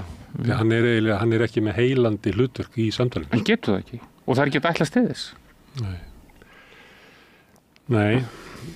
En það verður kannski að ætlast til þess sko, að við ættum ákveðna reynsla, við hefðum getuna til þess. Já. En svo er líka þarna fín lína að segjum svo það að ég og þú eigum sameiginlega reynslu að þá get ég ekki mættir þannig þegar þú tjáðum þinn sásauka að mín reynsla sé alveg nákvæmlega eins og þín reynsla og þá get ég náttúrulega gengið yfir þín mörk með því að segja Gunnar, þú átt nú að gera þetta og þetta af því ég gerði þetta og þetta en ég get sagt við því Gunnar, þetta nýttist mér í því sem ég var að gera Það mjög mikill munur á þessu.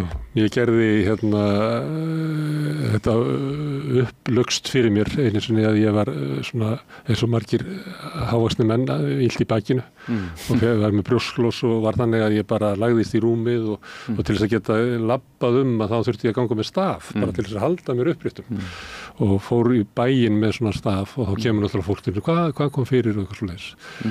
Og þá var það, ég bara stöttur í ferðinni í bæ, að það voru 7 manneskjur sem komu með lausnina á mínu vanda. Já. Og það voru allar sannfærðar að það væri lausnin, en enginn þeirra var svo sama. Áttur að drekka gulrótarsu. Já, er það eitthvað, en þú kannast þetta, en enginn var svo sama. Algjörlega. Þannig að þá, það að fá boðið sem svona eina endalegu lausn kannski heldur ekki hjálpandi. Nei, það náttúrulega oft þessi endurgjaldshugmynd í henni, sko. Og ég náttúrulega hef oft heyrt syrgjendur segja mér sem eiga miklu stærri reynslur heldur en ég hef nokkuð tíma nátt í lífinu. Veistu það bara fólk að segja mér að nú sé kannski ekki gott að halda áfram, ekki gott að eignast annað barn, ekki gott fyrir að fara að vinna og þarna held ég að sé að uppljúkast ákveðin staðrindum mannskepnan, hún hefur svolítið óþolga hvert þjáning annar, þannig hún vill bara henda gulrótarsafanum í því, skilur. Þannig að það svolítið óþægilegt að Gunnar sé með þetta bröslu, sko.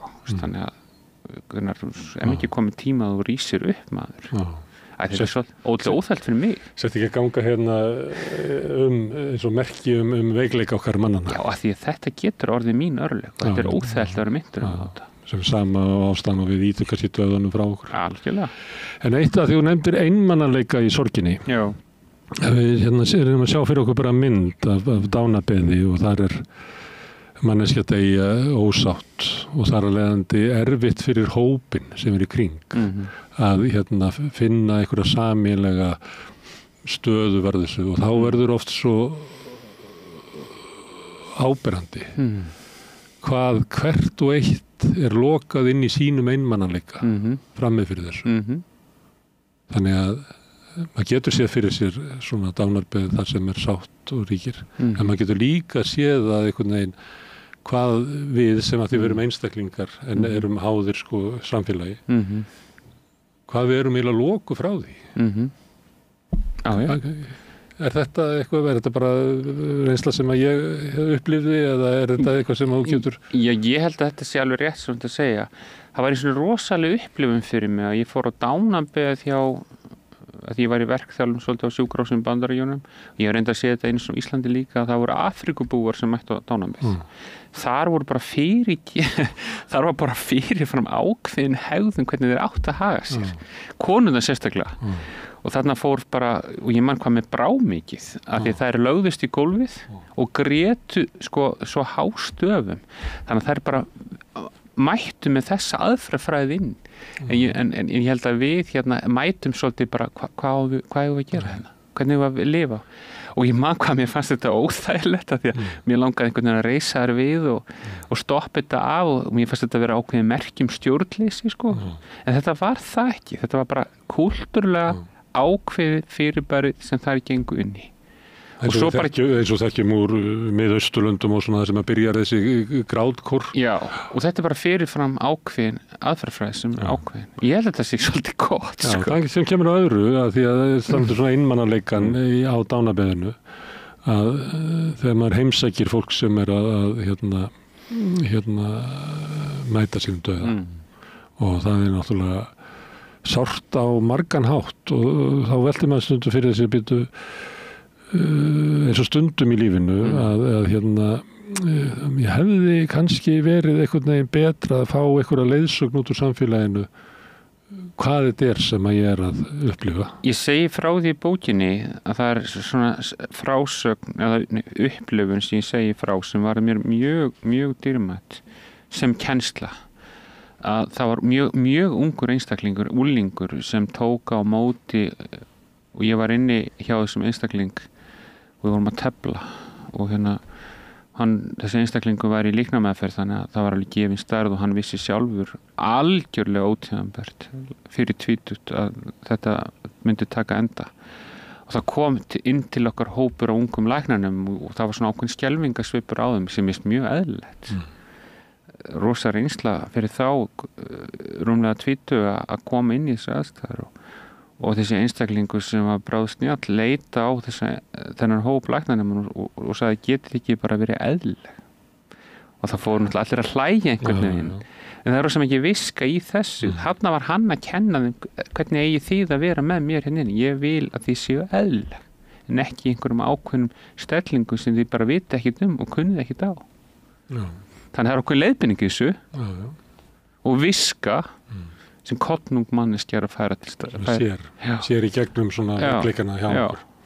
Ég er líka orðið var við að fólk á í erfileikum með, þú veist, hvort þeir að heimsækja fólk á líknardild. Já, mjög. Kannski einhverju gamlar erjur og ásóldi bara í vandræðum með að meta, sko, hvert er hlutverk mitt. Já. Þarna getur þriðja ljóðið mjög. Á ég að koma með mig allan þarna inn eða ber mig bara að mæta viðkomandi manni á sínu dauðastríði?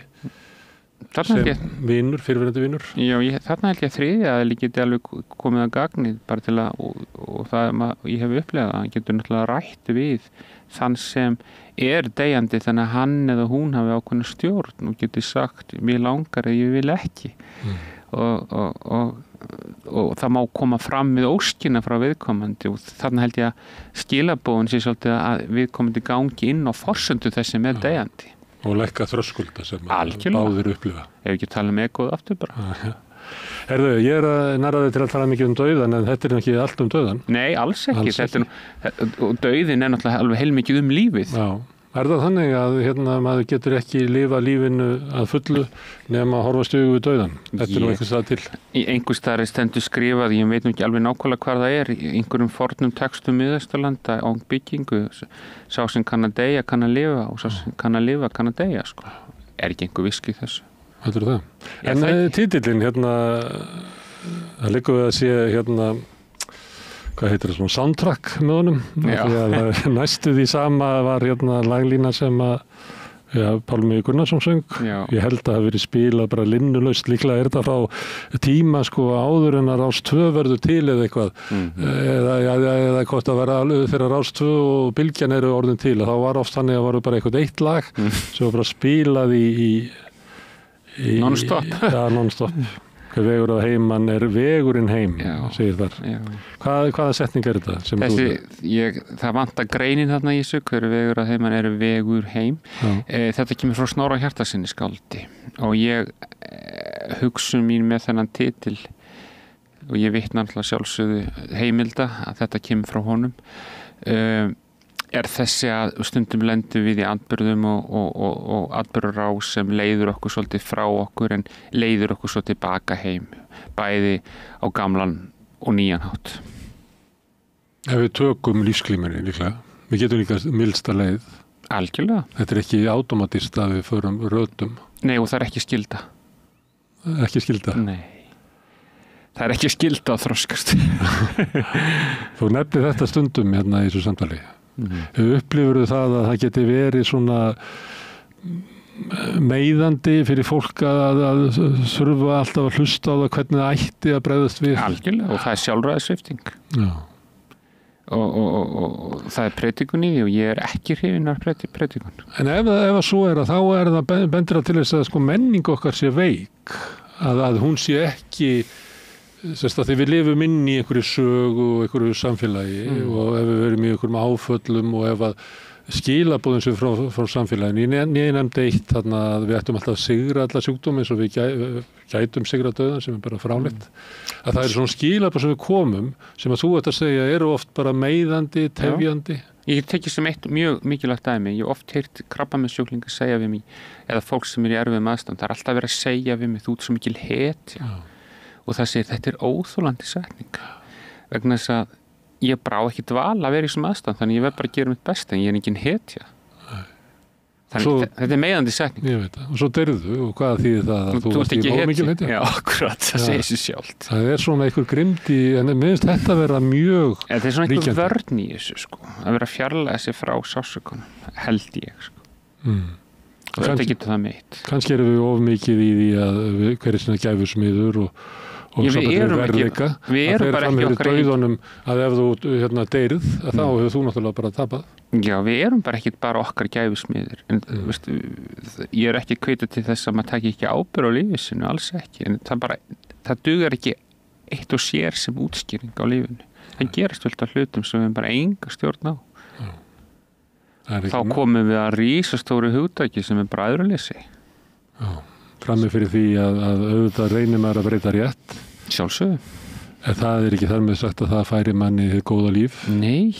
Maður þarf að hafa lukku og fleira til þess að... Já, og bara marga þætti sem ég get ekkit endilega skilgrænt. Ég vil alls ekki fara að skilgreina fyrir annað fólk. Ég þekki ekki lífssögu allra og ég held að vonandi þróist við flest þannig að dómur okkar aðra einstaklinga fari minkandi með tímunum því við vitum ekki hvað fólk búið að ganga gegn. Og ég oft heyrt fólk segja að þessi slapp rosalega vel frá lífinu en svo hefur maður fengið tækifæri til að eiga trúnaðarsamtali og þá bara kemur margt í ljós sem fólk hafi bara ekki hugmynd um. Ég nefndi á þann að þú hefur verið á fleiri dánaböðum heldur en flestir og þá kemur elsta spurningin. Þegar við deyjum, hvað verður okkur? Þetta rosa góð spurning, sko. Já, ég meina, ég trúi á það að ég persónulega trúi því að þetta sé ekki endurinn, að þetta líf sé ekki einað sem Ég meina, ég trúi því að þessi tilvistarbreyting sem sér stað og það bara einhvern veginn mín reynsla af lífinu þannig. En ég veit að það ekki allir sem aðhyllast það. En það þó mjög merkilegt með Íslendinga að það alveg ótrúlega stór hluti Íslendinga sem trúir á einhvers konar tilvistarbreytingu á þess að endilega geta alltaf skilgreint það. Og þetta sjáum við ekki nógu langt til þess. Nei, þarna kemur inn túlkun og þarna kom inn ákveðna reynslu sem fólk túlkar og annað slíkt. En þetta mín, þú veist það. Og það að við hafa upplifað dánarbið hefur sko alls ekki gert mig fjarlægan þessari lífsinn, heldur bara aukið hana. Það sé eitthvað framhald. Algjörlega. Og það sé ekki sprottu upp af þessum heimsendi sem að verður þegar ein manneskja deyr því að við erum í sömuleyti sko sjálfstæðir heimar. Það hefur enginn skynjað heiminn eins og þú. Nei, betur fyrir. Nei, en ég held samt að með tímanum þá fari mann kannski að upplifa heimi þannig að það sé alveg gríðalega lítill munur á Gunnari Smára og Vigfúsi Bjarna sko, að djúpt niðri séu við kannski sami veruleikin. Við erum opnir úr sama efni. Það mín sem ég að segja að ég held líka opnir úr sama andlega veruleika, þá kem ég eftir á lífsinn. En sem ég því að það þannig og það áttum okkur líka á því þegar ungt fólk deyr, hvaða það er margt sem bara hverfur sem hefði geta orðið. Já, sorgin yfir því sem ætti að verða. Og í sumuleit þetta tengt líka bara helgi hvers einasta lífs að við erum það stór, þótt að við séum smá í öllu samhengi. Það því að við höldum heilli heimsmynd og fleira með okkur. Og svo erum við á dánarbið og sjáum þennan heim hrynja og hann svo helgur og hann svo stór og mikilfenglegur að við getum ekki trúa því að þetta endi þarna.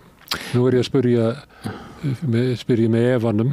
Já, ég meina efi náttúrulega gríðalega mikilvægt fyrirbæri og mjög eðlilegt fyrirbæri en svo kannski hægt og rólega kemur meiri fullvissa inn en efa og ég tel mér að standa fyrir þeim veruleika fyrir sjálfa mig að ég ekki nokkrum efa, ekki nokkrum og ég finn það mjög margt fólk á þeim stað og þetta alveg hjálpleg lífsafstaða, það bara staðreind en það ekki þetta tróðin upp á annað fólk.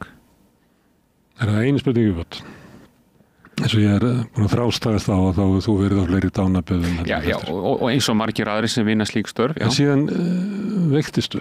Já. Og þú horfir persónulega fram á í augu við dauðan. Algjörlega. Hver munurinn á þessu að hafa verið þess að þegar þetta þegar hvað við segja ógnin eða verður bara mæti þér sem persónu. Ég noti þetta dýrmæt spurning að svara og ég nota þetta sem inngang í bókinu minni. Ég var ekkert flinkar í því heldur en annað fólk. Þetta Nei, alls ekki og alveg jafn vannmáttur í því og ég fann alveg fyrir því að upplifun mín á því fyrst verður maður bara algjörlega dofin og veit ekki neitt skilur og vannmáttur og maður finnur ekkit endilega mjög mikið til að byrja með sko. Tilfinningarna gagnvart koma miklu meira aftur á og ég held að þó að sé liði hátt nálgist 2 árbráðum að þá ég ekkit endilega búin að fara í gegnum það allt saman en klárt að sama manneskjan kemur ekki út úr 3 mánaða sjúkrahúsvist eins og ég var í og fór inn á sjúkrahúsið Það ferð sem að þú ferð sem svona, það enganleg reynsla þín sem að faglega reynsla þín gatur ekki undirbúið. Nei, alls ekki og hún gerði mér stundum erfitt fyrir vegna þess að ég átti fullt af minningum sem voru bæði sigrar og ósigrar í suma aðstæðan sem ég var alltaf komið hinum við borðið og hugum minn fór oft í þessar erfiðu minningar þar sem hlutir fór ekki eins og maður hefði óskað. Þannig að það var alls ekki gegn mér, þannig að ég var alls ekki flinkar heldur en annað fólk að vera í þessum aðstæðan. Herðu, Vigfús Bjarni, takk fyrir að koma hingað og ræða aðeins við sumt af því efni sem er hér. Ég fannst mjög gaman að koma og tala við því. Takk. Og takk fyrir að skrifa þessa bók og leggja hana inn í leit okkar af einhverju hugmyndum það hvað við erum og hvert við erum að fara og við erum að fara heim. Takk fyrir að nennan lesa hana eða einhver lesa hana. Annars gengur mjög vel með hana. Takk fyrir það. En við ætlum að halda hérna áfram með Rauðaborðið. Við erum alltaf að reyna að skilja þennan heim sem við lifum í samfélagið og okkur sjálf í leiðinni og næsti kafli er eftir augnablik. Óskum félagsfólki í sameiki, gleðilegra jóla og farsældar á komandi ári, sameiki, stéttarfélag í almannaþjónustu. Já, þetta var Vigfús Bjarni Albertsson sem er prestur og kristinn maður en María Lilja Ingveldar Þrastardóttir Kemp talaði við Hilmar Örn Hilmarsson sem er allsherjargoði og heiðinmaður og þar voru líka ekki litlar spurningar í boði og það er bara dauðinn og lífið og galdurinn hann var galdramaður Hilmar Örn. Já, alltaf svakalega gaman að heyra í Hilmar Örn hann er svona einn af þessum sem mann langar að heyra reglulega í og passar vel við hæfi að heyri honum á kringum sólstöðuháttíðina. Talar þú ekki við hann í fyrra einmitt eða sama tím, svipaleiti Svo kom hann í helgispjall fórum við yfir meðal hans galdrana hann er göldróttur, ég voru vitnað það hann er líka hann er spámað hann getur hann er stjörnuspekingur hann gerði stjörnukortið mitt eins og þegar ég var ungu maður og í staðin fyrir að segja mér framtíðina þá rakti hann ævi minni upp að þessum tímapunkti sem var ótrúlega impressivt hvernig í veröldinni hann átti að hafa vita allt þetta óhugnanlegt eiginlega bara ég misti huguna eins og sagt þér það var hissar eftir því sem hann sagði mér En gatan þá, vildur þú þá spyrja hann framtíðina eða hvort hann geti? Ég man ekki hvað það enda, hvort ég var bara svo hissað ég var orðið stúm og gæti ekki spurt framtíðina eða hvort að hann var bara sagði að hann hefði enga áhuga á því að spá framtíðina Hann er alltaf í svo mörgum vittum þessi maður, rosalega góð tónlistarmaður og þar einmitt bara hans aðkoma íslenskri tónlist hefur víkkað út hann einhvern veginn ófsaman hann bara margar vittir á nokkrum árum Hann er það sem kallast þjóðargersemi Hilmar Örn Hilmarsson og það er María Lilja sem fekk hann í heimsókn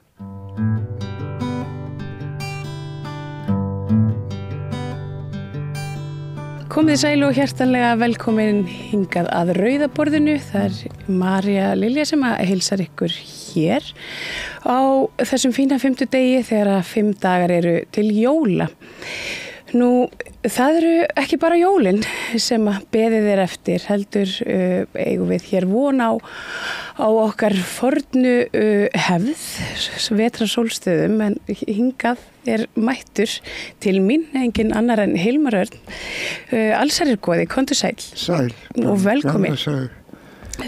Já, við jólin eru þetta er svona sambland eitthvað skonar af heiðnum sið og Jólin eru heiðna nafnið.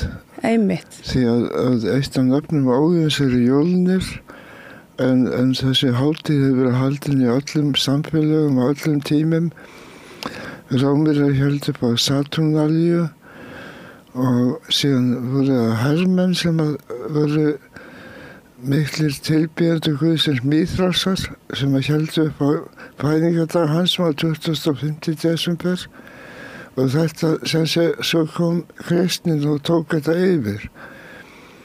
En þeim tókst ekki að breyta þessu í kristmessu eins og í ensku eða Weihnachten, Víennótt, helganótt á þýsku En við á Norrlöndum hefur haldið gamla nafni jól eða júl.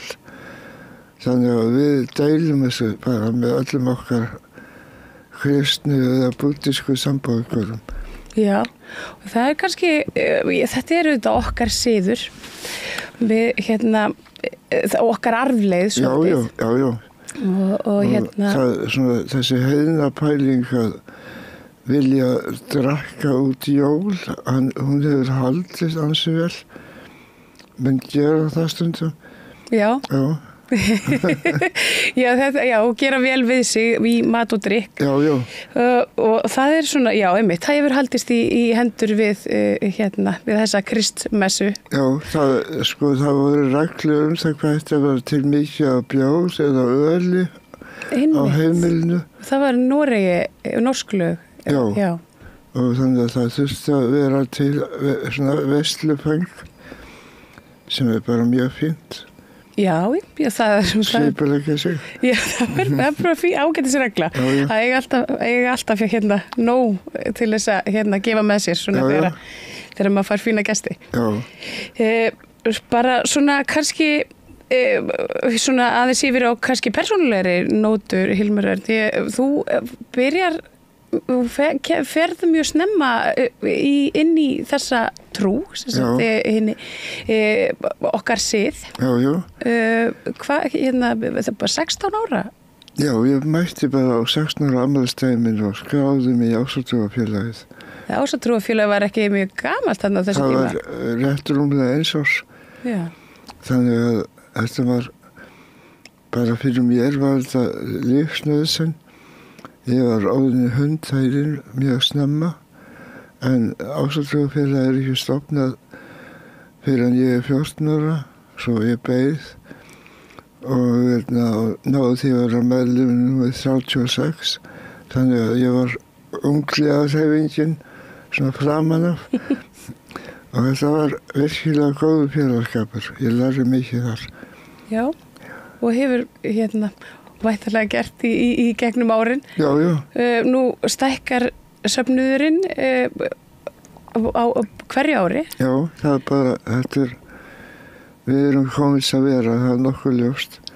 Og hofið í Öskjuhlíðinni. Já. Hvernig standa málum þar? Við erum svona kannski 2-3 árum frá því að klára.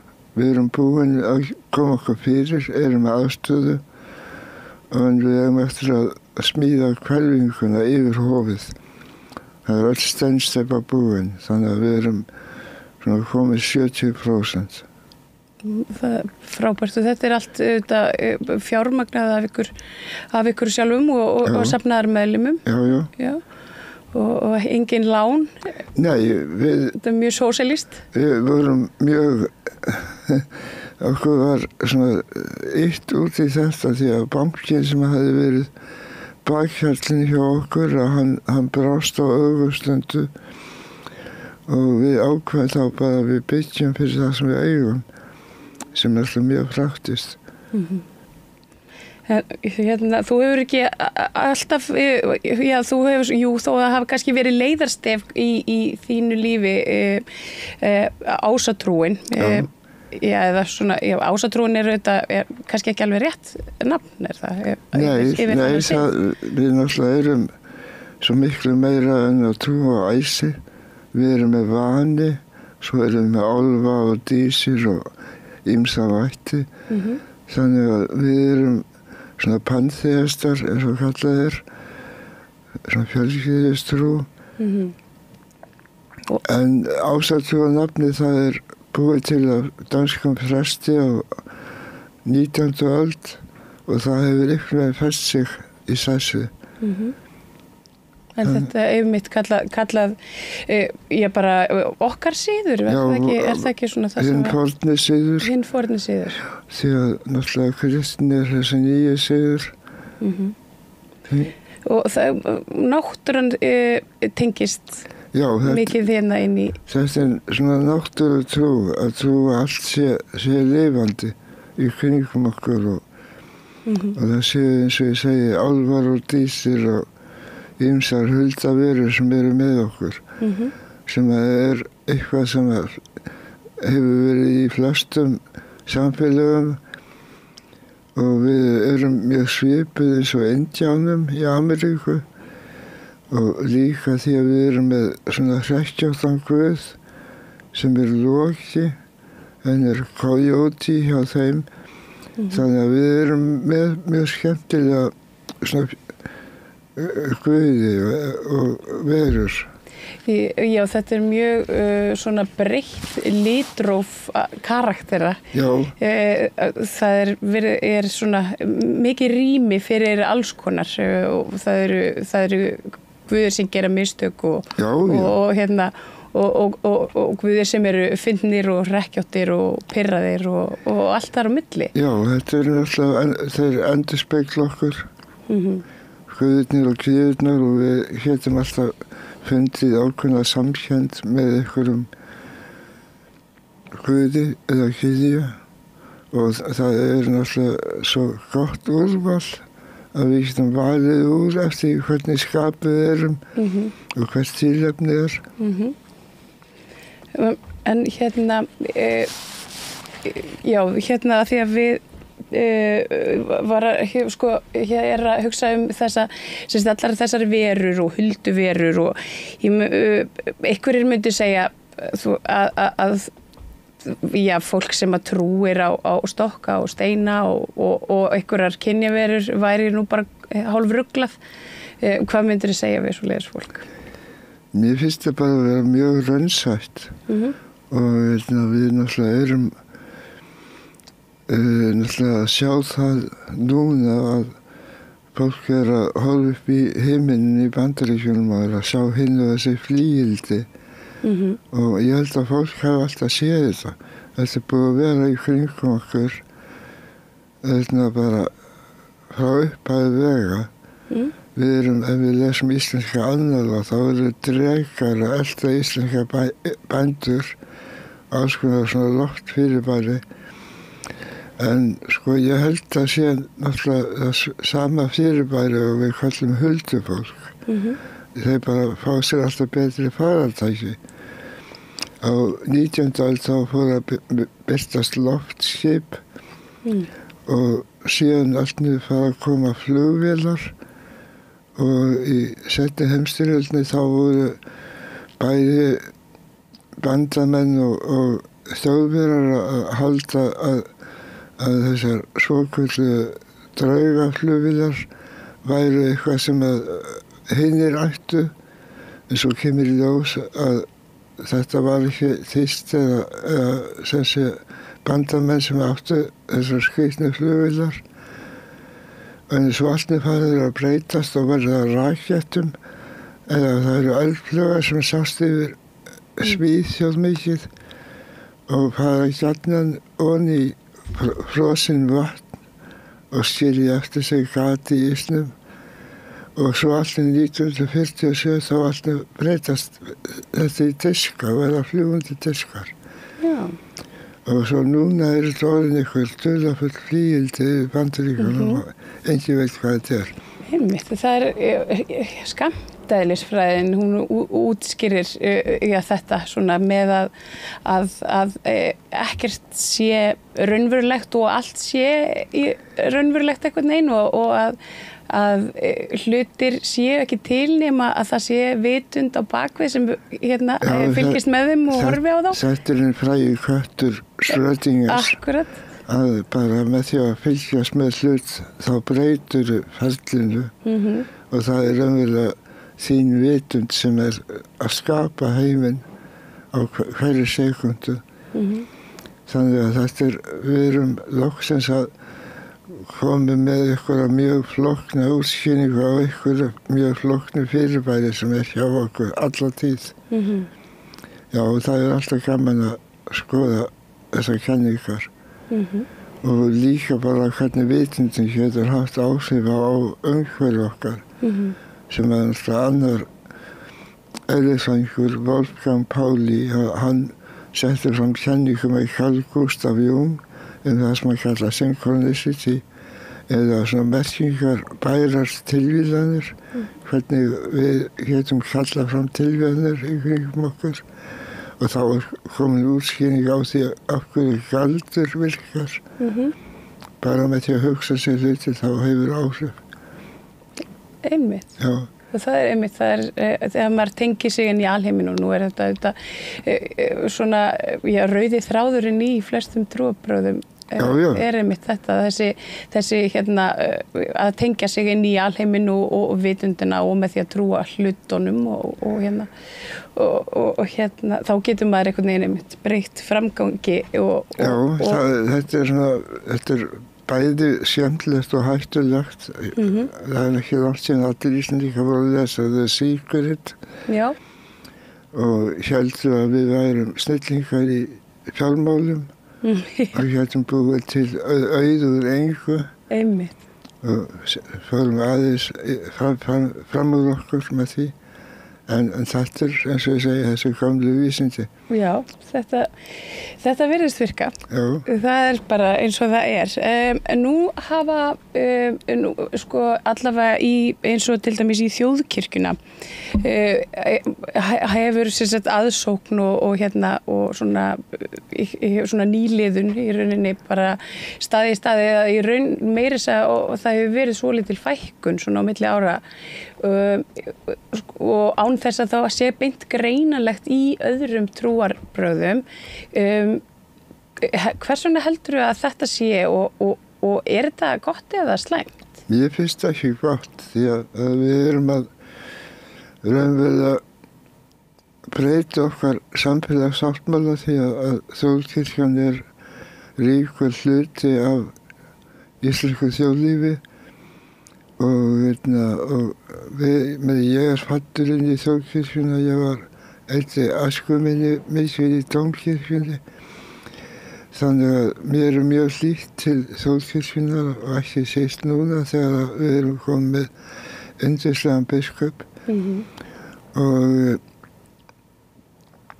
þannig að mér finnst hún eiga mjög ríkt hlutverk og einmitt á þessum tíma þar sem að verið að halda upp á hluti þá er hún líka svo stór partur af þessi hefð okkar. Ég hlusta á jólamessuna eins og allir Íslendingar og tímasett hlutnum alltaf út frá því. En munurinn sá að ég er ekki að hósta í beinni útsendingu frá dómkirkjunni.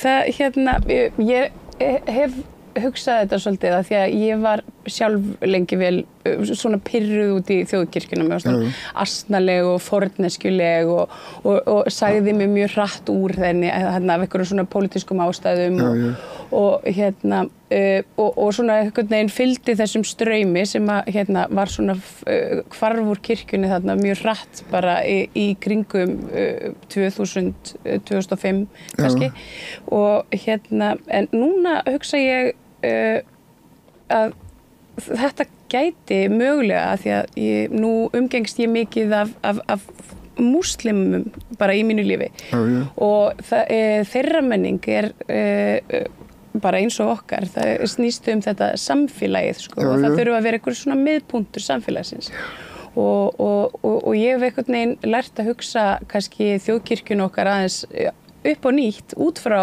þeim vegna þess að þeir segja við mig að það sé Marja, það verður að vera duglegri að rækta samfélagið þitt og þá fór ég svona að spyrja mig hvaða samfélagi eru þeir að tala og þá er þetta sko og út frá því hef ég farið að hugsa svona þetta svona tengslarof sem hefur orðið á milli manna í íslensku samfélagi. Það er talað skautun og það er svona eins og fólk einhvern veginn hittist síður, það er svona samfélagsleysi.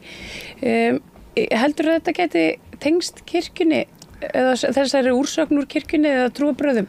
Ég held að það hafi skipt svo miklu máli að sko barátta samkynhneigðra var dálítið í brennidepli á sín tíma og kirkjan tók víðáttu vitleysa afstöðu þar.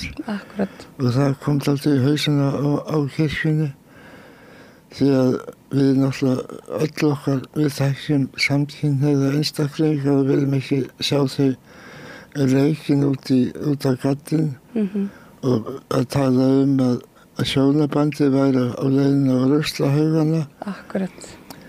Og ég mjög stoltur af því að hafa verið svona framalega í flokki þeirra sem vildu gefa saman samkynhneigð börn og það örugglega eitt af því besta sem ég hef staðið fyrir í mínu lífi og því að sko þarna erum við raunverulega að skemma samfélagið og samfélagsáttmála með því að útiloka einn hóp út af einhverju svona skrýtni eins og kynhneigð eins og það skipti öllu máli en sko ég held að kirkja sem ekki hluta samfélaginu hún setur svo út í horn þannig að sem betur fer held ég að það séu breyttir tímar og kirkjan situr alltaf að hlusta á raddir fólksins þannig að þú ekki svona sérvitringa og sértrúarsafni eins og ásatrúafélagi þess að svona hrindast að breytingum. Já, þú segir, já, sérvitringa og sértrúarsöfnuði en þetta er nú okkar arfleið og... Já, ég ekki sér að lítið. En við erum nú svo sem sérvitringar og skringilegt fólk og við höfum þótt í gegnum tíðina. Mér langar svo að spyrja þig aðeins, Hilmar, út í tónlistina því að hún er svona hitt megin stefið í þínu lífi þá hefur gert heilan helling alveg ótrúlegan feril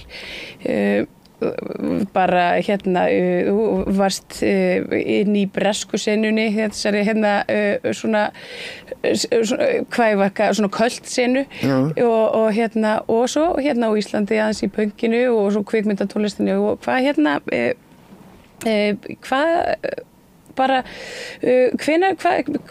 hvar byrjaður í þinni tónlistaferil? Ég held ég hafi byrjað bara því að það var tónlist alltaf í kringum mig og ég var alin upp í sama húsi og Páll Ísólfsson sem var giftur ömmursystur minni og ég var með honum öllum stundum því að hann var mikið heima að æfa sig og síðan fór hann alltaf á hverjum deginir í dómkirkju að æfa sig og hann fór að taka mig með þannig að ég fekk að sitja við hliðina á honum á orgelbekknum í dómkirkjunni og svona var farin að kunna á stoppin, ég gæti tekið þau út og inn og breytt hljóðunum og þetta var bara eins og aðrast upp í hafsjó af Bach og Pachelbel og þessum helstu tónskáldum orgelsins og þetta hafði verulega áhrif á mig með dreymir Bach á nóttinni og hann var kallaður 50 guðspjallamaðurinn og ég held að allir eigi Bach, ekki bara kristnimenn, þó hann hafi verið virkilega kristinn og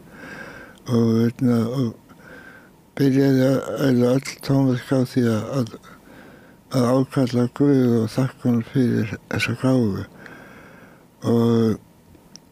en sko ég held að við erum öll með trúarþörf títtnefndu Carl Gustav Jung, hann vildi meina að trúarþörfin og hvötin til að trúa væri mikilvæg og kynhvötin og svo hvöt að komast af, sjá fyrir sér og sínum og ég finn alltaf mikið fyrir því ég þarf að hafa eitthvað miðju í mínu lífi sem svona trúin og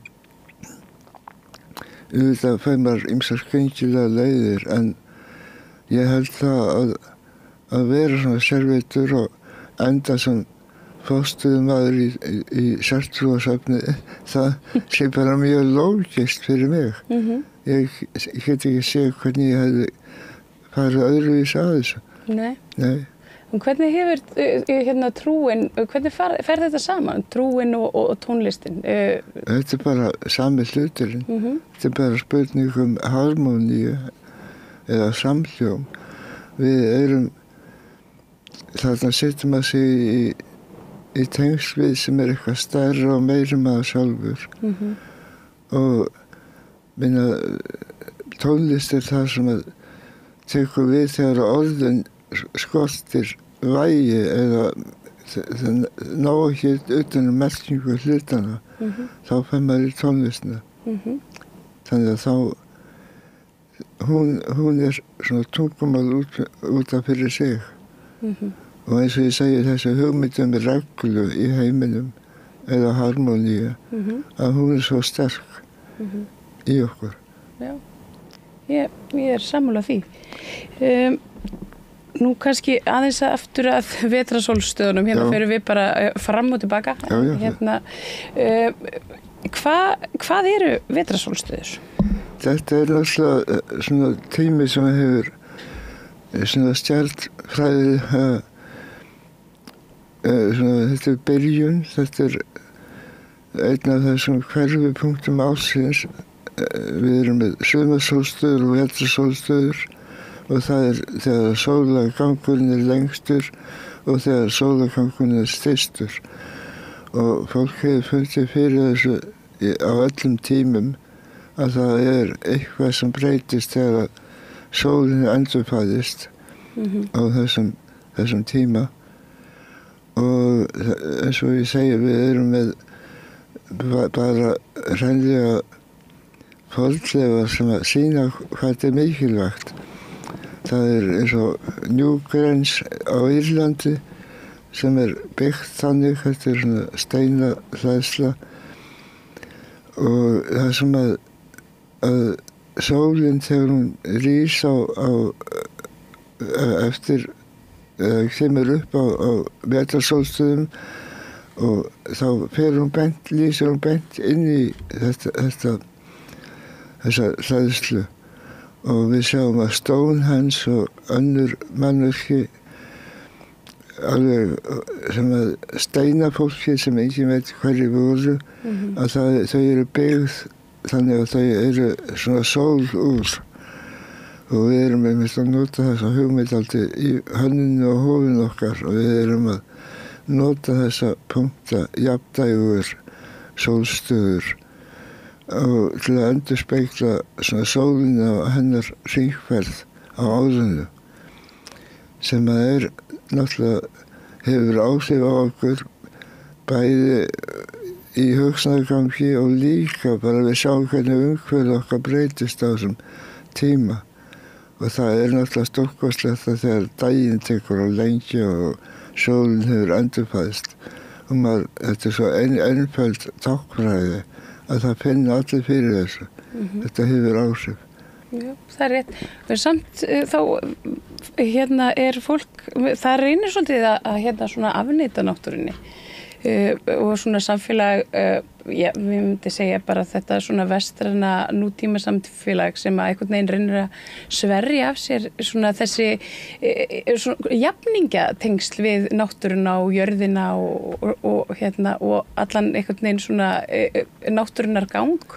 Já, þetta alltaf svona kannski versti alveg tíðing svona kristilegu hugsunar að maðurinn sé herra sköpunarverksins, hann sé yfir það hafinn og þetta eitthvað hættulegasta hugmynd sem hefur verið sett fram vegna þess að þá höldum við að þetta sé við getum gert hvað sem og það náttúrulega tekið oft sem dæmi að 60% Bandaríkjamanna trúa því að við lifum á hennum síðustu tímum að þetta svona kostur í að Jesús sé að koma aftur og allt verið gott og nýtt, upp á nýtt og við getum verið að gera hvað sem við jörðina vegna þetta verið allt saman lagað en ég held að það meiri skynsemi að trúa á geimverur heldur en þetta því að auðvitað við höfum ákveðna skyldu gagnvart náttúrunni sem að fóstra okkur og við erum hluti af henni og við erum hluti af hringarásinni en ekki, stöndum ekki fyrir utan og það bara hugsun sem getur bjargað okkur því að annars erum við dæmd til að eyðileggja þessa jörð okkar og okkur sjálf þar með. Og það fólk einhvern veginn, það svona einmitt eins og þú segir, setur sig svolítið svona fyrir utan við, náttúran og við. Já. Og og það svona einhvern veginn, og allir svona, þú veist, náttúrulegur lífsins gangur og það, sko, lífið og dauðinn einhvern veginn, þetta einhvern veginn, við erum einhvern veginn búin að skrumskælan og svolítið svona taka úr honum kannski þá miklu svona, þú veist, merkingu sem hann hefur í sko lífsins eða bara gangi náttúrunnar.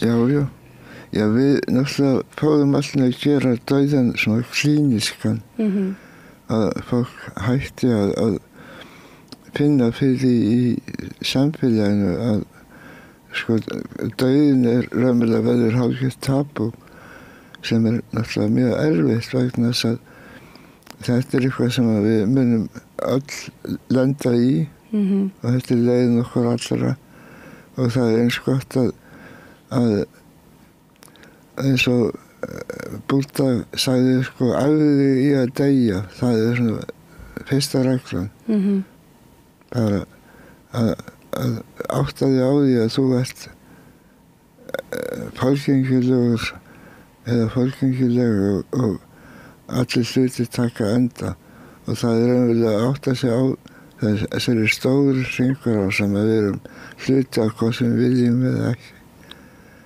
Þetta eitthvað sem óumflýjanlegt og til dæmis á miðöldum þá var þessi list að deyja, hún var þótti mjög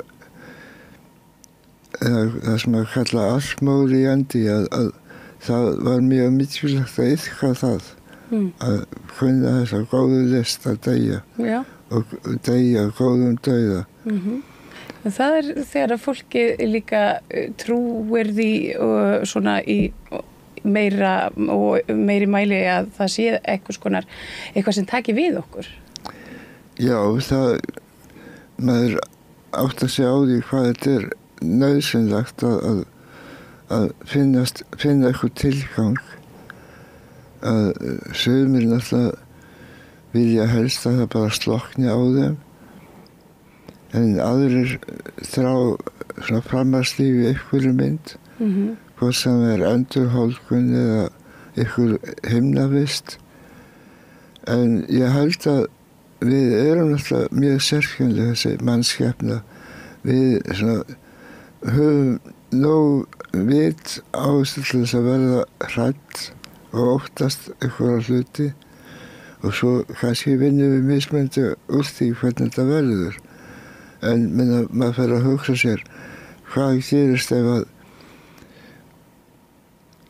sko heiðin maður hann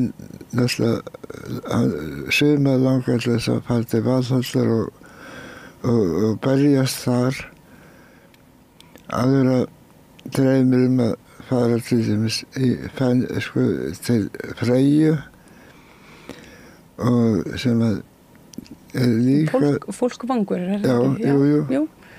Og svo eru fenshallir hjá Frigg og við erum með ýmsar handanvistir í heiðninni og svo náttúrulega eru sömur sem trúa á moksha sem þessi þegar sloknar á öllu sem náttúrulega takmark búddista og svo það sömur sem trúa því að það séu 77 hreinar meyjar sem bíða eftir þeim eða hafa gert eitthvað rétt í sínu lífi og svo náttúrulega mennlandamenn sem mátti ekki finna fyrir eitthvað hvöt í sér og þá flegðu þau sig í þyrnirunna eða sátu upp á súlum og það til þess að vera sem finna fyrir sem minnstu áreiti, en maður fer að hugsa hvernig er það ef að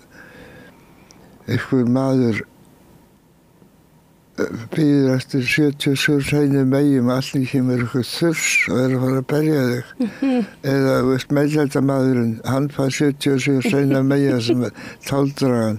Þetta bara, hugsaði bara ef þessar handanvistir ruggla saman. Það alltaf skemmtileg útkoma. Já, það mjög skemmtileg útkoma. Eða kannski ekki alveg fyrir alla. Ekki fyrir alla, sko. Nei. En svo einhverjir sem eru hræddir við helvíti, en það ekki það sama á hel. Nei, alls ekki.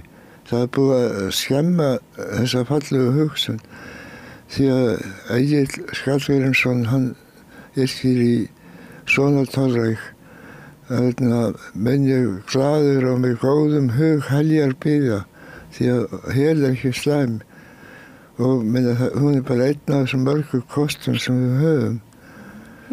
Og ég held að svo erum við með hinn merka sænska sjáanda Swedenborg sem að gat séð himnaríki hérna megin og helvíti hinum megin við sig. Og þetta var bara svona spurning sjónarhald. Þetta allt saman til staðar allan tíman og með okkur. Og þetta mjög skemmtilegt að skoða mismunandi hefðir og hvað höfða til fólks á ólíkum stöðum á ólíkum tímum. Og það eru ýmsar kræsingar í boði. Og það er líka hryllilegi hlutir ef út í það farið. Já, þannig að þú telur að það sé gott að sjá fyrir sér, uppi að við skildum endin skoða. Að maður sé búin að sjá fyrir sér svona framhaldslífið bara í lifanda lífi. Já, ég held að það sé bara mjög heilbrigt. Og minna við erum ekki að smakka okkur með því að hugsa svona, heldur erum við að auka ákveðna vísinni og erum með fleiri hluti að velja og þetta er eins og að vera með stóran og góða matseðil og svona smátt og smátt bæta við hann hvað maður myndi nú vilja. Og ég með ýmsar óskir. Já, og hlakka til að sjá svona hvað verður því að þetta er svona eitthvað sem hefur verið mjög sterkt í mínu lífi síðan ég fann þennan dauðakeið sem ungur drengur og lenti því að fara að lesa 100 sannanir fyrir framhaldslífi eftir Víglund Möller og hinn og þessar spiritistabækur sem ömmur mínar áttu. Og ég kærasti mitt mjög sterkur og sanntrúaður spiritisti á tímabili áður en ég fann ásatrúna.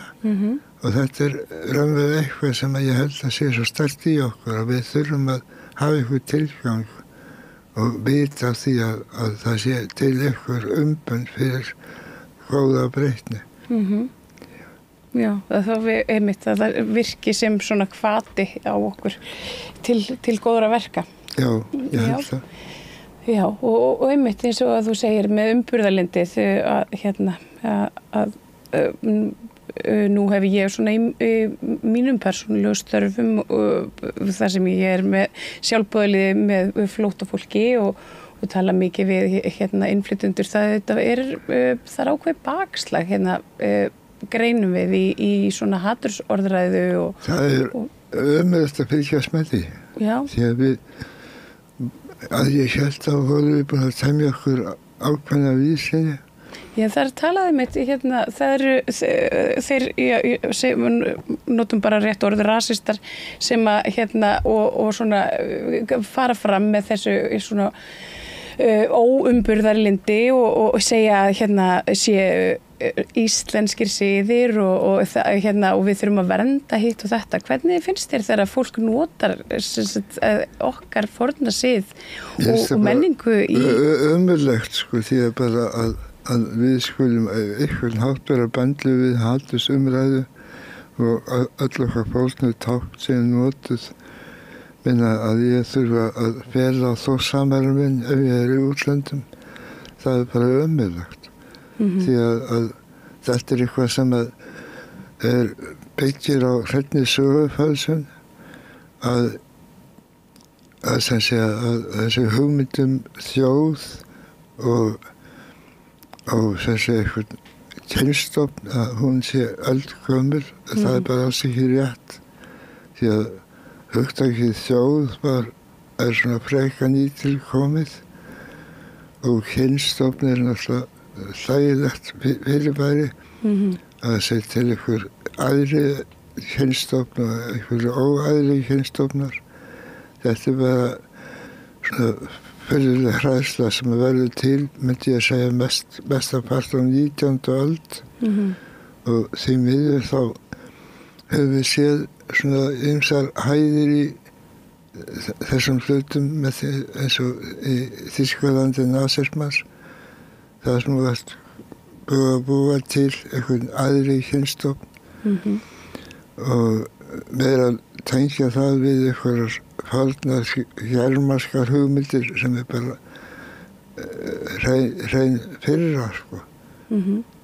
Og þetta er eitt af því sem maður er að berjast við.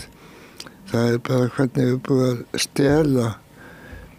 Það er búið að vera svona menningastöldur á okkar arfi og vera að nota eddukvæðin í skurmskælingu til þess að búa til eitthvað sem er að aðgreina fólk og skipa því einhverja bása. Það er bara fáránlegt. Já. Og bara eitthvað sem má ekki gerast. Og það er svona að tekja þetta mjög alvarlega að vernda þennan arf okkar og aðgreina frá þessum fáránlegu hugmyndum sem er í gangi sumstaðar, sem betur verið ekki allstaðar. Og ég finn það að barátta Ásatrúarfélagsins fyrir að halda okkar arfi fyrir utan þessa fáránlegu umræðu að það er að bera árangur. Já. Þú hefur staðið í ströngu við þetta. Ég meina, hverju svarar svona fólk sem að tekur sér þessu fornu tákn og svona skrumskælir söguna þegar þú segir við þau að þetta sé hreinlega ekki boði? Já, það endar á því að vera kjafstopp og síðan að hóta því að drepa mig. En þetta er bara barátta sem verður eiga stað og þetta er svo mikil viðsnúningur á okkar arfi sem að byggir á umbyrðarlendi og vera opinn fyrir hlutum. Háamál eru ofsalega góðar reglur það hvernig maður á að ferðast heiminn og maður á að vera góður gestur og góður gestgjafi. Og þetta er spurning að opna sig og vera örlátur og geta lært af hlutum og vera ekki svona heimskur í merkingunni að vera bara heima hjá sér og halda það sé nafli alheimsins. Heldur að vera opinn fyrir upplifunum og læra eitthvað nýtt. Þannig að það myndi ég segja sér þunga miðjan í þessum gamla sið. Að vera opinn og bara að vera heiðarlegur og opinn.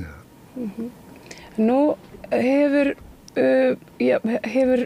svona trúnni oft verið spyrnt saman við galdra. Hvernig tengist þetta tvennt og Hilmar, ertu göldróttur? Ég hef einhverjum tímum í mínu lífi lagt mig eftir því en þetta er náttúrulega eitthvað sem er þekkt í mannfræði að það er verið að tala að eitt stigið í að búa til trúarbrögð það sé að fara í gegnum galdur og síðan er oft aðgreining á því sem er kallað dulhyggja eða mystík og að galdur er aðgreindur frá mystík og en ég held að þetta sé sami hlutur. Ég held að galdur sem allir trú á verða trúarbragð og það raunverulega bara spurning hvort þetta einn maður eða margir.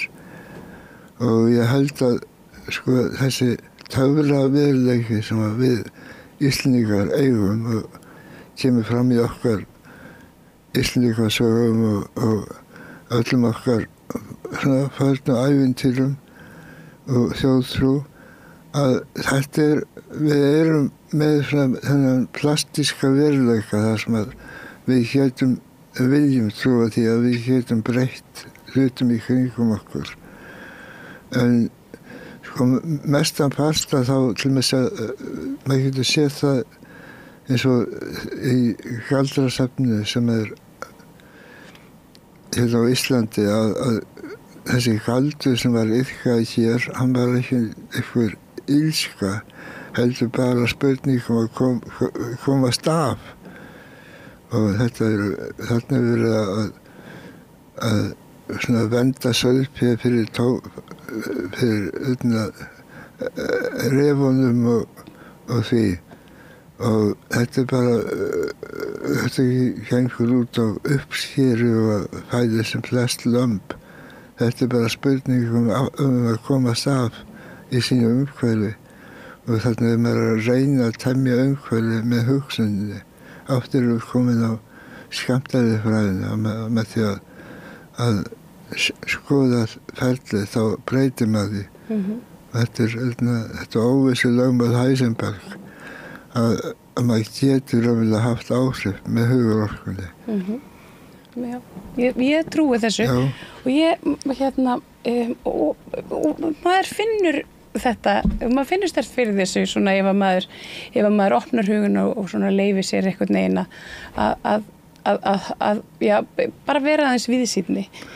Já, og mér finnst það svo skemmtilegt hvernig þessi íslenski svona töfra veruleiki, hvernig hann hefur allt í einu orðið dálítið skemmtilega ofan á, eins og við vorum náttúrulega með mikinn aðdáanda íslensku goðsögunar og bókmennta Borges sem var besti rithöfundur síðustu aldar, og Borges hann tekur þetta og setur inn í bækurnar sínar og sögurnar sínar og síðan smittast og út og allt einu verður til þetta töfraraunsæði sem hérna kennt við Suður-Ameríska bókmenntir, en þetta náttúrulega bara íslensk sveitamennska sem búið að markaðsetja mjög góðan hátt í útlöndum.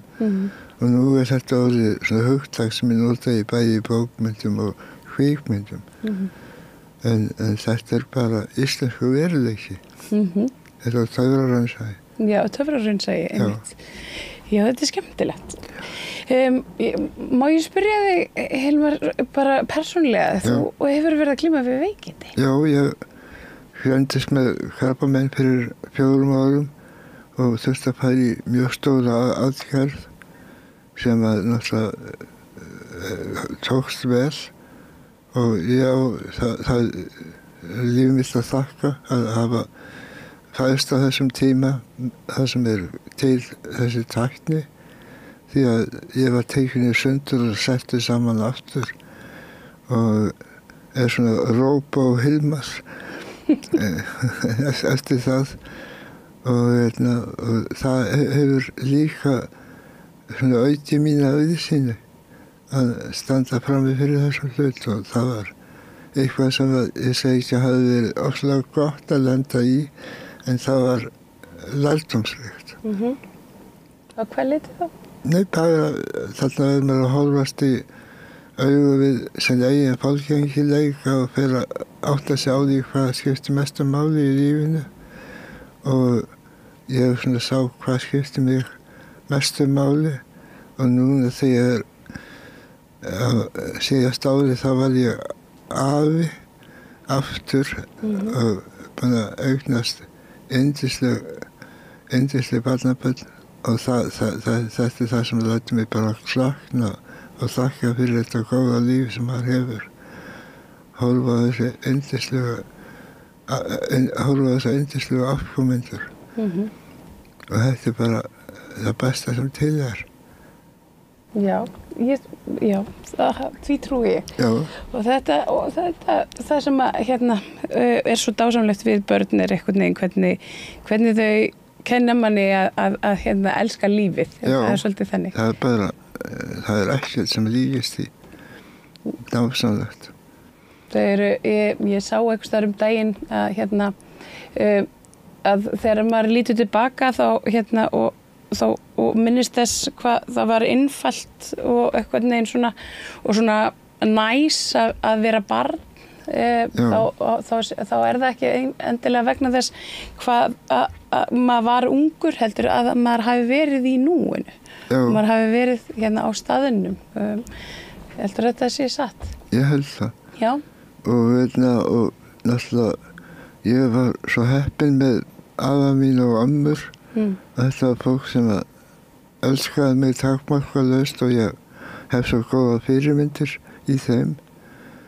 Og ég svona að finna minn innri afa sem náttúrulega held ég besti parturinn af mér, þessi innri afi sem búin að blunda þarna öll þessi ár.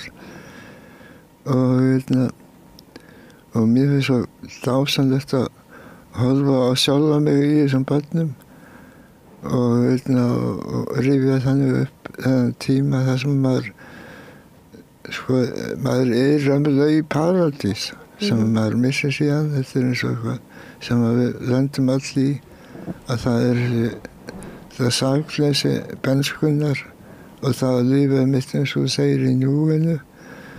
Það sem allt er bara að gerast allan tíman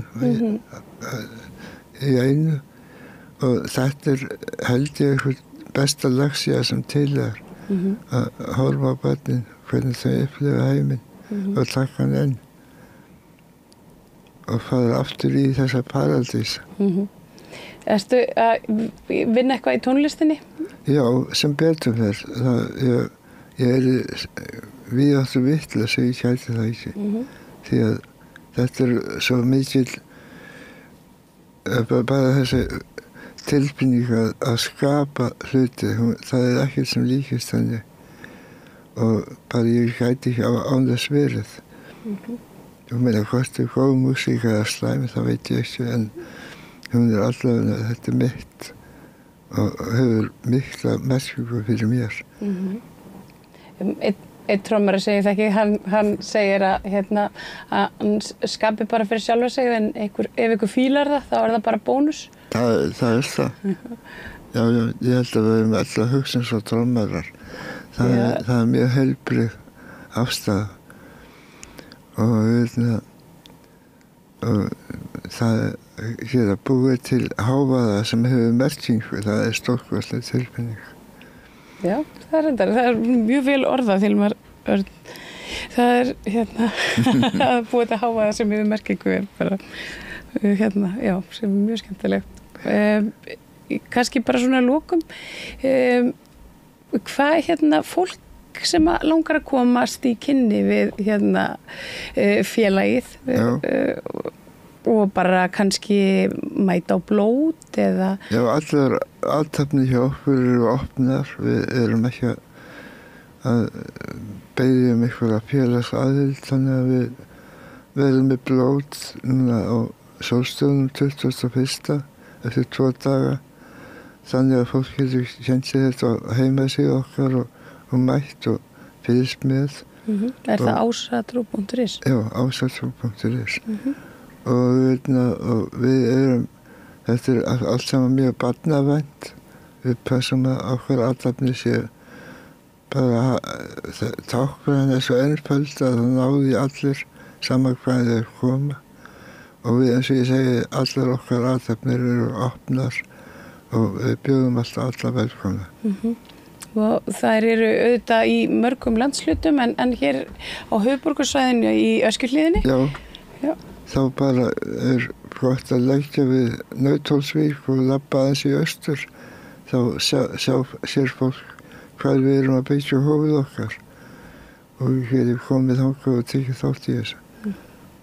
Hilmar Örn, allsherjargoði og maður galdrakarl og allt þar afi. Já, afi. Já, bara allur pakkinn. Já. Þakka kærlega fyrir að koma að rauðaborðinu og spjalla við ykkur og það er alltaf gaman að tala við þig. Já, takk fyrir að bjóða mér. Já, þakka þér fyrir og hlustendur góðir, þið tókið við og býðið hér eftir næsta innslagi. Óskum landsmönnum gleðilegra jóla og farsældar á nýju ári og sendum sérstaka kveðju til starfsfólks í almannaþjónustu sem stendur vaktina fyrir okkur öll yfir hátíðarnar, BSRB. Þetta var Hilmar Örn Hilmarsson sem allsherjargoði að tala trú og ýmsa tóna tilveruna, dauðan og lífið og galdurinn. Það er sólstu hátíð núna. Ég held að það gerist bara nú er laugardagur, þannig er það ekki bara í dag sem er styðsti dagur ársins. Jú. Hann byrjar að lengjast á morgun, en það tekur nú ekki eftir því fyrir að líða á janúar. Við erum ekki var við það, en það er þannig að við erum að klára það við erum hálfnuð í skammdeginu. Já, einhvern veginn er það nú í manni ennþá svona tilfinningin fyrir því að finna þennan punkt, þennan snúningspunkt að þegar einhvern veginn snýst við. En finnur það, mér verður ekkert varfið þetta fyrir að vel að líða á janúar? Nei, ég segi svona, maður verður að gera eitthvað til þess, maður finnur það ekki bara upp í sófa, maður verður svona eins og held ég að fara út í náttúruna til þess að finna það, tengja sig einhverstaðar við náttúruna til þess að finna þennan punkt. Við erum nú náttúra sjálf við dýrin, manndýrin.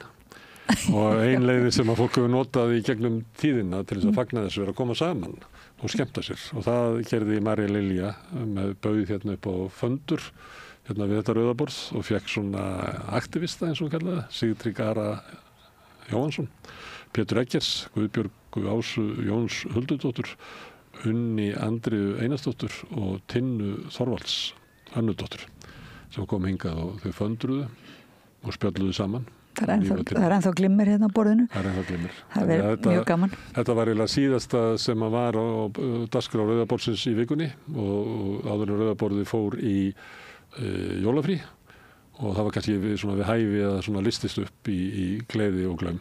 Ja, þau voru líka að skrifa jólakort til stjórnvaldar með svona mikilvægum skilabóðum. Þetta var föndur með sterkum undirtónum. Við skulum sjá hvernig Rauðaborðið endaði núna fyrir jólin og við erum komin í jólafrí og óskum ykkur bara öllum gleðilegra jóla og bara njótið hátíðana og við fögnum því að sólin er að hækka lofti og allt það sem er tilefni til að fagna þessa dagana og svo sjáumst við bara aftur eftir hátíðanar. En takk fyrir í bili og góða helgi og gleðileg jól. Gerist áskrifundur á Samstöðinni og taki þátt í að byggja upp öfluga og róttæka samfélagsumræðu.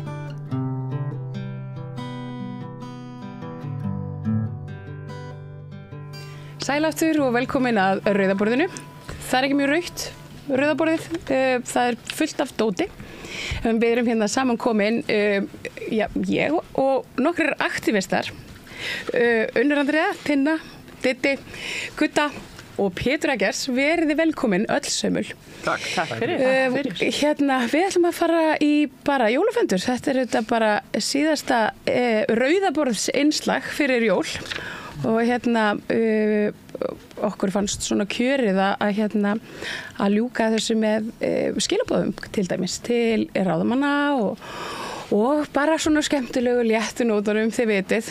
Er þið búin að ákveða hvað þið ætlaði að fundra? Já, ég ætla að byrja líka, ég veit ekki hvað ég ætla að byrja. Ég hef verið að föndra undanfarið og þetta hefur nú verið svona samvinnuverkefni, þannig ég með svona tilbúið sýnisvörn. Ef það er í lagi, má ég sýna? Ég bara alveg endilega. Þetta er svona, við höfum verið að gera félagarnir, hérna. Svona, þetta er svona eins og til að strengja á jólatrí eða upp á vegg eða eitthvað svona. Það er aðeins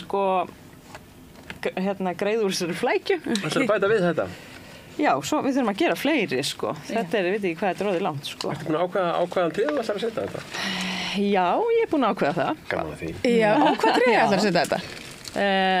Það er svona pínu lind. Það kemur ljós. Það kemur ljós, mögulega Og svo er þetta líka hérna. sem svona skemmtilegt, sem líka hægt að hengja á tré. Þetta getur líka verið svona til og frá miði. Eða, akkurat, ég hugsaði það líka, setti eitt svoleiðis, þetta skrifa einhverja fallega kveðju, einmitt, sem við þurfum að, maður kannski hugsa eitthvað upp núna. Ég ætla bara að afklæða mig hérna. Já. Þannig að það hægt að gera margt fallegt. Þetta svona eins og professional föndurstund. Já, þetta einmitt. Þegar maður með svona tilbúið sýnir. Svona afturkvæmdi fólki. Þegar fólk saminaðist yfir hérna svona fyrir fréttir og svo er ég með ekki tilbúið. En föndraði einhvern tímann eitthvað upp úr þessum þáttum? Þú veist, var einhver sem satt spenntur og hérna og svona klifti út samhliða þeim sem að föndraði onni mann í sjónvarpinu? Er þetta ekki bara svona unboxing-vídeó en á YouTube? Jú, það er bara gaman að horfa á Einmitt. Heiðarlega hafa ég bara ekki síðast að þætti, ég veit ekki hvað það tala um. Nei, þú þarf við þurfum að senda þér. Nei, þetta var einmitt, þetta var svona, þú veist, þetta var eitthvað svona sprell, þetta voru bara innslög, eitthvað, svona fyrir jólin, svona það annars lagið, svona, já. Já, svona stundin okkar, sko, ég hef bara hort að þetta skildiregnandi á barnatími klukkan 6, það er bara ekki þannig búið. Núna fyrir þessi jól?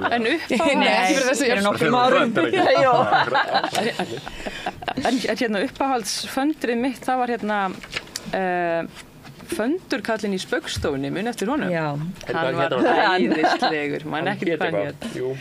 En hann var ekki hress. Já. Og var alltaf að föndra eitthvað ógeðslegt svona klósettrúlu skraut eins og maður þekkir úr leikskóla, sko. Og var bara ekki til í þetta. Nei, hann er engan áhuga á þessu. Hann er engan áhuga á þessu, ekki gaman að börnum, veist.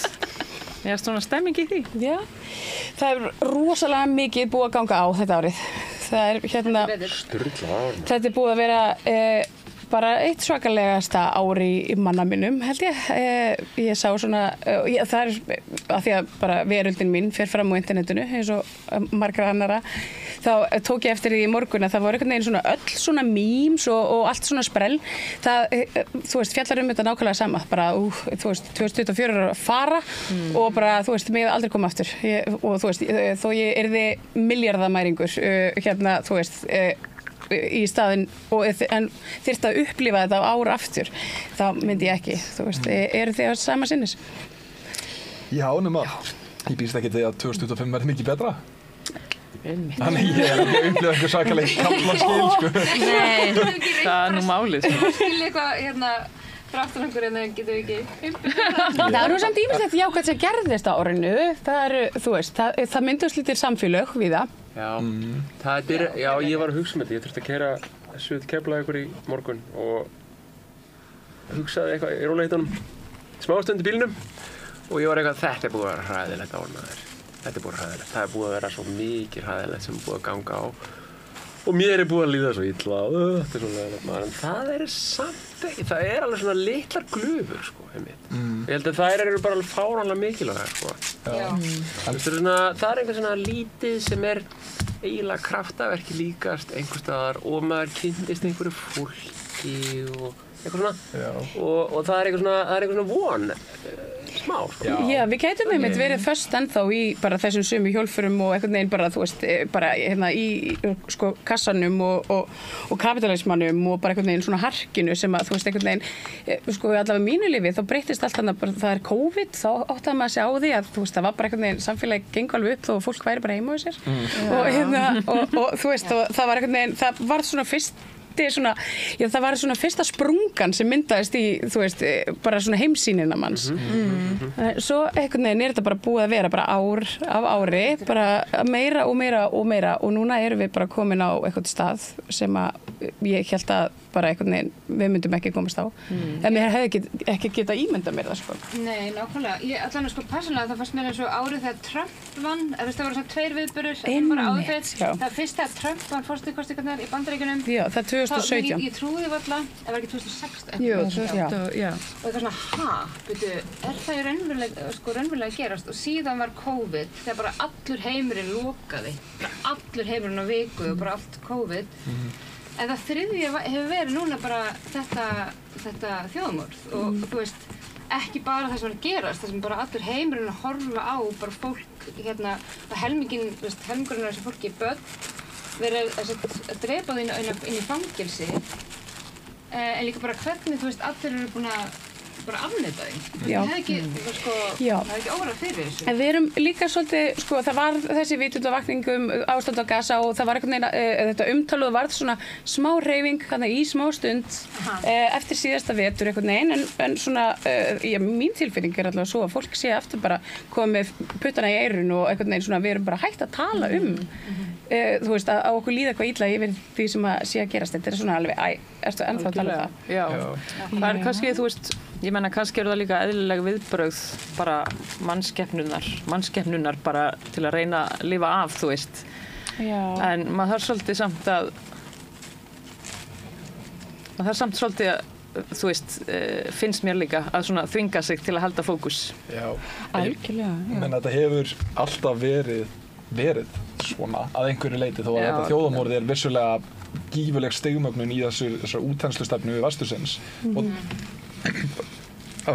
það er sjokkerandi að sjá, þú veist, aðkomu nágrannaríkja okkar og aðkomu okkar af þessum hörmungum.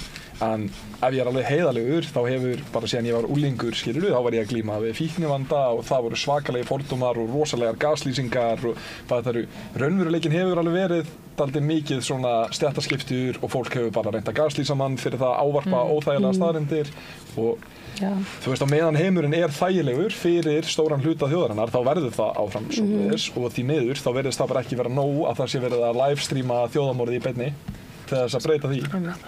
Ok, sko, ég er nefnilega, þegar ég var nú hérna svo djarfur hérna að tala um einhverja ljósklætur hérna áðan, þá er samt tekið undir með þér með þetta.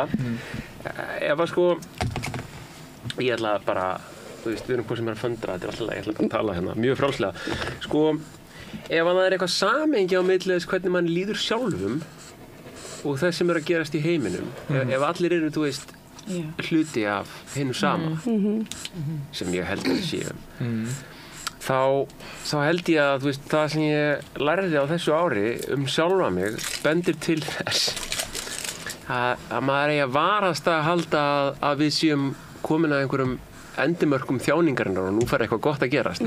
Ég held að sé alveg hellingur af þjáningu í boði eftir, áfram. Ég held að sé mjög mikið í boði. Við erum bara svona létt í nótunum. Í boði. Já, algjörlega. Ég held að taka þjáningu.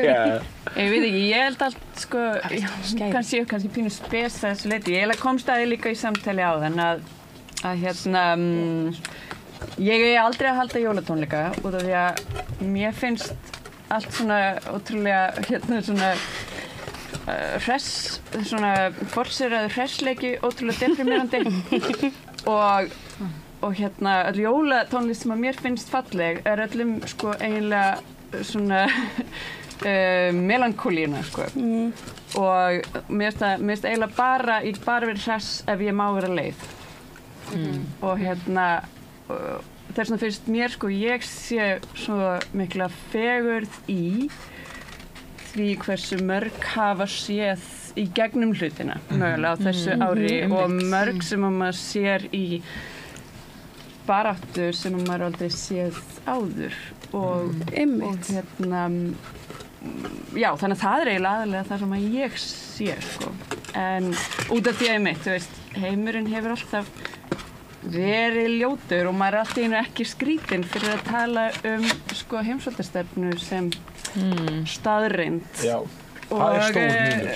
Já, og það er bara ótrúlega frelsandi fyrir mig og því ég hef alist upp hjá fólki þar sem heimsvaldastefnun var daglegur. Það var bara hérna umræði við matarborði sko og við vorum alltaf skrítinn. Akkurat. Ég meina það er ekkert langt síðan að mátti, kannski má það ekki ennþá segja orðið auðvald. Þú veist, þegar Sólveig Anna fyrir nokkrum árum fór að tala auðvaldið, það bara, þetta er svo gamaldags orðræða og skilur, en auðvaldið hefur aldrei verið sterkara. Einmitt og elítu og hérna, og meira þess að bara fólk sem, þegar maður ræðir að hérna, við búum í kapitalísku samfélagi og allt þetta, og hérna, og fær framan í sig eitthvað, ég nenni ekki svo hægra vinstra dæmi. Það er bara, þú veist, að nenni ekki að fræðast, sko. Já, það er náttúrulega mikil forréttindi að hérna einhvern veginn svona... Það er rosalega mikil forréttindi. En líka bara svo mikil miskilningur þessa tvípóla stefnu hægri vinstri, allavega minni upplifun, þá eru bara mjög margir sem ég þekki sem að tala sig sem hægri menn eru bara með fullt af vinstri gildum og mjög margir sem ég þekki sem að tala sig sem vinstri menn, ef ekki bara meiri hlutinn, eru bara með bara hægri stefnu og ég meina Viðreisn og tilvist Viðreisnar finnst mér bara svona undirstrika það að ég held á þess að hafa heimildir fyrir því en svona á samræðum sem ég að eiga við þá sem kusu Viðreisn og ég þekki þetta var fólk sem að upplýði sig eins og það var að kjósa vinstra megin við miðju og bara kannilega las ekki stefnuna eða ekki kannski mikið að pæli því og kaus hægri flokk. Það bara ekki þjálfað að vinna sjá hvernig samhengi hlutana einhvern veginn. Það ekki hægt að hafa hægri efnahagsstefnu og vinstri velferðarstefnu. Þetta bara rosalega mikilvæga punktur og þessar kosningar voru náttúrulega, ég veit ekki alveg hvað ég að segja, ég var fyrir ákveðnum vonbrigðum með svona, þú veist, hluta af þeirri niðurstöðu. Ég átti samt ekkert vona að þetta væri að fara að bjarga okkur eitthvað, en málið er það að ég var svona viljandi aðeins að stríða kannski einhverju fólki sem ég þekki og aðeins á samfélagsmiðlum, ekkert alvarlega, en ég var að passa mig alltaf að kalla Samfylkinguna alltaf hægri flokk. Bara, þú veist, þú þekki mikið af fólki sem að, vill kjósa þann flokk og sá flokkur sótti alveg gríðarleysi veðri og eitthvað svona. En ég var bara, þú veist, eftir kosningarnar þá fór ég eitthvað að steita götn og segja, þú veist,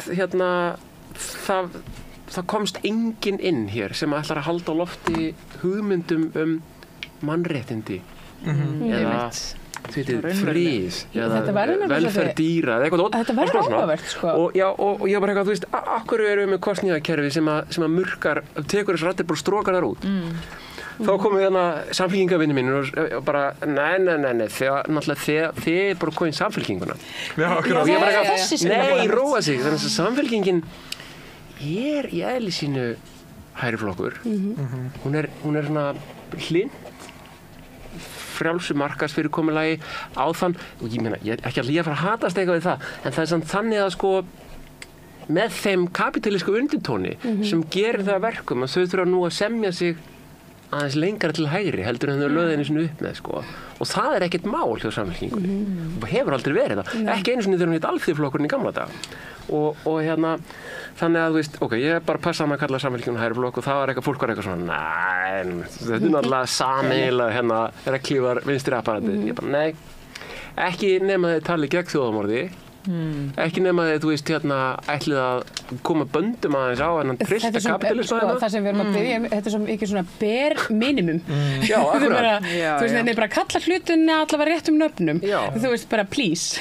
Mér finnst líka bara stangast svo á að þú veist, við erum í núverandi hagkerfi sem er kapitalískt hagkerfi og er skapað af útþensluríkjum og það er að drepa okkur og það skiptir engu máli hvað þið finnst einhvern frjálsan markað að þetta er augljóslega ekki sjálfbært fyrirkomulag og þú veist, ég vinn í sprotageiranum, ég er í starfsumhverfi bara svona það sem er mjög hægra megin og ég sé ekki fyrir mér neina framtíð þar sem það er ekki verið að rækta nýsköpun en það er þessi hugmynd það að það séu bara vinstri kommunistar á móti hægri frjálshyggju einhverri stefnu en það er bara augljóst að verðmæti eins og við erum að skapa þau og þú veist þetta kapitalíska fyrirkomulag það gengur ekki upp og sama hvort einhver vil kalla það hægri eða vinstri stefnu það verður bara augljóst að koma einhverju á eða koma einhverju formi á það þar sem að það er ávarpað sem vandamálið sem það er en allir sem eru allavega í stjórnmálum í dag að setja sig upp sem einhverja vinstri flokka eða mannúðarflokka ætla sér samt að framkvæma allt í gegnum þetta kerfi í þessari mynd og það er bara svona eins og margir tala um einhvern pólitískan ómöguleika sem að fólk beitir fyrir sér þessi pólitískur ómöguleiki að gera hitt og þetta og það að hugsa hagræðingu svona stóðkerfisins það er bara vitfyrt og það er pólitískur ómöguleiki og hvernig dettið er í hug að bera það fram en síðan á sama tíma ekki að ég hæli Kínverjum því að það er fasistaríki dauðans þetta er vesen sko að mörgu leyti, en svo verðum við líka aðtjóða að við náttúrulega erum óbúslega lituð af óreiðri vesturveldana þegar kemur að Kína og Norður Kóreu og Rússlandi og þessum löndum sem að okkur hefur verið talað trúa að séu bara í öxulveldi hins illa. En þetta kannski bara við kenna svona fávísku að mörguleiti. Já, ég hugsa einmitt að það sé, akkurat, að það sé hérna, þú veist, ég meina auðvitað, það ég hugsa að allstaðar það sem að það einhver svona yfirstétt sem fer með völd yfir fólki í x langan tíma, þá bara, þú veist, það bara býr til aðstæður og sem að einhvern veginn svona verða til þess að hérna, fólk mun verða misnotað og hérna, fólk mun misnota vald sitt. Þetta einhvern veginn svona, ég held að það sé bara það. En það líka þessi aðgreining sem að kemur svona daldið allavega inn í minn hugarheim frá kínverskum stjórnarháttum, sem að þessi bara skýr, það bara aðskilt, bara hvað eru innviðir og hvað opið fyrir frjálsamarkað og flókið samtal, svo sem, en það mjög augljóst að, þú veist, ef við skoðum, þú veist, vöxt miðjustéttar í Kína og bara gefið eins og ég aðeins að skauta fram hjá þeim fasisma sem hefur átt sér stað til þess að koma því á, en við sjáum að það augljóslega gott til þess að rækta traditional miðjustéttina að festa í skorður eins og það að heilbrigðisinnviðir eru og eiga vissulega að vera, þú veist, á barmi ríkisins. Já, bara sameign og rekið sameiginlega. Akkurat, og auðlindastefna líka annað, þú veist, við sjáum, Noregur að verða eitt ríkasta land í, hérna, já, bara aftur, svona sinnum 10. Já, nema eru við samt líka bara með mjög skýra stefnu það hvernig á að fara með þennan drekasjóð þarna og þú veist, að það sé þjóðareign þar í kring. Þetta allt mjög skýrar stefnur sem að miðlaði að byggja upp miðjustéttina, en hérna þá bara einhver svona firring, það bara verið að tala hérna, útlendingalög, verið að bara láta eins og það sé bara, hérna, bara eitthvað, þú veist, bara jihad að fara að taka yfir og bara, við erum ekki bara að fara frá þjóðkirkjunni. Þetta einmitt bara smjörklípa. Þetta í gangi allstaðar, ekki? Þetta ekki bara menningarströmmur sem kemur til okkar frá? Jú, þetta líka bara, ég hugsa þetta sé, þú veist, þetta auðvitað, sko, það þú veist, það svona félags- og sagnfræðilegar kenningar sem að svona, þú veist, styðja að þegar hérna svona heimsveldi eru að hrynja, þá hérna ráðast þau á sitt eigið fólk og svona berja frá sér.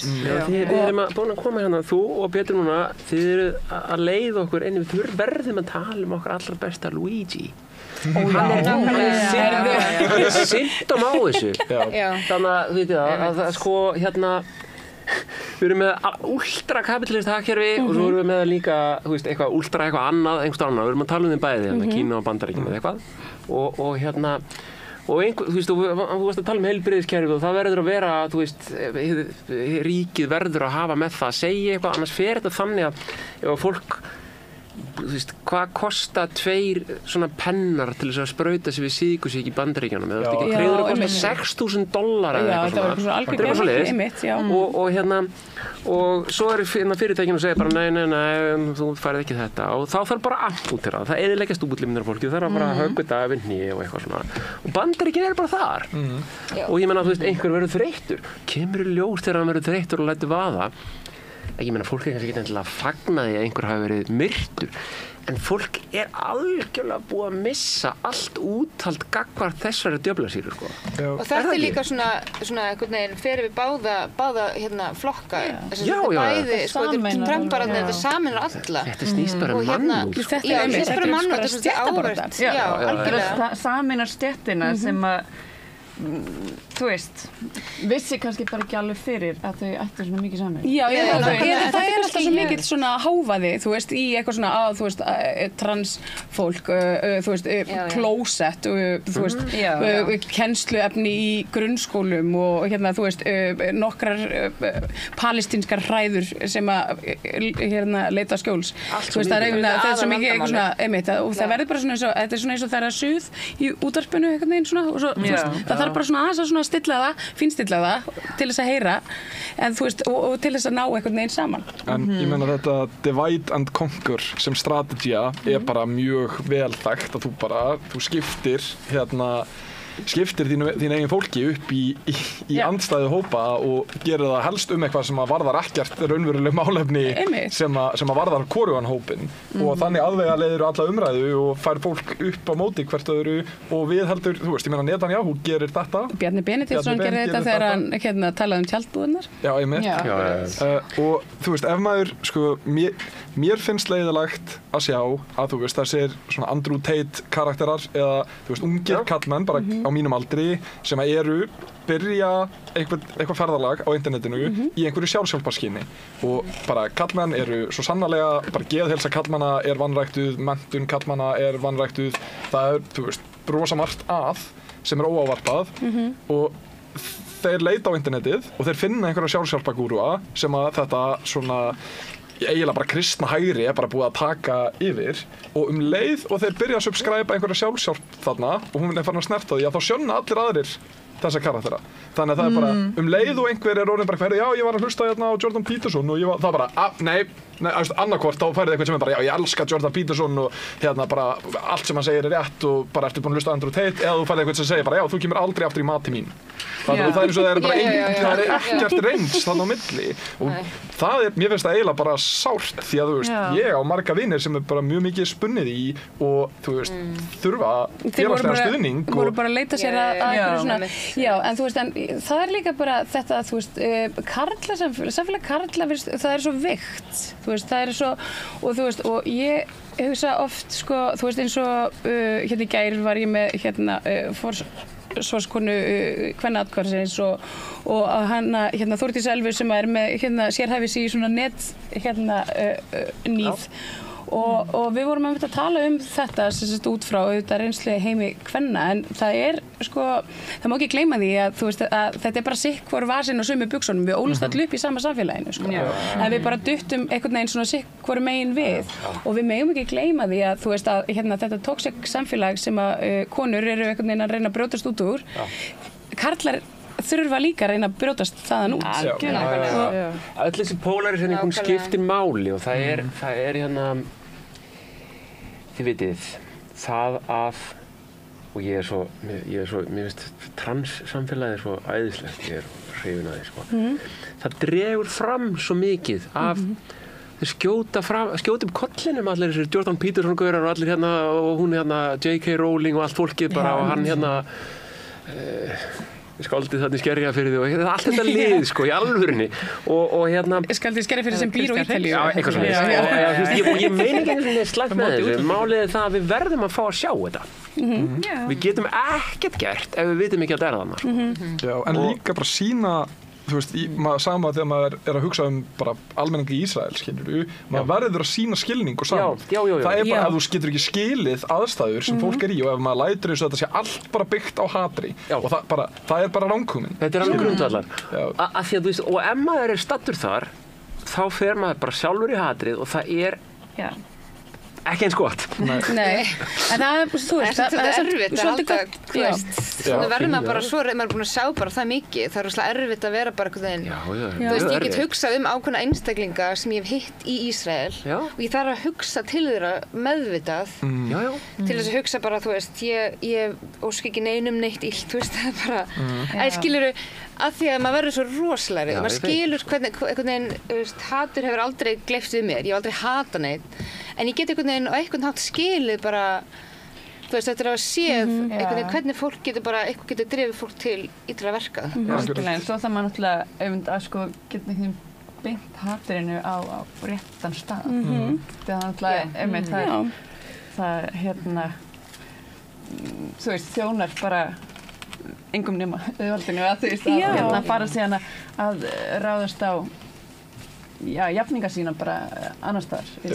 Já, þetta er svolítið, þú veist, þetta er að því að sko hatrið og ég held að ég hafi sagt þetta hérna við borðið svolítið oft vegna þess að ég hef hugsað þetta svo mikið með hatrið að því að ég man, þú veist, sko, ekki beitt hatrið heldur bara svona reiðina, svo bara reiðina og þú veist, og reiðin þetta getur orðið svona, þú veist, þegar þú fókuserar reiðinni í einhverja ínátt þá þetta verður hún hatursfull en hérna reiðin er eitthvað svona er hreyfi hún er bara orka líka sem er bara, þú veist, þetta er bara tilfinning en þetta er rosalega sterk tilfinning af því að hún kveikir upp eitthvað svona eld í fólki og þú veist, og þess vegna er einhvern veginn samfélagið þreytist ekki á að segja manni að slappa af ekki vera svona reið maður á líka bara að skamma sín fyrir að vera reið það er og maður á að virkja inn í þessa reiði og maður á bara eitthvað, þú veist, einhvern veginn að bara, nei, herðu, við förum nú ekki að æsa okkur yfir þessu og þú veist, eða tala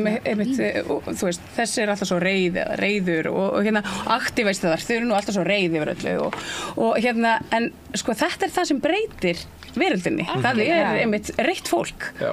En síðan líka langum alltaf að taka fram að, þú veist, ég tala það að sýna eitthvað skilning og samkennd og eitthvað. Ég mjög hávaxinn, þú veist, ljósarður hvítur kallmaður á Íslandi, mjög ákveðinn og á ekki erfitt með það að, þú veist, taka mótlæti.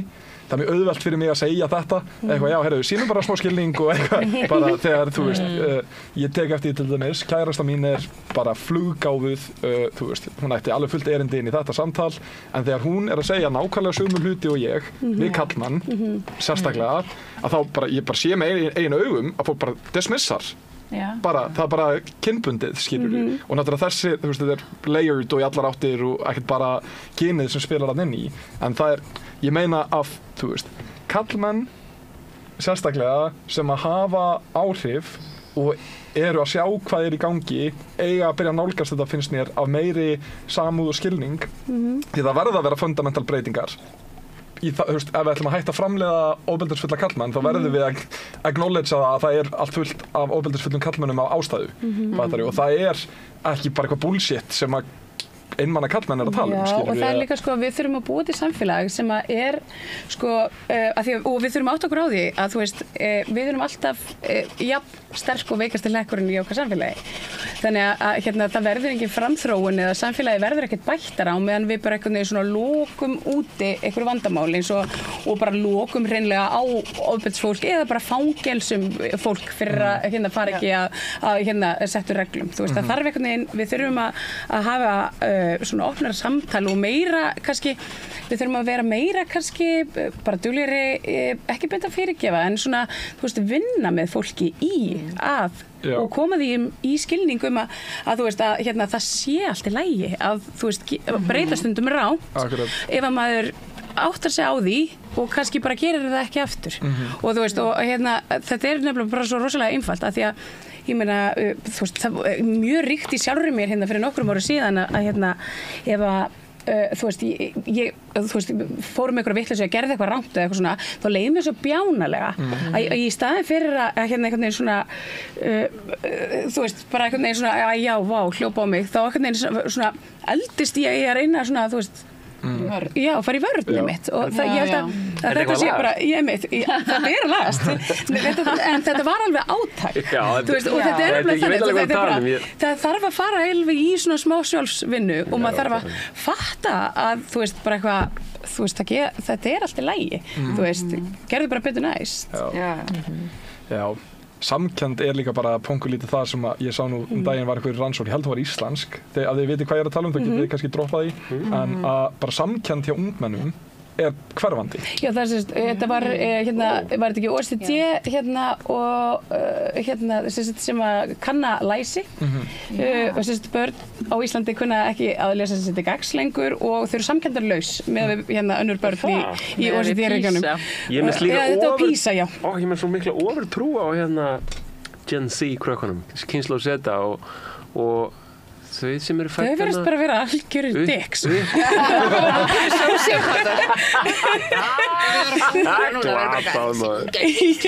þetta blára? Þau eru samt sko það þarf ekkert að kenna þeim neitt mikið tilfinningagreind og alls konar svona, þau eru bara að vita þau bara lærið þetta TikTok og bara fljótlega upp á 10 ára það er spurning hvort það sé samt meira svona sko inn á við eða svona sjálfhvert sko gagnvart þeim sko og þau allt er eitt sko kannski eru þau en það náttúrulega okkur að kenna þau séu samkenndarlaus sko betur ég setja mörk og eitthvað þannig sko sem er náttúrulega bara geggjað já, maður þarf að kunna setja mörk og maður þarf að passa sig að sko vopnvæða það ekki, eða svona weaponize ekki markasetninguna sko svoleiðis en það er, þú veist, ég var alveg spáð í þessu af því að það eru já, bara síðastlið ár sko, af því það eru til hérna réttindaskólar UNICEF það eru nokkrir grunnskólar sem eru svona titlaðir réttindaskólar og þú þarft að mæta einhverjum ákveðnum hérna atriðum til þess að vera það og hérna og það er til dæmis, þú veist, þau fræðast barnasáttmálann réttindi, bla bla bla bla bla og maður spyr sig svona sko hversu mikið sko erum við að fræða börnin sko alheiminn, heiminn meina ég, jörðina og raunverulegt ástand hans og hvernig hlutinir virka eins og við vorum að tala um það áðan og hversu mikið af þessu einhvern veginn bara, þú veist, þín réttindi og þér líður vel og þú veist, þú eigi rétt á fjölskyldu og skilur allt svona en erum við að setja hlutina í samhengi af því ég held að sko ég held að ef við kennum börnum bara sko mannréttindi sem að læra mannréttindi og bara geggjað, þá heldum að bara allir búið við einhver mannréttindi Akkurat þú veist, en svo er það ekki þannig og ef þú lærir ekki það hvernig áttu þá að fara einhvern veginn, sko fara þangað að reyna að, þú veist, berjast fyrir þeim að reyna að berjast fyrir betra siðferði eða berjast gegn kerfinu eða það er líka, ég kannski sjá eigin forréttinda eða svona vera meðvitaður eigin forréttindablindu Akkurat að þú veist að það skiptir líka miklu máli að þú veist kunna meta svolítið Já, og öllum réttindum fylgi ábyrgð, sko. Að það er eiginlega þetta er eiginlega þau verða, hvað segir maður, bara réttindi missa algjörlega marks ef að fylgir ekki skyldur jafn mikil ábyrgð. 100 kíló á réttindum hlýtur að fylgja 100 kíló af ábyrgð. Annars Akkurat, og eins og við að, þú veist, tala um þú veist, líka að nýta þessa forréttindastöðu, þú veist, að til þess að tala máli hins góða eða sannleikans eða hvað við viljum kalla það, þú veist, til þess að reyna að bæta heiminn, sko. Og ég sá stuttaklipu eins og allt sem ég sé núna er bara eitthvað stuttaklippur og Hvernig voruð þið síðast á bíómynd til þess? Sem var ekki stuttaklippum. Ég sá stuttaklipu sem var tekin á einhverju viðtali við bandaríska konu, seldökka aktivista sem hafði hér á árum áður verið að berjast fyrir réttum svartra og hafði gert eitthvað. Ég veit ekki alveg hvað, ég þekki ekki þessa sögu. Hún er í fangelsi og er ennþá í fangelsi, sko. Eins og allir í Bandaríkjunum sem fara í fangelsi, þeir eru bara alltaf í fangelsi. Já, bara því að það er eitthvað góða business. Vinna á McDonald's og eitthvað. Skaffa penning fyrir stórfyrirtæki.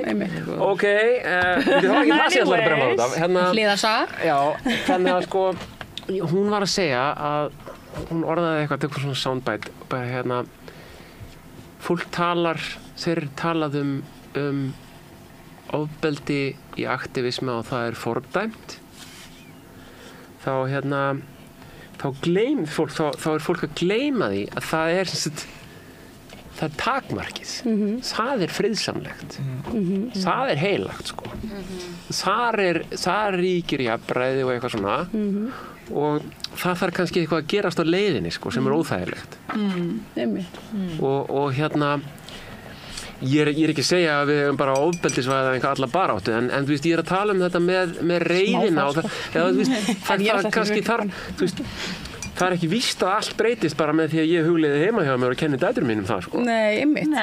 Ég þarf kannski að gera eitthvað meira en það, sko. Augljóslega þörf líka á bara borgaralegri óhlýðni og mótspyrnu þegar staðan á Íslandi er þannig að allavega í meginstraumins fjölmiðlum þá er það að setjast niður á jörðina talið vera það drastískar aðgerðir að það megi beita piparúða á kylfum, skilur þú. Þannig að það augljóslega bara þörf á það aðeins crank up the volume og bara láta þessar rafbyssuvæddu lögreglu þjóna svitna smá. Herðu, þú, Pétur, varst náttúrulega í þessum hópi sem að kærir lögreglu fyrir þetta. Hvað stendur það mál? Herðu, það er næsta fyrirtæka, ef ég maður rétt, 9. janúar, ef ég maður rétt.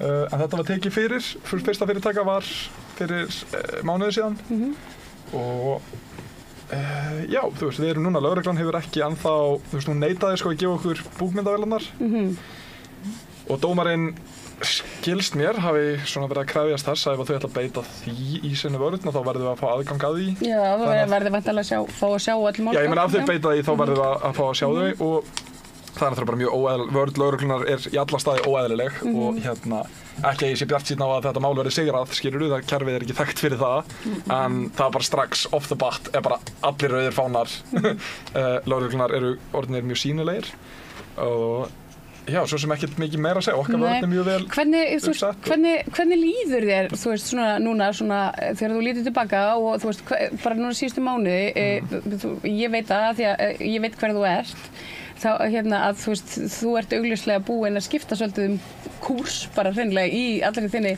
svona, allum þínum presens á internetinu, þetta hefur fengið á þig. Já, það hefur gert það, vissulega, en ég veit ekki, ég segi stundum, kannski ég bara í áfallaviðbragði og ég sé þetta betur eftir 5 ár, skilur við, þannig að þú veist, með það, with that being said, að þú veist, ég allavega ekki í æpandi áfallaviðbragði og lífið hefur bara verið mjög stormasamt fyrir þetta og þú veist, ég hef bara verið, orðið fyrir ólulegri handtöku sem var ekki dæmd óluleg og það eru bara, þú veist, alls konar sketchy hlutir sem að ég hef séð lögregluna gera áður og vorum með að ræða þetta við hittumst svona hópurinn sem að varð fyrir þessari árás lögreglunar sem að nota bene, þú veist, ég mætti þarna fyrir vinnu, við þekkjumst ekkert fyrir þetta, þetta er bara handahófskennt og mjög áhugavert, þú veist, hún eina Krista sem að verður fyrir, kannski vest fyrir Arnari, þarna fyrir neðan, þetta var sko fyrsta skipt á ævinnar sem hún mætir á mótmæli. Akkurat. Já, sturlað sko. Rosalega hart maður. Þetta er bara kólólulegt. Þetta er bara kólólulegt. Hún er svona konan sem er þannig að tusku til, bara á þessu mynd bara, hún er bara blinduð. Já, og bara rifið í hár og föt og þetta var alveg svona, maður hugsaði bara, þú veist, maður fekk alveg illt í hjartað, af því að þetta er einhvern veginn, og þú veist, þetta eru öðruvísi, þú veist, auðvitað finnst manni ofbeldi, þú veist, óþægilegt að horfa á ofbeldi, alveg sama hver á í hlut, en þetta er svo nálægt, sko, við erum komið þetta svo nálægt okkur og núna nú er þessi hópur farin að finna aðeins fyrir þessu, svona ægivaldi og ofbeldi yfirvalda og lögreglu, fyrir að svona óhlýðnast. Akkurat, já, og líka bara þetta er svo augljóslega innan skilgreiningar borgaralegra óhlýðni og þetta er bara frekar mild borgaraleg óhlýðni og þú veist, það er bara í alla staði, það er ekki hægt að horfa á þetta án þess að bara vilja vera delusional, eða skilur, og það er bara æpandi augljóst að bara, ok, ef þið finnst þetta í lagi, þá ertu bara að horfa fram hjá öllu sem að eru svona grundvallar undirstöður samfélags. Það er vel, já, líka engin ógn á lögreglu, þú veist, það hefur aldrei verið neitt ofbeldi gagnvart lögreglu.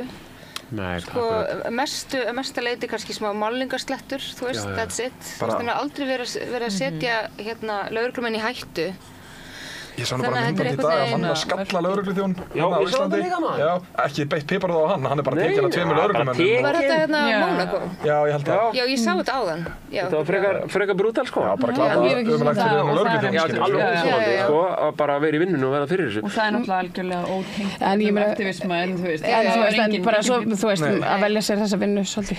Ég held það, sko, ég ætla bara að nenni ekki að vera sjálfsvitskoða mig hérna eitthvað. Nei, það bara er ekki boðið. Óþarfi, sko. Málið það. Ég er búinn að vinna eitthvað sem svona blaðamaður, blaðaljósmyndari og bara, þú veist, lengur en ég ætla að segja, sko. Svolítið lengi. Ég er ekkert svona gamall. En allavega, þarna, sko, ég held nánast að ég hafi verið með myndavél á lofti viðstaddur í bara eiginlega öllum svona uppákomum þar sem piparúða hefur verið beitt. Ég veit ekkert hvað löggan hefur beitt oft piparúða einhvers staðar heima hjá fólki eða eitthvað, ég hef ekki hugmynd það. En í mótmælum og svona, sko. Þetta í Skuggasundi, þetta var alveg, þetta komið bara mjög á óvart. Þessi beiting, þessi notkun, að vaða að fólki með, sko, stóru brúsana sem drífa langt og bara að þrýstilát spuna piparúða upp í vitin og augun á fólki alveg bara lengi einu. Þetta er rosalega vont og maður finnur þetta sko alveg lengi eftir. Þú veist, maður finnur svona eins og svona brunatilfinningu í húðinni alveg. Já, þetta er bara, ég veit ekkert af hverju þurft að gera þetta og af hverju í alvörunni talað. Herðu, ég get kannski sagt ykkur fréttir. Það var Áslaug Arna sem var í bílnum sem að keyrði á lögregluna. Já, ég nefnilega sá bíl já, það var bíl var bara hleypt í gegn manneskja sem er stendur minnari þekkir bílstjóran sem vinnur fyrir eitthvað svona lúxusþjónustu og það var, og gæti staðfest að þetta var Áslaug Arna sem var að flýta sér þarna og náttúrulega glæpur að stöðva þá för en þessi, þú veist, mörk er alltaf einhvern veginn að færast, þú veist, hvað er skilgreint sem hættuleg mótmæli eða ólögleg eða þú veist, einhvern veginn bara það að vera út á götu og garg og góla eins og Andersen kallaði það. Þú veist að það allt í einu orði nánast sko ófriðsamleg mótmæli af því þú hækkar röstin, hækkar róminn. Þetta menningarlegt mál sko. Því finnst þið löggan með eitthvað svigrúm. Það eitthvað svona, það lög og svo eitthvað reglugerð í ráðuneytinu og löggan vinnur undir því. Og á einhverjum tímapunkti er þolinmæði gagnvart borgaralegri óhlýðni og einhverjum tímapunkti það ekki. Og þetta menningarlegt mál. Og hvort þetta kemur frá beinarleið frá stjórnvöldunum okkar eða hvort að þetta eru líka, þú veist, einhverju svona meiriháttar straumar í samfélaginu, einhverju tíðarandi sem að, þú veist, veldur því að það þú veist, uppgangufasi og allt þetta sko. Og þetta hangir með, sko, það getur vel verið. Og ég meina, þú veist, ég var einu svona vinn í Sádi-Arabíu og þar voru svona straumar þar. Það var trúarlögregla og einhver önnur lögregla og herrlögregla, alls konar lögreglur og mjög mikið vesen. Og stundum gat maður farið út að borða með vinkonu sinni og setið við saman borð. Af því að þú veist, þá var stemmingin í samfélaginu þannig að það var trúarlögreglan kom og kíkti og bara allt í lagi. En svo þú veist, árið eftir eða þar á eftir það var bara einhver breyting og þá komu þeir og bara svona poti mann með priki eða eitthvað en maður mátti ekki sitja með konur sko. Já, einmitt. Þetta er eitthvað menningarlegt þetta er bara svona, einmitt, þessar sveiflur þetta er svona öfgasveiflur. Já, þú veist, þegar ég er nýr í andirinu á svitið dómsmálaráðuneyti einhvern tímann var að taka myndraði þegar eitthvað fólk liggur þar í mótmælum og þá koma lögreglumenn og bera þau út og þau eru bara að láta handtaka sig, þau vita það alveg og þau koma 4 og bera þau eitt í einu. Þetta er allt í lagi, þetta er 6-8 manns, þetta er svolítið vinna, bara eins og flytja sófa og brúm eða eitthvað. Já, en þeir gera þetta. Og þannig horfði ég á það bara, henda fólk í jörðina, grípa í fæturnar á því, draga það eftir götunni þannig að hausinn dregst eftir malbygginn og rekst mögulega í gangstéttarkantið eða eitthvað. Ég bara, hvað er að ske hérna? Til hvers þarf að gera þetta? Lögreglan kom með vopn og beitti þeim núna í fyrsta sinn í vikunni. Já, akkurat. Ég reyndar viðurkenna ég hef ekki sett mig neitt inn í það mál. Ég sá bara fyrirsagnirnar og ég hugsaði með mér, ég nenni ekki að setja mig inn í það því ég veit að ég á eftir að vera ógeðslega reið og ég nefnilega að því ég hata þessa vopnvæðingu lögreglu og ég sé bara ekkert í veröldinni sem getur réttlæta að lögregla skuli bera vopn. Nei, sammála því. Og líka sérsveitin var kölluð til hérna, þetta var ógnandi maður með hníf allt sem að lögreglan hefur sagt opinberlega og áhugavert eins og við rættum nú fyrir hérna. Og hvernig hníf, og ég með smjörhníf Akkurat. En lögreglan var bara með eitthvað tilbúið pressrelease. Það er songur. Segist núna verið búin að tala við lögregluna í Noregi, lögregluna í Noregi, hún er alveg steinhissa yfir því að lögreglan hafi ekki þurft að beita rafvopnum fyrir en núna þú sé búin að vera með þetta í allan þennan tíma. Þannig að þau voru greinilega bara hringdu fyrst í Norsáranna bara, heyrðu, hvað er fyrst ykkur en þetta? Þetta er svona þegar barnemann segir svona það með allir innan krakkarnir í skólanum gera þetta nema ég. Þú veist, þetta er svona sama með því. Þetta er svona allir í heiminum, Noregur og þeir segja bara við eigum að nota þessi vopn meira. Þetta er ósanngjarnt. En umræðan hún að bara fara í gang held ég smá núna því að lögreglan hefur verið að dreifa einhverjum viðbragðsseðlum eða bæklingum niður í bráðamóttöku og því sá nú að það var eitthvað viðtal við einhvern sem að starfar þar sem að það eru hvað var þetta að kalla? Samkvæmt þessari grein þá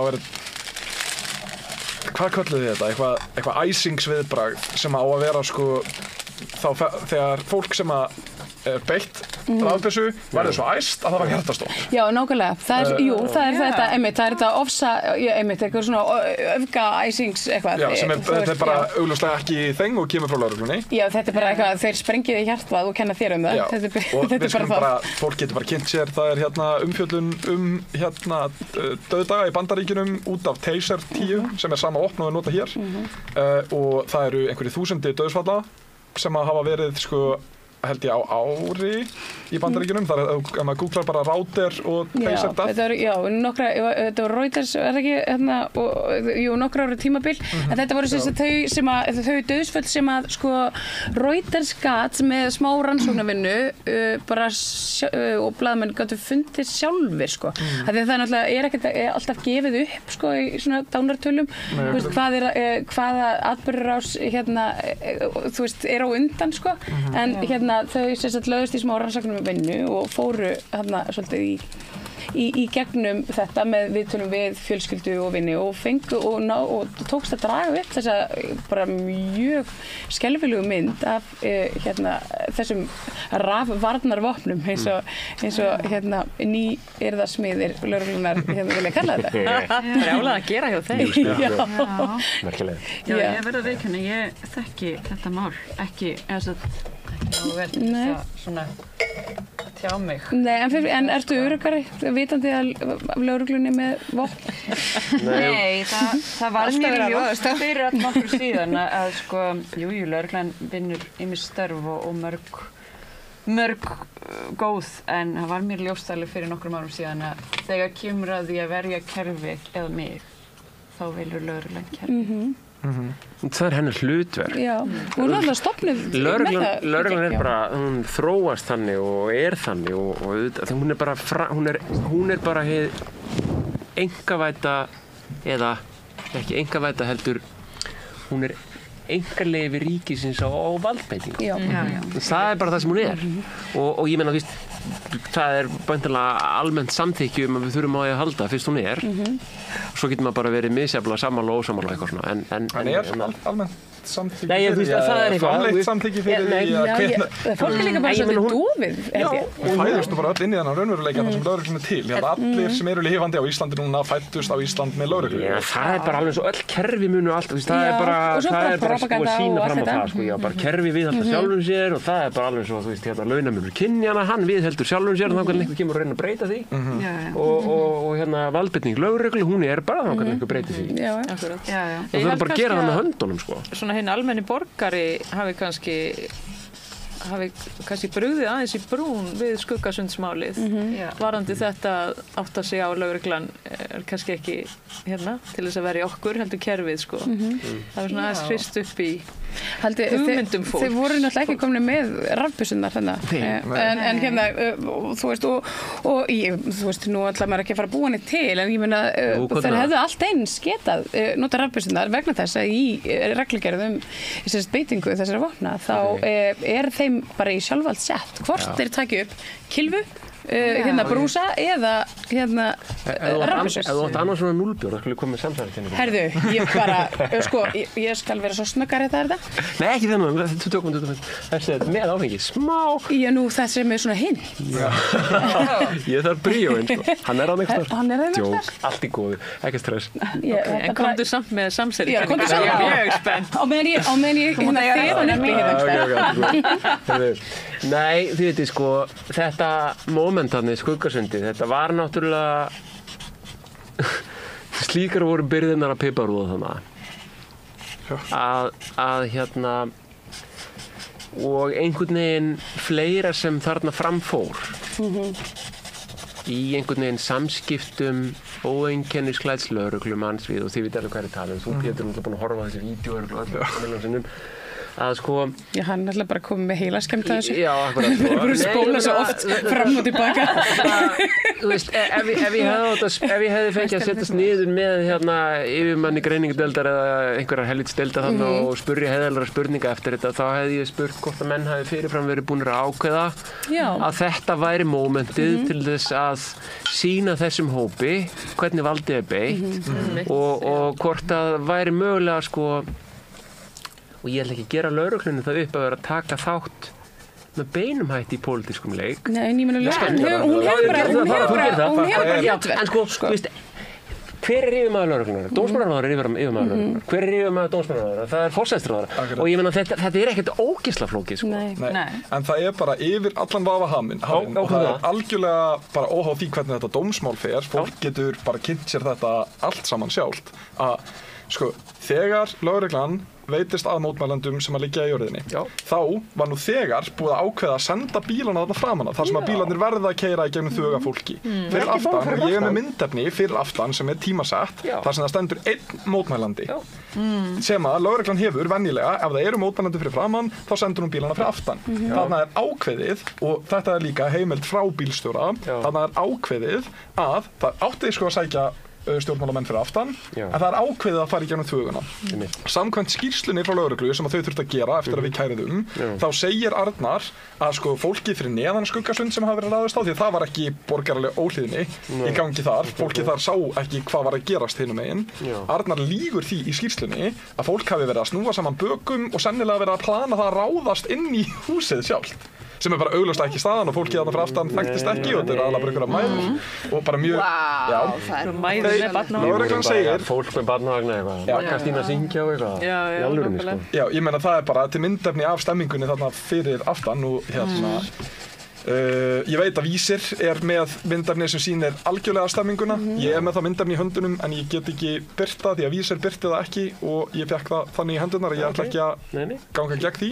En bara hvet Vísir til þess að gefa út allt myndefni sem sýnir alla stöðuna þarna því að hægt að sjá þessar örfáu hræður sem standa þarna fyrir neðan sko. En lögreglan segir að það hafi verið að fylgjast með aðstæðum í gegnum myndavélakerfið og að þar hafi í rauninni verið tekið sko ákvörðun að nú skuli beita piparúða. Og gegn hverju? Nei, það er þetta sem ég er að tala um. Ég horfði á þetta með þér. Já, akkurat. Þetta er sturlun. Þetta er bara gjörsamleg sturlun. Við sjáum líka á myndefni að það er þarna fyrir sérsveitarmaður sem er núna basically lífvörðurinn að spjarna BN að starfi sem að er að taka við skipun frá óeinkennaskæddumanni í jakkafutum þegar sem þú dreifir þessari skipun á meðan það er enginn að veitast að neinum og það er ekki búið að gefa skipanir til fólks að fjarlægja sig neðan úr götunni. Þannig að það eru gefnar skipanir að beita piparúða fyrir neðan Skuggasund áður en að fólki er sagt að fara frá fara frá að hleypa ykkur í bíl í gegn. Og þú veist, þetta er bara augljóslega einbeittur brotavilji, það fer þarna hugsun fram. Já, það er verið að setja ákveðið fordæmi. Það er verið að setja ákveðið fordæmi. Það er annað mál sem að er svona augljóslega vera fordæmismál. Það er nú gegn mér sjálfur persónulega. Semi og Solaris. En það er ég fekk tilkynningu núna 13. desember að þessu, maðurinn sem að kærði mig, Einar S. Halldórsson, pabbi Diljár Mist, sem er engin og bara hefur enga aðkomu að þessu máli whatsoever, þannig að mjög undarlegt að hann hafi síðan á að draga þetta svona langinn, en hann sem sagt kærir niðurfellingu lögreglu öðru sinni. Þannig að núna er þetta búið að fara hann leggur frá kæru, lögregla skoða málið, finnur ekki neitt, vísar þessu frá og til undirritunar hjá ríkissaksóknara sem að finnur á rannsókninni formgalla sem að var sá að það vantaði einhverja undirskrifti í viðhengi með tölvupósti frá ákærusviði sko, þetta hefði ekkert með málið að gera. En það var vararíkissaksóknari, hann hún fannst þetta að vera nægt tilefni til þess að kalla eftir frekari rannsóknarmálinu og sem að fer fram og er búin að vera núna í gangi síðan í júlí og er svo aftur felld niður eða vísað frá vegna bara þess að það er hreinlega ekkert í þessu sem styður þessar ásakanir en og þetta ákveður maðurinn að kæra svo, og nú er þetta enn og ný komið á borð ríkissaksóknara. Það sem er merkilegt í þessu er að vara ríkissaksóknari sem er búin að vera í leyfi síðan í eitthvað ágúst vegna þess að Solaris kærðan þar sem hann viðhafði bara umurlega og fordómafulla orðræðu í garð minnihluta hóps og samtakana Solaris líka. Sá maður ætlar að snúa aftur til vinnu núna á morgun einum degi fyrir jólafrí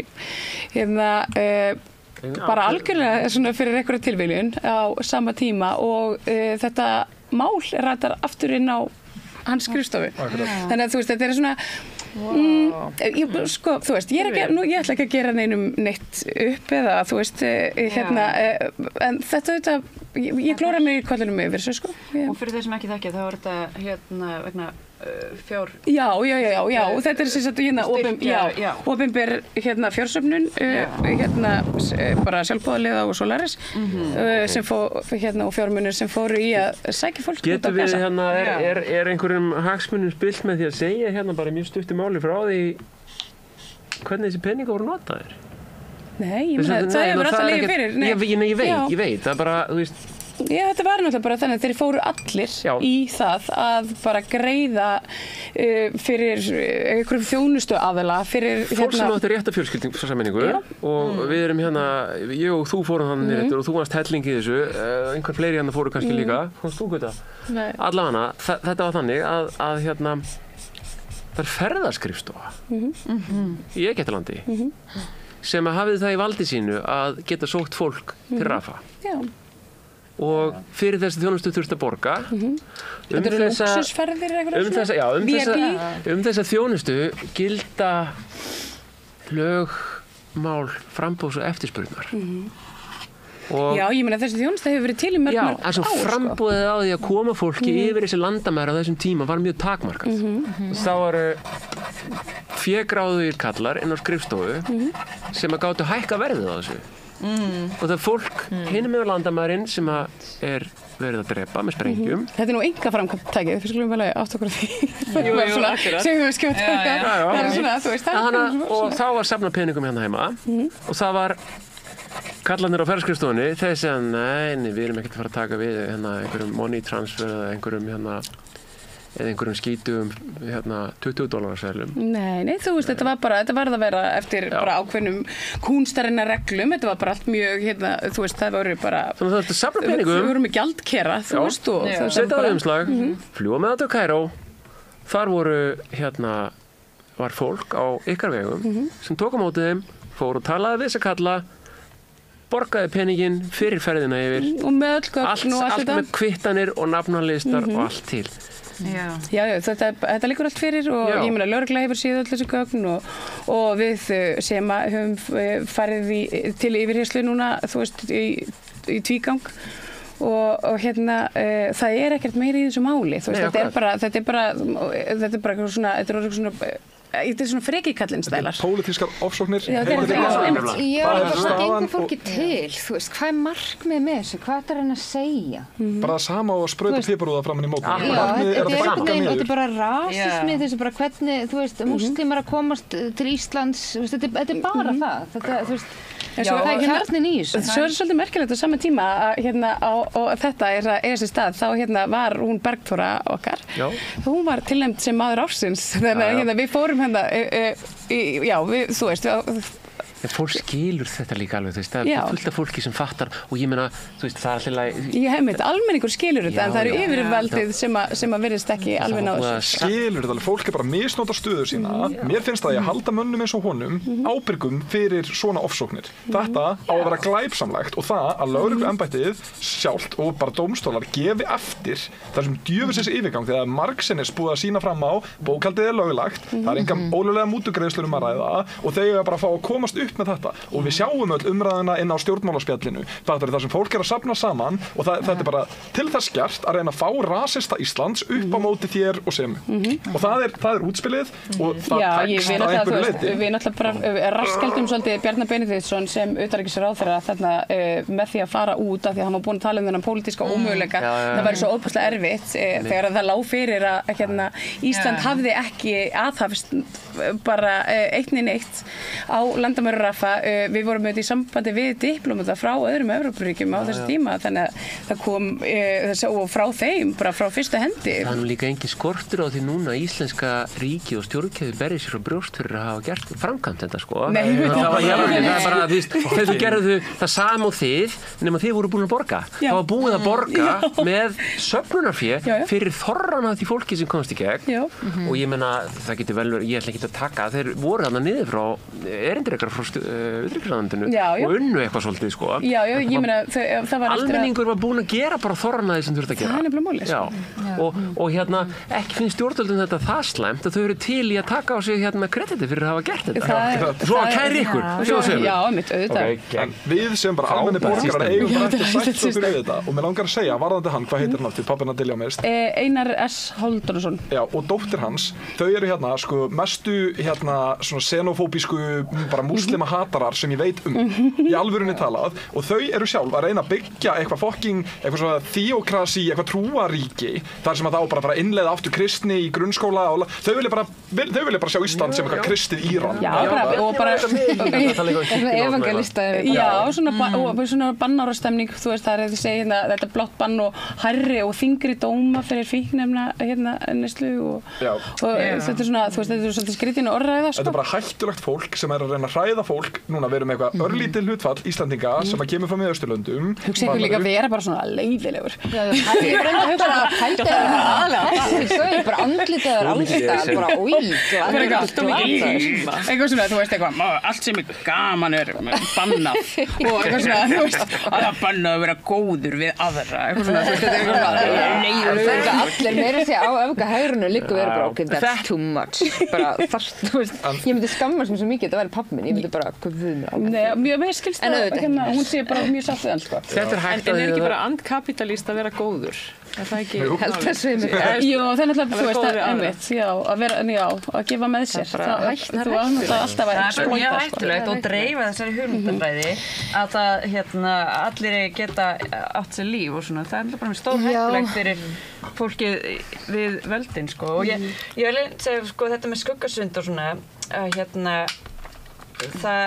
þú veist, ég held að sé bara orðið fólki meira og meira ljóst af hverju, nú er ég fyrir að finna orðið fyrir það, hvernig sko hlutirnir hanga saman, af hverju það er ekki góðmennska eða einhver svona ölmusa og sko ég hata góðgerðarstarfsemi sem hljómar alveg hræðilega en bara en sko góðgerðarstarfsemi yfirleitt, þú veist, það þýðir svona ölmusa, skilur, ég er svo góð og þess vegna leyfi ég þér að vera til og ég svona gef aðeins af en það að ölmusa þurfa að vera til þýðir bara að við búum í rigged kerfi, skilur, þýðir bara að það er mjög góða punktur og hvert ætla ég að fara með það að það, hvernig allt er einhvern veginn, þú veist tengt, og af hverju það að standa með öðru fólki er ekki ölmusa, af hverju það að standa með öðru fólki er ekki góðmennska það er nauðsyn vegna þess að það er bara solidarity að standa með, og það er það sem maður gerir út af því að líka ef að við normaliserum fasisma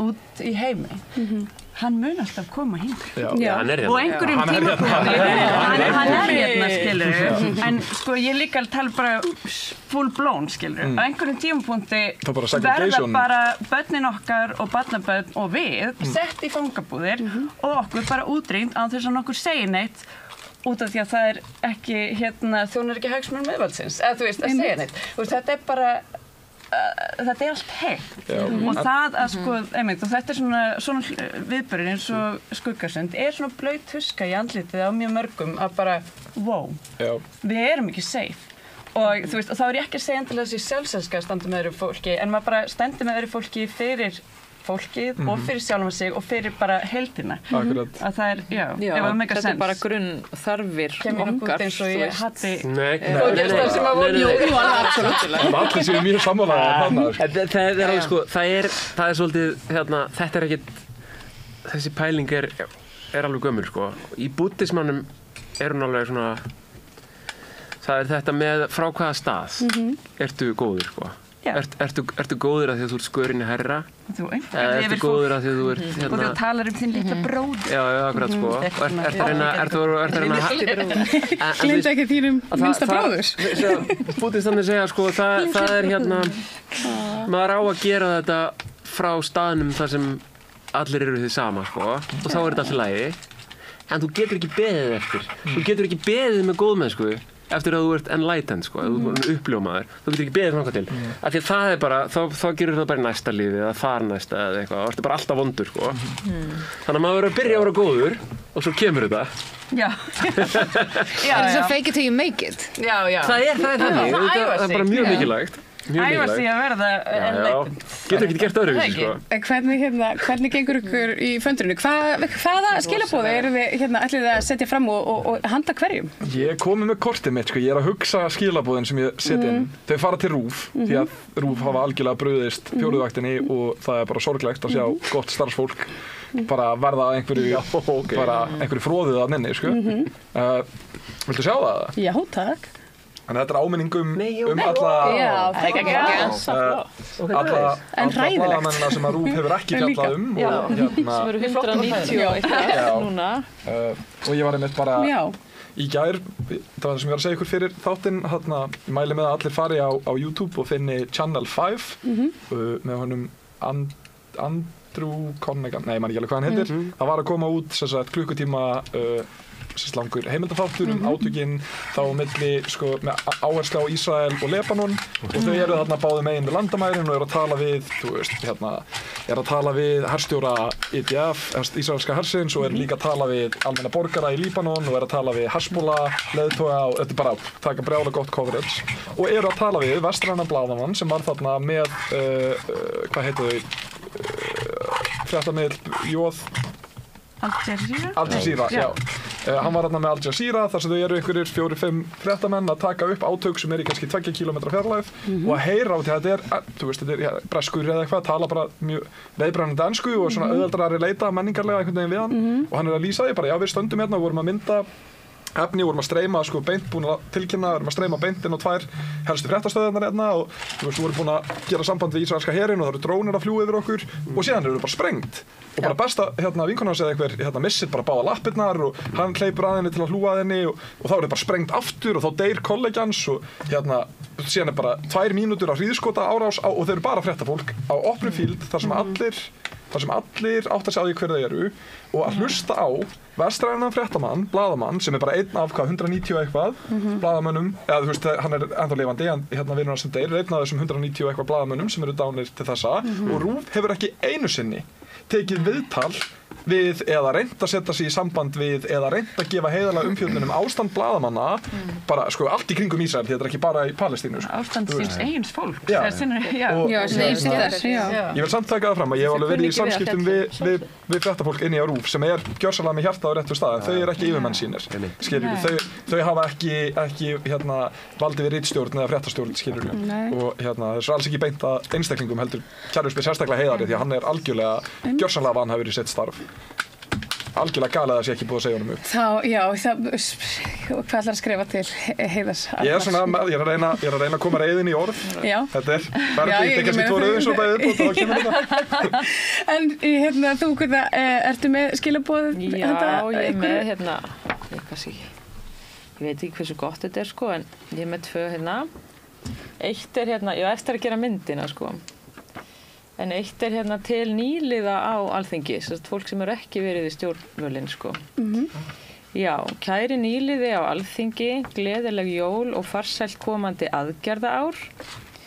Megir þér bera gæfu til að standa með mannúð og siðferðislegum gildum vorrar menningar, vinna að hag þjóðarinnar og leita allra leiða til að binda enda á birtingarmynd stærsta siðferðisþrots heimsins, þjóðarmorðsins í Palestínu, kveðja íslensku ríkisborgari í sturlunar ástandi. Þetta ég átt að lesa þetta svona í myndavélina. Svo er ég með eitt sem ég veit ekki alveg hvort að ég ætla bara Þú að láta bara flakka. Er það ekki bara... Jú, klukkan á svo margt að það er enginn að horfa lengur. Þetta er það eru 2 sem að fá þetta sitt hvort sko. Það er annars vegar Bjarni Benediktsson og hins vegar Þórdís Kolbrún Reykfjörð Gylfadóttir. Til hamingju með jólin. Megir þú brenna í helvíti fyrir að styðja þjóðarmorð og eyðileggja innviði samfélagsins. Kveðja almennur borgari. Þetta er kannski aðeins eftir að breyta svona. Þú ættir að gera svo undirskriftarlista með fyrir okkur til að vera með þér í þessu. Svona hópkveðja. En þá er þetta svona... Við núna að segja að skammast þín fyrir að vera svona reið. Það er ekki vera svona... Ekki vera svona reið. Hættu að nota orðinu þín. Þú brosir. En hvað segir þú til því? Ég er með jólakort. Það er ekki neitt svona text og því. Þetta er svona kids Þetta svona kids glimmir útgáfa af hvort þetta sami maður en ekki. Þetta sem sagt Santa og Satan. Þeir eru báðir Þetta svona, það svona andkapitalískur undirtónn í þessu aðeins sem var svona hugmyndin. Þessi hressi rauði. Þetta sem ég gerði. Já, og þú talaði svo mikið, ég hef ekki alveg náða að sinna þessu. Nei, það er vikið, sko. Virkilega. Það þarf að riksu og svo eftir að morgun. Já. Við finnum út úr því bara oftir. Það eru rosa duglegar með riksuguna í Veröld. Já, húsi Vigdísar.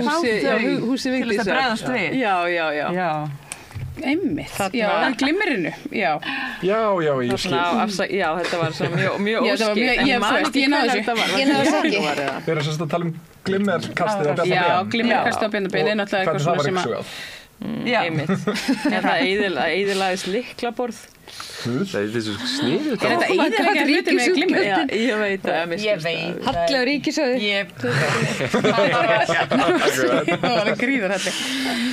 En hvað segir Tinna, hvað ætlar að segja okkur? Ég er í þessari jólaskrýtingu hér, sko. Já, einmitt. Svona borða með palestíska fánanum, sko.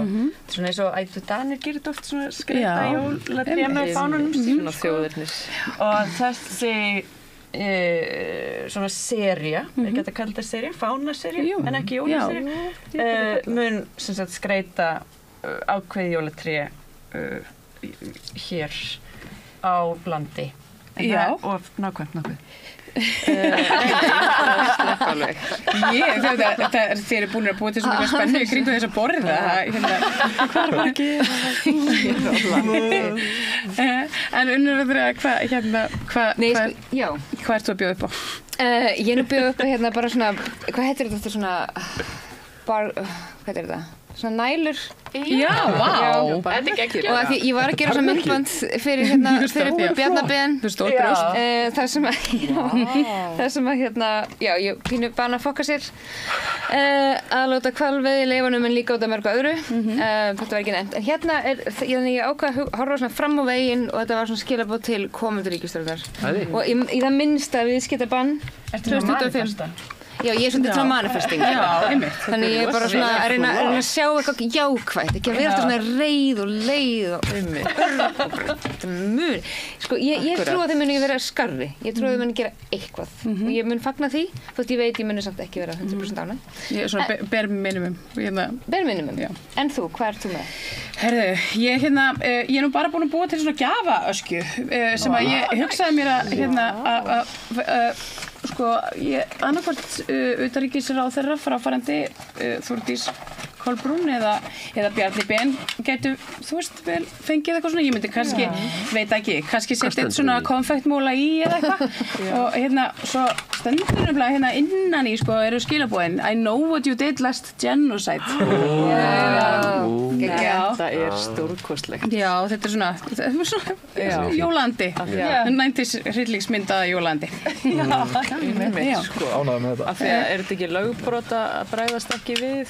Jú, það er það vissulega, jú. Við hefum eina skyldu í yfirstandandi þjóðamorði sem borgarar og yfirvöld og það er að stöðva það með öllum okkar ráðum. Nú eru 2 fósettisráðherrar sem hafa gerst sekir vanrækslu og þessu ábyrgðarhlutverki.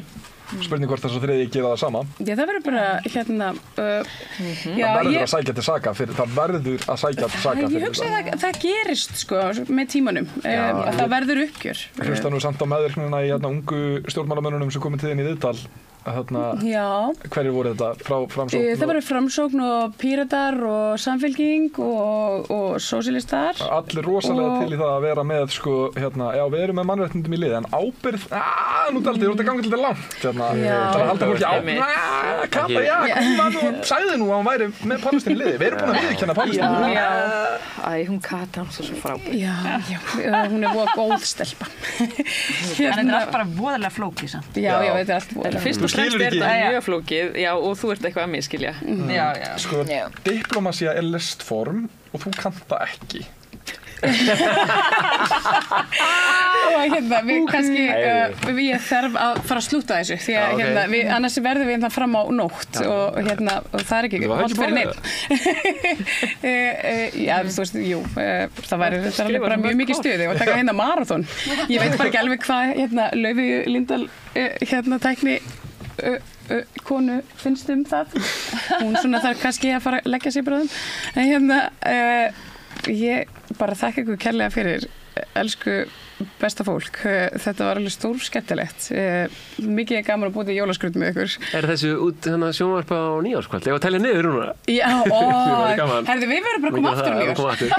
Nei, þetta var nú bara, þetta var svona laufléttur jólafundurstáttur. Alveg mjög laufléttur. Erum við í beinni? Nei, við erum ekki beinni. Við erum einhvern veginn eftir. Við erum bara, já, við erum fortíðinni. Við erum framtíðinni. Ok, hér skulum við setja punkt.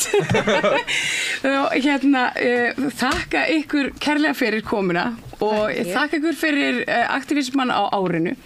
Og bara það búið að vera alveg frábært að fá ykkur og fylgjast með ykkur og öllum hinnum og við ætlum bara að ljúka þessu á svona nokkuð góðum nótum í kvöld. Hér búið að vera líf og fjör og við bara óskum ykkur kæru áhorfendur og hlustendur nær og fjær gleðilegra jóla og þökkum ykkur kærlega frá Rauðaborðinu. Segðu það á Samstöðinni. Samstöðin í eigu hlustenda, áhorfenda og lesenda. Sláist í hópinn og gerist áskrifendur.